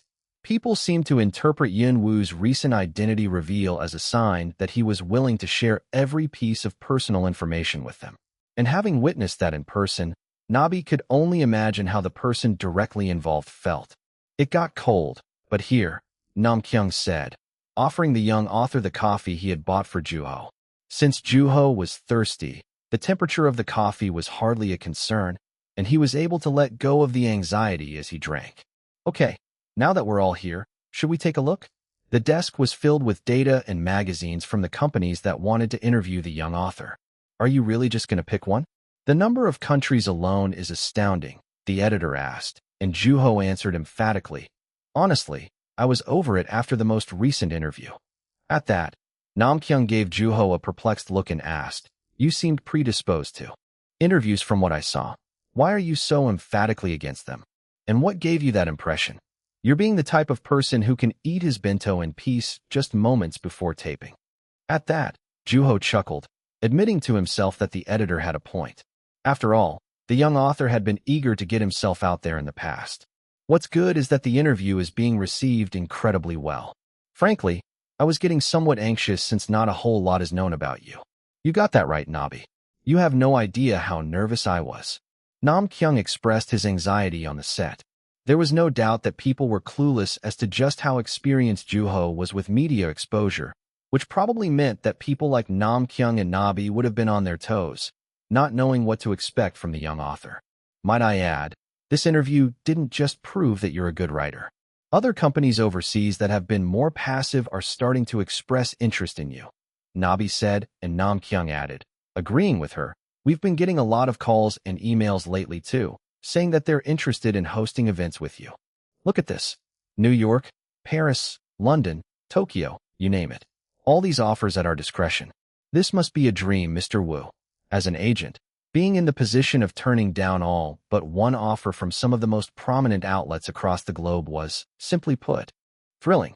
Then, while her hands still shook from the excitement, she added, This means we don't have to take any nonsense from anybody, anywhere in this country. Pretending he hadn't heard her, Juho looked through all the data on the desk, among which were some of the most prominent magazines in the US that mostly covered current events and ran critiques on culture. They were names most people would have heard of at least once. Oh, I know this one, Juho said as he picked one of the magazines up. There was a photo of an Italian author on the cover of the most recent issue. Looking straight ahead, the author was sitting on an antique-looking sofa in a natural position. Perhaps shooting in the study within her home had made the session more comfortable for her. They've covered Coin before, too, haven't they? Nabi asked as she recognized the background immediately, and Juho nodded. It was the same magazine that had covered Coin's residence, which the young author had visited recently, in one of their issues. And looking at the content of the magazine over his shoulders, Nam Kyung said, They cover authors' homes, right? That's right. They're pretty big, too, Nabi said, and brought up a name that Juho had also heard of. Juho remembered seeing the same set of letters on the business card of a journalist he had come across during his visit to the States. He had to have been affiliated with the same magazine as the one he was looking at currently. Then Juho opened the magazine and started reading the interview of the Italian author, which was mostly about her upcoming novel. There were also photos of her posing naturally along with the transcription of the interview, and the questions in the interview gave off the impression that they had been more spontaneous than simply chasing after the author's answers. Although the author had mostly talked about her book, Juho couldn't help but feel like he was getting to know her at a much deeper level for some reason. Then, after some contemplation, the young author was able to reach a conclusion. It was the photos, more accurately, the photos of her room, which contained traces of the writer in the background, almost as if telling a story. While Juho was reading the magazine unhurriedly, Nabi asked, How do you like it? I think it's decent. Should I get in touch with them then? As Juho took some time to think, Nabi added that she had been eyeing the magazine herself. You're about to have your own place now. It works out perfectly.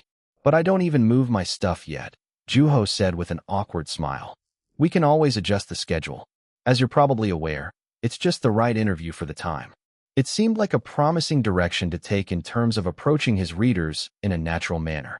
And after some contemplation, Juho put the magazine down, reminding himself that there were still a lot more to look through. Let's see what we have on our hands first, then I'll decide, he said, and Nabi nodded willingly, adding that there were also other magazines that she had in mind. I just want you to know that your moving situation won't get in the way of finding what you're looking for, by any means. Nabi seemed to imply that the people from the magazines would gladly fly to Korea even if Yunwoo were to live on the streets. Since Juho was in the position to make a choice, he didn't have much to lose. Then, he reached over for another magazine, reading through it along with its data, studying which authors had been interviewed by them, and the flow of the interviews. Every single magazine seemed like a decent choice, and while Nabi gave the young author some brief explanations in between, Namkyung recommended the ones with more appeal to the masses. Then, listening to his recommendation, Juho set one aside as his second choice. In the end, the one that ended up in his hand was the magazine with the old sofa. All right then, I'll get in contact with them. Thank you. At that point, Nabi had no doubt that things were going to be smooth sail from then on. Chapter 268, That Author's Home, 3. I was told that they prefer that you're in the middle of moving. Juho stopped packing upon hearing the news from Nabi. As he held his phone, which he had between his face and his shoulder, more securely in his hand, he beheld the untidy state of the room. As long as you're okay with it, they want to have photo shoot session while you're still moving. What would you like to do? Having assumed that the interview wouldn't take place until after he had moved into his new place, Juho asked, perplexed, do they have a thing for messy rooms or something? Then, chuckling quietly, Nabi explained, they like things as is. They're probably going for the dynamic feel of somebody still moving into a place rather than the calm and organized feel of a home that's been settled in already, which would make things a lot less interesting. Interesting logic. Just like she had said, the magazine often tended to include photos of untidy desks or unmade beds, while revealing authors' favorite baseball teams, favorite drinks, or the pens or pencils they used to write, providing the opportunity to get a better look at the authors' everyday lives. They seemed to understand the benefit of visiting authors at their homes, Nabi said, adding that she was fond of their style. However, Juho couldn't help but feel hesitant. Seeing as it was going to be one of the things that would determine how the rest of the world viewed him, this interview was crucial, and Juho felt the need to be really mindful of what he was showing. Can I really show them the place? With the boxes and all? Juho asked. Like I said, Mr. Wu, they would prefer that, Nabi said and added. Tell you what, why don't we take the opportunity and do something about the doubters out there once and for all? I think you're just in the right place and time for that.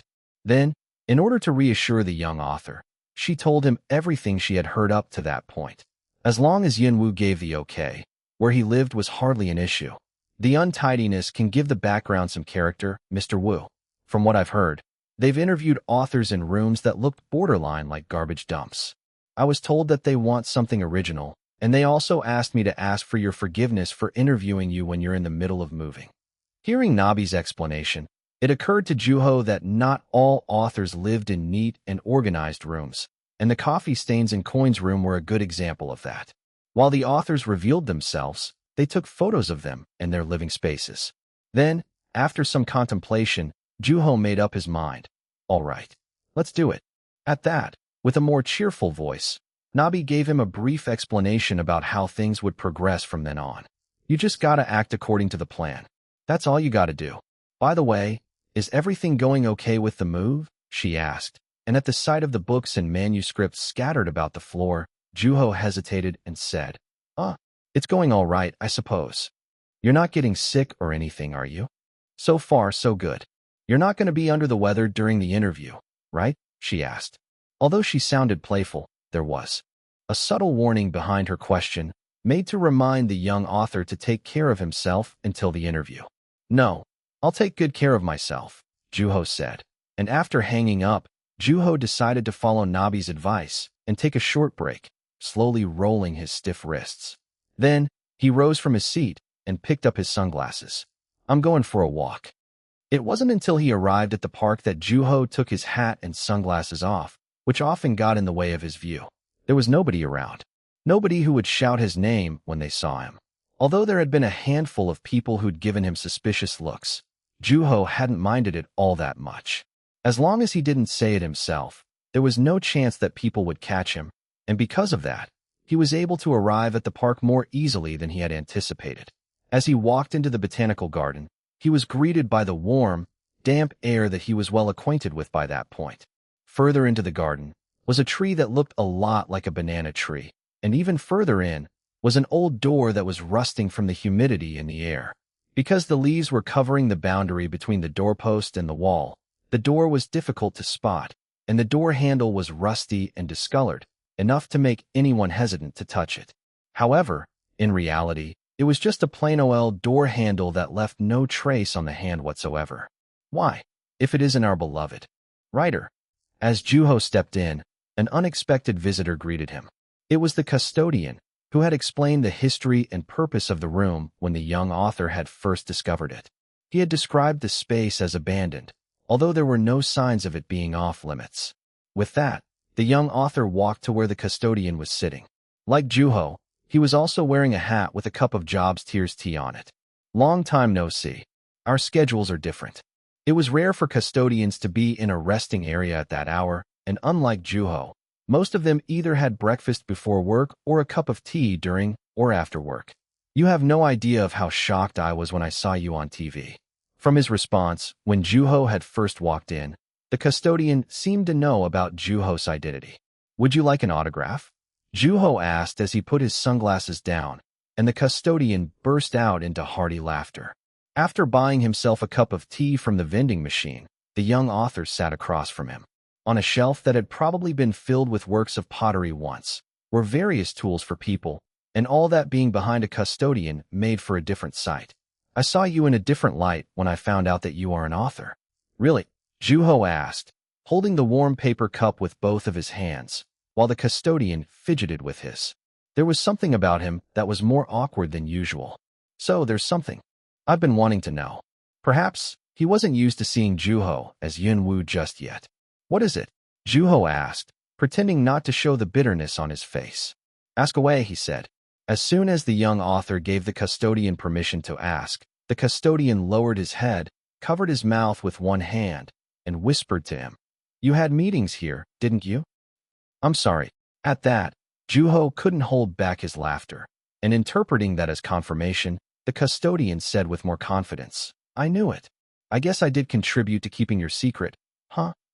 Although it had been a completely unexpected question, Juho nodded slowly. Just as the custodian had said, he hadn't only been taking care of the garden, but of the young author's secret as well. I was able to live my life in peace, thanks to you. I knew something was odd. It's not like there's anything to do around here, especially for somebody your age. Did you write here and all? Occasionally, Juho said, and as he learned that he had contributed to Yunwoo's work in some capacity, the custodian smiled with satisfaction. I knew something was different about you from the first time I saw you here, he said with a proud expression on his face. But you didn't know I was going to be Yunwoo? Nope, didn't get that far, the custodian said, pouring the rest of the steaming tea into his mouth. You seem like a good speaker on TV. Why didn't you give me some? Sort of clue. We didn't really run into each other all that much. You came here when I was not around on purpose, huh? Oh no. We wouldn't have met today if I hadn't come here. The custodian muttered playfully. I guess that's true. With that, the air sank into an awkward silence, and in order to validate that silence, Juho brought his cup up to his mouth. Since he couldn't understand what the plants were telling him, the place was quiet. Does that mean you won't be needing this place anymore? The custodian asked quietly with a slightly playful expression on his face still. And as they locked eyes with each other without saying much, the custodian added, since this place was for you to hide that you're Yunwoo, wouldn't that mean you won't be coming here anymore? I doubt that, Juho said, lowering his cup slightly and getting a whiff of the tea. I came here to drink Job's Tears tea. There's something about vending machine teas. They have this unique flavor. Vending machine teas are all the same, aren't they? And teas all taste different depending on the person who makes them. The Job's Tears tea in Juho's hand could be found nowhere else but in that room in the garden. Should the place and/or the situation change, the taste of the tea would also change, even if it were to be brewed exactly as it always had been. Similarly, lunch at a picnic or having a glass of wine with loved ones tended to taste significantly better. The Job's Tears tea was a unique experience that could be found nowhere else outside of that garden. So I'll probably come by every now and then. The custodian fixed his hat without saying a word. Just like the first time they had met, he neither told him not to come, nor to come more often. Even when the young author set foot on the place for the first time, the custodian didn't try to impose anything on him. Besides, I think I'm finding myself in a need of a place like this even more now that I revealed myself, Juho said. Where'd you get the sunglasses? The custodian asked, nudging the sunglasses ever so slightly and adding as he rose from his seat. I bought your book. I don't know how far I'll get through this time, but I'll definitely give it a go. So, you keep writing, all right. Will do, Juho answered immediately. Is this the country Yunwoo's from? Somebody said, while looking out of the window on his plane ride to Korea. The sole purpose of his trip was to meet Yunwoo. Although everything looked similar from up in the sky, the list of differences grew exponentially once one stepped out of the plane, and his reason for insisting on meeting authors in person was similar to that idea, to get a better look at them. Meeting an author person allowed him to learn about them in greater detail. Everything in this world operated under principles that were rather simple. He was carrying a copy of the most recent issue of a magazine, which had a photo of an Italian author on the cover. The company the man worked for never insisted on just interviewing authors. In fact, they interviewed an array of people, from politicians to human rights lawyers, and at times, even presidential candidates. The interviewees were mostly people leading a successful lives. But how many of them were teenagers? Has no home. He let out the part that had bothered him the most when requesting the interview with the young author. Although Yunwoo did have a home, it didn't necessarily belong to him.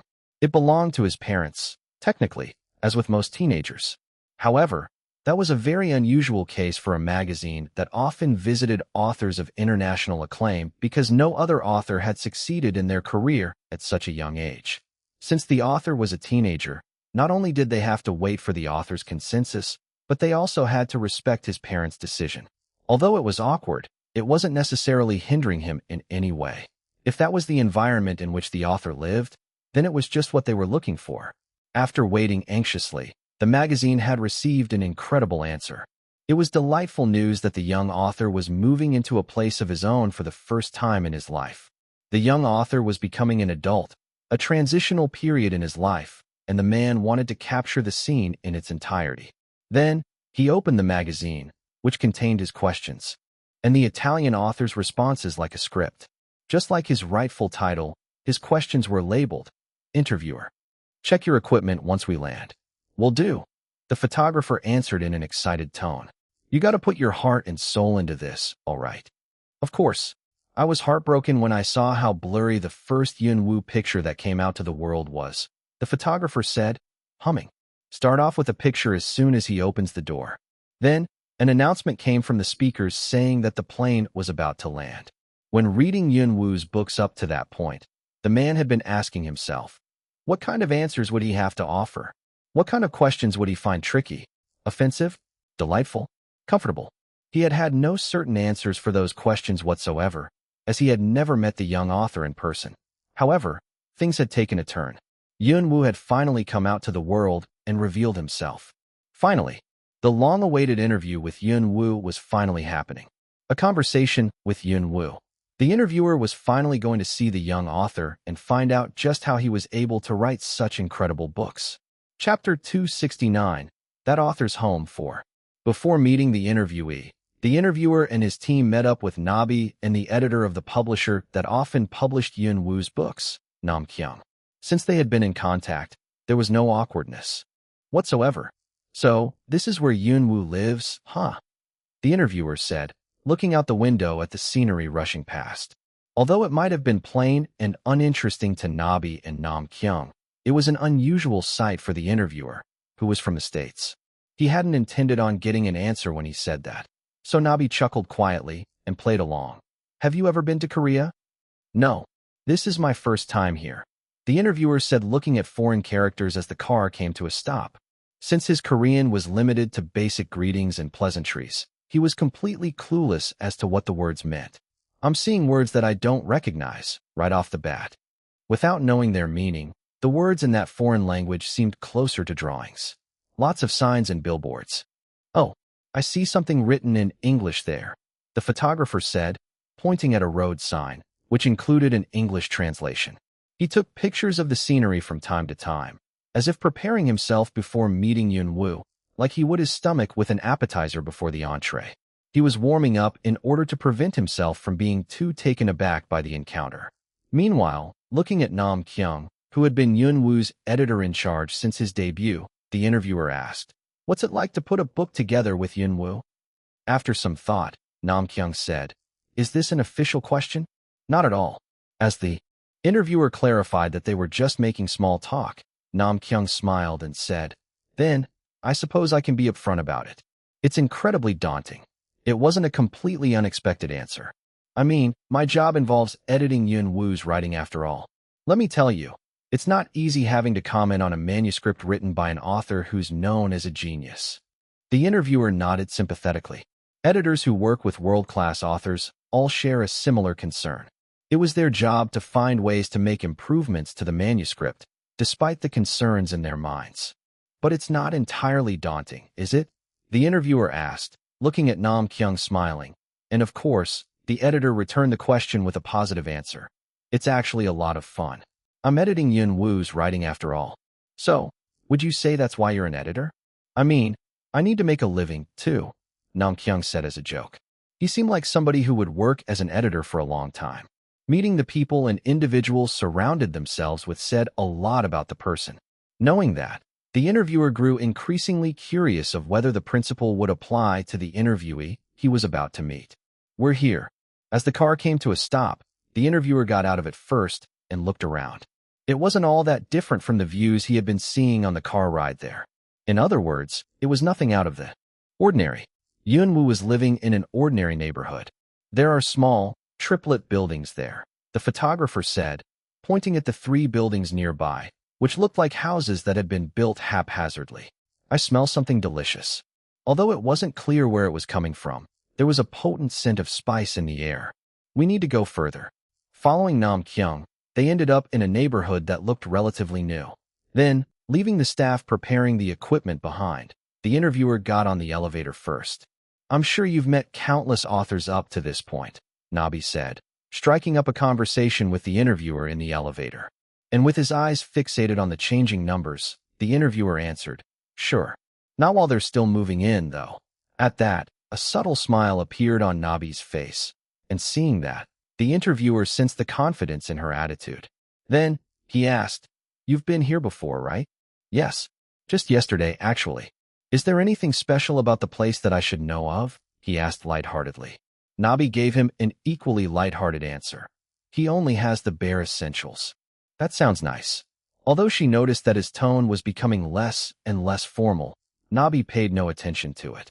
Then, with a quiet jingle, the door opened as the elevator came to a stop. As the two got out of the elevator, they turned left in the hallway and ran into a person checking his mailbox. When the person looked at the two, he had an easygoing look about him. "Hello." At that, it became immediately clear to the interviewer that he was Yunwoo, and he almost chuckled at just how young the author was. He was younger than any other he had met so far. "Mr. Wu, I presume?" "That'd be me," Juho replied.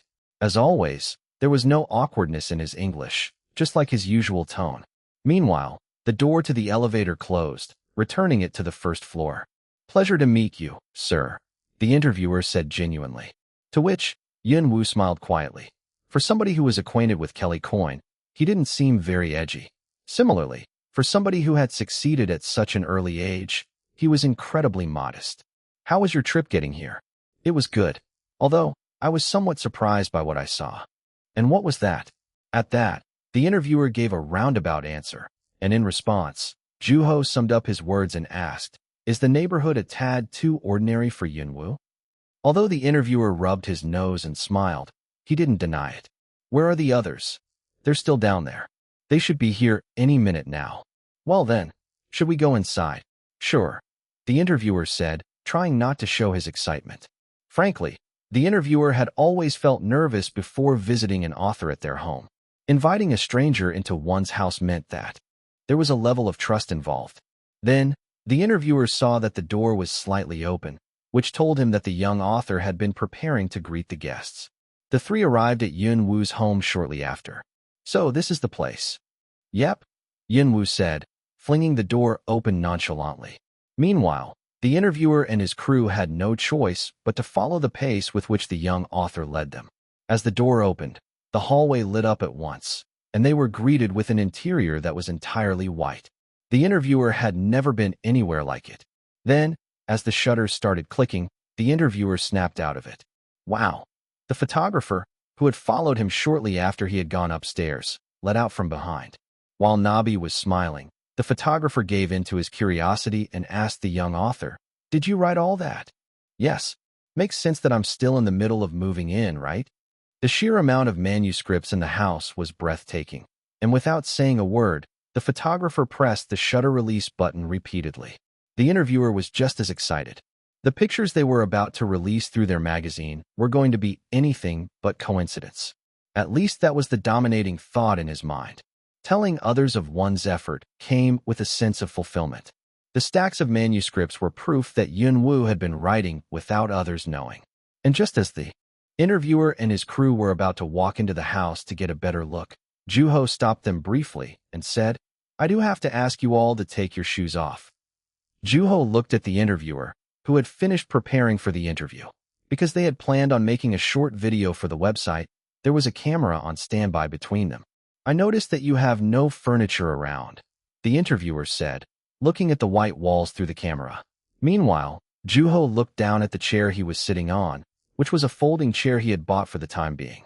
Not only was it void of backrest, but it was a rigid and uncomfortable chair that rested on 4 legs. "I was planning on getting new furniture in the near future. It's slightly better in the bedroom, though." The living room was filled with nothing but stacks of manuscripts.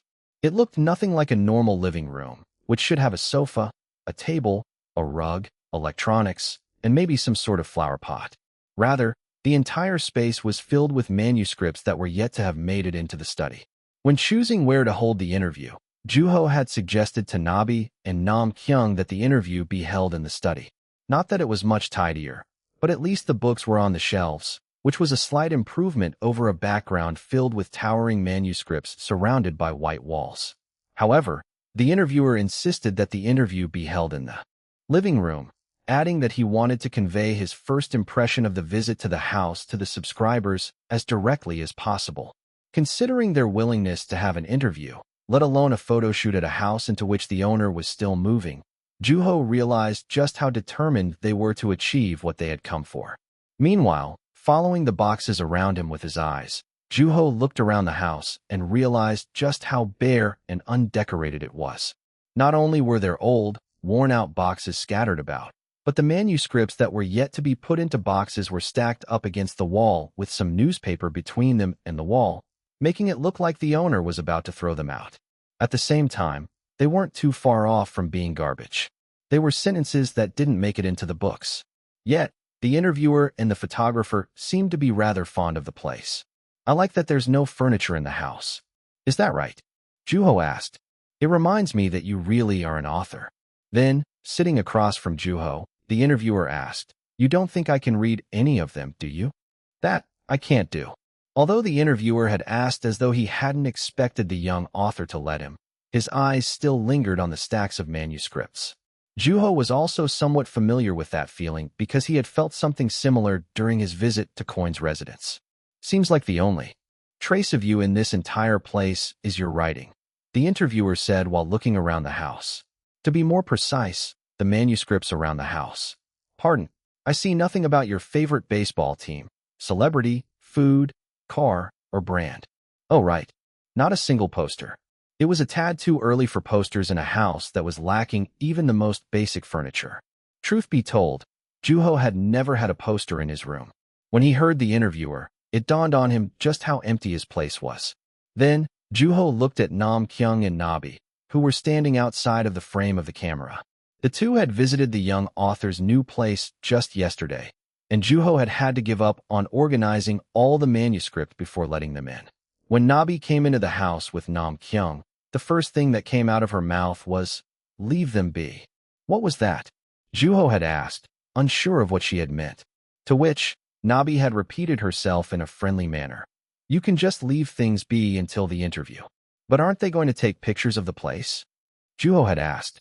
"They'll be very satisfied, Mr. Wu. Trust me, they're going to find just what they're looking for here," she had said with a confident look on her face. "That's right. This will do," Nam Kyung had interjected while picking one of the manuscripts up to read. Although Juho had wanted to stop him, he had decided to let him read it until he had finished reading the page he had been holding in his hand. When the young author glanced at it, he saw the scene about the clown and the single audience member in Sound of Wailing. But aren't I being too lazy? I mean, these people are guests from overseas, Juho had said, and a smile had appeared on Nabi's face. Then, pointing at the living room, she had said, "You're more than ready, Mr. Wu." At that moment, the shutter sounded from the camera, and as the young author came to his senses, the interviewer asked, "There isn't a whole lot around here, yet you won't even let me read any of your manuscripts." It was just as Nabi and Nam Kyung had said. Fortunately, the interviewer seemed to be more than satisfied by the view. "Are you asking indirectly that I let you read them? That would be preferable, but no. I'm just coming to terms with the reality that I can't really read you still.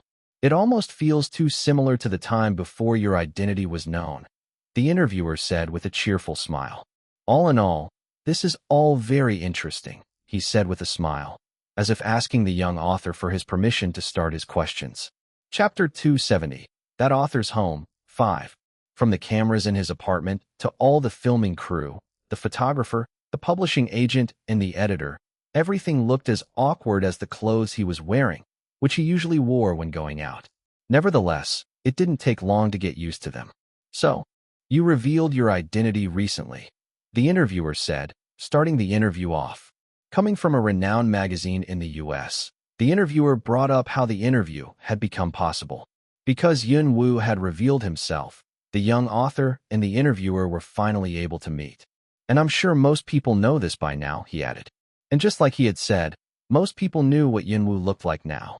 "I, personally, am curious about your life before you made your identity known, as in your life as the ordinary high school student by the name of Juho Wu. How did you bring it up to the people around you? I'm sure there was a handful of people around you who already knew who you were." "A few, yes." The interviewer started off with a subject that was both lighthearted and specific, and Juho decided to answer the question with one example in particular. "I have a friend who's a serious bookworm. A fiend, really. I had already made my debut as an author when we first met, and he was just as much a bookworm than as he is now. Needless to say, we grew closer and spent more time talking about books." "Did you guys talk about Yun Wu at all?" "We did talk about Yun Wu. Were you at all worried that your friend might find out?" "Not really, no." "What gave you the assurance?" "The fact that I'm able to write in another style, different from Yun Wu's. Even after reading my writing, he didn't think I was Yun Wu." Being also aware of Yun Wu's alternate writing style, the interviewer gestured to the young author to keep going. "I decided to send a message when I was ready to share my story. There were some similarities between Yun Wu and Juho Wu, like age and writing skill." "So, your friend did catch on to something?" "I think so. I think I might have given out some clues without knowing. I was planning on revealing myself eventually, after all." "So, how did you send a message to your friends?" Juho chuckled quietly as he remembered how he had sent the message to his clubmates that he had been Yun Wu all along. Meanwhile, the interviewer seemed like he hadn't expected the interview to be off to such an interesting start right off the bat. After all, surprises made life just a bit more interesting. "Through my book, I included a message in the epilogue that only my friends and I would be able to recognize, and my bookworm friend didn't let me down." Then, thinking that the young author might be referring to a book that he already knew, the interviewer asked, "And which book was that?" "You probably heard of it. It was from a series called Language of God." "Huh," he let out, genuinely caught off guard by the young author's answer. Language of God was Yun Wu's most commercially successful series, and it was in the epilogue of that series that the hint regarding Yun Wu's identity was hidden. It would be a sensation among fans if they were to find out. "When was this?" "When people still knew me as Wonnie Young." "Which means your friends already knew that you were Wonnie Young." "That's right. And they also eventually learned that Wonnie Young and Yun Wu were the same person." "Haha, my goodness," the interviewer let out, murmuring that he would love to interview the young author's clubmates one day.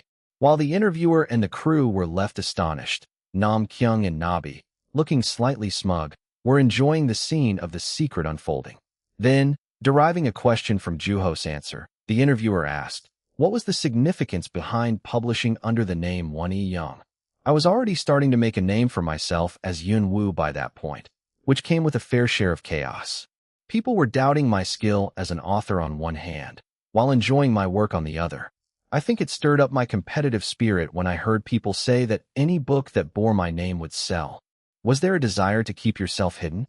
You stayed anonymous for quite some time, so you tend to have that image. I think that, if anything, I wanted to reveal myself, which was why I presented myself in different ways. If I were to have revealed myself right off the bat, it would have solidified people's first impressions of me as truth, which would consequently have made all the other ways I present myself false. I see. That makes sense. Then, let me ask you this. Do you feel like you have a lot to show, Mr. Wu? Yes. I mean, I can't say that it's anything special, but I don't believe that there's one single thing that can sum me up as a person. We all have thoughts in our minds that are constantly contradicting each other, which is proof that we're multifaceted beings. At that, the interviewer dug deeper into Juho's answer, and the young author focused on understanding and answering his questions thoroughly. After answering another question, Juho took a sip of water. There was still a ways to go with the interview. You know, the more we talk, the more it dawns on me just how good of a speaker you are, Mr. Wu. As far as I'm aware, you're just as fluent in other languages as you are in English, right? And I believe you've done some translation. I've translated one of Coin's books into Korean and one of my own into English. Being proficient at multiple languages is not easy by any means. Were you trained in any way? At the word trained, Juho nodded at once. Of course. One has to come across a language before they decide that they want to learn it. They have to learn to understand, read, and speak it. The only thing that sets me apart from everyone else is that process happens just a tad quicker. Are you just naturally talented? Not at all, Juho said clearly, and a skeptical look appeared on the interviewer's face. But you seem to far surpass most people's ability in that area. That isn't to say that I'm a natural. If that were the case, I would have picked up English at the age of 2 and learned about 11 more by 4, making a name for myself as a child prodigy by the time I'm 6. Which isn't true, by the way. Did you have no talent whatsoever in languages growing up? My mother would always compliment me for reading backward. Since the interview wasn't about how to learn a language, the interviewer moved on to another subject. Are you aware that Taylor Sanders has been speaking highly of your translation? Yes. I found out that he brought me up in an interview. You two collaborated on translating one of your novels, right? Yes. It just happened that way. I heard it was inevitable due to the nature of the book's plot, which involved a drastic change in writing style toward the end. Sublimation did cause quite the controversy. Then, the interviewer started asking more specific questions about the novel, which was still just as controversial to that day. I find the concept of changing writing styles within a novel difficult to grasp. Would you mind explaining that a little bit? Juho thought briefly about how far his answer would reach. After being translated into English, his answers would end up on the magazine, which would then be translated into multiple other languages. Those who were curious about Yunwoo were bound to get their hands on a copy. Yes, I'm aware of the controversies surrounding my writing style. I don't think it could be any other way, though, the interviewer said, and it was true. As the young author was contemplating where to start, the interviewer asked, "So, how many writing styles do you have? Can you switch between them back and forth at will, like shifting to another gear on a bicycle?" At that, Juho couldn't help but laugh upon realizing just how little they knew about him. If only, he said.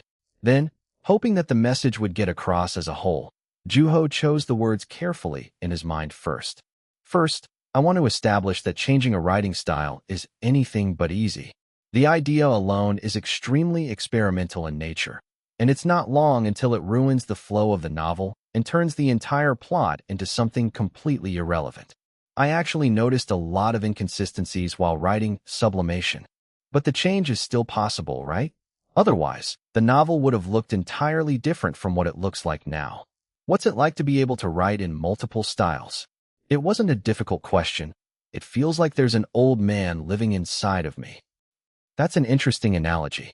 Did you ever feel like your personality was being affected in any way? Juho had also been aware of the split personality theory surrounding him. Wondering if the interviewer was joking, the young author studied the expression on his face, but he seemed to be genuine. Nothing like that. No. Striking a balance between the two writing styles was definitely a challenge, but it wasn't to the point of developing a split personality disorder. When was it that you put the alternate writing style to use for the first time? Are you aware that I used to be part of the literature club at my school? Yes, I heard that you'd published a couple of short stories there. That's right. They're being exhibited, even. As I mentioned earlier, people around me had no clue that I was Yun Wu, and that's exactly how I wanted it. Do you know how I was able to make that happen? At that, the interviewer leaned forward slightly in order to listen to the young author closely. You wrote in a different writing style. Exactly. I told myself that I could write, but I couldn't let others find out who I was. And sure enough, when I tried it, it actually worked. I've come to realize that my alternate style carries a noticeably different feel, too. Then, a quiet exclamation came from his surroundings. Juho reminisced to what he had felt in the past. The memories of his past had been very much intact, even after he had come back to life after drowning in the river, and they had been vivid enough for him to put it into writing. You said something similar in a recent TV interview here in Korea. That was very, very brief, but whatever you're about to say might just scratch where it itches, the interviewer said. He had quite a few questions regarding the young author's alternate writing style. However, being the professional interviewer that he was, he moved on quickly without lingering in the satisfaction of learning new information. Then, clearing his throat, he asked another question. Among the many characteristics you have as an author, I believe change to be one of them.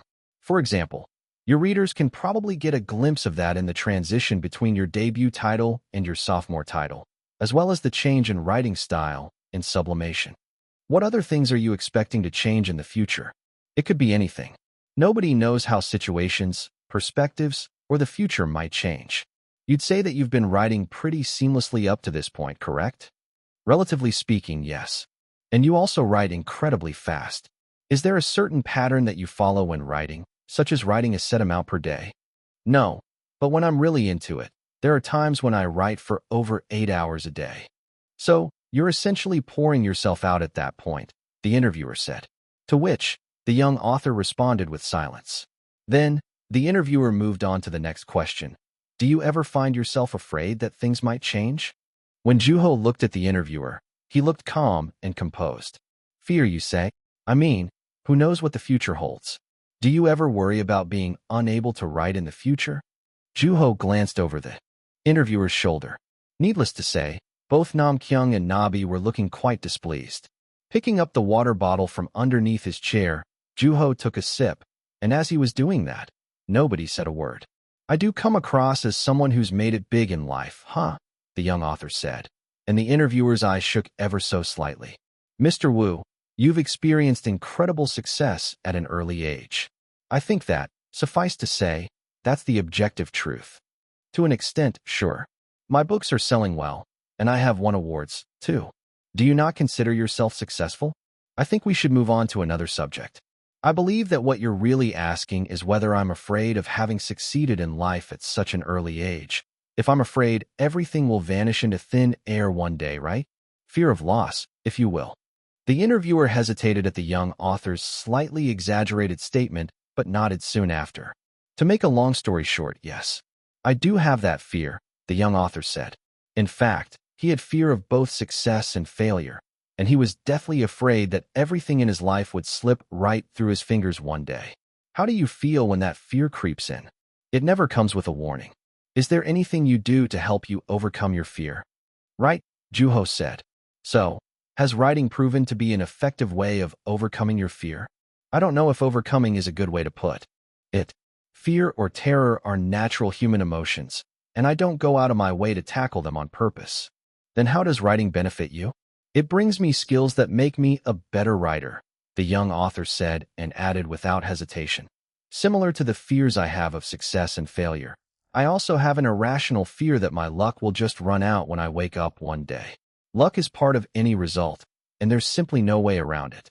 However, Juho paused and looked around. There was one thing that never left his sight, no matter where he looked. Then, with a smile, he said, who would bother trying to steal all of these manuscripts? Chapter 271. That Author's Home, 6. Catching on to Juho glancing over his shoulder, the interviewer naturally followed the young author's eyes to the stacks of boxes and manuscript paper. There was simply too much for anyone to steal, and even if they were to go missing, That wouldn't invalidate the fact that Yun Wu would have actually written the number of manuscripts that would have been stolen. Yun Wu had something that could never be stolen in his possession. After looking at the awe-inspiring sight of cardboard boxes and manuscript paper, the interviewer moved on to ask a question. So, would it be safe to assume that your method of fighting fear is consistent with your prolific writing? Writing really was an emotional outlet for Juho. But did that mean that there was a correlation between his way of releasing his emotions and his prolific writing? Hard to say. What comes out of me as a byproduct of my emotions tends to be, well, overly emotional, so I keep it all at home, as you can see. The stories are so sloppy that I almost feel sick when reading them. But in terms of training my endurance for writing, it seems like it did help in some way. Then, after pausing briefly to collect his thoughts, the interviewer asked shortly after, so what about fear? Your fear enables you to write prolifically, doesn't it? It does help, but I never publish a book as if I'm being chased by my own fears. I see. Several of Yun Wu's books were still in the bestsellers rankings of the bookstores across the country. There was a lot in common between publishing multiple books within a short period of time and sprinting. No matter where one was, the scenery grew fuzzy and blurry when they were sprinting. Then, as the interviewer was about to move on to the next question, the young author said, I guess it is true in a sense that the surroundings become a lot less visible when sprinting. Hearing the young author's answer, a troubled look appeared on the interviewer's face. At the same time, he seemed delighted by it. I gotta be honest with you, Mr. Wu. You're impossible to read. You think so? We need more people like you to interview. Unfortunately, Juho had no intention of participating in another interview. Then, taking the notes in his hands, the interviewer flipped them to the next page. Okay, now why don't we talk about the results of the awards? You were the first winner from Asia to win 2 of the 4 most prestigious literary awards for science fiction. You were staying at Kelly Coyne's house in the States when the winners were being announced, right? Yes, that's right, Juho said. The magazine had also visited Coyne's residence at one point, and at the brief mention of the place, the interviewer played along immediately, saying, It's a beautiful house. I agree. The park nearby is really nice, too. Then, after talking about Coyne's residence for a little while, the interviewer got right to the point. How did it feel when you found out that you had gotten the award? I was happy. There's no mistake that the award was a tremendous honor. At the same time, I think it felt more like the award came to me as my work grew out of control rather than from me earning it. Grew out of control? Yes. All I did to win the award was to write. That's it. It's nothing new to an author. The interviewer nodded, indicating that he understood where Juho was getting at. Did you ever regret not being able to attend the ceremonies? Not really. At the end of the day, I'm the one who chose not to. More than saying that I was unable to attend them, it'd be more accurate to say that I didn't. I see. It appears to me that you're not all that crazy about winning awards. You've set a record by being the youngest winner of the Nebula and the Hugo, and I think Language of God was definitely worth that much. How did you feel when you found out that you were the youngest winner of those awards? I didn't feel anything in particular. Did you ever think that you were moving up too fast? That thought was no longer in Juho's mind because of the sheer number of years he had lived up to that point. There's a saying that goes, it's never too late, which makes me wonder if there's even a point in distinguishing when something's too early or too late. You don't think that your journey leading up to the award was all that short, do you? Do you think winning awards was ever a goal of mine? The young author asked. And quickly recognizing the error in his interpretation of Juho's answer, the interviewer rephrased his question. As you mentioned earlier, it seems like you define success a little different from most people. Did you not want to win awards? I did start developing an appetite for it when I was nominated, but it wasn't even on my mind before that. Did you not know about the awards at all? I knew they were around. Were you not expecting that to be nominated? That's probably a better way to put it, Juho said. And the interviewer asked with narrowed eyes, Is there something you want more than awards?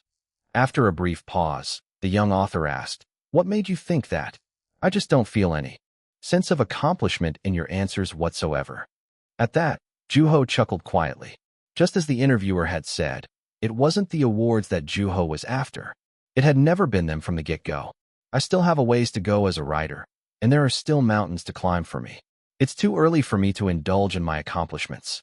Aren't you proud of yourself whenever you see the trophy? Although, I don't see it anywhere in the house, the interviewer said, looking around the house. In a place completely void of furniture, chairs, posters, or anything baseball-related, it didn't make sense for there to be trophies. Then, remembering where the trophies were, Juho said, they should be in boxes somewhere. I'm not really sure which ones, though. It was bound to come out eventually, and Juho had a vague memory of having packed them together with his clothes. Meanwhile, noticing the young author's lack of interest in the whereabouts of the awards, the interviewer asked, "Okay, I get that winning awards isn't really a priority for you, but you seem almost careless about them.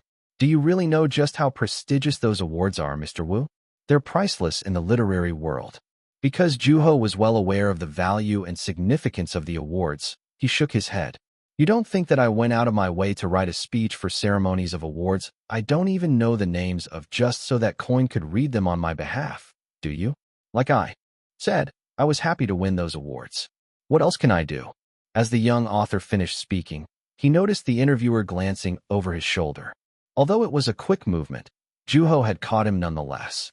The interviewer was able to find answers to his questions even without hearing them directly from the young author. Then, without asking if Juho was burdened or afraid to hear the news that he had won, the interviewer moved on, and Juho was able to tell just how experienced the interviewer was in interviewing authors in their homes. "So what is your goal in life?" Though it was a question that Juho had expected the interviewer to overlook, the fact that Juho found it easy showed just how deep his desire was to be great. A great storyteller. Meanwhile, the room sank into silence as the young author immersed himself in thought. Finally, Juho decided that now wasn't the right time to bring it up. "Well, to get all my stuff sorted out, first of all. Especially the manuscripts." "Oh, right. That could be a goal, too. It's important to keep things organized," the interviewer said. Although he seemed caught off guard for a brief moment, he kept asking more questions, as if telling the young author that he wasn't going to let up that easily. Nevertheless, that didn't last long. "All right.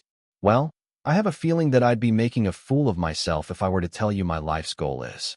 I don't want your readers to think that I'm begging them to buy my books just so that I can get there sooner. I want to get there with my own ability." After a brief pause, the interviewer raised his hand and let out a subtle chuckle, almost like a sigh. "Perhaps you're a lot more experienced with interviews than I realized. I didn't think you'd turn down the question like that." An interviewee had the right to refuse to answer any question that they didn't feel comfortable answering. However, exercising that right was another challenge in and of itself, and that was especially true for those who lacked experience with interviews. The simple fact of refusing someone didn't come easy to a lot of people, and most interviewers didn't let up that easily. Knowing all that, Juho reminded himself that he had to be all the more emphatic in his answers, while still remaining polite. Leaving no room for questions, Juho led the interview so that it would be rude for the interviewer to ask about the subject. Although it was clear that the interviewer had a lot more questions about it that he wanted to ask, he got over it by moving on to the next portion of the interview. His impressive concentration helped Juho tremendously, enough to make the young author forget just how rigid and uncomfortable his chair was. "My understanding is that there are some books that haven't been exported yet. Is that right?" Not all of Yunwoo's books had been translated, which meant that they could be enjoyed only by those who knew Hangul. "Yes, a short story called River. And I found out that you even won a literary award with that piece, the youngest winner in Korea. It's a privilege, really. Would you care to explain a little bit of it?" At that, Juho gave the interviewer a brief summary of the story, which was about a person who was drowning to death. "So it's about death, then?" "In simple terms, yes.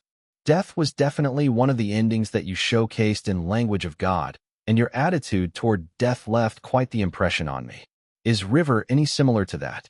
They were completely different stories. Not only were the dying people from different social standings and situations, but the setting was also entirely different. I'd say River is a bit more personal, and it feels somewhat like a confession. "As in of your own?" "No, I'm referring to the feel it carries." Seeing that the interviewer was expressing a strong interest, Juho decided to take a step back. "Although, I don't know how much is known about the piece, so I don't know if I can even talk about it." Because the interviewer hadn't read the piece, it was inevitable that his questions would be shallow. Yet, he asked again, "How is it like a confession?" Have you experienced something similar to what happens to the protagonist? Actually, yes. I drowned once. Of course, the interviewer didn't buy it. I really hope somebody translates this, he said.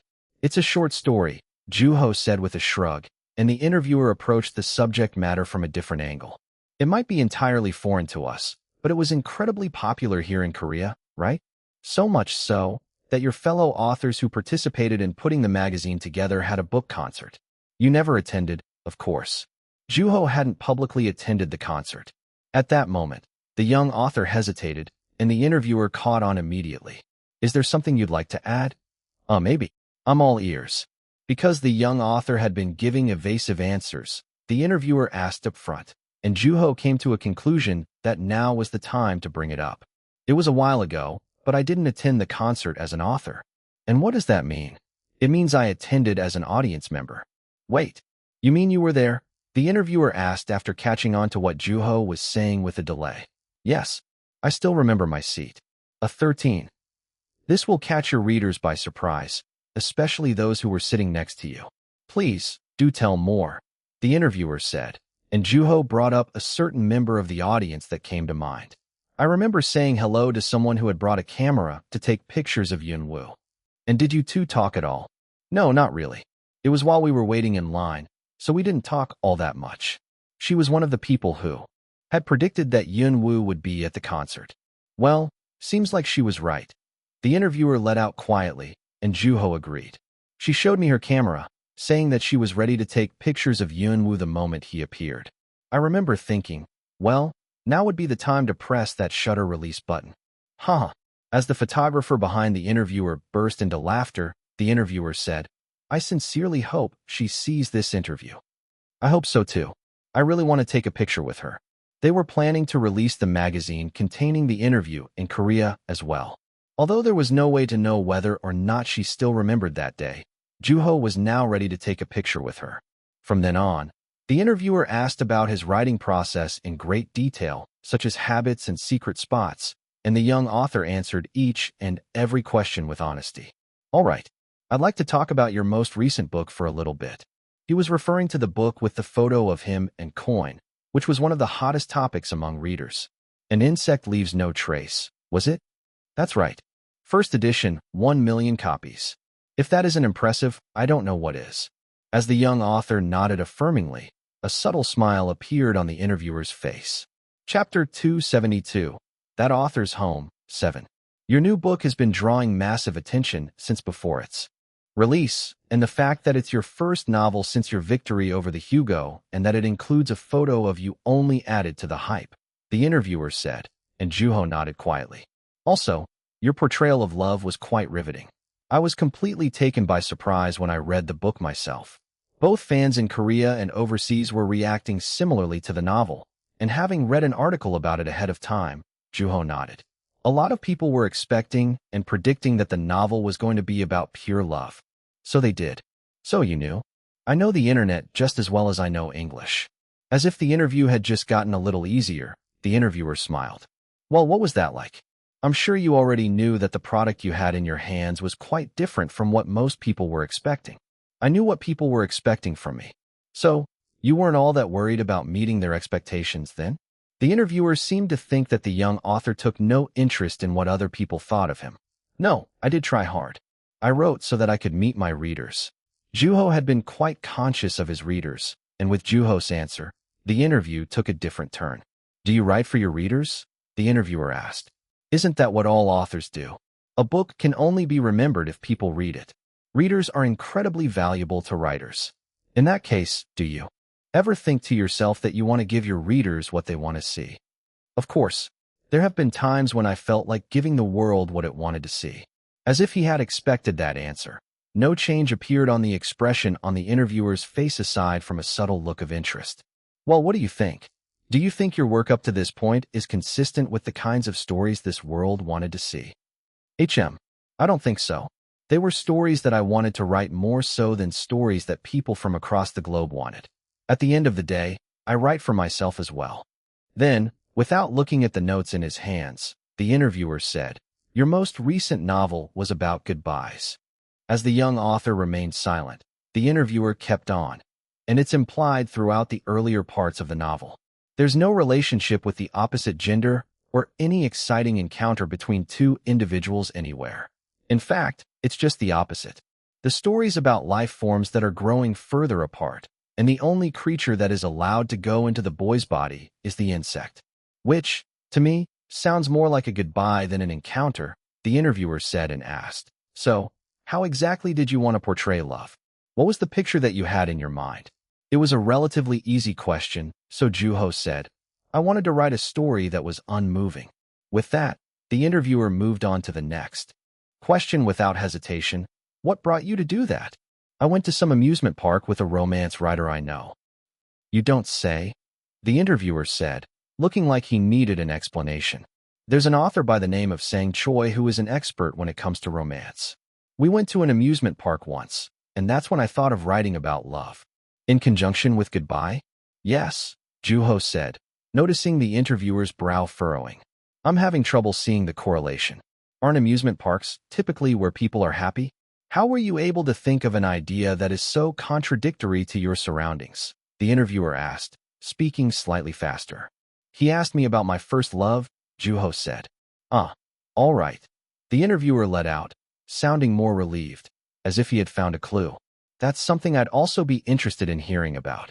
I hate to disappoint you, but I couldn't give him an answer. How so? Because I couldn't remember, Juho said. He didn't recall feeling anxious that he hadn't been able to remember. After all, it was natural for one to forget about goodbyes. Although, it did leave a bitter aftertaste. I tried as hard as I could to remember, but I just couldn't for the life of me. Although, I'm pretty sure I was on cloud 9 back when I was in love, and it started coming to me just how distant it had all become. On one hand, I felt like I'd matured on, but that I was a cold, heartless person on the other, which made me think to write about it. Then, the interviewer looked away from the young author for a little while. He had to be thinking about the book. In the beginning, there's a man who's leaving his hometown on a train, which is part of the outer story. He's perpetually anxious, feeling like he's forgotten something. The interviewer said, Right. And in light of your personal experience, would it be safe to assume that love is the thing he's forgotten about and left behind? Even until the end, the novel offered no explanation. Similarly, the young author decided to speak sparingly about the mystery. The lack of explanation in the novel was intended, but I don't see a problem with your interpretation. At that, the interviewer nodded for a little while and asked, Let's talk about the inner story for a little bit. Your portrayal of the insect stood out quite a bit. Given that it was one of the central components of the novel, you went into great detail and length about the insect, almost as if you were obsessing over it. Was the insect modeled after an actual insect?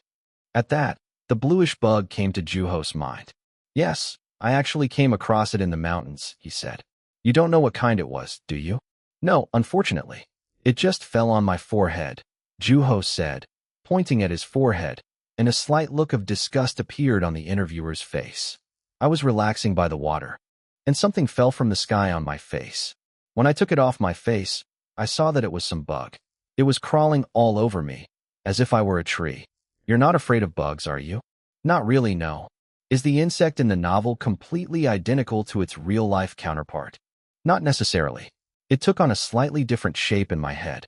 Why did you go into such detail about the insect in the novel? Probably for a number of reasons. There's the presence of the insect, first of all, and part of me wanted to show readers how the boy came to fall in love with it. I also wanted to make it clear that the insect wasn't a made-up image in the boy's mind. But I'd say that the biggest reason was that I wanted to. Juho had never had a solidified plan while writing the novel. His desire to write about the insect in great detail had simply been a natural occurrence, and he had wanted to convey the riveting colors of the insect in his writing. Maybe there was a part of me that didn't want to forget. Should my memories about the insect start to fade, I could always refer back to my novel, where I left traces of it. I thought insects weren't supposed to leave any trace, the interviewer said, chuckling quietly as if satisfied with his level of understanding. There seem to be a lot of similarities between you and the boy in the inner story, Mr. Wu. I'm sure a lot of people out there are similar to the boy, Juho said. People were bound to find at least one or two things they had in common with each other as long as they tried. Is there a character that you consider to be the closest representation of yourself? The closest representation? Yes, among the characters you've created up to this point. Juho immersed himself in thought. All of the characters he had interacted with in his fantasy lingered before his eyes. Not only did they each come from different backgrounds, but every single one of them acted however they saw fit. In the end, after some contemplation, Juho said, I don't think I can pick one. Is there none? I never intended for a character to be a representation of myself. Every character is similar to me in some sense, but at the same time, they're nothing like me in another sense. I want my characters to act according to their own wills. What do you mean when you say that you want them to act according to their own wills? It's exactly as I said. They view their worlds a certain way, influenced by their past experiences. They're capable of making choices, judging what's right and wrong, and doing things that I wouldn't even dream of. Similarly, the things I would do without thinking twice don't even cross their minds, Juho said. Have you ever found yourself intruding in their territory during the creative process? You are the writer at the end of the day, so I can see that as a possibility.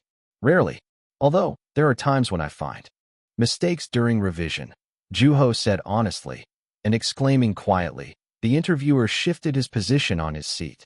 Because they had been talking for a while, the young author and the interviewer were able to get to know each other a little better, which prevented the young author from coming across as conceited.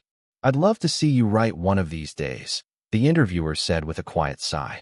To which, the young author responded politely, I hope so, too.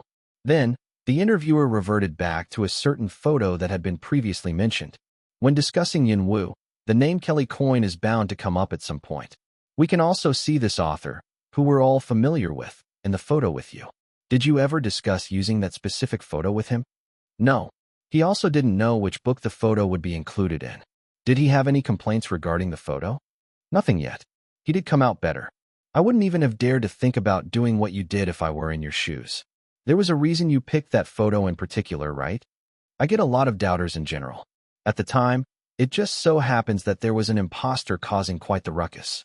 I expected people to be skeptical even if I were to reveal myself, so I thought about how to build trust when introducing a person for the first time. And you thought Kelly Coyne was just the person you were looking for? That's right. I needed a mediator who was known both by me and the readers. Aha, the interviewer let out. When there was somebody trustworthy between two people who were meeting for the first time, a tacit trust tended to form. If one were to say, I was brought here by so-and-so, the other would most likely respond, you must be that person. I heard a lot about you. This was my so-called first encounter with my fans as well, Juho said. I see. When was this photo taken? Around the time of the ceremony for the Hugo Award, I believe. Then, the interviewer took interest in the young author's relationship with Coyne. He flew all the way to Korea to meet you, right? Yes. How did you two become friends? I ordered coffee for him. Having already known about Coyne's love of coffee, the interviewer laughed as if hearing a good joke. He actually didn't recognize me at first. He was practically snarling when he told me that he was there to meet Yunwoo, while the person he was looking for was right before his eyes. He didn't seem too fond of Yunwoo, though. But you knew that he was Kelly Coyne? Yes, which was why I played it safe. But he found out eventually. What did he say when he found out who you were? Nothing special. He was pretty candid about it, saying that he had thought something was odd. He had a sharp eye, though. It wasn't long before he pointed out my mistake and caught on to my identity. Coyne's definitely known for his writing, but he also has quite the reputation for his temper. Were you afraid at all when you were with him? Coyne's a pleasant person to talk to. He's a master at cooking bacon, too, Juho said with a shrug, and seeing as though the young author remained unfazed, the interviewer asked, Then how do you see him as an author? You've read his books, right? I sure have. He's one of my favorite authors, and I was reminded why while I was translating one of his books.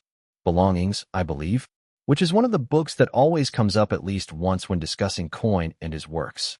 My understanding is that he chose you as the translator personally. Am I right? Yes. It kind of came out of nowhere, really. But you managed to pull it off. At that, Juho chuckled awkwardly and said, I know he comes across as rough around the edges and narrow-minded, but that's not true at all. He always looks at the bigger picture before he digs into the details, which is exactly what enables him to reach the end of the path he has in mind, his goal. Chapter 273, That Author's Home, 8. Then, what does Coyne think of you? the interviewer asked as if agreed prior to the interview. Nevertheless, it was a question that Juho was well acquainted with, and he recalled being asked a similar question before. When reminded of that, Juho knew exactly what to say. Phone call. What was that? Should we give him a ring? Despite the unexpected suggestion, the interviewer didn't ask Juho for an explanation because he was also aware of how Yun Woo's voice first came out to the world. Seeing the interviewer busy trying to think of an answer, Juho said, "It's probably best to hear from the person directly involved, don't you think?" "I have no problem with that," the interviewer said, his eyes sparkling with delight. He seemed to be welcoming the situation with open arms. "It's got to be late there. You don't think it'd be an issue, do you?" the reporter asked. However, it was merely a courteous concern, and the fact that he didn't try to talk the young author out of it was proof of that. "When he called, he woke me up in the middle of the night," Juho said indifferently, and the interviewer said without hesitation, "Then, let's give it a go." There was no need to make a long trip or spend time preparing thoroughly. All Juho had to do was take the phone, which he had switched off for the interview, out of his pocket and switch it back on. As the interview took an unexpected turn, the filming crew was in a state of confusion, while Nabi and Nam Kyung appeared to be discussing something. Though they didn't seem like they were against the idea of calling the infamous author, they seemed concerned about how Coin would respond. "What do you think he'll say?" the interviewer asked. Would he compliment or criticize the young author, or share his honest feelings? Would he lie? The young author tried to picture Coin in his head. Then, a convincing image of the author rose to his mind. Maybe he'll just hang up. That definitely sounds like something he'd do, the interviewer said with a bitter smile on his face, and with that, Juho called the infamous author. The signal came from the receiver when he brought his phone up to his ear, and, as the voice repeated the same words over and over again, the cameraman started moving busily. "No one's ever had the guts to call the guy," the interviewer murmured with his hand on his forehead.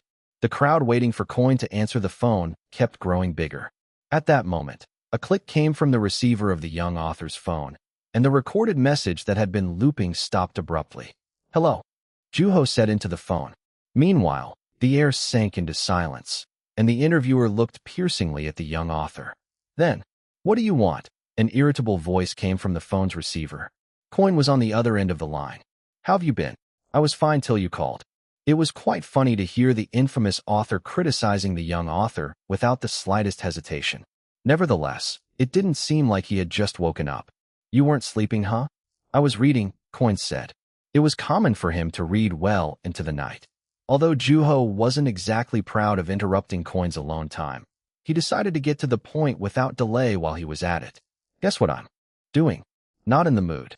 I'm in an interview with..." When Juho brought up the name of the magazine, a sipping sound came from the receiver, followed by Coin's voice saying, "I was interviewed by them once." "Yep. As in, I was interviewed by them first. Heard you loud and clear." There was stubbornness in Coin's voice. However, since Juho was well acquainted with that, he was able to remain unfazed. "So what are calling me for?" Coin asked despite having grasped the situation already. "Why? I had some questions to ask you." "About what?" "What do you think of me?" It was the same question that Coin had asked Juho at one point, and instead of an answer, Coin said, "Your interviewer must be asking some pretty boring questions." "It wasn't my first time getting asked that question, I'm not gonna lie." "And you're asking me for an answer because?" "I've learned." "What can I say?" Then, a noise that sounded like a tongue clicking came from the receiver, and after some contemplation, he ordered the young author, "Put me on speaker." "Got it." Juho complied without resisting. Getting a grasp of what he was about to say, Juho sighed and moved the phone away from his ear, and catching on to the situation immediately, the interviewer focused on the voice coming from the receiver. "You asked what I think of you," Coin said, his voice echoing through the entire house. There was anticipation in the air. However, being the only person reading in between the lines, Juho remained calm. "I'm going to say this once, so you listen carefully."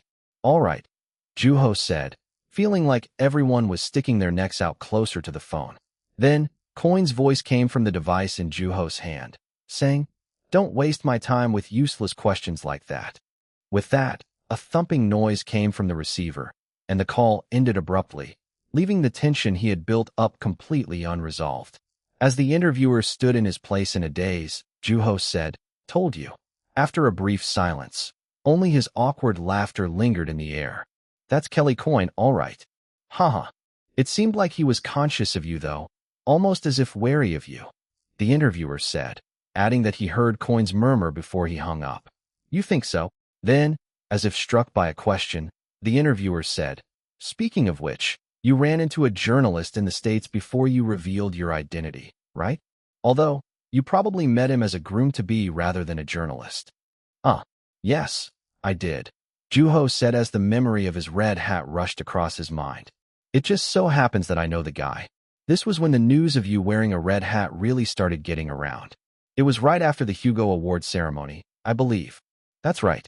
So, you really were the boy in a red hat." "That'd be me. Although, I had to play coy with your friend.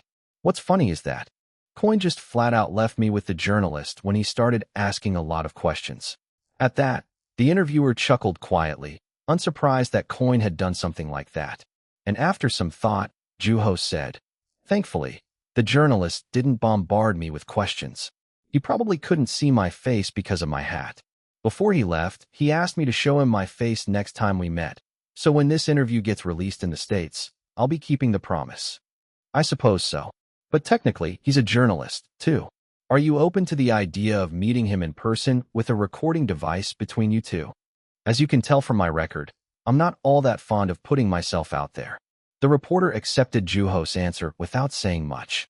Then, as he organized his thoughts while looking through the notes in his hands, the interviewer said, "Let's go way back to the time when you first made your debut as an author with Trace of a Bird. You were 16, I believe." "That's right. Do you think that you debuted at an early age?" "As a matter of fact, yes. I was really young now that I think about it." "What about your book? Do you feel like your debut title was as young and fresh as you were back then?" Juho paused to choose his words carefully. "I'd say I was ignorant more so than young and fresh." "Ignorant? Yes. I wrote without any sort of planning whatsoever. I was certain that I wasn't even going to be considered for the award." "What was the situation like?" It was a memory that Juho hadn't visited in a long time. It had been when he had been contemplating his future. Most kids start worrying about their futures at around 16. I was no different, and I was coming to realize that I needed to be able to take care of myself once I became an adult. But you see, I wasn't really good at anything. My grades were mediocre, and I'm not exactly athletic, artistic, or musically inclined, either. I felt like I had nothing to offer, really. When I was struck by the realization that I might turn out a pathetic excuse for an adult when I grew up, it left me with a lot of anxiety. So, it sounds to me like this was before you really understood who you were, because, now, you're a world-class author. That wasn't true. Juho knew himself a lot better than the interviewer thought, and the truth was that he really was a pathetic excuse for an adult. "You're about to be an adult now. Although, it appears to me that you're already there," the interviewer said. Then, with a low moan, he asked, "Are you still afraid of growing up into a pathetic adult?" "I am. Nobody knows what the future holds." "What made you start writing for the first time?" "You might not always need to plan when you write, but you do need to write, right?"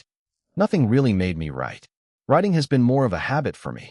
Even from when I was very young, whenever something good or bad happened, or anything that evoked my emotions, really, I tended to pick up a pen and start writing.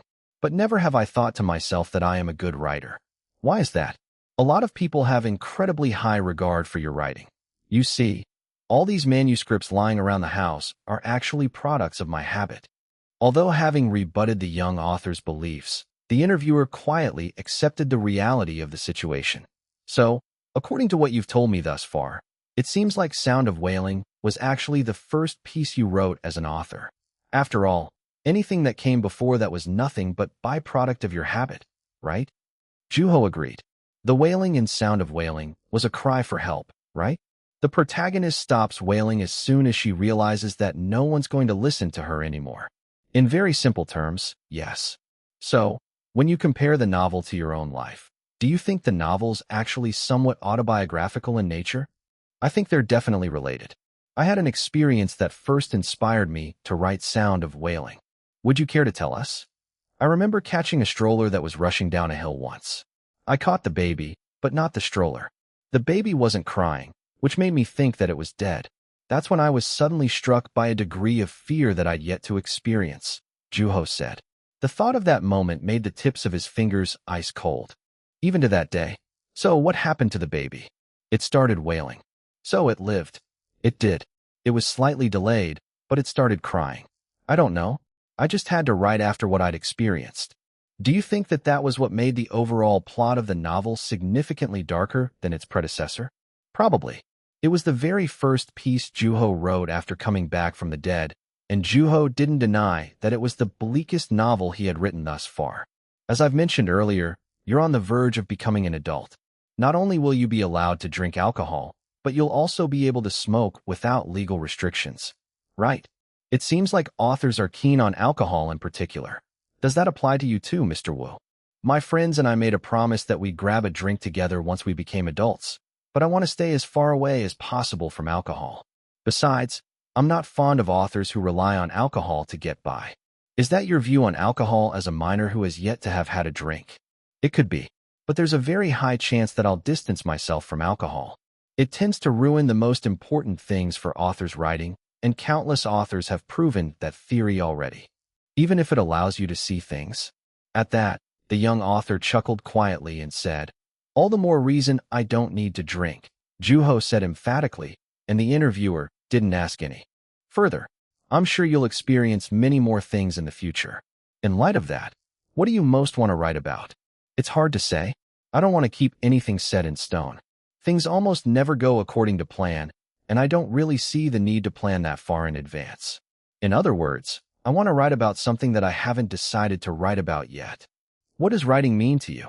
As Juho took some time to think about the question, a certain word popped up in his mind.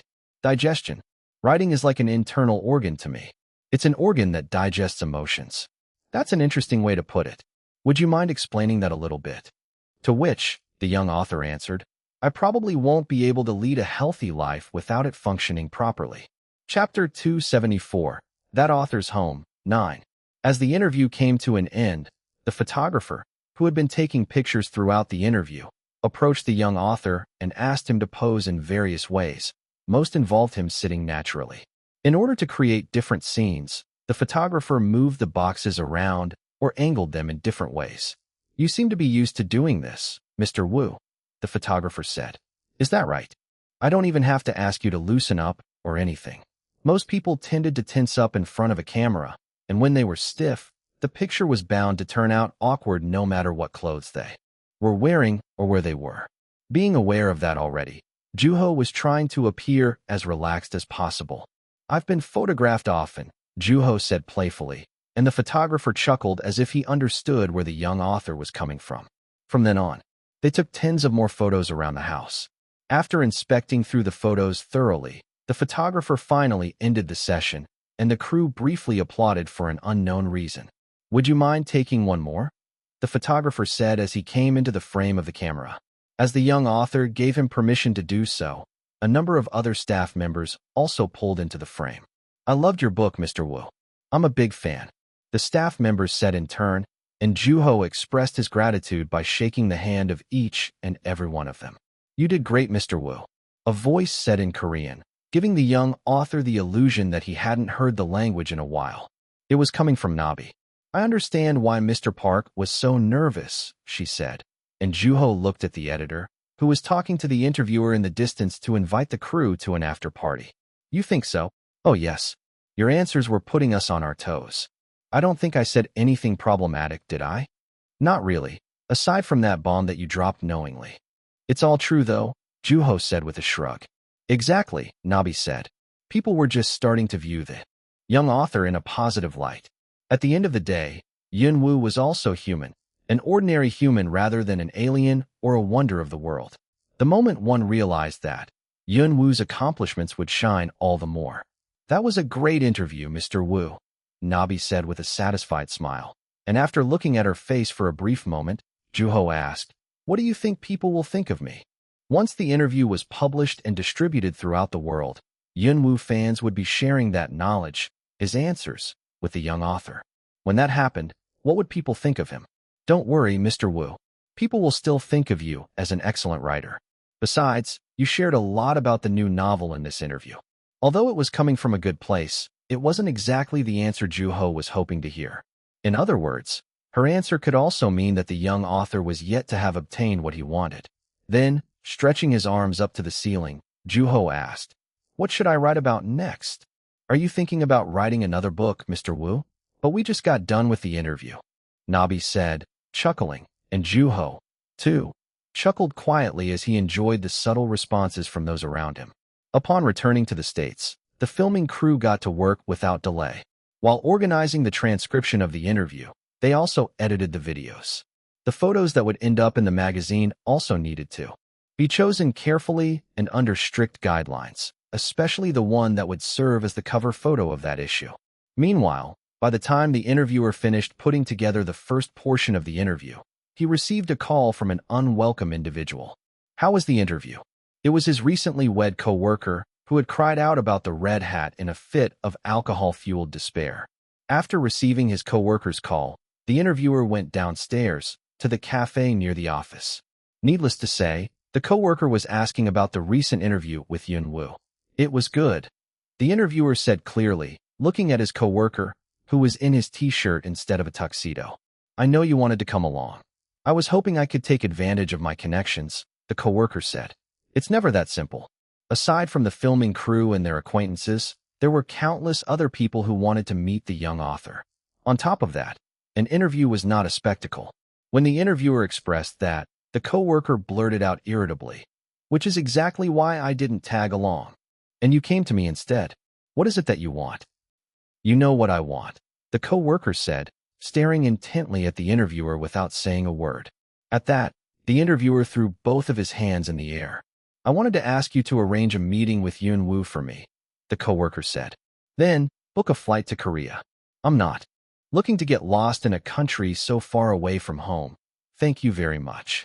"What were you expecting from me?" the interviewer asked. "Simple.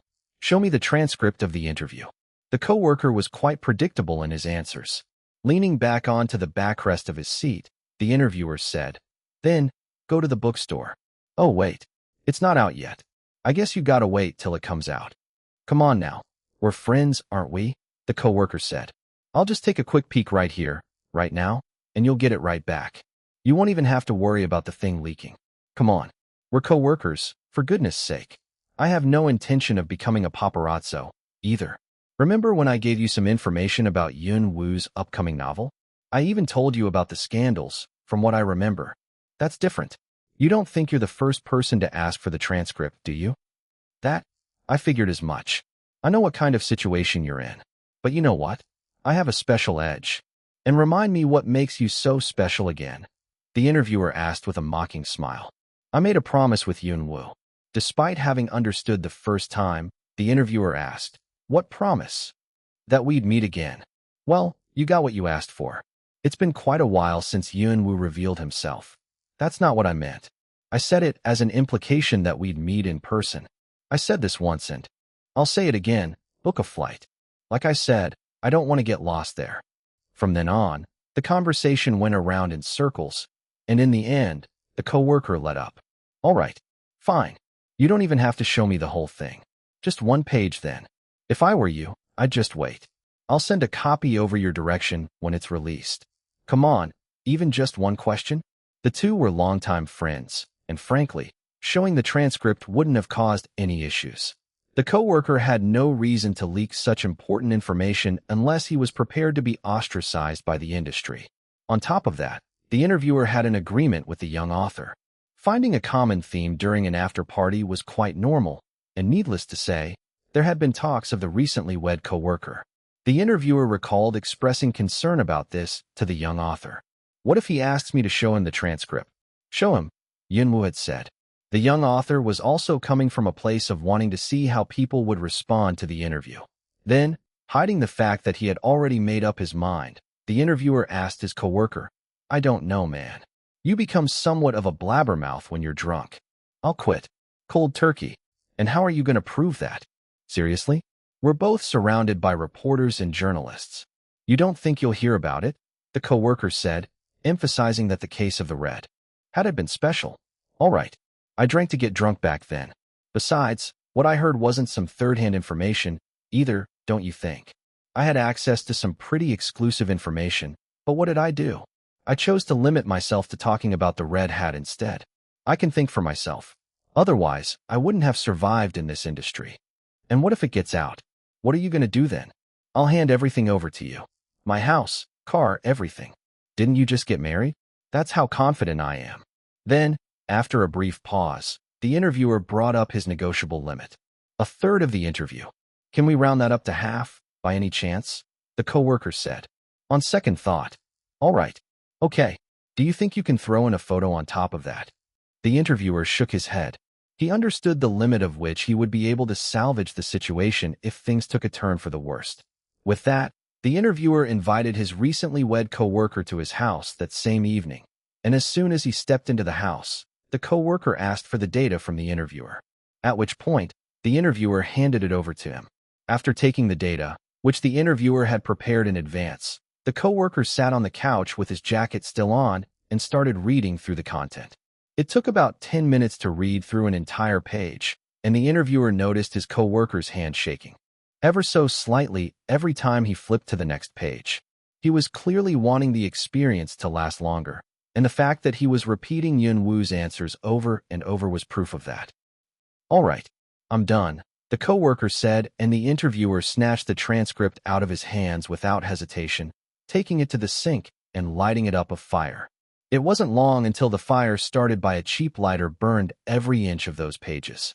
As the interviewer leaned against the sink, the air sank into silence, leaving only the subtle scent of burning paper and ink. This is when I bring out a bottle of something usually. No need, the coworker said with his head dropped.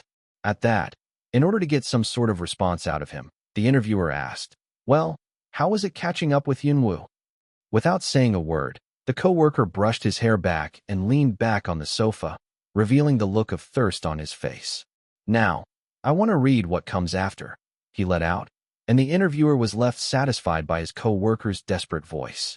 Interview with Yun-Woo by the largest magazine in the States. Release date just around the corner. A video on an Asian website draws massive attention. First visit to Yun-Woo's home. What shocked the crew? Yun-Woo speaks up about his writing style. His first discovery of his potential. Yun-Woo proved his English proficiency. The interview reported to have been carried out entirely in English. The words according to the interview. Yun-Woo knew exactly why we were visiting his home. Fans growing antsy for Yun-Woo's answers. How will he surprise us this time? The heat goes on. The fans' new addition to their wish lists. Yun-Woo's short stories.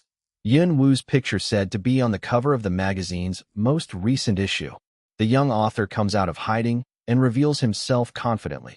Yun-Woo's editor-in-charge and publishing agent reported to have been at the scene of the interview.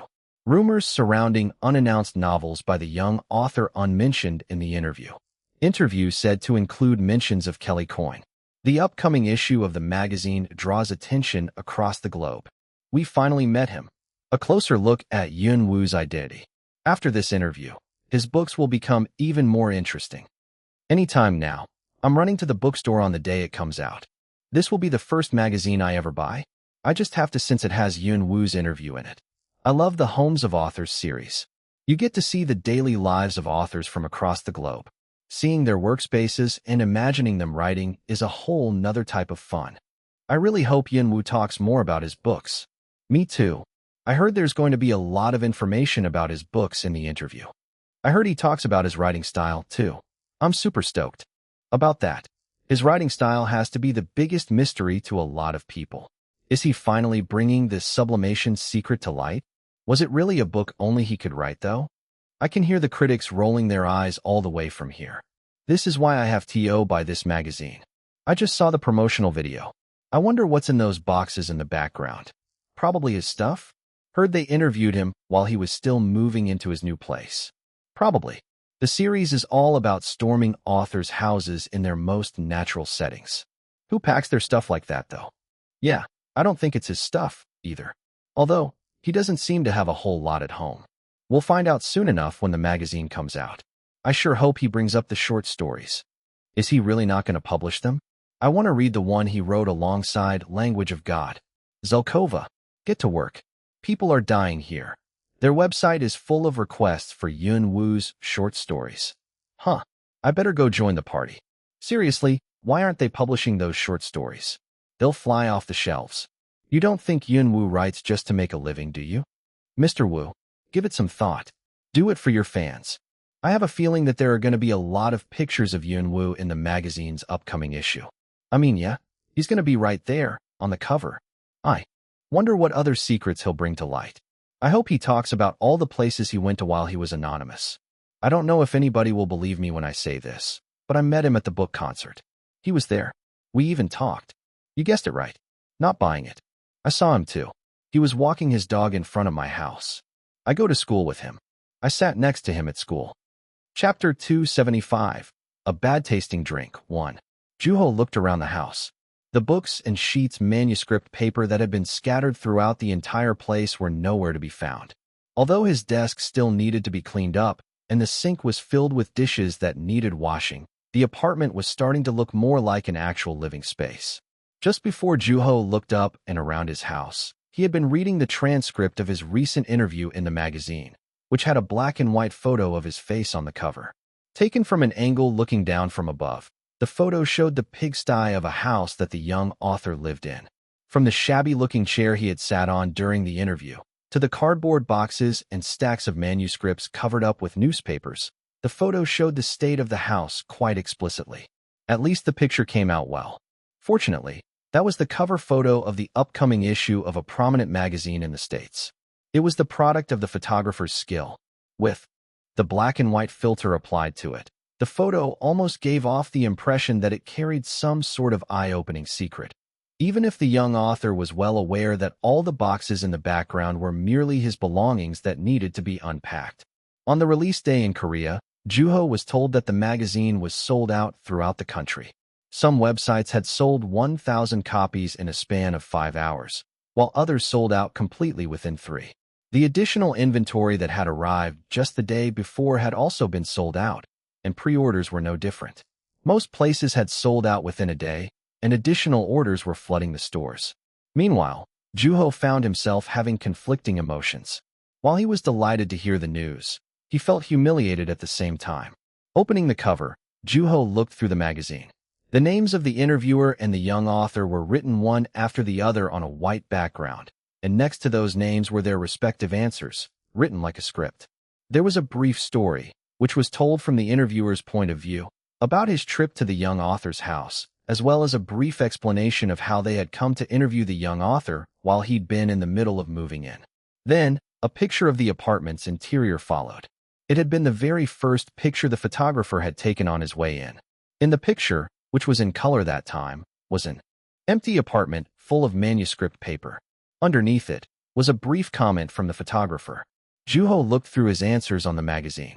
The answers that had been turned into sentences felt much more rigid, yet polished, than the actual conversation. The flow of the written interview wasn't all that different from when the interview happened. The description of the brief phone call with Coin carried a noticeably more subjective feel. However, that wasn't to say that the interviewer had forgotten that Yun Wu was the VIP of the interview, and that was apparent in the detailed description of the young author's reactions and changes in his expressions according to Coin's responses. Then, after checking the time, Juho rose from his seat. He was expecting guests that day. The day he had once promised his clubmates had finally come. As Juho was closing the window, which he had left open for ventilation, the doorbell rang. When he opened the door, his friends, who were now 20 years old, appeared, their hands full of food and alcohol. "Drinks are here." Juho and his former clubmates had made plans to get together to have their first drink, and the friends came storming into the apartment without hesitation. "I'm telling you, it makes life so much easier when you have a friend who has his own place," Seo Kwang said as he plunked down on the floor, and the cans and bottles of alcohol in his bags bumped against each other. "All right, let's get this started. One would think that you're the host." "I don't have a problem with that," Seo Kwang said nonchalantly. "Well, how have you been, Mr. Celebrity you?" Bom asked, looking at the magazine scattered about. Then, Sunhwa interjected. "Oh, speaking of which, I wanted to read that magazine, but it's near impossible to get my hands on it. It's sold out everywhere. They're going to have more in stock from what I heard. BOM said. It'll fly off the shelves and, before I know it, it's gonna be sold out again. Waving his hand as if telling her not to worry, Co Kwang interjected. It's fine. We're Yun Wu's friends. It shouldn't be that hard to get a copy or two. Meanwhile, Juho brought out a foldable table that he had brought from his parents' home just in case. Then, he broke out the disappointing news to them. I only have one copy for myself. What? Why? Because I didn't want to give it to you guys.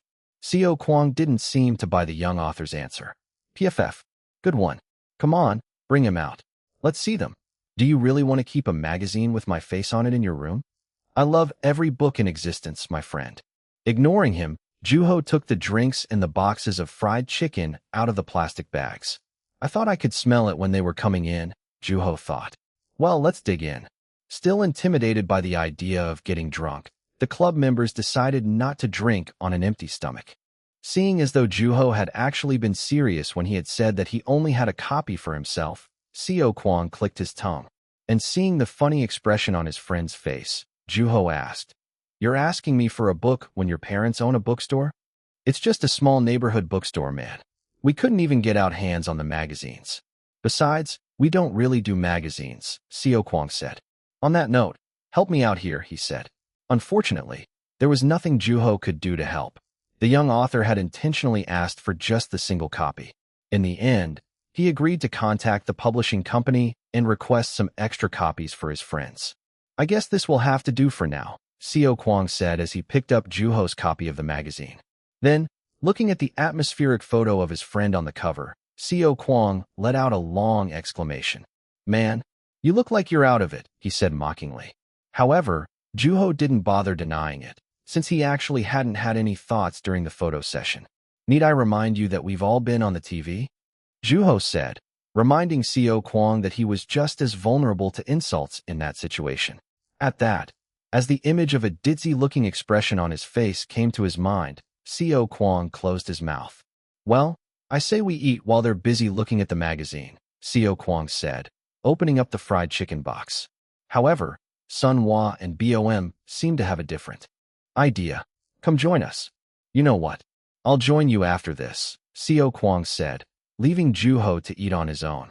While his friends were sitting in a circle, reading the questions and his answers, Juho quietly ate his pieces of chicken. He was quite bothered by the fact that friends were reading the interview right next to him. Then, looking at the beer in front of him, he quietly entertained the thought of drinking by himself. Wow, look at the length of these questions. They're intimidating.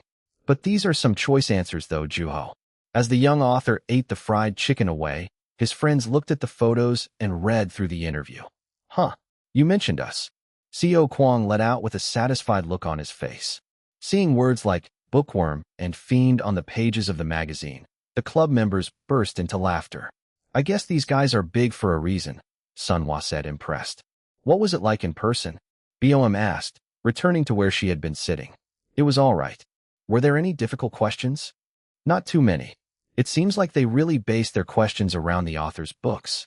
They asked a lot more about your personal life on TV. I guess they're just looking for different things. With that, the rest of the club members joined in on the meal. On the other hand, Co Kwang reached for the chicken after having held on to the magazine until the very last minute. After making a fuss about how tasty the chicken was, they reverted back to the interview. I think this interview is the hottest topic right now, Co Kwang said.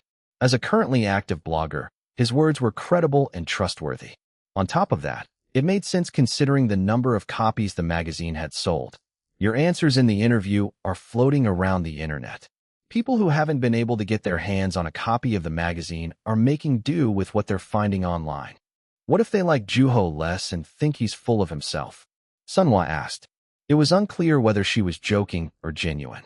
I hate to disappoint you, Sun Hwa, but people really like him, Co Kwang said. Meanwhile, listening to his friends, Juho ate pickled radish. I mean, it's hard not to like him after reading his answers. So, did you really talk to Coin on the phone? BOM asked, the only person with a smile on her face. I did, although he just hung up after a little while, like it says in the magazine. BOM looked like she was delighted by her imagination alone. So, that's how your alternate style came about, Co Kwang murmured as he set the bone aside. and Juho shrugged instead of giving an answer. Oh, what was that with the stroller? I didn't know something like that happened to you. And who was this first love of yours? I want to hear more about this secret language acquisition technique. The club members all let out at the same time, making Juho feel like he was interacting with his readers. However, it was the truth. They were not only his friends, but also his readers. It's all in the magazine. Why ask me? Because we have the real person in front of us. Now that you've revealed yourself, there's no getting out of this, Yunwoo. Some friends you guys are, Juho muttered internally. Then, looking at the alcohol getting lukewarm, Juho said in order to change the subject, should I put these in the fridge? You guys prefer it cold, right? Then, just as Juho was about to get up with the bottles and cans, Bioem said, maybe we should just drink them now. Yeah, that way, you don't have to go back and forth, Sunhwa said, agreeing with Bioem. No one's going to force anyone to drink here. So let's take our time with the drinks, Juho said, passing the cans of beer to his friends. The crisp sound of cans opening reverberated through the living room. The club members seemed excited about their first drinks. Then, Juho also opened his beer, and the same, crisp sound came from his can, along with a whiff of alcohol. How long has it been? Juho asked, feeling somewhat nervous. Maybe he was even more nervous than he had been moments before the interview. Cheers, Sunhwa said, raising the can of beer in her hand. Then, after cheering, the club members each brought their beer cans to their mouths, looking refreshed after taking a sip. We're really drinking, huh? Bioem said as if having an emotional experience. Juho had finally reached the age that he could drink legally, and seeing his friends, he was reminded of the reality. It wasn't likely that his 20-year-old body would put him back in his old, alcoholic self of the past. Why aren't you drinking? Seo Kwang asked, and instead of giving him an answer, Juho brought his beer can up to his mouth. He felt the liquid pouring into his mouth and the whiff of the alcohol coming up to his nose as his mouth became filled with bubbles. It was bittersweet, and a burning sensation in the back of his throat followed shortly after. The young author exhaled unhurriedly. Just like that, the whiff of alcohol in his mouth told him that he had just drunk alcohol. Then, Juho peeked through the hole in order to check on how much he had drunk. This doesn't taste very good, he let out with a smile. Don't worry. You'll get used to it, his clubmate said playfully. They were eating more than they were drinking, and having already eaten before them, Juho sipped his beer instead of eating with them. However, the sipping didn't last long either. Then, taking the plastic bag full of things that she had brought, Bom said while taking the contents out, let's have some chips. At which point, the young author accepted gratefully. By the time the fried chicken was almost gone and they had had enough to drink, the club members started moaning about their futures. I don't know how I'm going to survive when the semester starts, Bom said. Because of her involvement in the literature club and her record of winning an award, she had managed to get accepted by a university as a creative writing major. While Seo Kwang had gotten into a school as an English major, Sunhwa had gotten into a school as a history major. They were all starting to build a foundation for the jobs they wanted in the future. We all got into different schools. Even if they had ended up in the same school, it would still have been difficult for them to meet. Yet, the club members were not upset by that. They had accepted that they each had their own path. At the same time, they were anxious about being on a new path. What if I end up with upperclassmen who are really mean? Sunhwa murmured. The only upperclassman they had had was somebody who had sat in the science room with them, drawing. The idea of being around upperclassmen and having to interact with them was still foreign to the club members. It felt like it was yesterday that they had been worried about not getting into a university. But now, they were worried about not adapting to the new environment. It was an interesting phenomenon. Worries tended to follow people around. The beginning is always the hardest. The principle remained true, no matter what it was. There was no way to predict what the future held, and when that realization started dawning on the club members, the air became heavy with depression. At that, Juho decided to offer a solution. What if you guys ask Baron when he gets here? And it was to hear directly from an experienced individual. Chapter 276, A Bad-Tasting Drink, 2. At Juho's suggestion to ask Baron, who was in college, the faces of the club members lit up. Not only was it a simple solution, but it was more than possible to put it into action. Honestly, I was thinking about talking to him too. Right? Sunhwa and Bom said candidly. Although Baron had been the only upperclassman they had interacted with, that didn't take away from the fact that he was their upperclassman. Even if it wasn't clear as to whether or not he'd be able to offer any helpful advice, it was a far better option than remaining silent and hoping for the best. How close is he now? Don't know. Give him a call. Baron was joining them a little later because of his part-time job. At that moment, just as Sunwa was about to call him, the doorbell rang, and everyone immediately thought of Baron at the same time. Do you think it's Baron? It's gotta be. Then, after checking through the peephole, Juho said, I'm telling you. It's almost like he knows when we're talking about him. And opened the door. Baron. A voice cried out before Juho even had time to greet the guest. Then, walking into the apartment without hesitation, Baron greeted his former clubmates. Seeing as though they were drinking, he said, You guys already started drinking? We just started. Come join us. At the club members' welcome of him, which was noticeably more aggressive than usual, a suspicious look appeared on Baron's face. Then, spotting the magazine, he asked, Is that the magazine that's so hard to come by? Would you like one for yourself? Juho asked, nearly giving up at that point. Hey, you trying to leave me out of this? Seo Kwang interjected in order to make his struggle to obtain a copy of it known. We barely got our hands on it too. Good job, Baron said haphazardly. Then, he sat on the couch and started reading the interview in the magazine. I'll just have one. I have to work tomorrow too, he told Sun Hua, who was offering him a can of beer. There was no excitement in his voice, nor was he making a fuss over the fact that he was drinking alcohol. College really changed you, huh? Seo Kwang said. Unfortunately, the upperclassman was busy looking at the photo of the young author. This is a good photo. Good thing the photographer knew what he was doing. With that, Baron immersed himself in the magazine, his eyes scanning through the pages. And as Juho watched him quietly, Seo Kwang asked, Did you ever catch up with that person? Who? From the book concert. The one that met you. Oh, her. Juho had yet to have made contact with her. Although, it hadn't been that long since the magazine had been published. I'm still waiting, Juho said. He was waiting for her to show herself first. At that, a mischievous look appeared on Seo Kwang's face. I hope she takes her sweet time and makes Yun Wu antsy. And how would she benefit from me being antsy? You know, seeing things from her perspective. Do you have any idea how badly these people wanted you to reveal yourself? But you knew. You're guilty by association. Touch, Seo Kwang let out as his confidence faded away quickly. Then, ignoring Seo Kwang, who was struggling to understand if he was a reader or an accomplice, Baron, with his eyes still fixed on the magazine, told Juho, You sound like somebody who's gone through his share of failures. At that, Juho felt as though the can of beer in his hand was getting heavier. Is it that apparent? There's consistency to your answers. You knew the things you were saying. I did. Then, looking piercingly into the magazine, Baron said, Judging from these answers alone, I don't think you'll ever let your success get to your head. Seems like your readers will be able to rest assured. That was the reason why so many readers, who had worried that the young genius might change one day, were so fond of the interview. Then, Sunhwa interjected. I mean, you can just tell from the apartment that he chose to live in, and pointed around the room. It is a little modest to be Yun Wu's home, Baum said quietly. It's so small. It's tiny, Sunhwa said emphatically. To which, the young author rebutted, It's just right for me.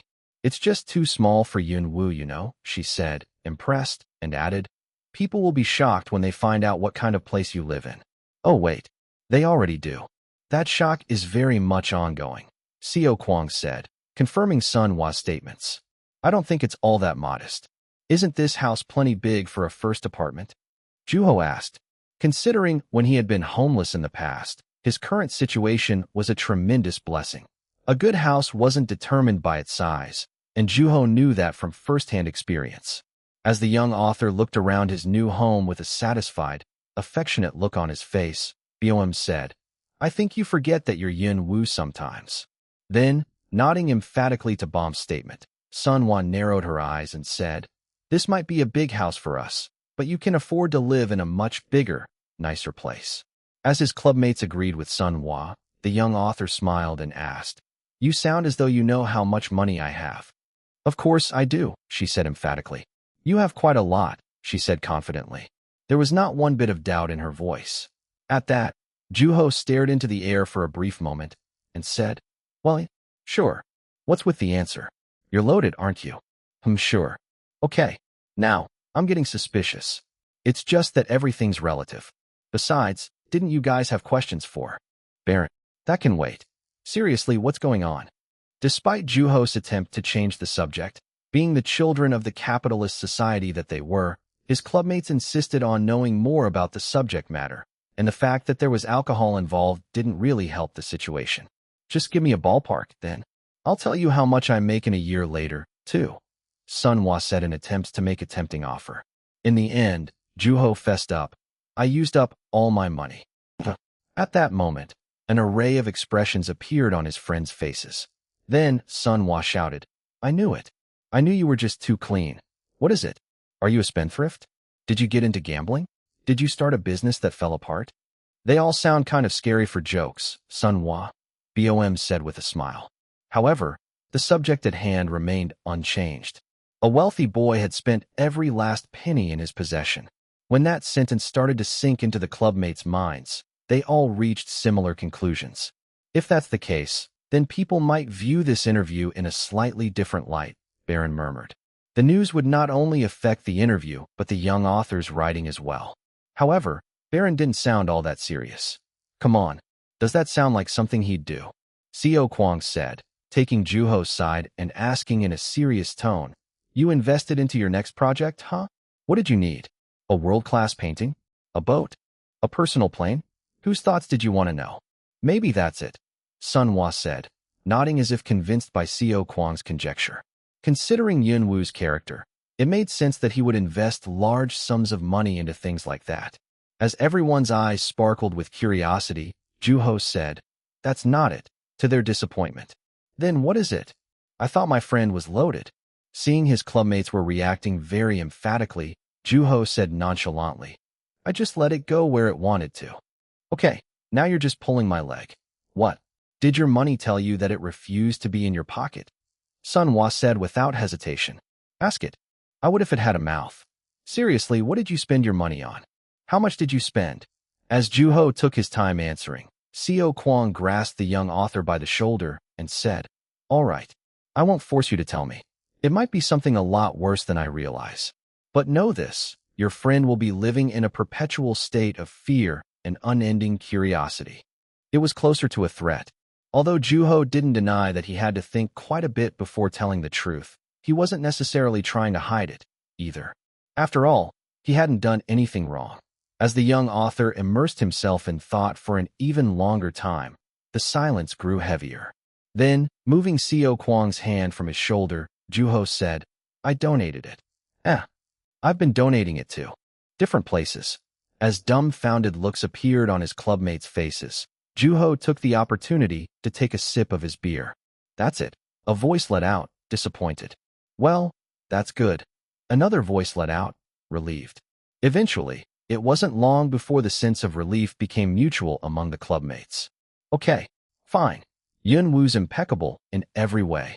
Whoop-de-doo, Sunhwa said, throwing her arms into the air. Soon, everyone was giving the young author an admiring look that made him feel uncomfortable. What Juho had predicted would happen was happening before his eyes, which validated him taking his time and answering his clubmates bombarding him with questions. Then, Seo Kwang straightened Juho's clothes, only adding to the discomfort Juho was feeling. Well, then, I guess that settles it. So, what was it that you guys wanted to ask me? Baron said, changing the subject in the nick of time. As Baron started talking about his college experience, it became more apparent to the others that their futures were looking less and less hopeful, which caused them to drink even faster than they had been. Just like that, they acquainted themselves with alcohol. Slow down now. Eat something, Juho said in an attempt to keep his clubmates from drinking too fast. Meanwhile, after emptying an entire can of beer in the blink of an eye, Seo Kwang called to him, Mr. Wu. What? Juho answered, checking his face to see if he was drunk.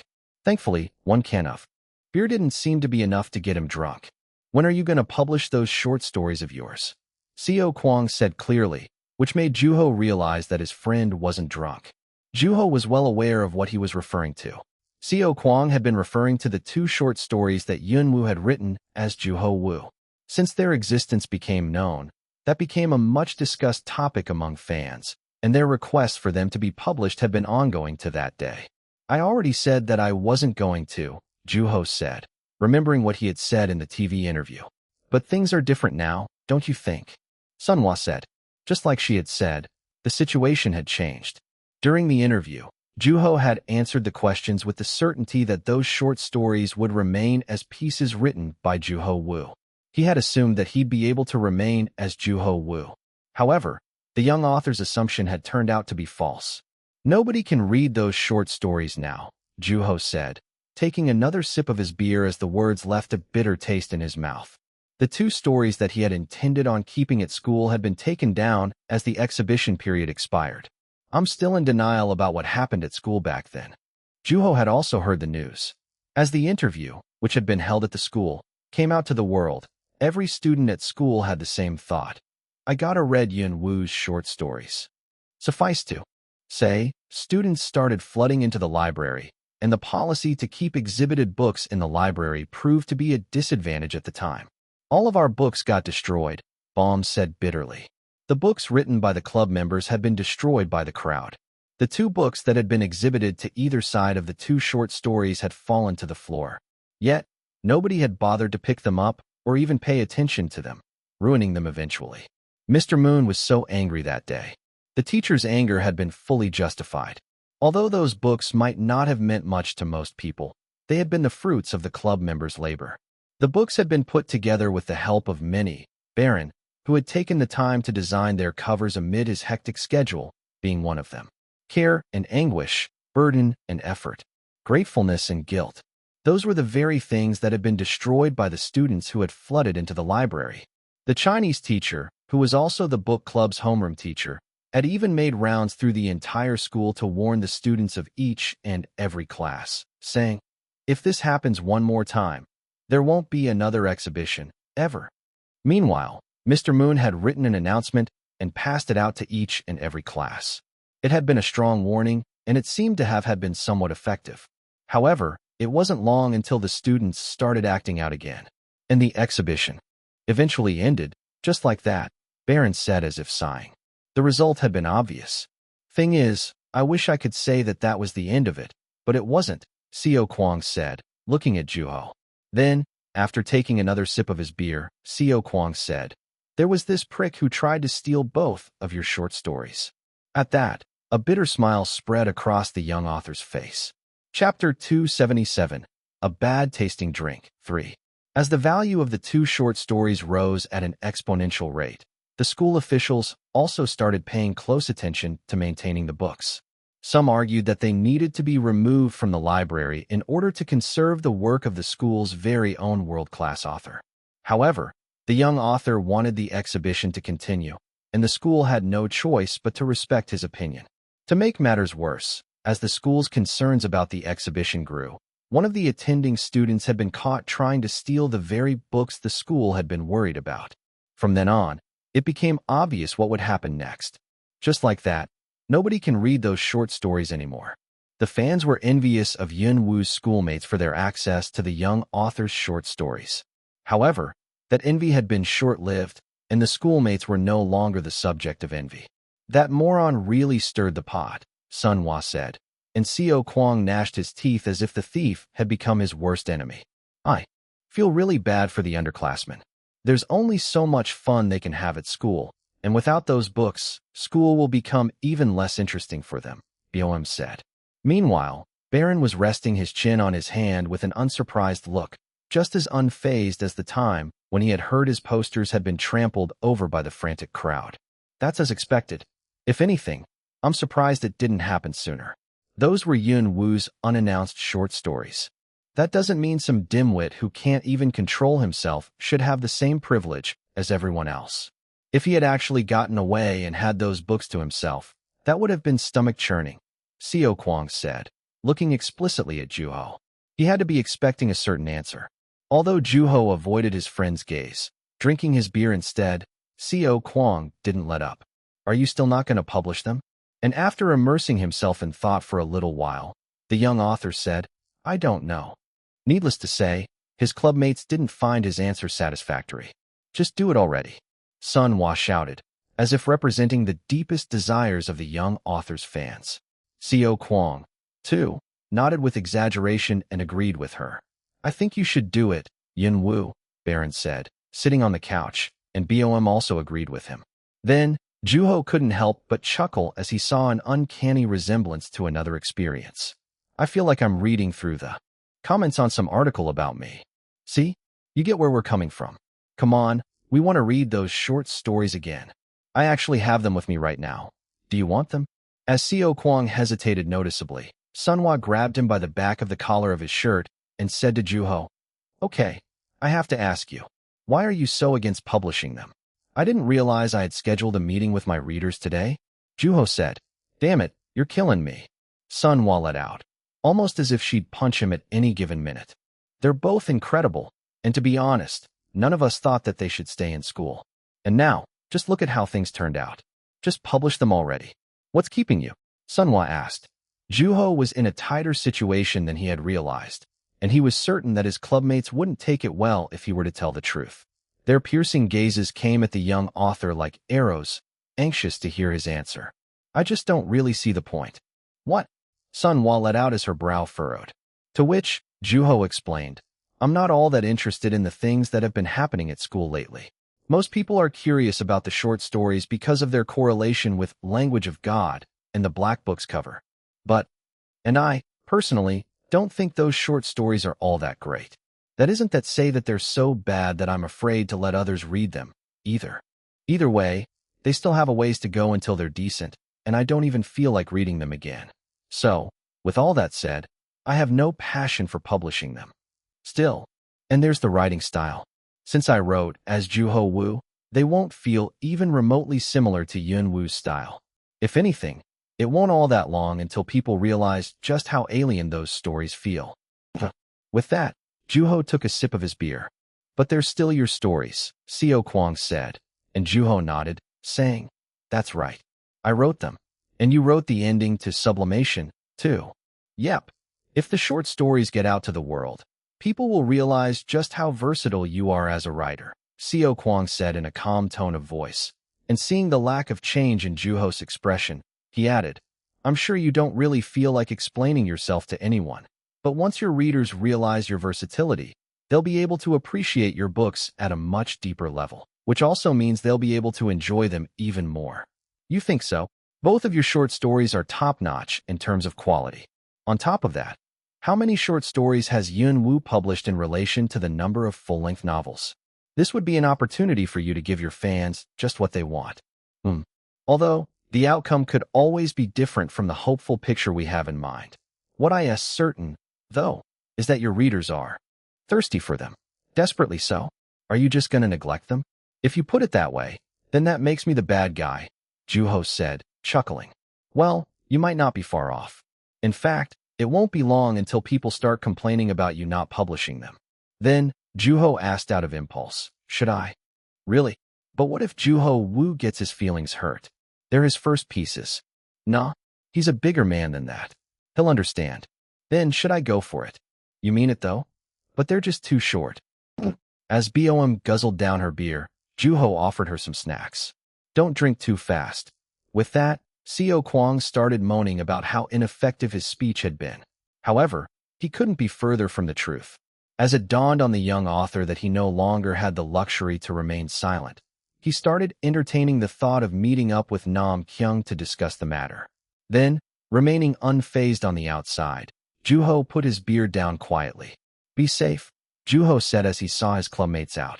Although they looked much more excited, their excitement had little to do with alcohol. Seriously, give it some thought, Xiao Kuang said, grasping Juho's shoulder. All right, Juho said haphazardly.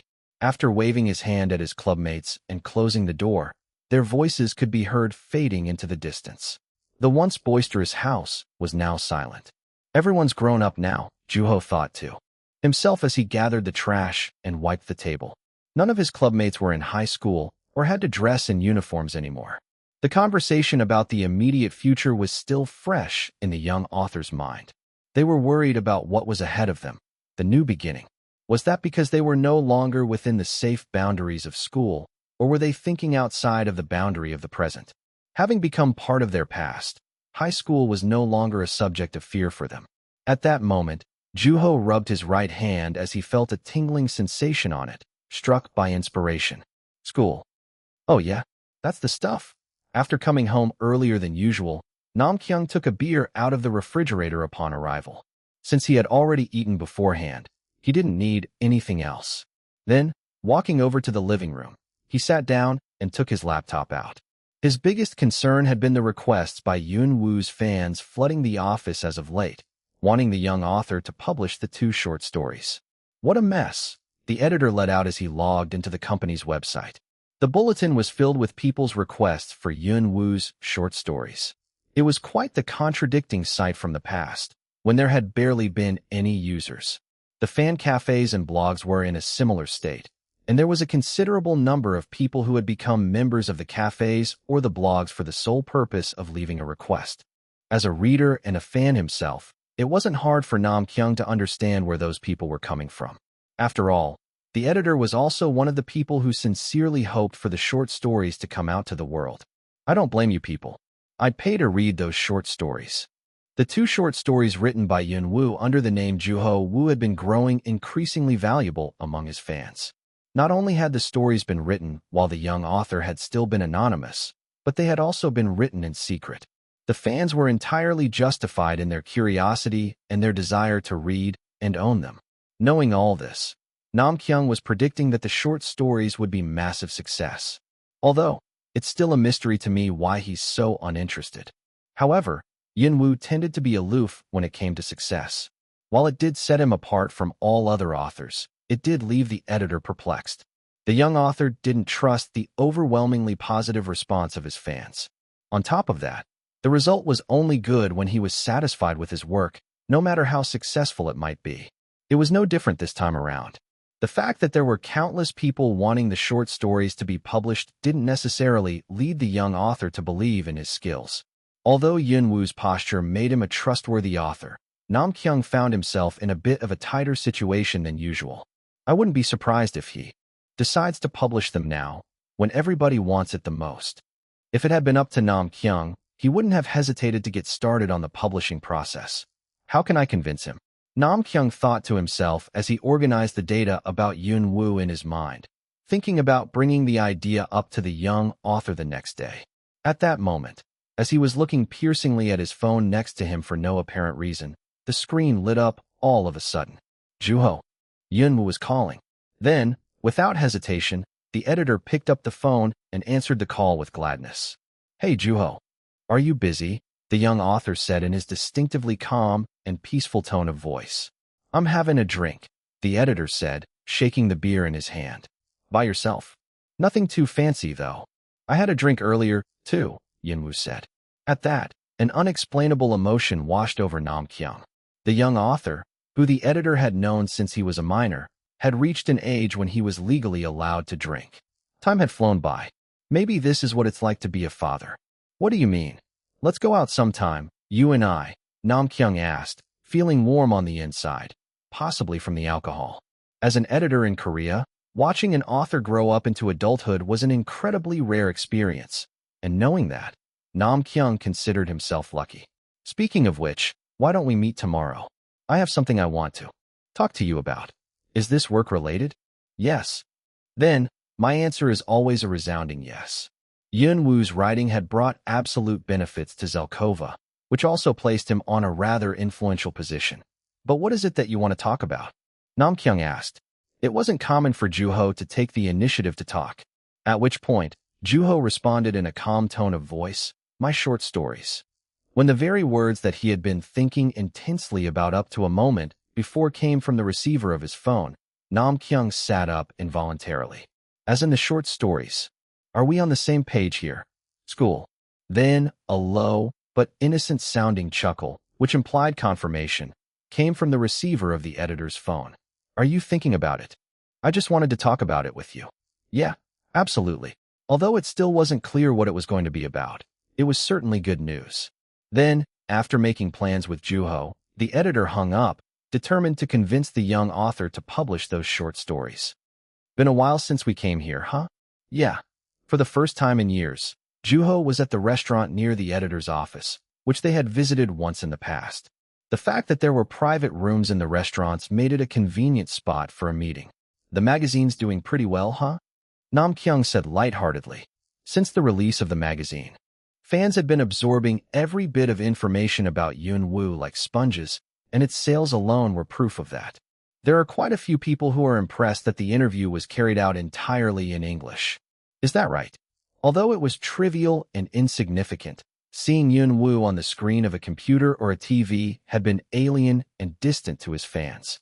The interview in the magazine had successfully removed that distance between his fans and their favorite author almost instantly. But nothing comes close to how much people talk about the background in the photos. The place in which the interview had been carried out, the author's home. Stacks of manuscripts of towering height. The fans had grown wild, as if having obtained clues that they had long sought after. They were ecstatic that Yun Woo could be within the boundaries of common knowledge and rationality. A lot of people seem to see your frugal lifestyle in a positive light. See, I don't think I'm frugal at all. Yet, I get that a lot. That's because you're Yun Woo. I get that a lot, too, Juho said, chuckling quietly. He was starting to get a grasp for how others viewed him, and Nam Kyung seemed to be quite satisfied by how the young author was being received, saying, I don't think there's been a single reader who came to oppose buying your books after finding out who you really were. Chapter 278. The Fate of the Short Stories, 1. When the waiter came into the room with Juho's and Nam Kyung's orders, Juho was struck by the thought that he had seen him before. With that, the waiter, who appeared to be the owner of the restaurant, glanced at the young author's face and said, Enjoy, leaving the room after. Then, after tasting a spoonful of the soup, Juho was reminded of just how delicious the food was, just like what he had thought during his previous visit. Nam Kyung eating there often made sense. After the two talked casually over the meal for a little while, the young author brought up the actual subject matter that he wanted to discuss with his editor. How's the website doing? Juho asked about the company's website, which was being actively managed lately.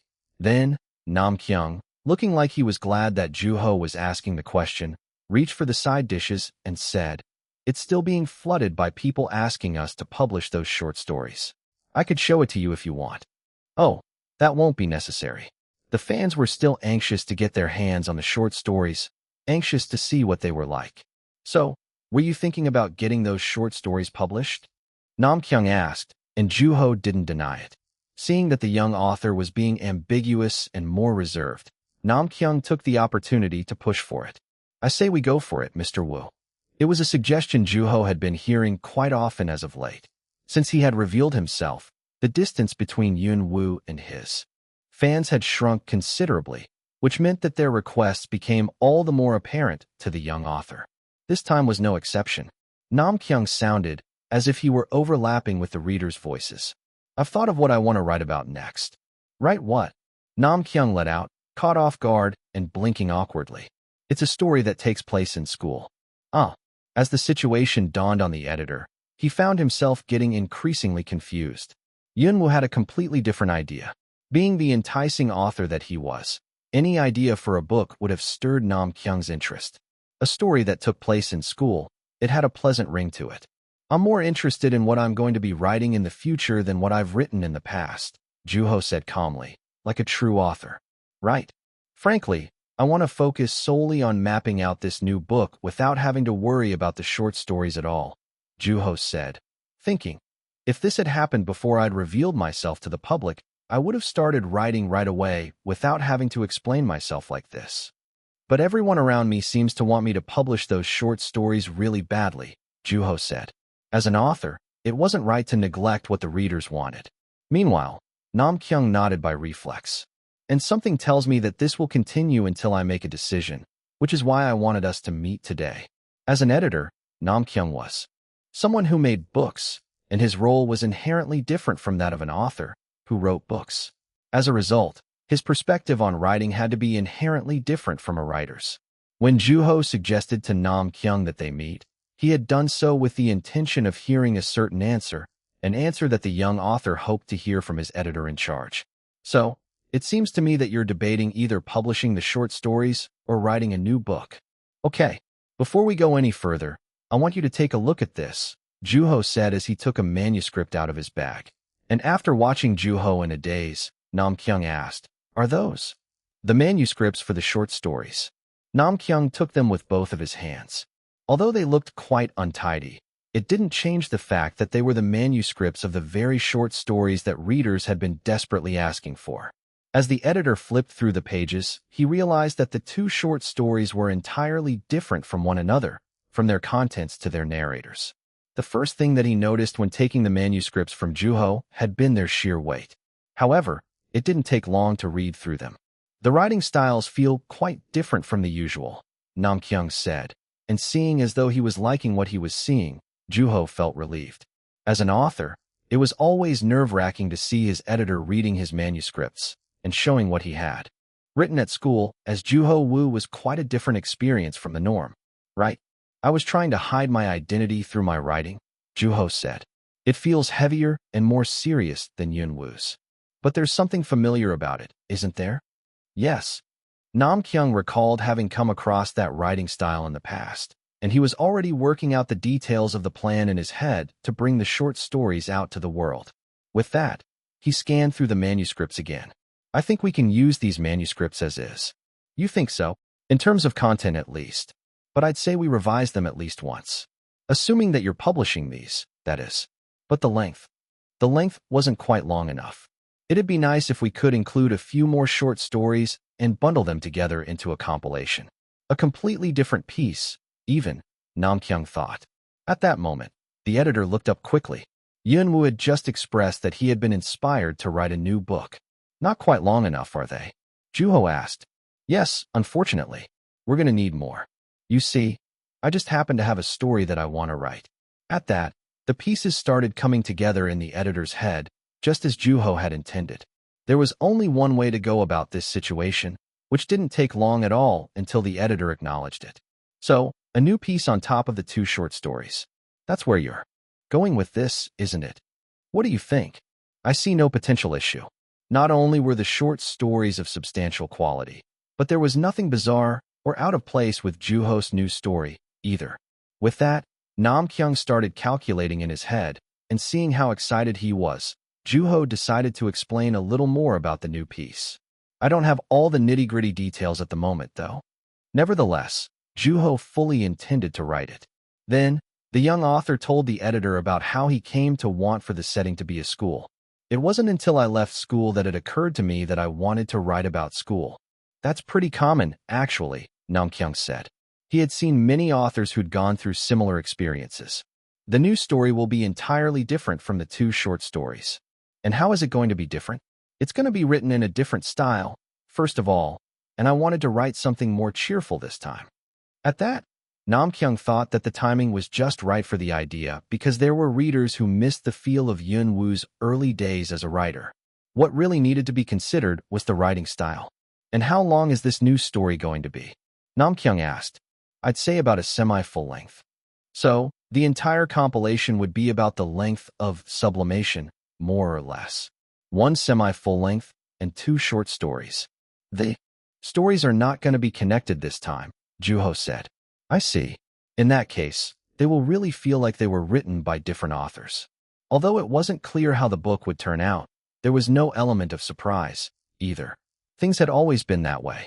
"I say we go for it, Mr. Woo," Namkyung said. Then, looking at his editor, Juho gave him the answer he had been meaning to give all along. "Let's do it." Namkyung's face lit up at Juho's affirmative answer. "The readers will flip when they hear about this," he said. However, Juho was cautious about it all. "I say we wait a little bit longer before we make an announcement. We don't know how things will turn out." "No problem. There's no rush, so let's take our time." With that, the two resumed their meal, which had been put on pause for their discussion. After swallowing what was in his mouth, Namkyung asked with a subtle hope in his voice, "Are there any other pieces of writing that you wrote at school?" After some thought, Juho said, "Sure. I spent 3 years in the literature club, as you already know." From time to time, the two had talked about the pieces Juho had written at school. "I was thinking about including other shorter pieces too, like 0108, or the one about the gem. The one you submitted for the school's essay contest had some character to it too." I don't know about that, Juho said. The first two pieces were based on his younger clubmates, and they were essentially his gifts to them. On top of that, the school had deemed the story about the bonobos unacceptable. All of those stories belong to somebody, the young author said. You should look at them, anyway. Can't hurt to look, Nam-kyung said insistently, and Juho gave him a half-hearted, affirmative answer. There was a slim chance that the young author would ever bring up those stories again, as he wasn't actually planning on rereading them. However, as if completely oblivious to the young author's intentions, Nam-kyung murmured cheerfully, "Whatever they are, I'm sure they'll sell." As an editor, sales were definitely one of the things Nam-kyung needed to think about. Nam-kyung was confident that young author would bring back products of undeniable quality, predicting that he would be able to continue making quality books with Juho. Then, after staring intently at Nam-kyung, Juho asked, "Aren't we getting a little ahead of ourselves? What if I bring back garbage?" "I highly doubt that," Nam-kyung said, and instead of giving him an answer, Juho smiled with his eyes. "Like I said, there's no rush. With the number of books you have published up to this point, you can probably take a nice, long break of about 3 years without having to work a single day in your life." "You don't say? Should I really take a break then?" At that, an unusually confident smile appeared on Nam-kyung's face. "Do you think you could do that?" he asked, to which the young author raised both of his hands and said, "Probably not." If Juho were to take a break from his writing career, it wouldn't be long until he'd start writing again, even if it was of poor quality. Without writing, there wouldn't be a way to digest and alleviate the emotions hiding deep within his heart. Meanwhile, Nam-kyung was well acquainted with the author, who he had been working with for an unusual number of years. At that moment, Nam-kyung's phone started to vibrate on the table, and the two fixed their eyes on the device simultaneously. After briefly gesturing to Juho with his eyes, Nam-kyung answered the phone. Then, just as he was about to stand up, he stopped in his tracks. Juho was watching everything. "Who called?" Nam-kyung let out, looking at Juho. It sounded like somebody had called the publishing company. Who could it be? Juho asked himself. Then, a thought crossed his mind shortly after. Seeing the curious look on Juho's face, Nam-kyung moved the phone away from his mouth and said, "From the book concert." At that, the young author knew exactly who Nam-kyung was referring to. It was the reader. The fan from the book concert had finally tried to reach her favorite author after reading the recent interview in the magazine. "Just the person I've been waiting for," Juho said. The 9 authors had come together in order to publish a literary magazine. Each and every one of them was a well-renowned name, and the magazine had been a massive success, which had even led to the authors holding a book concert. Although it had been widely known that Yun-woo hadn't attended the concert, it turned out that he had, in fact, attended the concert after all. On top of that, the reader had talked to the young author in person. Yun-woo wanted to meet her. It had been through a blog that she had first found out about the interview. In the post that quoted the excerpts of the interview, she had come across a situation that had sounded all too familiar to her. The moment she read that, she grasped that she was the person Yun-woo had referred to immediately. However, at the end of the day, the information she had come across had been part of some blog, which wasn't exactly the most reliable source. It hadn't been reliable enough for her to call the publishing company. In the end, she had chosen to make an effort to get a copy of the magazine that contained Yun-woo's most recent interview, and after some time, she had finally gotten her hands on one. After referring to the original source and checking the post that had gone viral in the fan cafe, she had finally mustered up enough courage to send Zelkovo an email. Then, to her surprise, the publishing company got back to her, nearly causing her to have a heart attack. "Should we take a picture?" At the voice coming from nearby, the reader's hands started shaking involuntarily. It was the same voice as the one she had heard in the videos that had been floating around the internet, which she also recalled having heard in person once. It sounded familiar on one hand and foreign on the other. As she looked up slowly, she saw Yun-woo right before her eyes. "I'm sorry," she asked, dumbfounded. Although she knew full well what the young author was asking, she couldn't say a word from the moment she first saw him. They were in a restaurant in Cheongdam-dong on their own. In that spacious restaurant, there were only 2 more tables that were occupied. It was a place she had never been to, and it was clear that it wasn't going to be a cheap meal. She vaguely remembered hearing about the restaurant and how the head chef had made a TV appearance. "The picture that you couldn't take that day?" Yunwu repeated himself in a friendly manner, at which point the reader couldn't help but smile, just as she had done in the past. It was an ambiguous smile that resulted from not knowing what to say. Her cheeks were starting to feel sore from smiling for such a long time. She was clueless as to how to respond to her favorite author's questions, feeling unbearably bashful. "You know when we were waiting in line together?" Yunwu said. His considerate nature made her all the more embarrassed. "I remember how eager you were to take pictures of Yunwu, saying that you were certain that he was going to be at the concert." Revisiting that memory had always been humiliating. What were the odds of running into Yunwu, of all people? The thought suffocated her from within. "I'm terribly embarrassed about that," she said, genuinely bashful. Chapter 279. The Fate of the Short Stories, 2. When the reader looked at the young author, she immediately remembered what Juho had looked like when they had first met while waiting in line for the concert. As the light shone on his face, it dawned on her that Yunwu was still quite young. "Honestly, I appreciated you talking to me. I'd never been to a concert up to that point. I'm so glad that I was able to help in some way. I've actually been to quite a few." A concert hall was a familiar environment to her, and the Yunwu she had seen back then had obviously not been used to being in one. If she had known that the young high school boy was Yunwu, she wouldn't have been so brave as to strike up a conversation with him so seamlessly. If anything, she'd have frozen like she was in the present. "I'm not quite used to eating at a place like this," Yunwu said, which the reader thought was directed at her. As she watched the young author looking around the interior of the restaurant, a question that she had been meaning to ask finally came to her. "Is this your first time here?" Which the young author answered calmly. "It is. I asked my editor in charge for some recommendations, and he brought up this restaurant. I gotta say, the food is quite good." "Right." The young author's considerate nature was more than enough to melt the heart of the reader. Unfortunately, she had no time to savor the food. With Yunwu before her eyes, the taste was hardly a concern. Then, "Thank you," she said rigidly, and the young author waved his hand in denial. As his long fingers came into her view, it occurred to her that it was with that very hand that the young author wrote, "The pleasure's mine.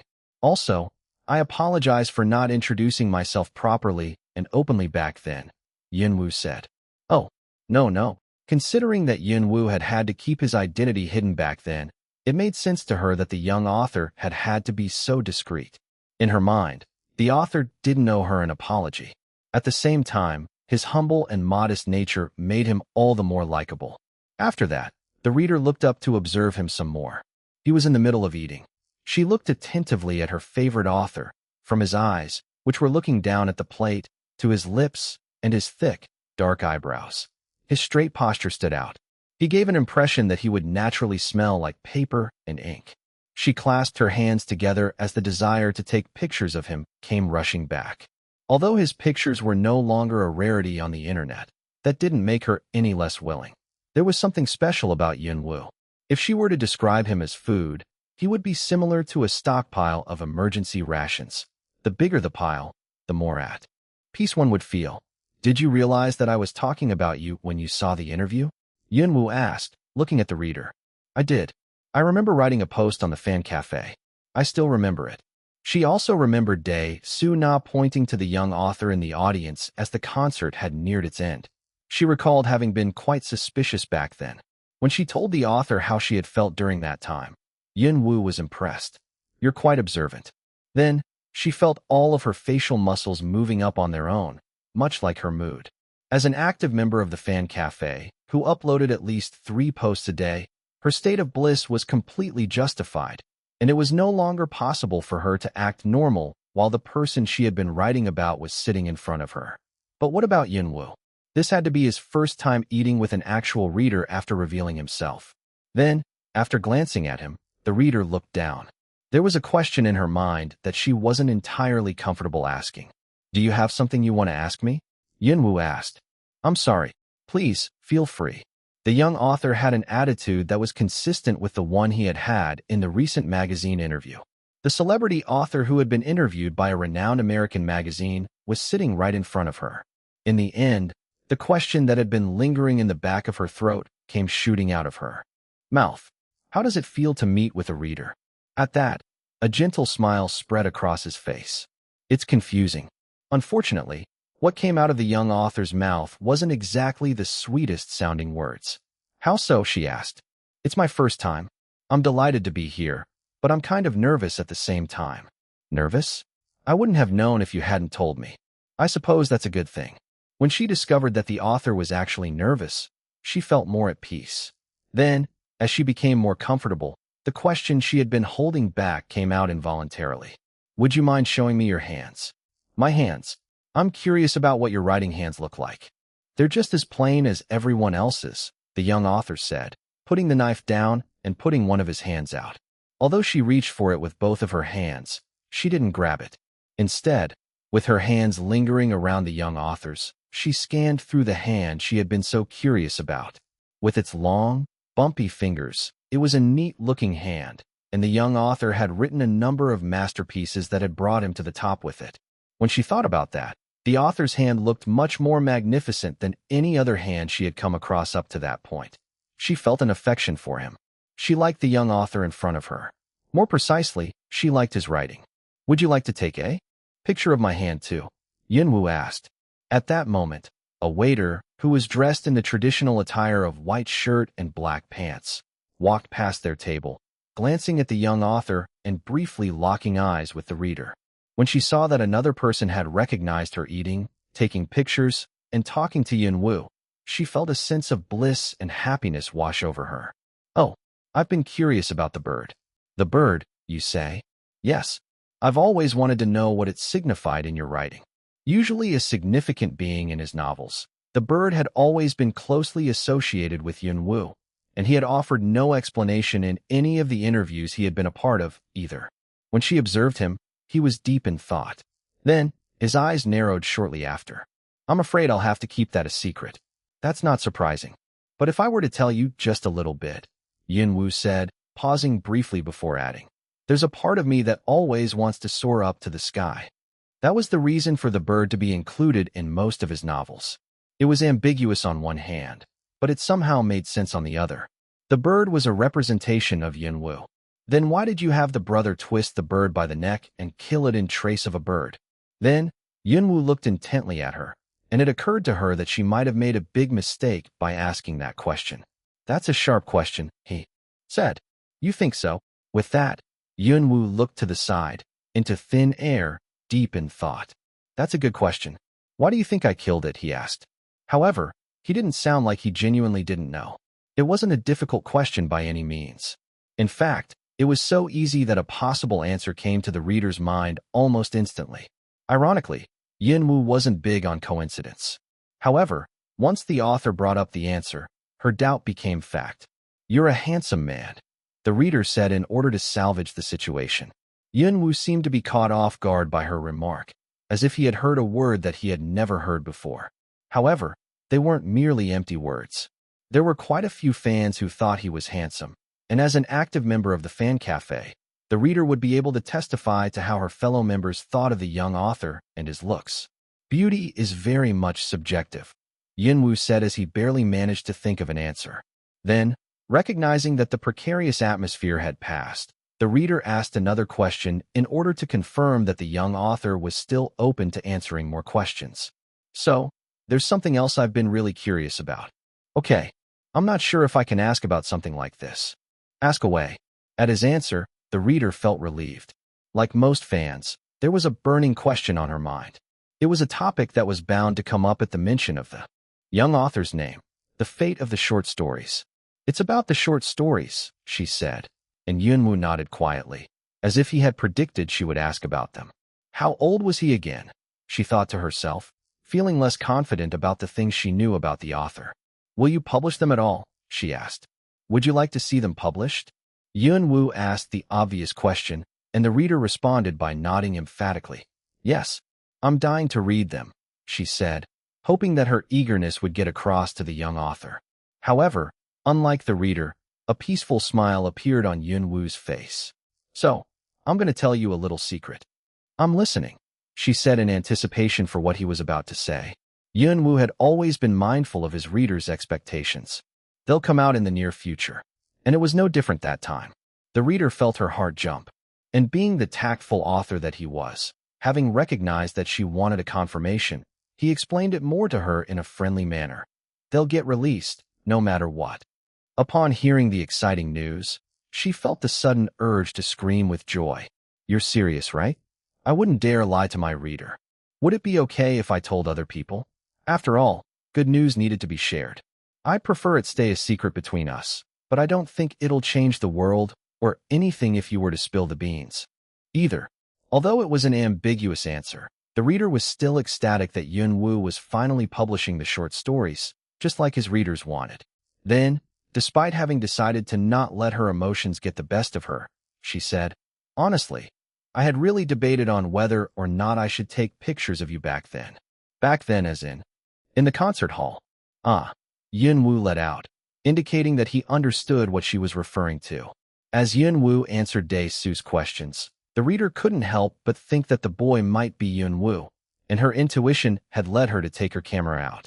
However, what had kept her from pressing the shutter release button had been the signs within the hall, which read, "Photography prohibited." Although she had been fully aware that she shouldn't be taking pictures, her urges had been quite strong.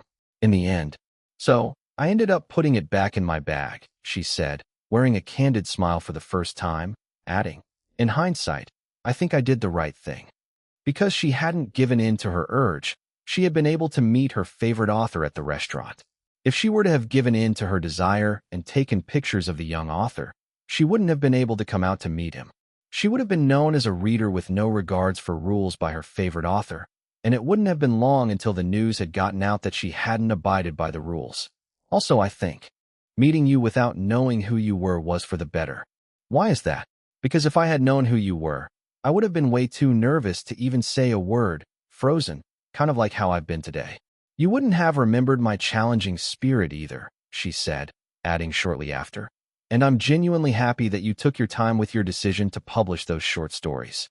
Thanks to you, I have the privilege of being the first fan to know. Although she was fully aware of how selfish that sounded, she wanted to remind the young author that there were readers who found delight and joy in his decision. Then, with an ambiguous look on his face, Yun-woo said, right, clasping his hands together and rubbing them. The seemingly strange behavior continued throughout the meal. Scratching and pinching, the young author behaved as if his hands itched unbearably, all the while with a peaceful look on his face. However, when she decided that it was time to take pictures of the author, his behavior was no longer of concern. She was also preoccupied with thoughts of getting the best photo possible. With that, she took her camera out of her bag. I recognize that camera, Yun-woo said. To which, she replied, I made sure to bring this one. Standing shoulder to shoulder with Yun-woo, the shutter sounded from the camera. Oh no. I blinked, she said. From then on, they took a few more pictures together, and needless to say, the first thing she did after returning from the glorious meeting with her favorite author was to write a post on the fan cafe. I took pictures with Yun-woo. Picture included. A gift from Yun-woo. Hello? Yes, I am that person you're thinking of, the one who ran into Yun-woo by coincidence. Well, let me tell you, today was anything but coincidental because I met with him. For those who might not be aware, although you'll know what I'm about to tell you immediately if you've read the recent magazine interview, Yun-woo shared an anecdote in his most recent interview, that he had attended the book concert as a member of the audience. Shocking, I know, and I happened to have talked to him while waiting in line for the concert, all without even knowing he was Yun-woo. Anyway, as you've probably figured out from the title, we had a nice conversation over a delicious meal in a high-end restaurant in Cheongdam-dong followed by a brief photo session. Unfortunately, I don't have a whole lot to say about the food since I was too nervous to even taste what I was eating. First of all, I'm sure most of you are curious about what the experience was like. At first, I was so nervous that I couldn't say a word to him, like a fan meeting their favorite celebrity. Not only did I get a closer look at his writing hand to my heart's content, but I also took pictures of it. He was very open to answering my questions, but I don't think I even went through to a tenth of the number of questions I was meaning to ask him. I guess there's nothing really I could have done to change that, and thinking about that honestly makes me a little sad. But that isn't to say that I came back empty-handed. First, he sent me a copy of each and every one of his books up to this point by mail the next day, including the ones I haven't gotten to read yet. Crazy, right? But that's not even the best part. If you're still reading, I want you to pay very close attention to what I'm about to tell you. I'm only sharing this because I got the okay from Yunwu personally. Still with me? Good. Then, let me ask you this. What's the first thing that comes to mind when you think of the name Yunwu? Personally, I think it's his unreleased short stories. A lot of people have been wanting to get their hands on them, myself included. Now, do you see where I'm going with this? That's right. I heard confirmation from the author himself, in person. If I were to describe the situation, tell you what, I'll just cut to the chase and quote what he said, word for word. They'll get released, no matter what. All right. How's that for good news? I'm sure you're all doing this already, but let's all take a moment and shout with joy. Let the world know just how happy we are. Chapter 280.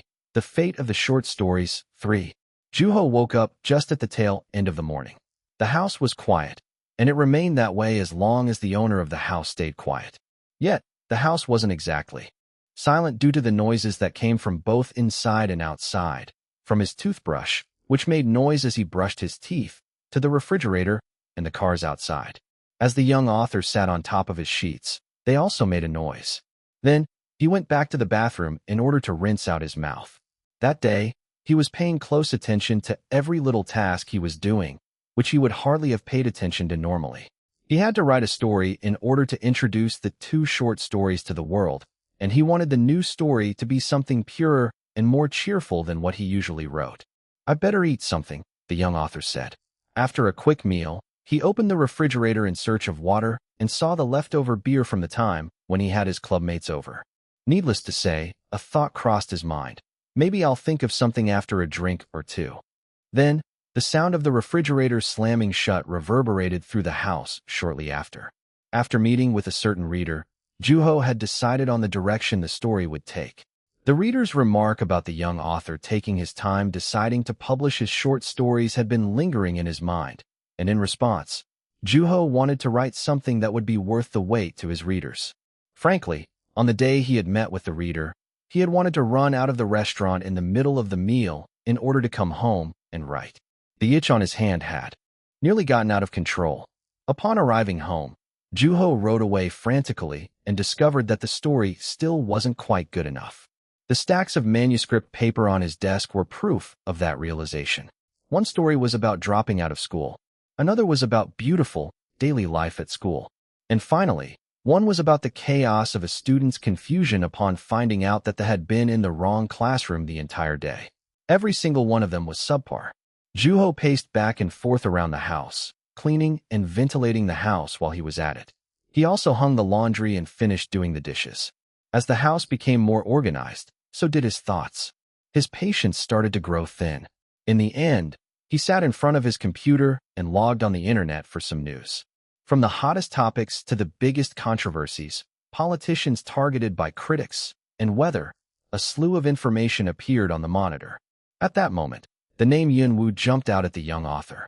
Yunwu's decision to publish the short stories had already become widespread news, and the reader's post on the fan cafe, of which she was part, was spreading across the internet like wildfire, including the news about the short stories. As the fans grew incredibly excited, the media outlets started putting out articles that would hype up the news even more. Despite the obvious and shallow intentions of the media, people still fell for their strategy. However, Juho still couldn't find what he was looking for, even in the midst of the chaos. At that moment, a movie review caught the young author's attention. It seemed like Myung-Ju Moo, with whom Juho was acquainted, was in the movie. Although the movie seemed well received by the general public, there were a handful of people who criticized the movie, as well as those who defended it. How people were able to take something as simple as a movie and to turn it into a complex debate was beyond the young author. It's been a while since I've watched a movie. Maybe I should go watch one sometime, Juho thought to himself. However, he knew full well that he would most likely not be able to carry it out. The sun's already setting, he let out. By the time he finished the movie, Juho realized just how much time had passed. It was starting to get dark out. Then, after standing in a daze for a little while, he picked up a pen and started to write, still not entirely sure of what he was writing. Brushing his teeth. Alcohol. Politicians. Sunset. An actor. Nothing interesting came out. By the time he finished writing, it was completely dark out. Just like that, after even more time had passed, a noise started echoing through the house all of a sudden. It sounded like something was shaking. It was his phone, which was vibrating, letting its owner know that Dae-soo was calling. "Hi. We need to have an outing again," she said, getting right to the point. Unfortunately, there wasn't enough context for the young author to understand. "What outing?" "Our outing." "Oh, right. I think it's about that time. We need to hang out. We've all been very busy." I guess that's true. There were a handful of authors who Juho hadn't seen in a while, and as the leader of the club, it made sense that Dae-soo was trying to organize another outing. "So, when is this going to be?" "We're still figuring it out. When are you free?" "Anytime. My schedule's been pretty flexible lately," Juho said. "Perfect," Dae-soo said as if glad to hear that. "Anybody who can't make it?" "San-young probably can't. She's in Taiwan." San-young had flown to Taiwan in order to gather more data for her next book. Once she finished collecting all the information she needed, she would probably start writing immediately. Slowly and unhurriedly, one word at a time. Her absence meant that her studio in the mountains had been left unoccupied, which made Juho wonder if the mountains were at all affected by the absence of the author. It's not a big deal. It's not easy to have everyone come out," Dae-soo said. "That's a bummer." "Oh well. Makes planning easier on my end," she said, adding, "Choi's been acting like he's busy too. He's writing, apparently." She still refused to call the romance author by his full name. Having been at the scene while Choi asked San-young for information when they were at her studio, Juho thought it made sense that he would be busy by now. "From what I heard, the two pupils have been spending most of their time in their studios as well." I don't know," she said as if they were bothersome to her. "I guess it's turning out to be a bit of a challenge, huh? There are still people who come out more consistently, though." "Well, anyway, I'll just assume that you're coming out then," she said. "Sounds good." With that, he hung up and, later, received a text from Dae-soo about the date, time, and place of the outing. It was going to be on a weekend, and as usual, they were meeting at Madame Song's restaurant. "Been a while since I've gone," he said, looking forward to the outing. "Get in," the driver in the car told Juho, who was staring at the wall, still mapping out his story. As the window slid down halfway, Dae-soo's face appeared on the other side. "It's Yunwoo," Midiam said from the back seat, and he greeted them as he got into the passenger seat of the car. "Long time no see." "What's with the hat and sunglasses?" Midiam asked, pointing at the young author's face and chuckling. Then, taking his hat off, Juho said, "It was kind of bright out today. Besides, there are still a lot of people who don't recognize me." "Yeah, right," Midiam said. Seeing that she wasn't buying his answer, Juho explained further in order to build up trust with her. "I don't wear them when I go out to exercise." "Really? Do you put makeup on instead?" she asked, putting a different twist to the answer, just like a detective writer. However, the trick was much simpler than that. "No, I just keep running," the young author answered. As long as he kept running, others around him wouldn't recognize him, just like how he wouldn't recognize them. He had never been stopped while in his everyday run. "So, you just keep running, huh? What about traffic lights?" "I usually stop where there are no people around. I've never been caught while waiting for the light so far." "Huh." While the two conversed, the car took off. Then, looking at the young author's house fading into the distance, Midiam said, "How's it having your own place?" "Nothing all that special. Do you keep your house clean and tidy? You're not living in a pigsty, are you?" "I can confidently say that I live in a civilized home after all the cleaning I did a few days back," Juho said, remembering all the cleaning he had done while mapping out the news story. Of course, not knowing what the young author was really talking about, Midiam exclaimed quietly, impressed. Then, Dae-soo asked, "You don't have a pool table sitting in your house, do you?" "I'd never do anything like that. You can rest assured." "I'm telling you, he really needs to work on that spending habit of his," she said. "But we get to play pool for free because of that," Juho said. "Sure, but that's the only good thing about having a pool table, though," she said. Although Dae-soo had some harsh things to say about Seo-jung and his spending habit, nobody dared object. "Well, what did you do when you became an adult? Did you drink?" Midiam said in order to change the subject. "I did, with my friends," Juho said, and told the two authors a brief summary of that day he drank with his clubmates at his home. "Man, I remember when I was 20 years old. That sounds like youth, all right. Speaking of which, I can go for a drink or two." "Dae-soo, what do you say?" Midiam asked. She was quite the drinker. "You make it sound like you can keep yourself under control," Dae-soo said, snorting. Juho, you're drinking with us. All right, she said in an excited tone. Meanwhile, the young author was looking out the window, looking at the scenery rushing past, thinking of how uncannily similar it was to how things looked to someone drunk. Sorry, I'm not really feeling it today. I didn't really like the taste of alcohol all that much. What? Miriam let out with her jaw dropped. On the other hand, Dae-soo remained unfazed and said, That's natural. You wonder why people even drink in the first place, you know. Yeah, you need experience. At that, Dae-soo gave the detective writer a subtle warning. Don't even think about forcing him to drink. Of course, that goes without saying. The car zoomed through the road, as if representing Dae-soo's unforgiving point of view on alcohol. Arriving at Madame Song's restaurant in a car was quite a different experience. Similarly, depending on how one decided to go about getting to their destination, it was possible for them to have different experiences getting there. We're here. It seems like people got here early. After getting out of the car, the three were greeted by the mirrors on the wall, with which they were all familiar. Then, led by the waitress, they arrived at a room that was slightly smaller than the one they had been in during their previous visit. However, it was still bigger than the one Juho had been in with Hyun-do. Hey, Seo Jung greeted them, waving his hand and wearing his trademark sweatshirt and pants. Next to him was Dong-gil, who gave them a nod with a cold expression on his face. Hey, Dae-soo greeted back, seating in front of the round table. The seat facing her was yet to be taken. Weren't you busy? Seo Jung asked while Juho was preoccupied looking at the patterns of the wallpaper. His scrubby chin told the young author that he hadn't shaved on his way out. Not really, no. It seemed like you were when I read about you on the internet. There's a bit of a time difference between here and the US. I was pretty busy at one point. PFF, you sound like an old man already. I think that what you're trying to say is that you're about to get even busier, Seo Jung said, laughing flippantly. Just as he had said, Juho was about to get a lot busier with writing. What have you been up to these days? I watched a movie. With friends. No, on my own, Juho said, and gave Seo Jung a brief summary of the movie. Although he seemed to recognize the name of the movie, he didn't seem all that interested. Oh man, we're not late, are we? At that, Juho turned around to look to where the voice was coming from and saw two more people walking into the room, the two pupils. After Jun-soo came into the room, Gun-woo followed him shortly after, and when they took their seats, the table became fully occupied at once. Is this everyone? Dae-soo murmured. At that, Juho looked around.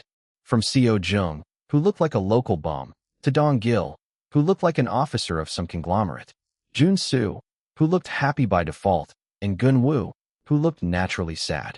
Dae-soo, the leader of the club, and finally, Miriam, the drunk. This is a lot more people than I thought, Gun-woo said from the seat right across from Juho. There were deep, dark circles underneath his eyes, which only made him look even sadder. Then, as the food arrived, the outing officially began. Good to see you all, Jun-soo said in a friendly tone. Unlike Gun-woo, he was always smiling. Juho saw him tap his glass with his finger 3 times. He tended to obsess over the number 3. Phew, that's the stuff. Go easy on the alcohol now. As Miriam started drinking without hesitation, Dong-gil talked to her in order to prevent her from drinking too fast. As usual of him, he was cautious even while he was eating, making sure not to let the food stain his clothes. Let her be. She'll take care of herself. Meanwhile, Seo Jung was picking up the pieces of meat that had fallen out of his plate with his chopsticks. I'm just reminding you to slow down a little, that's all. So what if I'm drinking a little faster? Excessive drinking ruins your health. So what if it ruins my health? At that, Dong-gil's face quickly twisted into a scowl. Because they were both equally stubborn, they tended to clash over the smallest things. It was very much a possibility that about half of their conversations took place in the form of an argument. All right, guys, break it up, Jun-soo said, raising his hand. By contrast, Dae-soo, who was the oldest in the group, didn't even bother to break up the two, remaining unfazed, as if he was used to Jun-soo's mediation attempts. Gun-woo struck up a conversation with Juho. I read your interview. Chapter 281. The Fate of the Short Stories 4. Did you? Juho asked. I did. You're a good speaker, Gun-woo said, complimenting Juho. They must have edited the article so that it looked like I knew what I was talking about, Juho said, waving his hand in denial. But you did just as well on TV, and I'm sure they edited the video too, Gunwoo said, taking a sip of his beer. That is true. Whenever Juho looked at Gunwoo's eyes, his dark circles became visible, and that was proving to be quite distracting. Gunwoo had made a successful debut, and he had been working incredibly hard in order to keep that success from marking the end of his writing career. I wonder what he thinks of me. Juho thought to himself. Maybe I should try this whole anonymous author thing. What? Juho let out by reflex, but realized that Gunwoo wasn't serious shortly after. If he had actually meant it, then he wouldn't have brought it up in an occasion like that.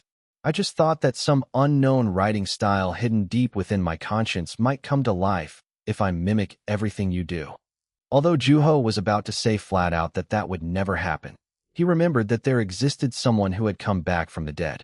Then, after some thought, the young author answered, I suppose it's not entirely absurd. Right? Gunwoo said lightheartedly.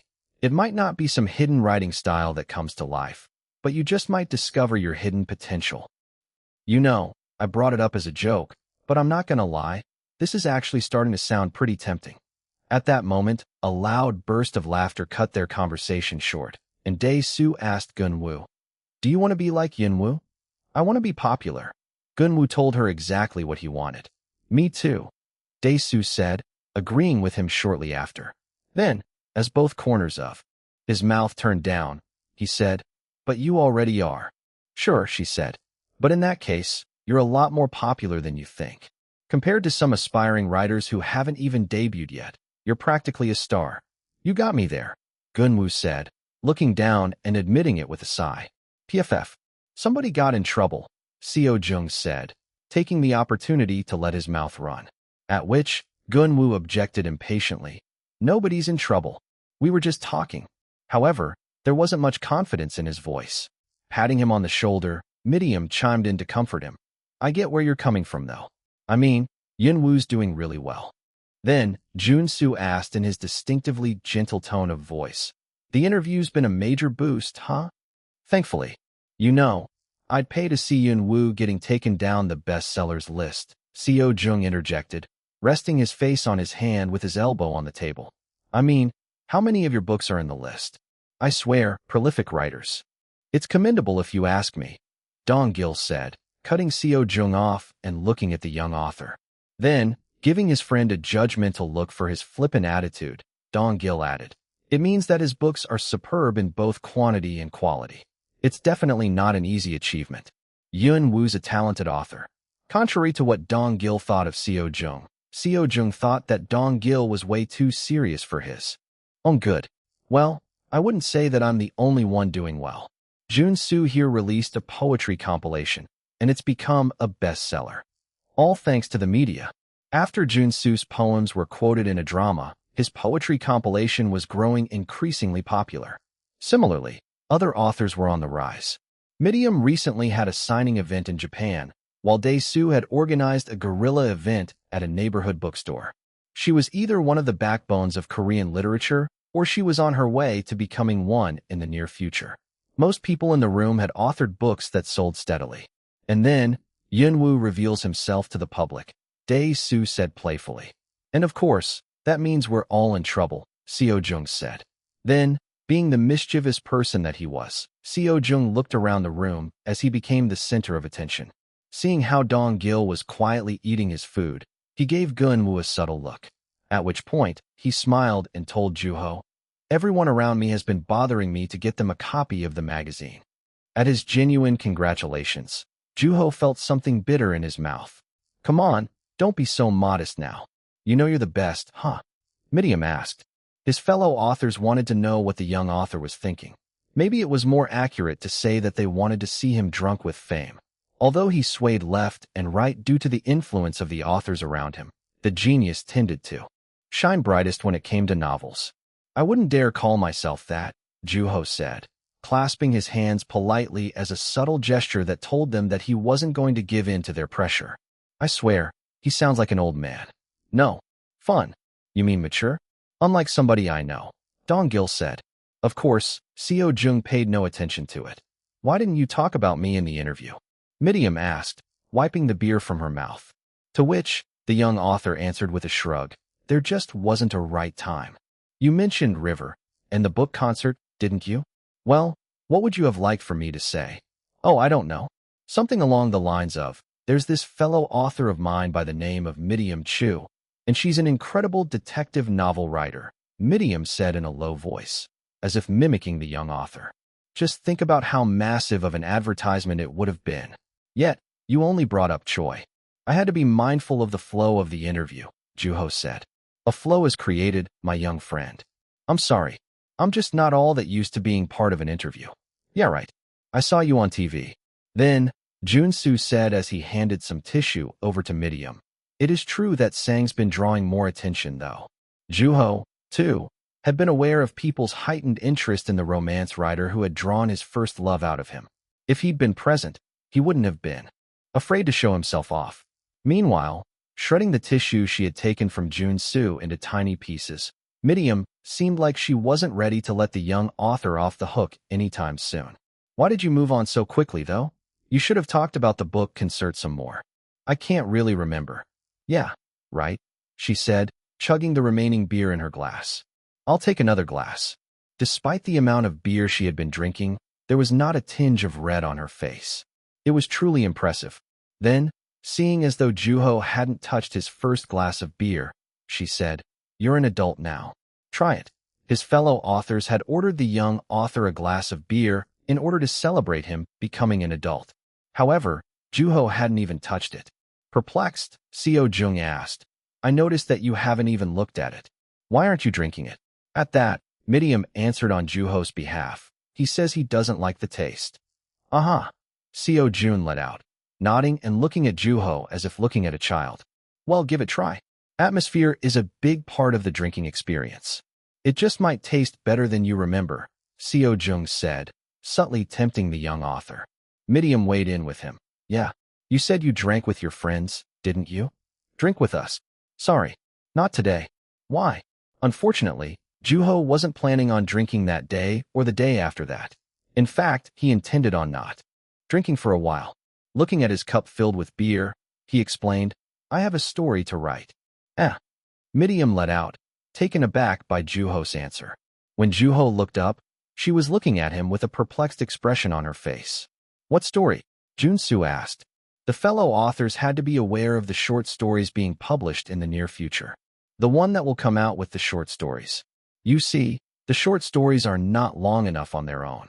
I see. So, that's how things worked out. So, Yunwoo's at it again, huh? The fellow authors grasped the situation with the little information they had been given. Then, the air sank into silence as the authors each retreated into their respective minds. The first one to break the silence was Gunwoo. Haven't you put us through enough trouble already? He asked. Contrary how harsh the words had sounded, he had an unusually cheerful smile on his face. You trying to take over the world, or something? He said.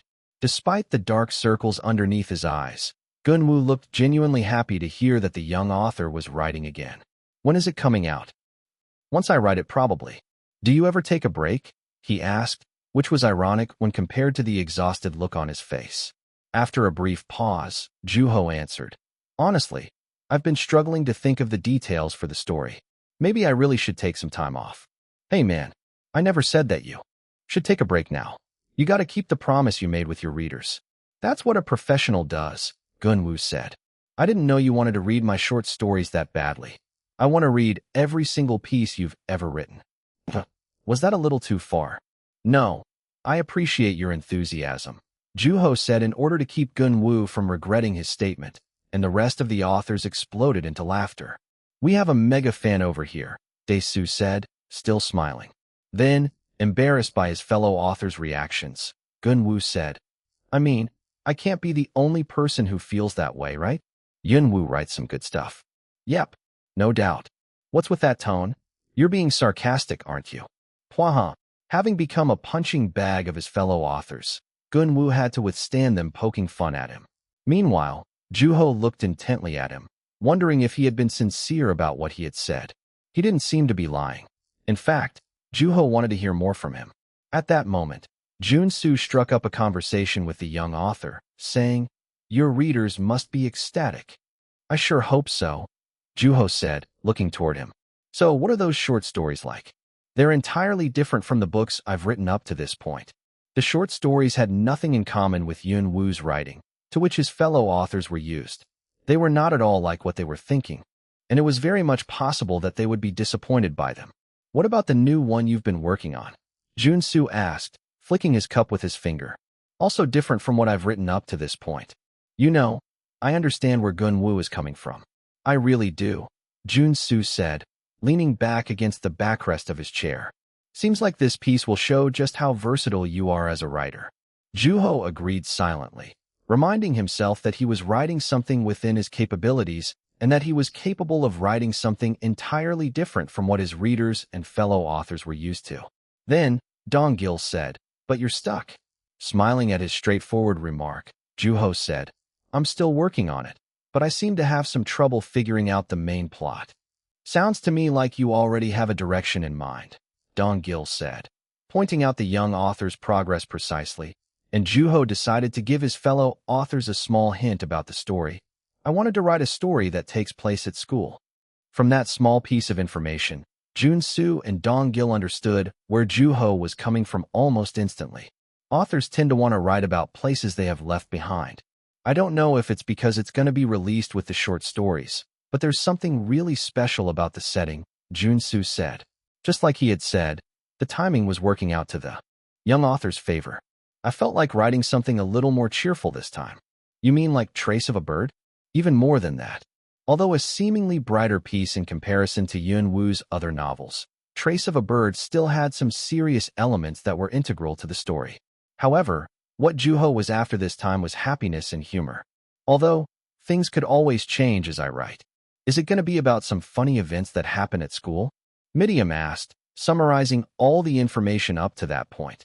"Or it could be about the literature club?" Dong-gil said. He tended to infuse his own experience into his novel. "I did think about that, but it's not what you had in mind." "Right." Then, Daesu narrowed her eyes and stared into the air, saying, "High school, huh? Feels like it was ages ago." "Really? I still feel like I graduated yesterday," Seo Jung said, tilting his head. "That's because you're always hanging out with your high school buddy." Seo Jung and Dong-gil's friendship went back to their childhood, and it included their teenage years. "Yeah, well, neither of us changed all that much from the time when we were in school. I guess you can say that most of my memories from when I was a student are intact," Seo Jung said calmly, and Dong-gil clicked his tongue irritably. Then, Junsu chimed in. "A school is a place for growth and learning. It's also a scaled-down version of our society, and there's a definite hierarchy that exists within the system. Although, it's sad that our educational system is often viewed negatively. There's no freedom, that's for sure," Gunwoo added quietly. It became apparent to Juho just how much everyone was looking forward to Yun Woo's new story and how it would unfold. Chapter 282, The Fate of the Short Stories, 5. It is true that our education system is flawed to say the least, which also means it's that easy to take a cynical point of view. Not to mention, being cynical can be fun at times. "That would be humorous, I suppose," Dong-gil said, immersing himself in deep thought despite the light-hearted nature of Dae-soo's remark. The rest of the group joined in. "If it were up to me, I'd focus on the aspect of growth. I mean, it's at a school of all places, right?" Seo Jung said. As an author, he excelled in writing stories about personal growth. "Wouldn't that be too predictable, though?" Miriam asked. "You can always make it less predictable." "How?" "Man, are you really making me do this right now?" Seo Jung said, looking like he was bothered by the unexpected challenge. Nevertheless, he put his brain to work. "Let's see. I'm thinking something along the lines of a student movement, or the youth growing and maturing as they fight against the adult authority." At that, Miriam chuckled quietly and said, "What about a homicide? In a school? Isn't that a little too extreme for a place full of kids?" "You know what? I was reading about some shooting incidents yesterday. Those were pretty scary." Miriam shrugged it off, and Gunwoo timidly weighed in on the detective writer's opinion. "School is a depressing place. Kids there are old enough to think for themselves, yet they're not given the right to speak their minds when they're already dealing with their studies. the competitions with their classmates, and the social framework within the school. The adults are taking extreme measures of precaution because there is potential for extreme problems, from victims of a rescue attempt gone wrong to youth struggling to adapt. Although I wouldn't go as far as a homicide, I'd definitely go in that direction. I think romance is also a good option. I was in high school when I fell in love with someone for the first time, Jun-soo said, reminiscing to the young romance that took place at schools everywhere. Dae-soo raised her hand to speak. In that case, I'd rather write about the teachers. A story about the adults in a school dominated by kids. Although Joo-ho was the one who had to write the story, his fellow authors seemed to be having more fun discussing topics among themselves. As Joo-ho watched them, Jun-soo asked, "Well, anything that catches your interest?" "No," Joo-ho said briefly, and Jun-soo smiled all the more innocently. At that moment, Midiam asked, "Since the story's taking place at a school, that would mean the characters are going to be students too, right?" "I haven't decided yet," Joo-ho answered. Since he had yet to figure out the main plot, the story kept changing its shape depending on the thoughts that occurred in the young author's mind. Nothing was set in stone. In fact, the only thing he knew for certain was that his desire to write a bright, cheerful story that took place at a school, a delayed event yielding a positive result. The young author had no idea of what the story would look like in the end. Then, as Joo-ho fell deep in thought about how to go about portraying the picture he had in mind, Dae-soo said, "Tell you what, why don't you try looking outside of the ideas that came up here? You already know that you can only write a different story when you're able to look at the same object from different angles. If you're Yun-woo, then you need to have a perspective that's unique to Yun-woo. Am I right? Isn't that obvious, Dae-soo?" Seo-jung said, only to be ignored by her. The rest of the authors agreed quietly. Raising her glass, Midiam said, "I think it'd help to visit that fantasy land of yours, don't you think?" and guzzled down on her beer. "What kind of fantasy land are you trying to get to?" Dae-soo asked. "What can I say? I just like the taste of alcohol," Midiam said. Being the impatient person that she was, she turned to Joo-ho and said, "Come on, just try a sip. It won't affect your writing process by any means. This must be what it's like to be tempted by the devil." "Hey, who are you calling the devil? I'm just trying to teach you some basic drinking etiquette, that's all." At that, Joo-ho chuckled quietly and slipped his fingers through the opening of the mug's handle. Then, taking the hefty mug, he slowly brought it up to his face as his fellow authors pretended not to look. Joo-ho thought back to all of the ideas that had come up that day. At the hands of their respective authors, each and every one of them would have become an excellent book. However, none of them were even remotely close to what Joo-ho was looking for. In fact, he preferred something of his own, which none of his fellow authors had thought of, something only he could write. As the beer touched his lips, he felt a stinging sensation in his head. Then, seeing the young author had stopped drinking, Midiam asked, "What's the matter? Do you not like it?" "He didn't drink any," Dong-gil said quietly. Feeling the whiff of alcohol from the beer filling up his nose, the young author put the mug down slowly. An older student, Joo-ho had been wanting to write a story that took place at a school. However, he didn't want it to have anything to do with the literature club, homicide, depression, adult life, or pure, innocent romance. Taking the words that were about to jump out of his mouth, he kept them in his heart. Looking at the chalkboard from his desk, there was a student who seemed old enough to be the teacher standing behind the podium, sitting among their younger peers. Despite their age, the older student remained in their seat, unfazed. It was a representation of the young author himself, an old man hiding in the shell of a much younger man, which wouldn't be necessary within the novel. A story about a student who was significantly older than their peers. Then, the voice of an unknown source came toward the student, who was not young by any means. The student had experienced the cruel nature of the world they were living in. Not only had they lost much, but they had also given up on much. They had been betrayed and been victim to various incidents. They had hurt others and caused trouble in people's lives. However, the student had never gone to jail for their deeds. Although they put in the efforts to lead a righteous life, the student had no intention of being a pushover or an innocent lamb. What would it look like for someone like that to be in school? It'd be interesting if it creates an opportunity for the student and their peers to question each other's identities, Joo-ho thought. See, look at his face lighting up. Dae-soo said, smiling. As the long-sought clue finally came into his hands, Joo-ho couldn't keep himself from smiling. Although he had tried to hide it from his fellow authors, it was too late. That's the best part of being a writer, somebody said, and everyone else agreed. As authors, they all knew exactly what Joo-ho had experienced. Every author was bound to go through at some point. Then, a voice yelled at the young author. Well, what the heck are you waiting for? Jot it down somewhere. Don't be kicking yourself for not remembering it later. Yeah, get that notepad out. Don't mind if I do, Joo-ho said, reaching into his pocket without hesitation. As he made the breakthrough, an array of ideas started coming to him. The setting didn't necessarily have to be a high school. In fact, middle school, university, and even elementary school were all viable options. At that point, the question that naturally rose to his mind was, why was the student going to school at such a late age? Man, look at you, Gunwoo said.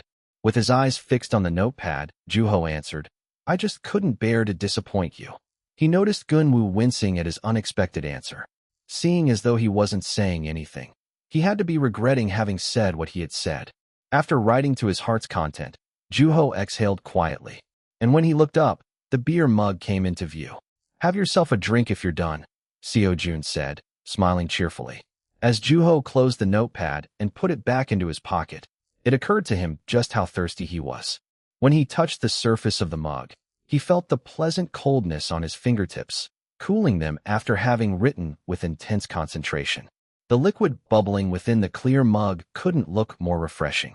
However, Joo-ho knew better than to drink it. Once alcohol entered the body, it tended to heat up one's stomach, causing them to be more emotional, tipping the balance between emotion and logic. Then, picking up the mug, Joo-ho got a whiff of the beer and said, I think I'll pass, and put the mug down on the table. I'll probably end up writing tonight, so I gotta stay sober. At that, some authors at the table clicked their tongues in disappointment, while others cheered the young author on for his wise decision. Although the reactions seemed to be contradictory, they were both sincere and playful. Wrapping up their meal, the authors greeted Madame Song briefly on their way out and lingered in front of the restaurant, talking. Then, Midium, who was in high spirits, suggested in a loud voice, Round 2, anybody? You're on. No, thanks. The reactions were polarizing. While Seo-jung and Dae-soo were enthusiastic about the idea, neither Dong-gil nor Gun-woo seemed to find it appealing. Meanwhile, Jun-soo and Joo-ho smiled quietly, without saying a word. Let's go somewhere close by. Besides, Joo-ho can legally drink now, Midium said. But he doesn't drink. Well, let's take him anyway. Although Midium appeared to be drunk, she was behaving just like her usual self.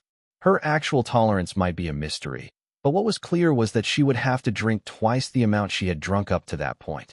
I do feel like staying out longer and hanging out though, Dae-soo murmured, thinking back to all the effort that had gone into bringing everyone together. Meanwhile, Seo-jung behaved as if enjoying the occasion was the wiser choice. It's not good to get drunk, Dong-gil said in a strict tone, as if bothered by the fact that his fellow authors were going to yet another place to drink even more. It wouldn't be a surprise to see drinking as the second entry on his list of things he clearly disliked. I'm kind of tired, actually, Gunwoo said, agreeing with Dong-gil and sounding unmistakably tired.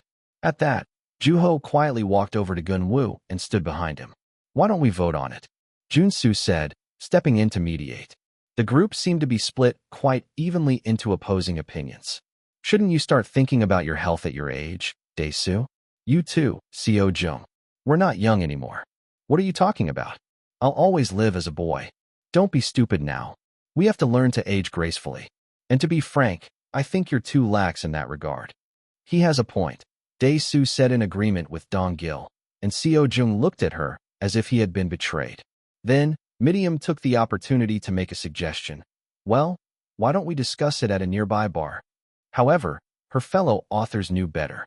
As Gunwoo yawned, looking obviously tired, Joo-ho asked, You've been working on something, haven't you? You scared me, Gunwoo said, turning toward the young author. Paying no attention to how startled he was, Joo-ho repeated the question, and the dark circles underneath Gunwoo's eyes shone blue under the streetlight. So, what have you been working on? Something. I've been working on it for a while now. It's gone through a number of revisions too. And the one about me? You know, not everyone's capable of writing as fast as you. At that, Juho chuckled as he was reminded that they had been in a similar situation when Gunwoo first told the young author that he had been writing about Juho. I figure you're making good progress lately. You see me a lot on the internet these days. Yeah, no matter where I turn. Internet, TV, you name it. I've been making a lot of changes too. Seeing that Gunwoo wasn't getting into details, Juho also asked no further. Besides, who would be able to read a piece that its author refused to talk about? Well, break a leg. Get it done ASAP. That's not entirely up to me, I'm afraid. Gunwoo chuckled as an ambiguous look appeared on his face, as if he knew that the young author was fully capable of completing his task. With that, the air sank into an awkward silence between them. It was a scenario likely occur between an author who had made a successful debut, yet had a ways to go, and a young author who had already reached the top. Did I ever tell you? What? I really enjoyed An Insect Leaves No Trace, Gunwoo said with his distinctively sad expression on his face. Not only was it out of nowhere, but Juho didn't recall ever hearing that from him. Nevertheless, he looked at Gunwoo and thanked him, saying, I appreciate that. Then, smiling a smile that looked more like he was weeping, Gunwoo said, I haven't forgotten about you gathering my manuscript for me. Because Juho couldn't think of an answer, he had to resort to something unstylish like, me neither. Nevertheless, it was the truth. The young author remembered their first encounter to that day. The scene of the white sheets of manuscript paper falling from the sky had been quite beautiful. Must be nice being so popular, Gunwoo said, still looking sad. However, he didn't necessarily sound angry. Neither was he moaning, nor blaming himself or others. Chapter 283. The Fate of the Short Stories, 6. We all gotta take good care of our health, Junsu said amid the group of authors discussing the subject. Meanwhile, the debate on whether or not they should go somewhere else for a second round was still ongoing. They were all quite tenacious. And, as her patience grew thin, Midium dragged Juho into the discussion, asking, Hey, are you coming? Although he wanted to spend time with his fellow authors, whom he was seeing for the first time in a long time, Juho was also anxious to start working on the idea that had just come to him. In the end, after some thought, Juho reached a conclusion. I think I'm calling it a night. Ugh, Midium let out, grasping her chest with similar expression to the one she wore when she wrote. Wise choice. You have work to do, Dong Gil said, looking at the young author with a look of satisfaction. Juho responded with a shrug. At that moment, what felt like an endless debate had taken an unexpected turn. A scream came from somewhere nearby. When the young author looked toward the source of the sound, he locked eyes with the person who had screamed. Yunwoo, a voice unfamiliar to Juho said, sounding more astonished than doubtful. It is Yunwoo. At that moment, Juho realized that he wasn't wearing anything to hide his face. However, none of his fellow authors had pointed that out because they were all preoccupied and for different reasons. Oh, Seo Jung let out quietly, but nobody objected since all the other authors had the same thought. I see Jun Su Bong too. That's Seo Jung on. It wasn't long until the scream attracted more people. When there were a handful of them in the same place, fans were bound to recognize them eventually, whether the authors wanted them to or not. Oh wow, it's really Yunwoo. I'd never seen him in person. Me neither. Of course, Yunwoo was the most popular name among all of the authors. Then, the young author looked at Gunwoo, who was standing next to him. Must be nice being popular, Gunwoo said and walked away. Soon, he, too, would be in a similar position and find himself going through similar troubles to those of Yunwoo. There was no doubt that he was going to succeed as an author, and his writing and his career, which had been on a steady rise, made that prediction all the more convincing. That was also the reason why his fellow authors often poked fun at him. If he really had lacked the potential as an author, then nobody would have actually thought of making fun of him. Could you take a picture with me? The person who had screamed a moment ago said. Sure, no problem.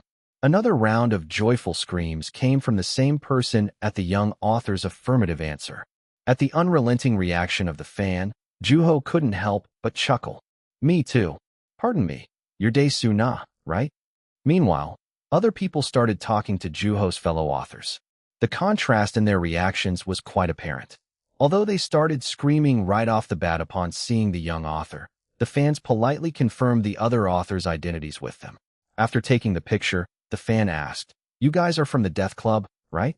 Were you guys having an outing?" The Death Club. Due to the topic the writers had shared for their literary magazine, The Beginning and the End, there were a handful of fans who addressed the club by that frightening name. However, none of the authors there had heard it in person prior to that day. Nevertheless, hearing it from a reader made it quite a memorable experience. Juho looked toward Jun-soo, who appeared to be smiling but not exactly welcoming the situation. We just ate together." Although he had already made that assumption when he had asked the question, the fan exclaimed, taken aback by the author's confirmation. Perhaps he was just astounded by the fact that he was even talking to Yun-woo. The young author simply couldn't wrap his mind around why it was such a big deal for his readers to interact with him. "I love your books. I hope you keep writing," the fan said, moving aside to let another person have the chance to interact with the young author. From then on, the pattern repeated itself a few more times. That wasn't to say that people were all saying the same thing. However, "Are you a regular at Madam Song's?" There were questions that were more personal and friendlier by nature. After some thought, Juho gave an affirmative answer. "You see, I'm also a regular. I like the food here." "I know. I love the food here. What's your go-to dish?" "I usually get their chicken." "Oh my gosh. Me, too," the fans said, sounding ecstatic that they shared something in common with the young author. Then, Juho noticed that the crowd taking pictures of them had grown noticeably larger, along with the crowd surrounding him and his fellow authors. "Well, we better get going now," one of the authors said in an attempt to get out of the situation with the rest of them. Then, having spent some time signing autographs for her fans, Dae-soo walked over to Juho and said, "Man, I feel like a star. All thanks to Yun-woo. You already were one, though." "That's true," she said humbly. In the end, the long debate came to an inconclusive end, and the authors each went on their ways. Juho was dropped off by Dae-soo in the same way he had arrived at the restaurant. "Break a leg. All right. Drive safely." With that, the young author went inside, imagining Dae-soo's car fading into the distance. The elevator moved up unhurriedly. Upon arrival, Juho knew exactly what to do as he was greeted by the familiar view of his writing space. The bookshelf on the left side of the room, which was originally intended for storage space for his manuscripts, was filled with some of his favorite reads, his novels, reference data, history books, philosophy books, and science books. Juho had given up on trying to organize and distinguish the manuscripts long ago. There was simply too much to read through one page at a time. In the end, he had to resort to using another room as storage space for the countless sheets of manuscript paper. Sitting at the desk, Juho took the notepad out of his pocket and revisited the list of clues in his head, the first one being the young author's old classmates, who were preparing to embark on a new journey after graduating from school. Neither Juho nor the classmates had to dress in their uniforms for school anymore, and when that realization occurred to him, he had found himself wanting to write a story that took place at a school. Then, the second was the meeting with a certain reader who had been quite nervous and uncomfortable, unlike the attitude Juho remembered she had had when they met at the concert hall. However, the young author didn't find her change in behavior strange. It was only natural that people tended to respond differently to different situations. Similarly, Juho had also been much more tense than usual. The young author remembered the reader's intense gaze that had started from his face, gone down to his legs under the table, and gone back up to his hands. Although it hadn't been a cheap meal by any means, Juho had no recollection of what the food had tasted like. She had been looking at the young author as if having come across the hero of her time.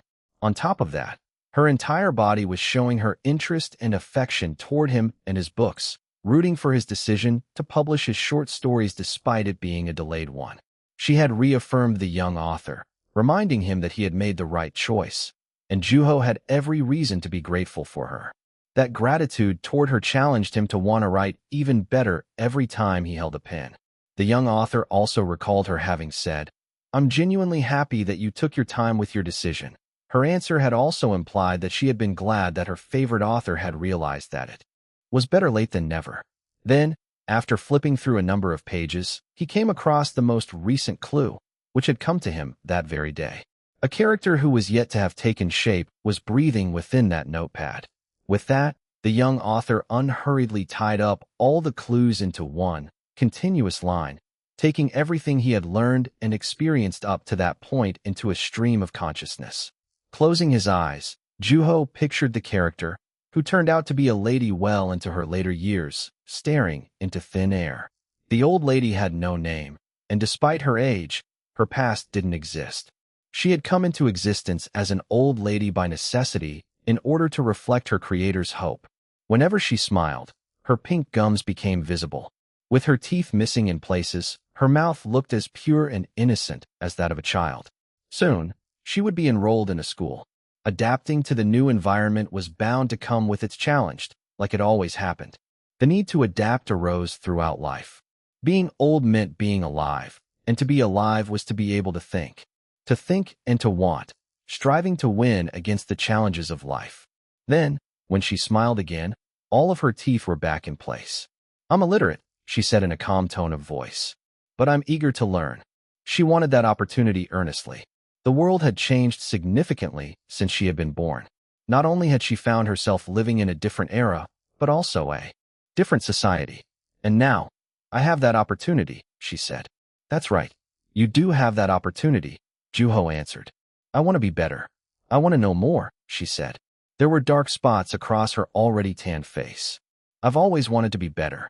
And now, the era has finally caught up to meet my wish."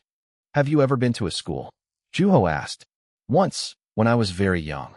"If you had the choice, would you go back?" "If I could, I would." As her eyes quickly became filled with fear, she asked, "What does one do there?"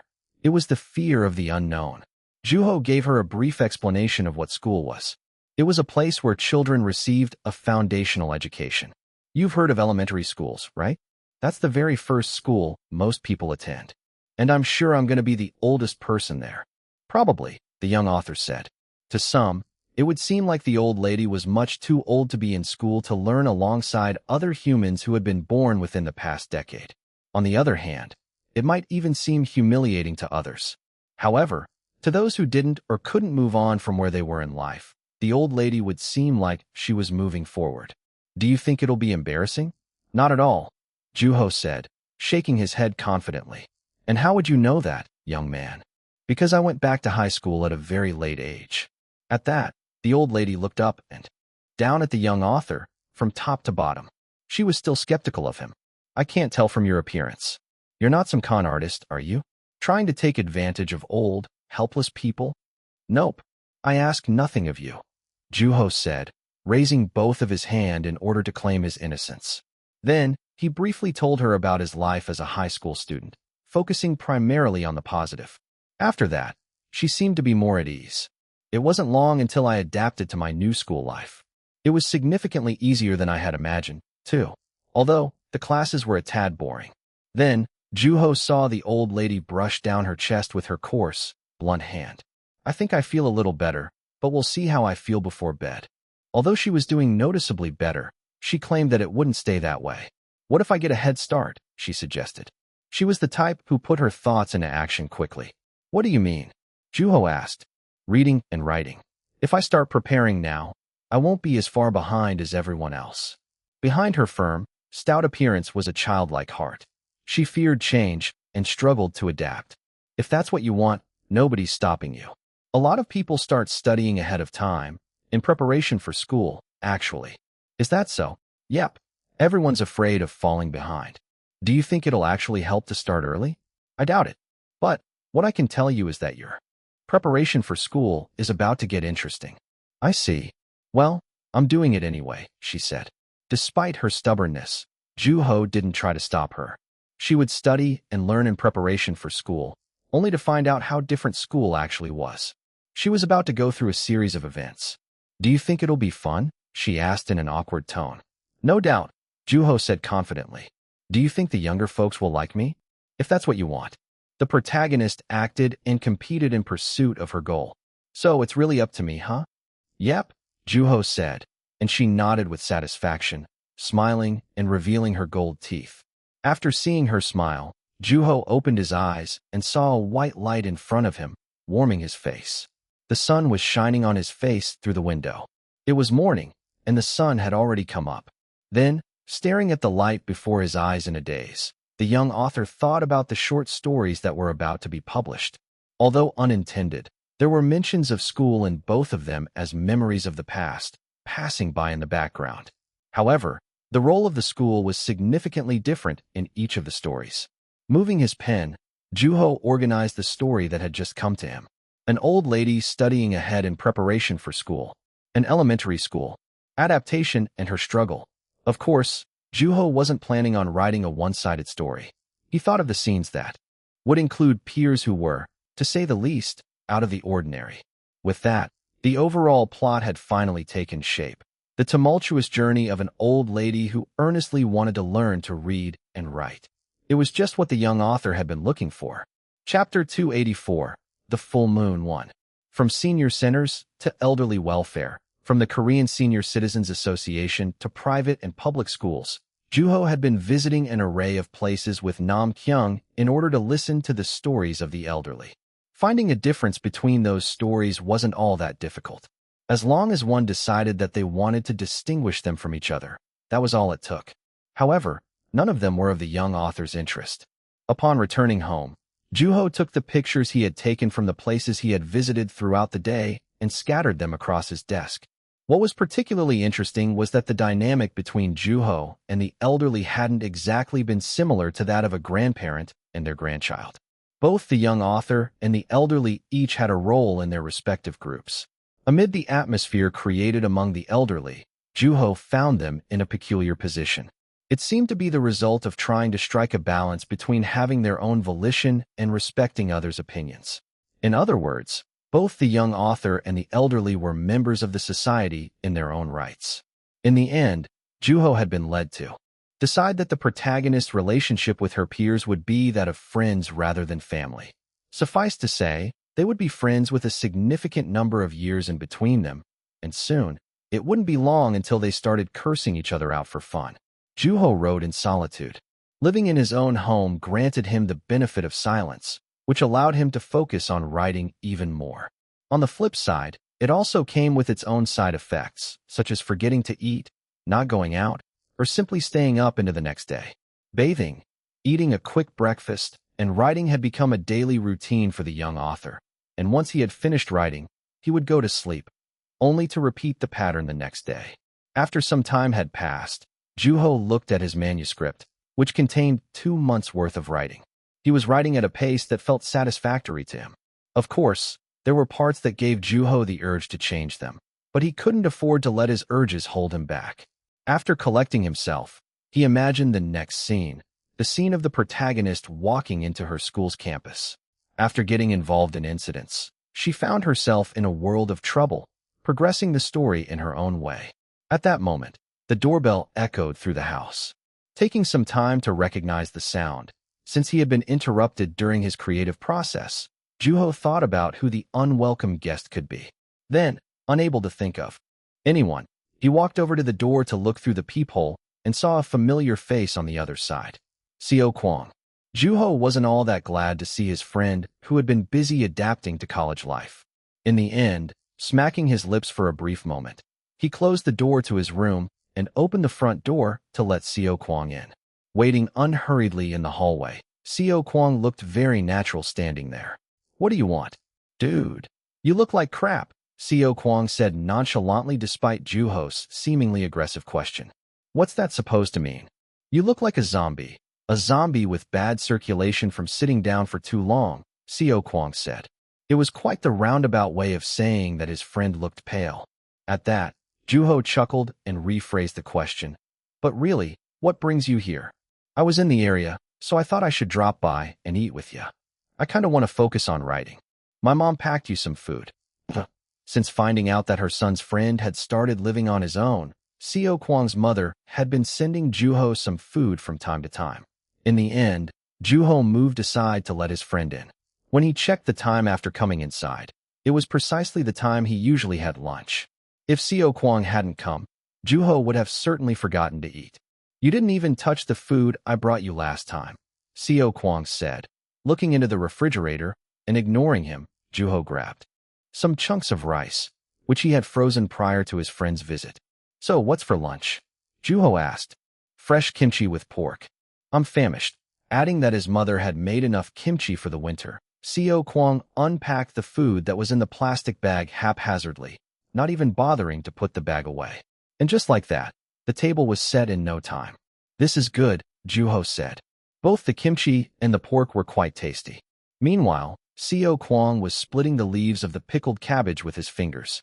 Then he stuffed his mouth with kimchi, pork, and rice until his cheeks bulged out like a squirrel. TL's note. Koreans believe that kimchi's in particular tastes better when the uncut leaves are split by hand. How's college? Juho asked while Seo Kwang was still busy chewing. Judging from the look on his face, college life hadn't been kind to him. You know, I'm realizing that this world is filled with all kinds of people. It's pretty damn mind-boggling, Seo Kwang said. The aggression in his tone, especially toward the end of the sentence, was telling Juho that his friend wasn't coming from a good place. I don't know what these people are thinking or why they do what they do. Do they not know that they're being nuisances? Or maybe they do know, but they just don't care. In that case, those are some Class A jerks. Is this world supposed to be filled to the brim with douchebags?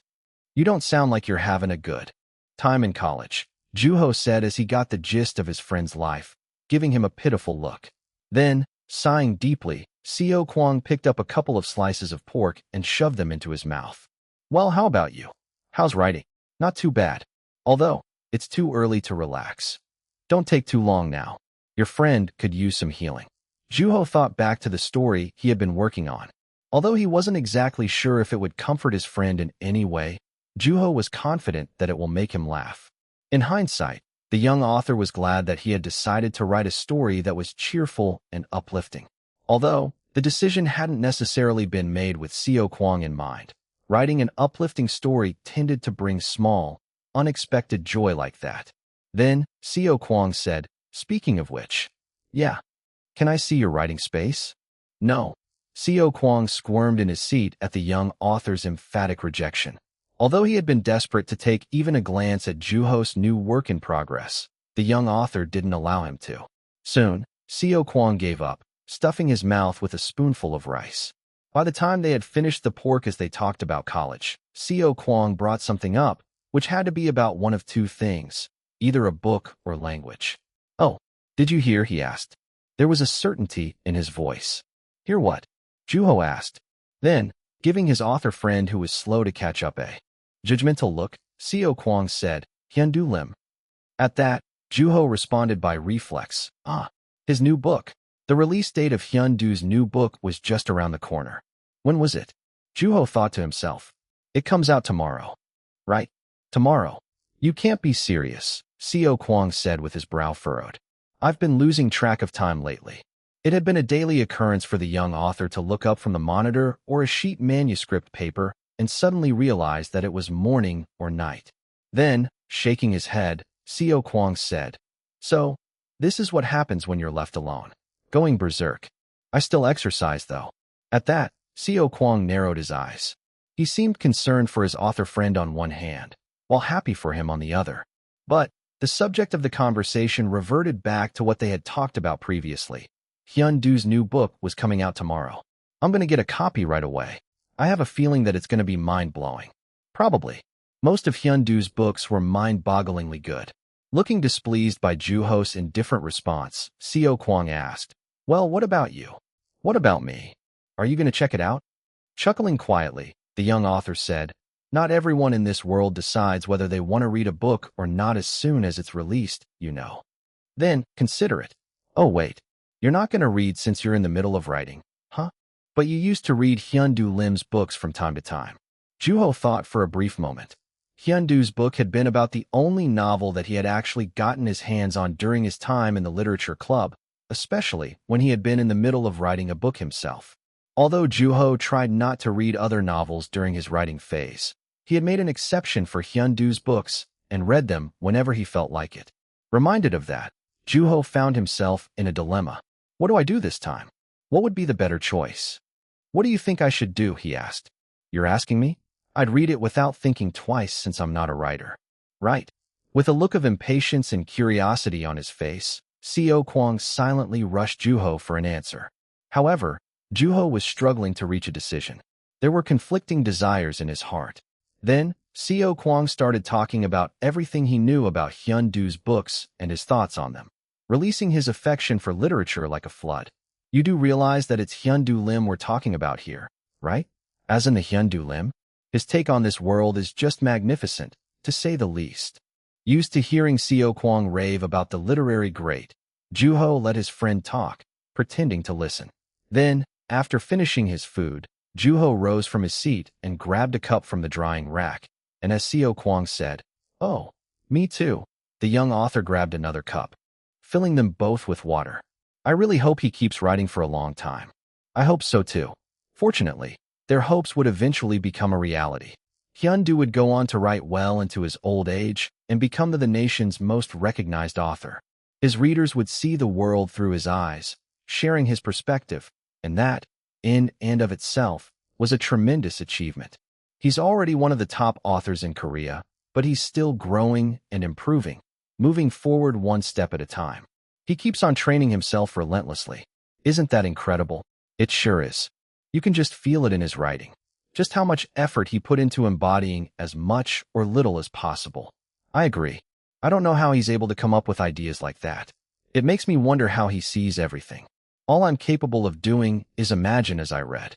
If he were to write about a math class, I'd actually want to read about the solving processes. Right? Are you listening? Seo Kwang asked. Yep. Juho had been very much listening. In fact, the more he heard about Hyun-doo, the bigger his desire to read his book grew. However, as if entirely oblivious to Juho's state of mind, Seo Kwang kept on about the literary great until they had cleaned up the table after having finished their meal. I read Yoon Seo-baek's testimonial in one of his books. I'd never heard of her complimenting somebody like that, let alone Hyun-doo Lim. What did she say? You haven't read it yet, have you? No wonder you're so nonchalant, Seo Kwang said, making sense of things. Then he quoted Yoon Seo's sentences word for word. This is my most favorite piece by far. She called it her most favorite, and she thinks that Hyun-doo feels similarly. I mean, this is from Yoon Seo-baek, so it's got to be accurate. The author himself is satisfied with his work, and it even has Yoon Seo-baek's approval. What more do you need? Seo Kwang said, looking even hungrier than when he had been eating. That makes me want to read it, Juho said quietly. Right? But would I be able to write as I read such an amazing book? Seo Kwang let out, as if just realizing what he had been doing. Raving about a good book had already become somewhat instinctual to him. Well, I was just wondering if you're interested in checking out the book or not, so I thought I should ask, but I ended up sounding like I'm selling the book somehow. You know, I've noticed that you talk even more than you used to now that you've started your translation studies. Is that supposed to be a compliment? It's an insult. At that, Seo Kwang chuckled quietly and said, I don't think it's impossible. You're Yunwoo. I don't know. I've never actually read Mr. Lim's books while writing, Juho said. Since he had no idea what Hyun-doo's new book was like, there was no way to know whether he would be able to keep his composure after reading it. From then on, after eating dessert, Seo Kwang got ready to head out. He hadn't stayed all that long, as if trying to be considerate of his author friend's time. All right, I'm off now, Seo Kwang said. Take care. After exchanging brief goodbyes, Seo Kwang disappeared out the door. The house sank back into silence. Although there wasn't anything to talk about because there wasn't anyone to talk to, Juho did feel pleasantly full. Instead of going back to his room and writing, Juho sat in the living room. Mr. Lim, he murmured. For a while, the literary great had drawn quite the attention when the news had gotten out that he had inspired the young author to write Language of God. However, he had remained at his place, unaffected and without response. He simply wrote as he always did. No matter what he wrote and how it was received by the masses, the literary great remained still and tranquil, humbly going about his way. What would it be like for me? Would it be possible for the young author to do the same? Juho reminisced to his past life, when he had let the noise created by his work get the best of him. Like the amateur writer that he had been, he had let himself get carried away by the tumultuous tornado of his life, thinking that he had been moving forward when he had been merely losing his footing in reality. He remembered having read Hyun-doo's books back then. One of them was the only book that he had taken to heart back when he hadn't even been able to afford a book from the bookstore. It had given the young author courage, and thinking of his calm and tranquil demeanor, Juho recalled finding himself in tranquil silence. "I really want to read it," Juho said as if sighing, feeling an insatiable desire for the book. Then, he rose from his seat and opened the door to his room, where the manuscript of his work in progress was. Although he tried to write, he couldn't get past 40 words before he put the pen down. Chapter 285, The Full Moon 2. "Do you have any award points that you'd like to redeem today?" "No," Juho said, pulling his hat down. At that brief answer, the cashier took the money from the young author's hand with a mechanical movement and put the book into the plastic bag along with the receipt. Even as she placed the bag on the counter, the cashier was looking down. "Thank you. Thank you for shopping with us. I can help the next person," the cashier said, her response remaining just as mechanical. Being the biggest bookstore in the area, that store had an impressive inventory of all recent releases. Walking past a handful of people sitting in the corner of the store, reading, Juho exited the store and waited for the light to turn green. He looked down at the book peeking through the opening of the bag. It was Hyun-Doo's new book, titled The Full Moon. Its ocean blue cover, which portrayed the moonlit night sky, was quite eye-catching. When Juho put pressure into the hand he was holding the bag with, thinking to himself, "I'm just going to keep it for now. I'm not opening it," the bag's handle crumpled helplessly. Then, a group of shadows started moving around the young author as a pedestrian stepped forward to jaywalk across the street. Suffice to say, a look of displeasure appeared on the faces of those who had been waiting for the light, most likely thinking, "That's exactly how you get yourself killed." Then, about 30 seconds later, the light finally turned green. "Let's cross now," a child wearing a kindergarten uniform shouted, holding their mother's hand and confidently raising their hand in order to signal their location to the drivers. The mother had the child's bag over one shoulder. A child, who was still learning, was far more aware of safety rules than adults who had significantly more knowledge, and they abided by them. Once the child graduated kindergarten, it would move up to elementary school. Juho imagined what their future would look like. As the child grew older, the idea of raising their hand and signaling the drivers would eventually fade away. Perhaps the child would even jaywalk for the first time in their life. Although there was no way to confirm that in real life, it was already a reality in the young author's new story. Children tended to change as they grew up, and the changing sceneries in the background were proof of how much those children had grown up. Upon arriving home, even before he changed out of his clothes, Juho put the bag down, took the new book, and placed it on the bookshelf. Although he was adding only one more book to the collection, it felt like the book was taking up a significant amount of space. Then, after staring intently at the title, The Full Moon, the young author looked away, feeling like he'd give in to the temptation to start reading. Only a few paces away was the manuscript that he had been working on up to moments before he had stepped out of the house. There had been cases when children, who acted their ages in front of their parents at home, became leading figures. A conversation between the children, who had just started learning about the world, and an old lady, who was still learning about the world, would be, simply put, unpredictable. As children criticized adults for their stupidity, adults questioned the environment their children were growing up in. Then, those children eventually grew up to become adults. Despite looking nothing like they once did, adult and child became the same person. After washing up, Juho walked back to his room and sat at the desk to resume writing, re-examining the overall story and the events that took place within it. Reading through the entire story rekindled the feeling with which the young author had been writing, and writing in an emotional state as close to that as possible was the only way to make the story flow. If he were to write while depressed one day, but write again in high spirits the next day, there were bound to be inconsistencies. Not too serious. Juho had been telling himself that throughout the entire writing process of that particular story. Although both the adult and the child were wrong, Juho wanted neither their portrayal nor the process to carry a serious tone. He wanted to write a story that could be read quickly, but with a sense of anticipation. When he looked up from the manuscript, he realized that it had already gotten dark out. "I better take a break," Juho said, stretching both of his hands toward the ceiling, stretching his body that had become stiff after sitting for too long. Suffice to say, the stretch was turning out to be quite painful.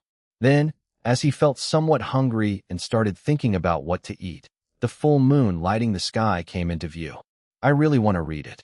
After some contemplation, Juho picked up his phone, which he left on his bed, and called Seo Kwang. Although it was well into the night, it wasn't long before he answered the phone. "Did you read it?" he asked out of nowhere, catching the young author off guard. "Sure.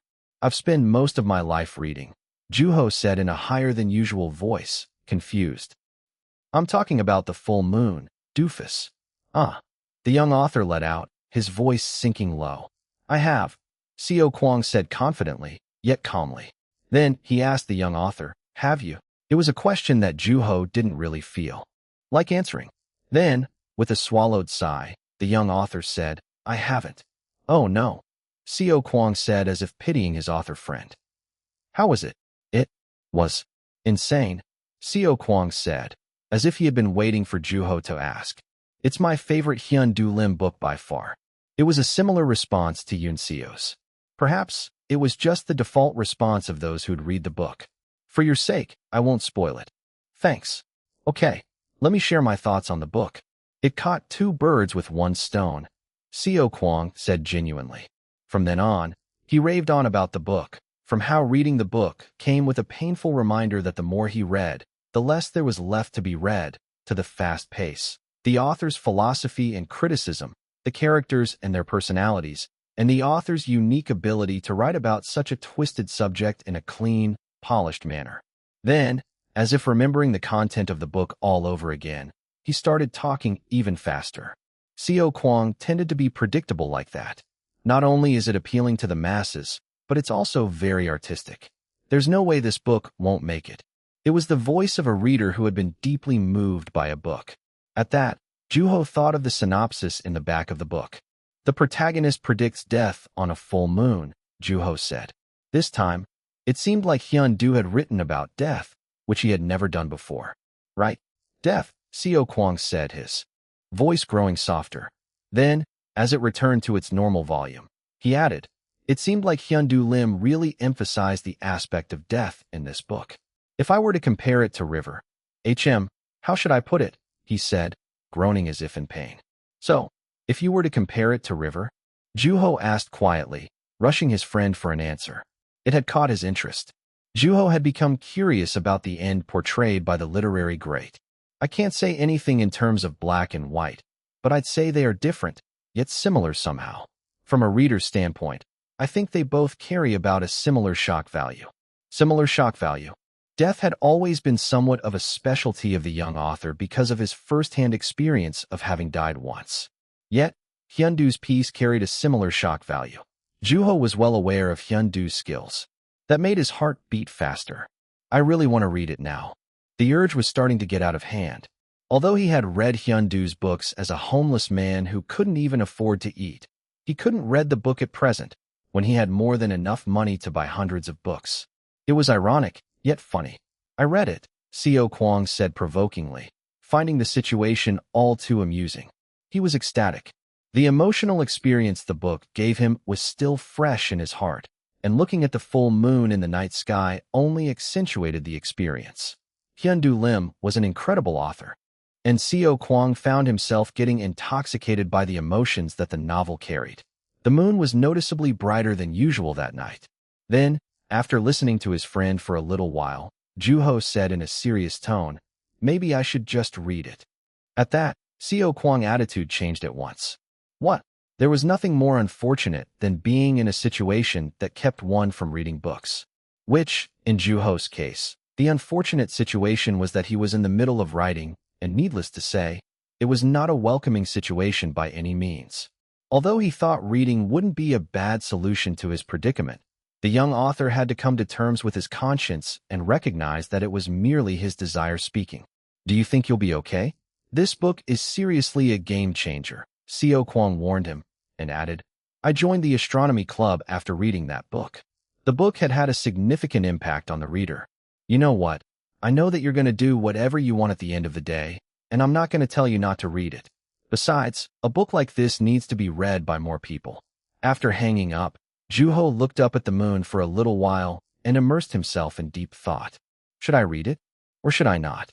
Then, Walking toward the bookshelf, he picked up the book, which was solid and smooth to the touch. After brushing his hand down the book once, the young author placed it back on the shelf. After I finished writing, sitting at the desk, Juho picked up a pen. However, it wasn't long before he found himself standing in front of the bookshelf again. I'm gonna do it. With the book in his hand, the young author went out to the living room, sat on the sofa, took a deep breath, and opened the cover. A photo of Hyun-doo and his distinctive hair, which only half of had turned white, came into view. At that, the young author was reminded of a certain fan who had complimented him on his looks. However, the word handsome suited the gentleman in the photo a lot better. As he turned the front wing, the front cover, and the front page, the table of contents appeared. And soon, the very first sentence of the first chapter marked the beginning of the story. Feeling more excited than ever, Juho clasped the book tightly by the back cover. As the young author flipped through the pages, the house grew darker. "Anybody home?" somebody asked, banging on the door and ringing the doorbell repeatedly. As Juho remained in his seat, the door rattled, and the person walked away. The house sank into silence yet again. Juho turned yet another page, which was the last page of the book. The protagonist predicted death on a full moon, and in the end, he fails to escape the grasp of that dreaded moon. The full moon signified greed, envy, an absolute being, and power. The author's portrayal of vertical power was quite powerful, enough to crush and overwhelm the world. Finally, the young author closed the book, feeling an intense burning sensation on his eyes, as if he had looked directly at the sun. He couldn't move his head. It felt like all of the events that had taken place within the book were coming alive, filling every corner of the house. Juho had connected with the book almost instantly. No matter how far the protagonist ran, the moon kept following him. It was almost as if he was making a fool of himself by trying to outrun the moon. Then, covering his face with his hand, Juho knew that he wasn't going to get any writing done that day. At that moment, a vibration came from the room. It was a phone call. However, Juho stayed put, and soon, the vibration stopped. It almost sounded as if it was asking the young author for his thoughts on the book. How was it? How was Hyun-doo's portrayal of death? As Juho took his hand off his face, his hair covered his eyes in place of his hand. A shadow was cast in the living room, and Juho reminisced to the conversation he had had with Hyun-doo, who had told him that he asked questions when he didn't have the answer. For example, to a homeless man, "Is this offensive to you?" At that moment, finding himself answering the question without even realizing it, it dawned on Juho just how amazing of an author Hyun-doo was.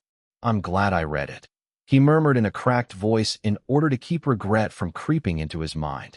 If he had sat down and forced himself to write, wearing a naive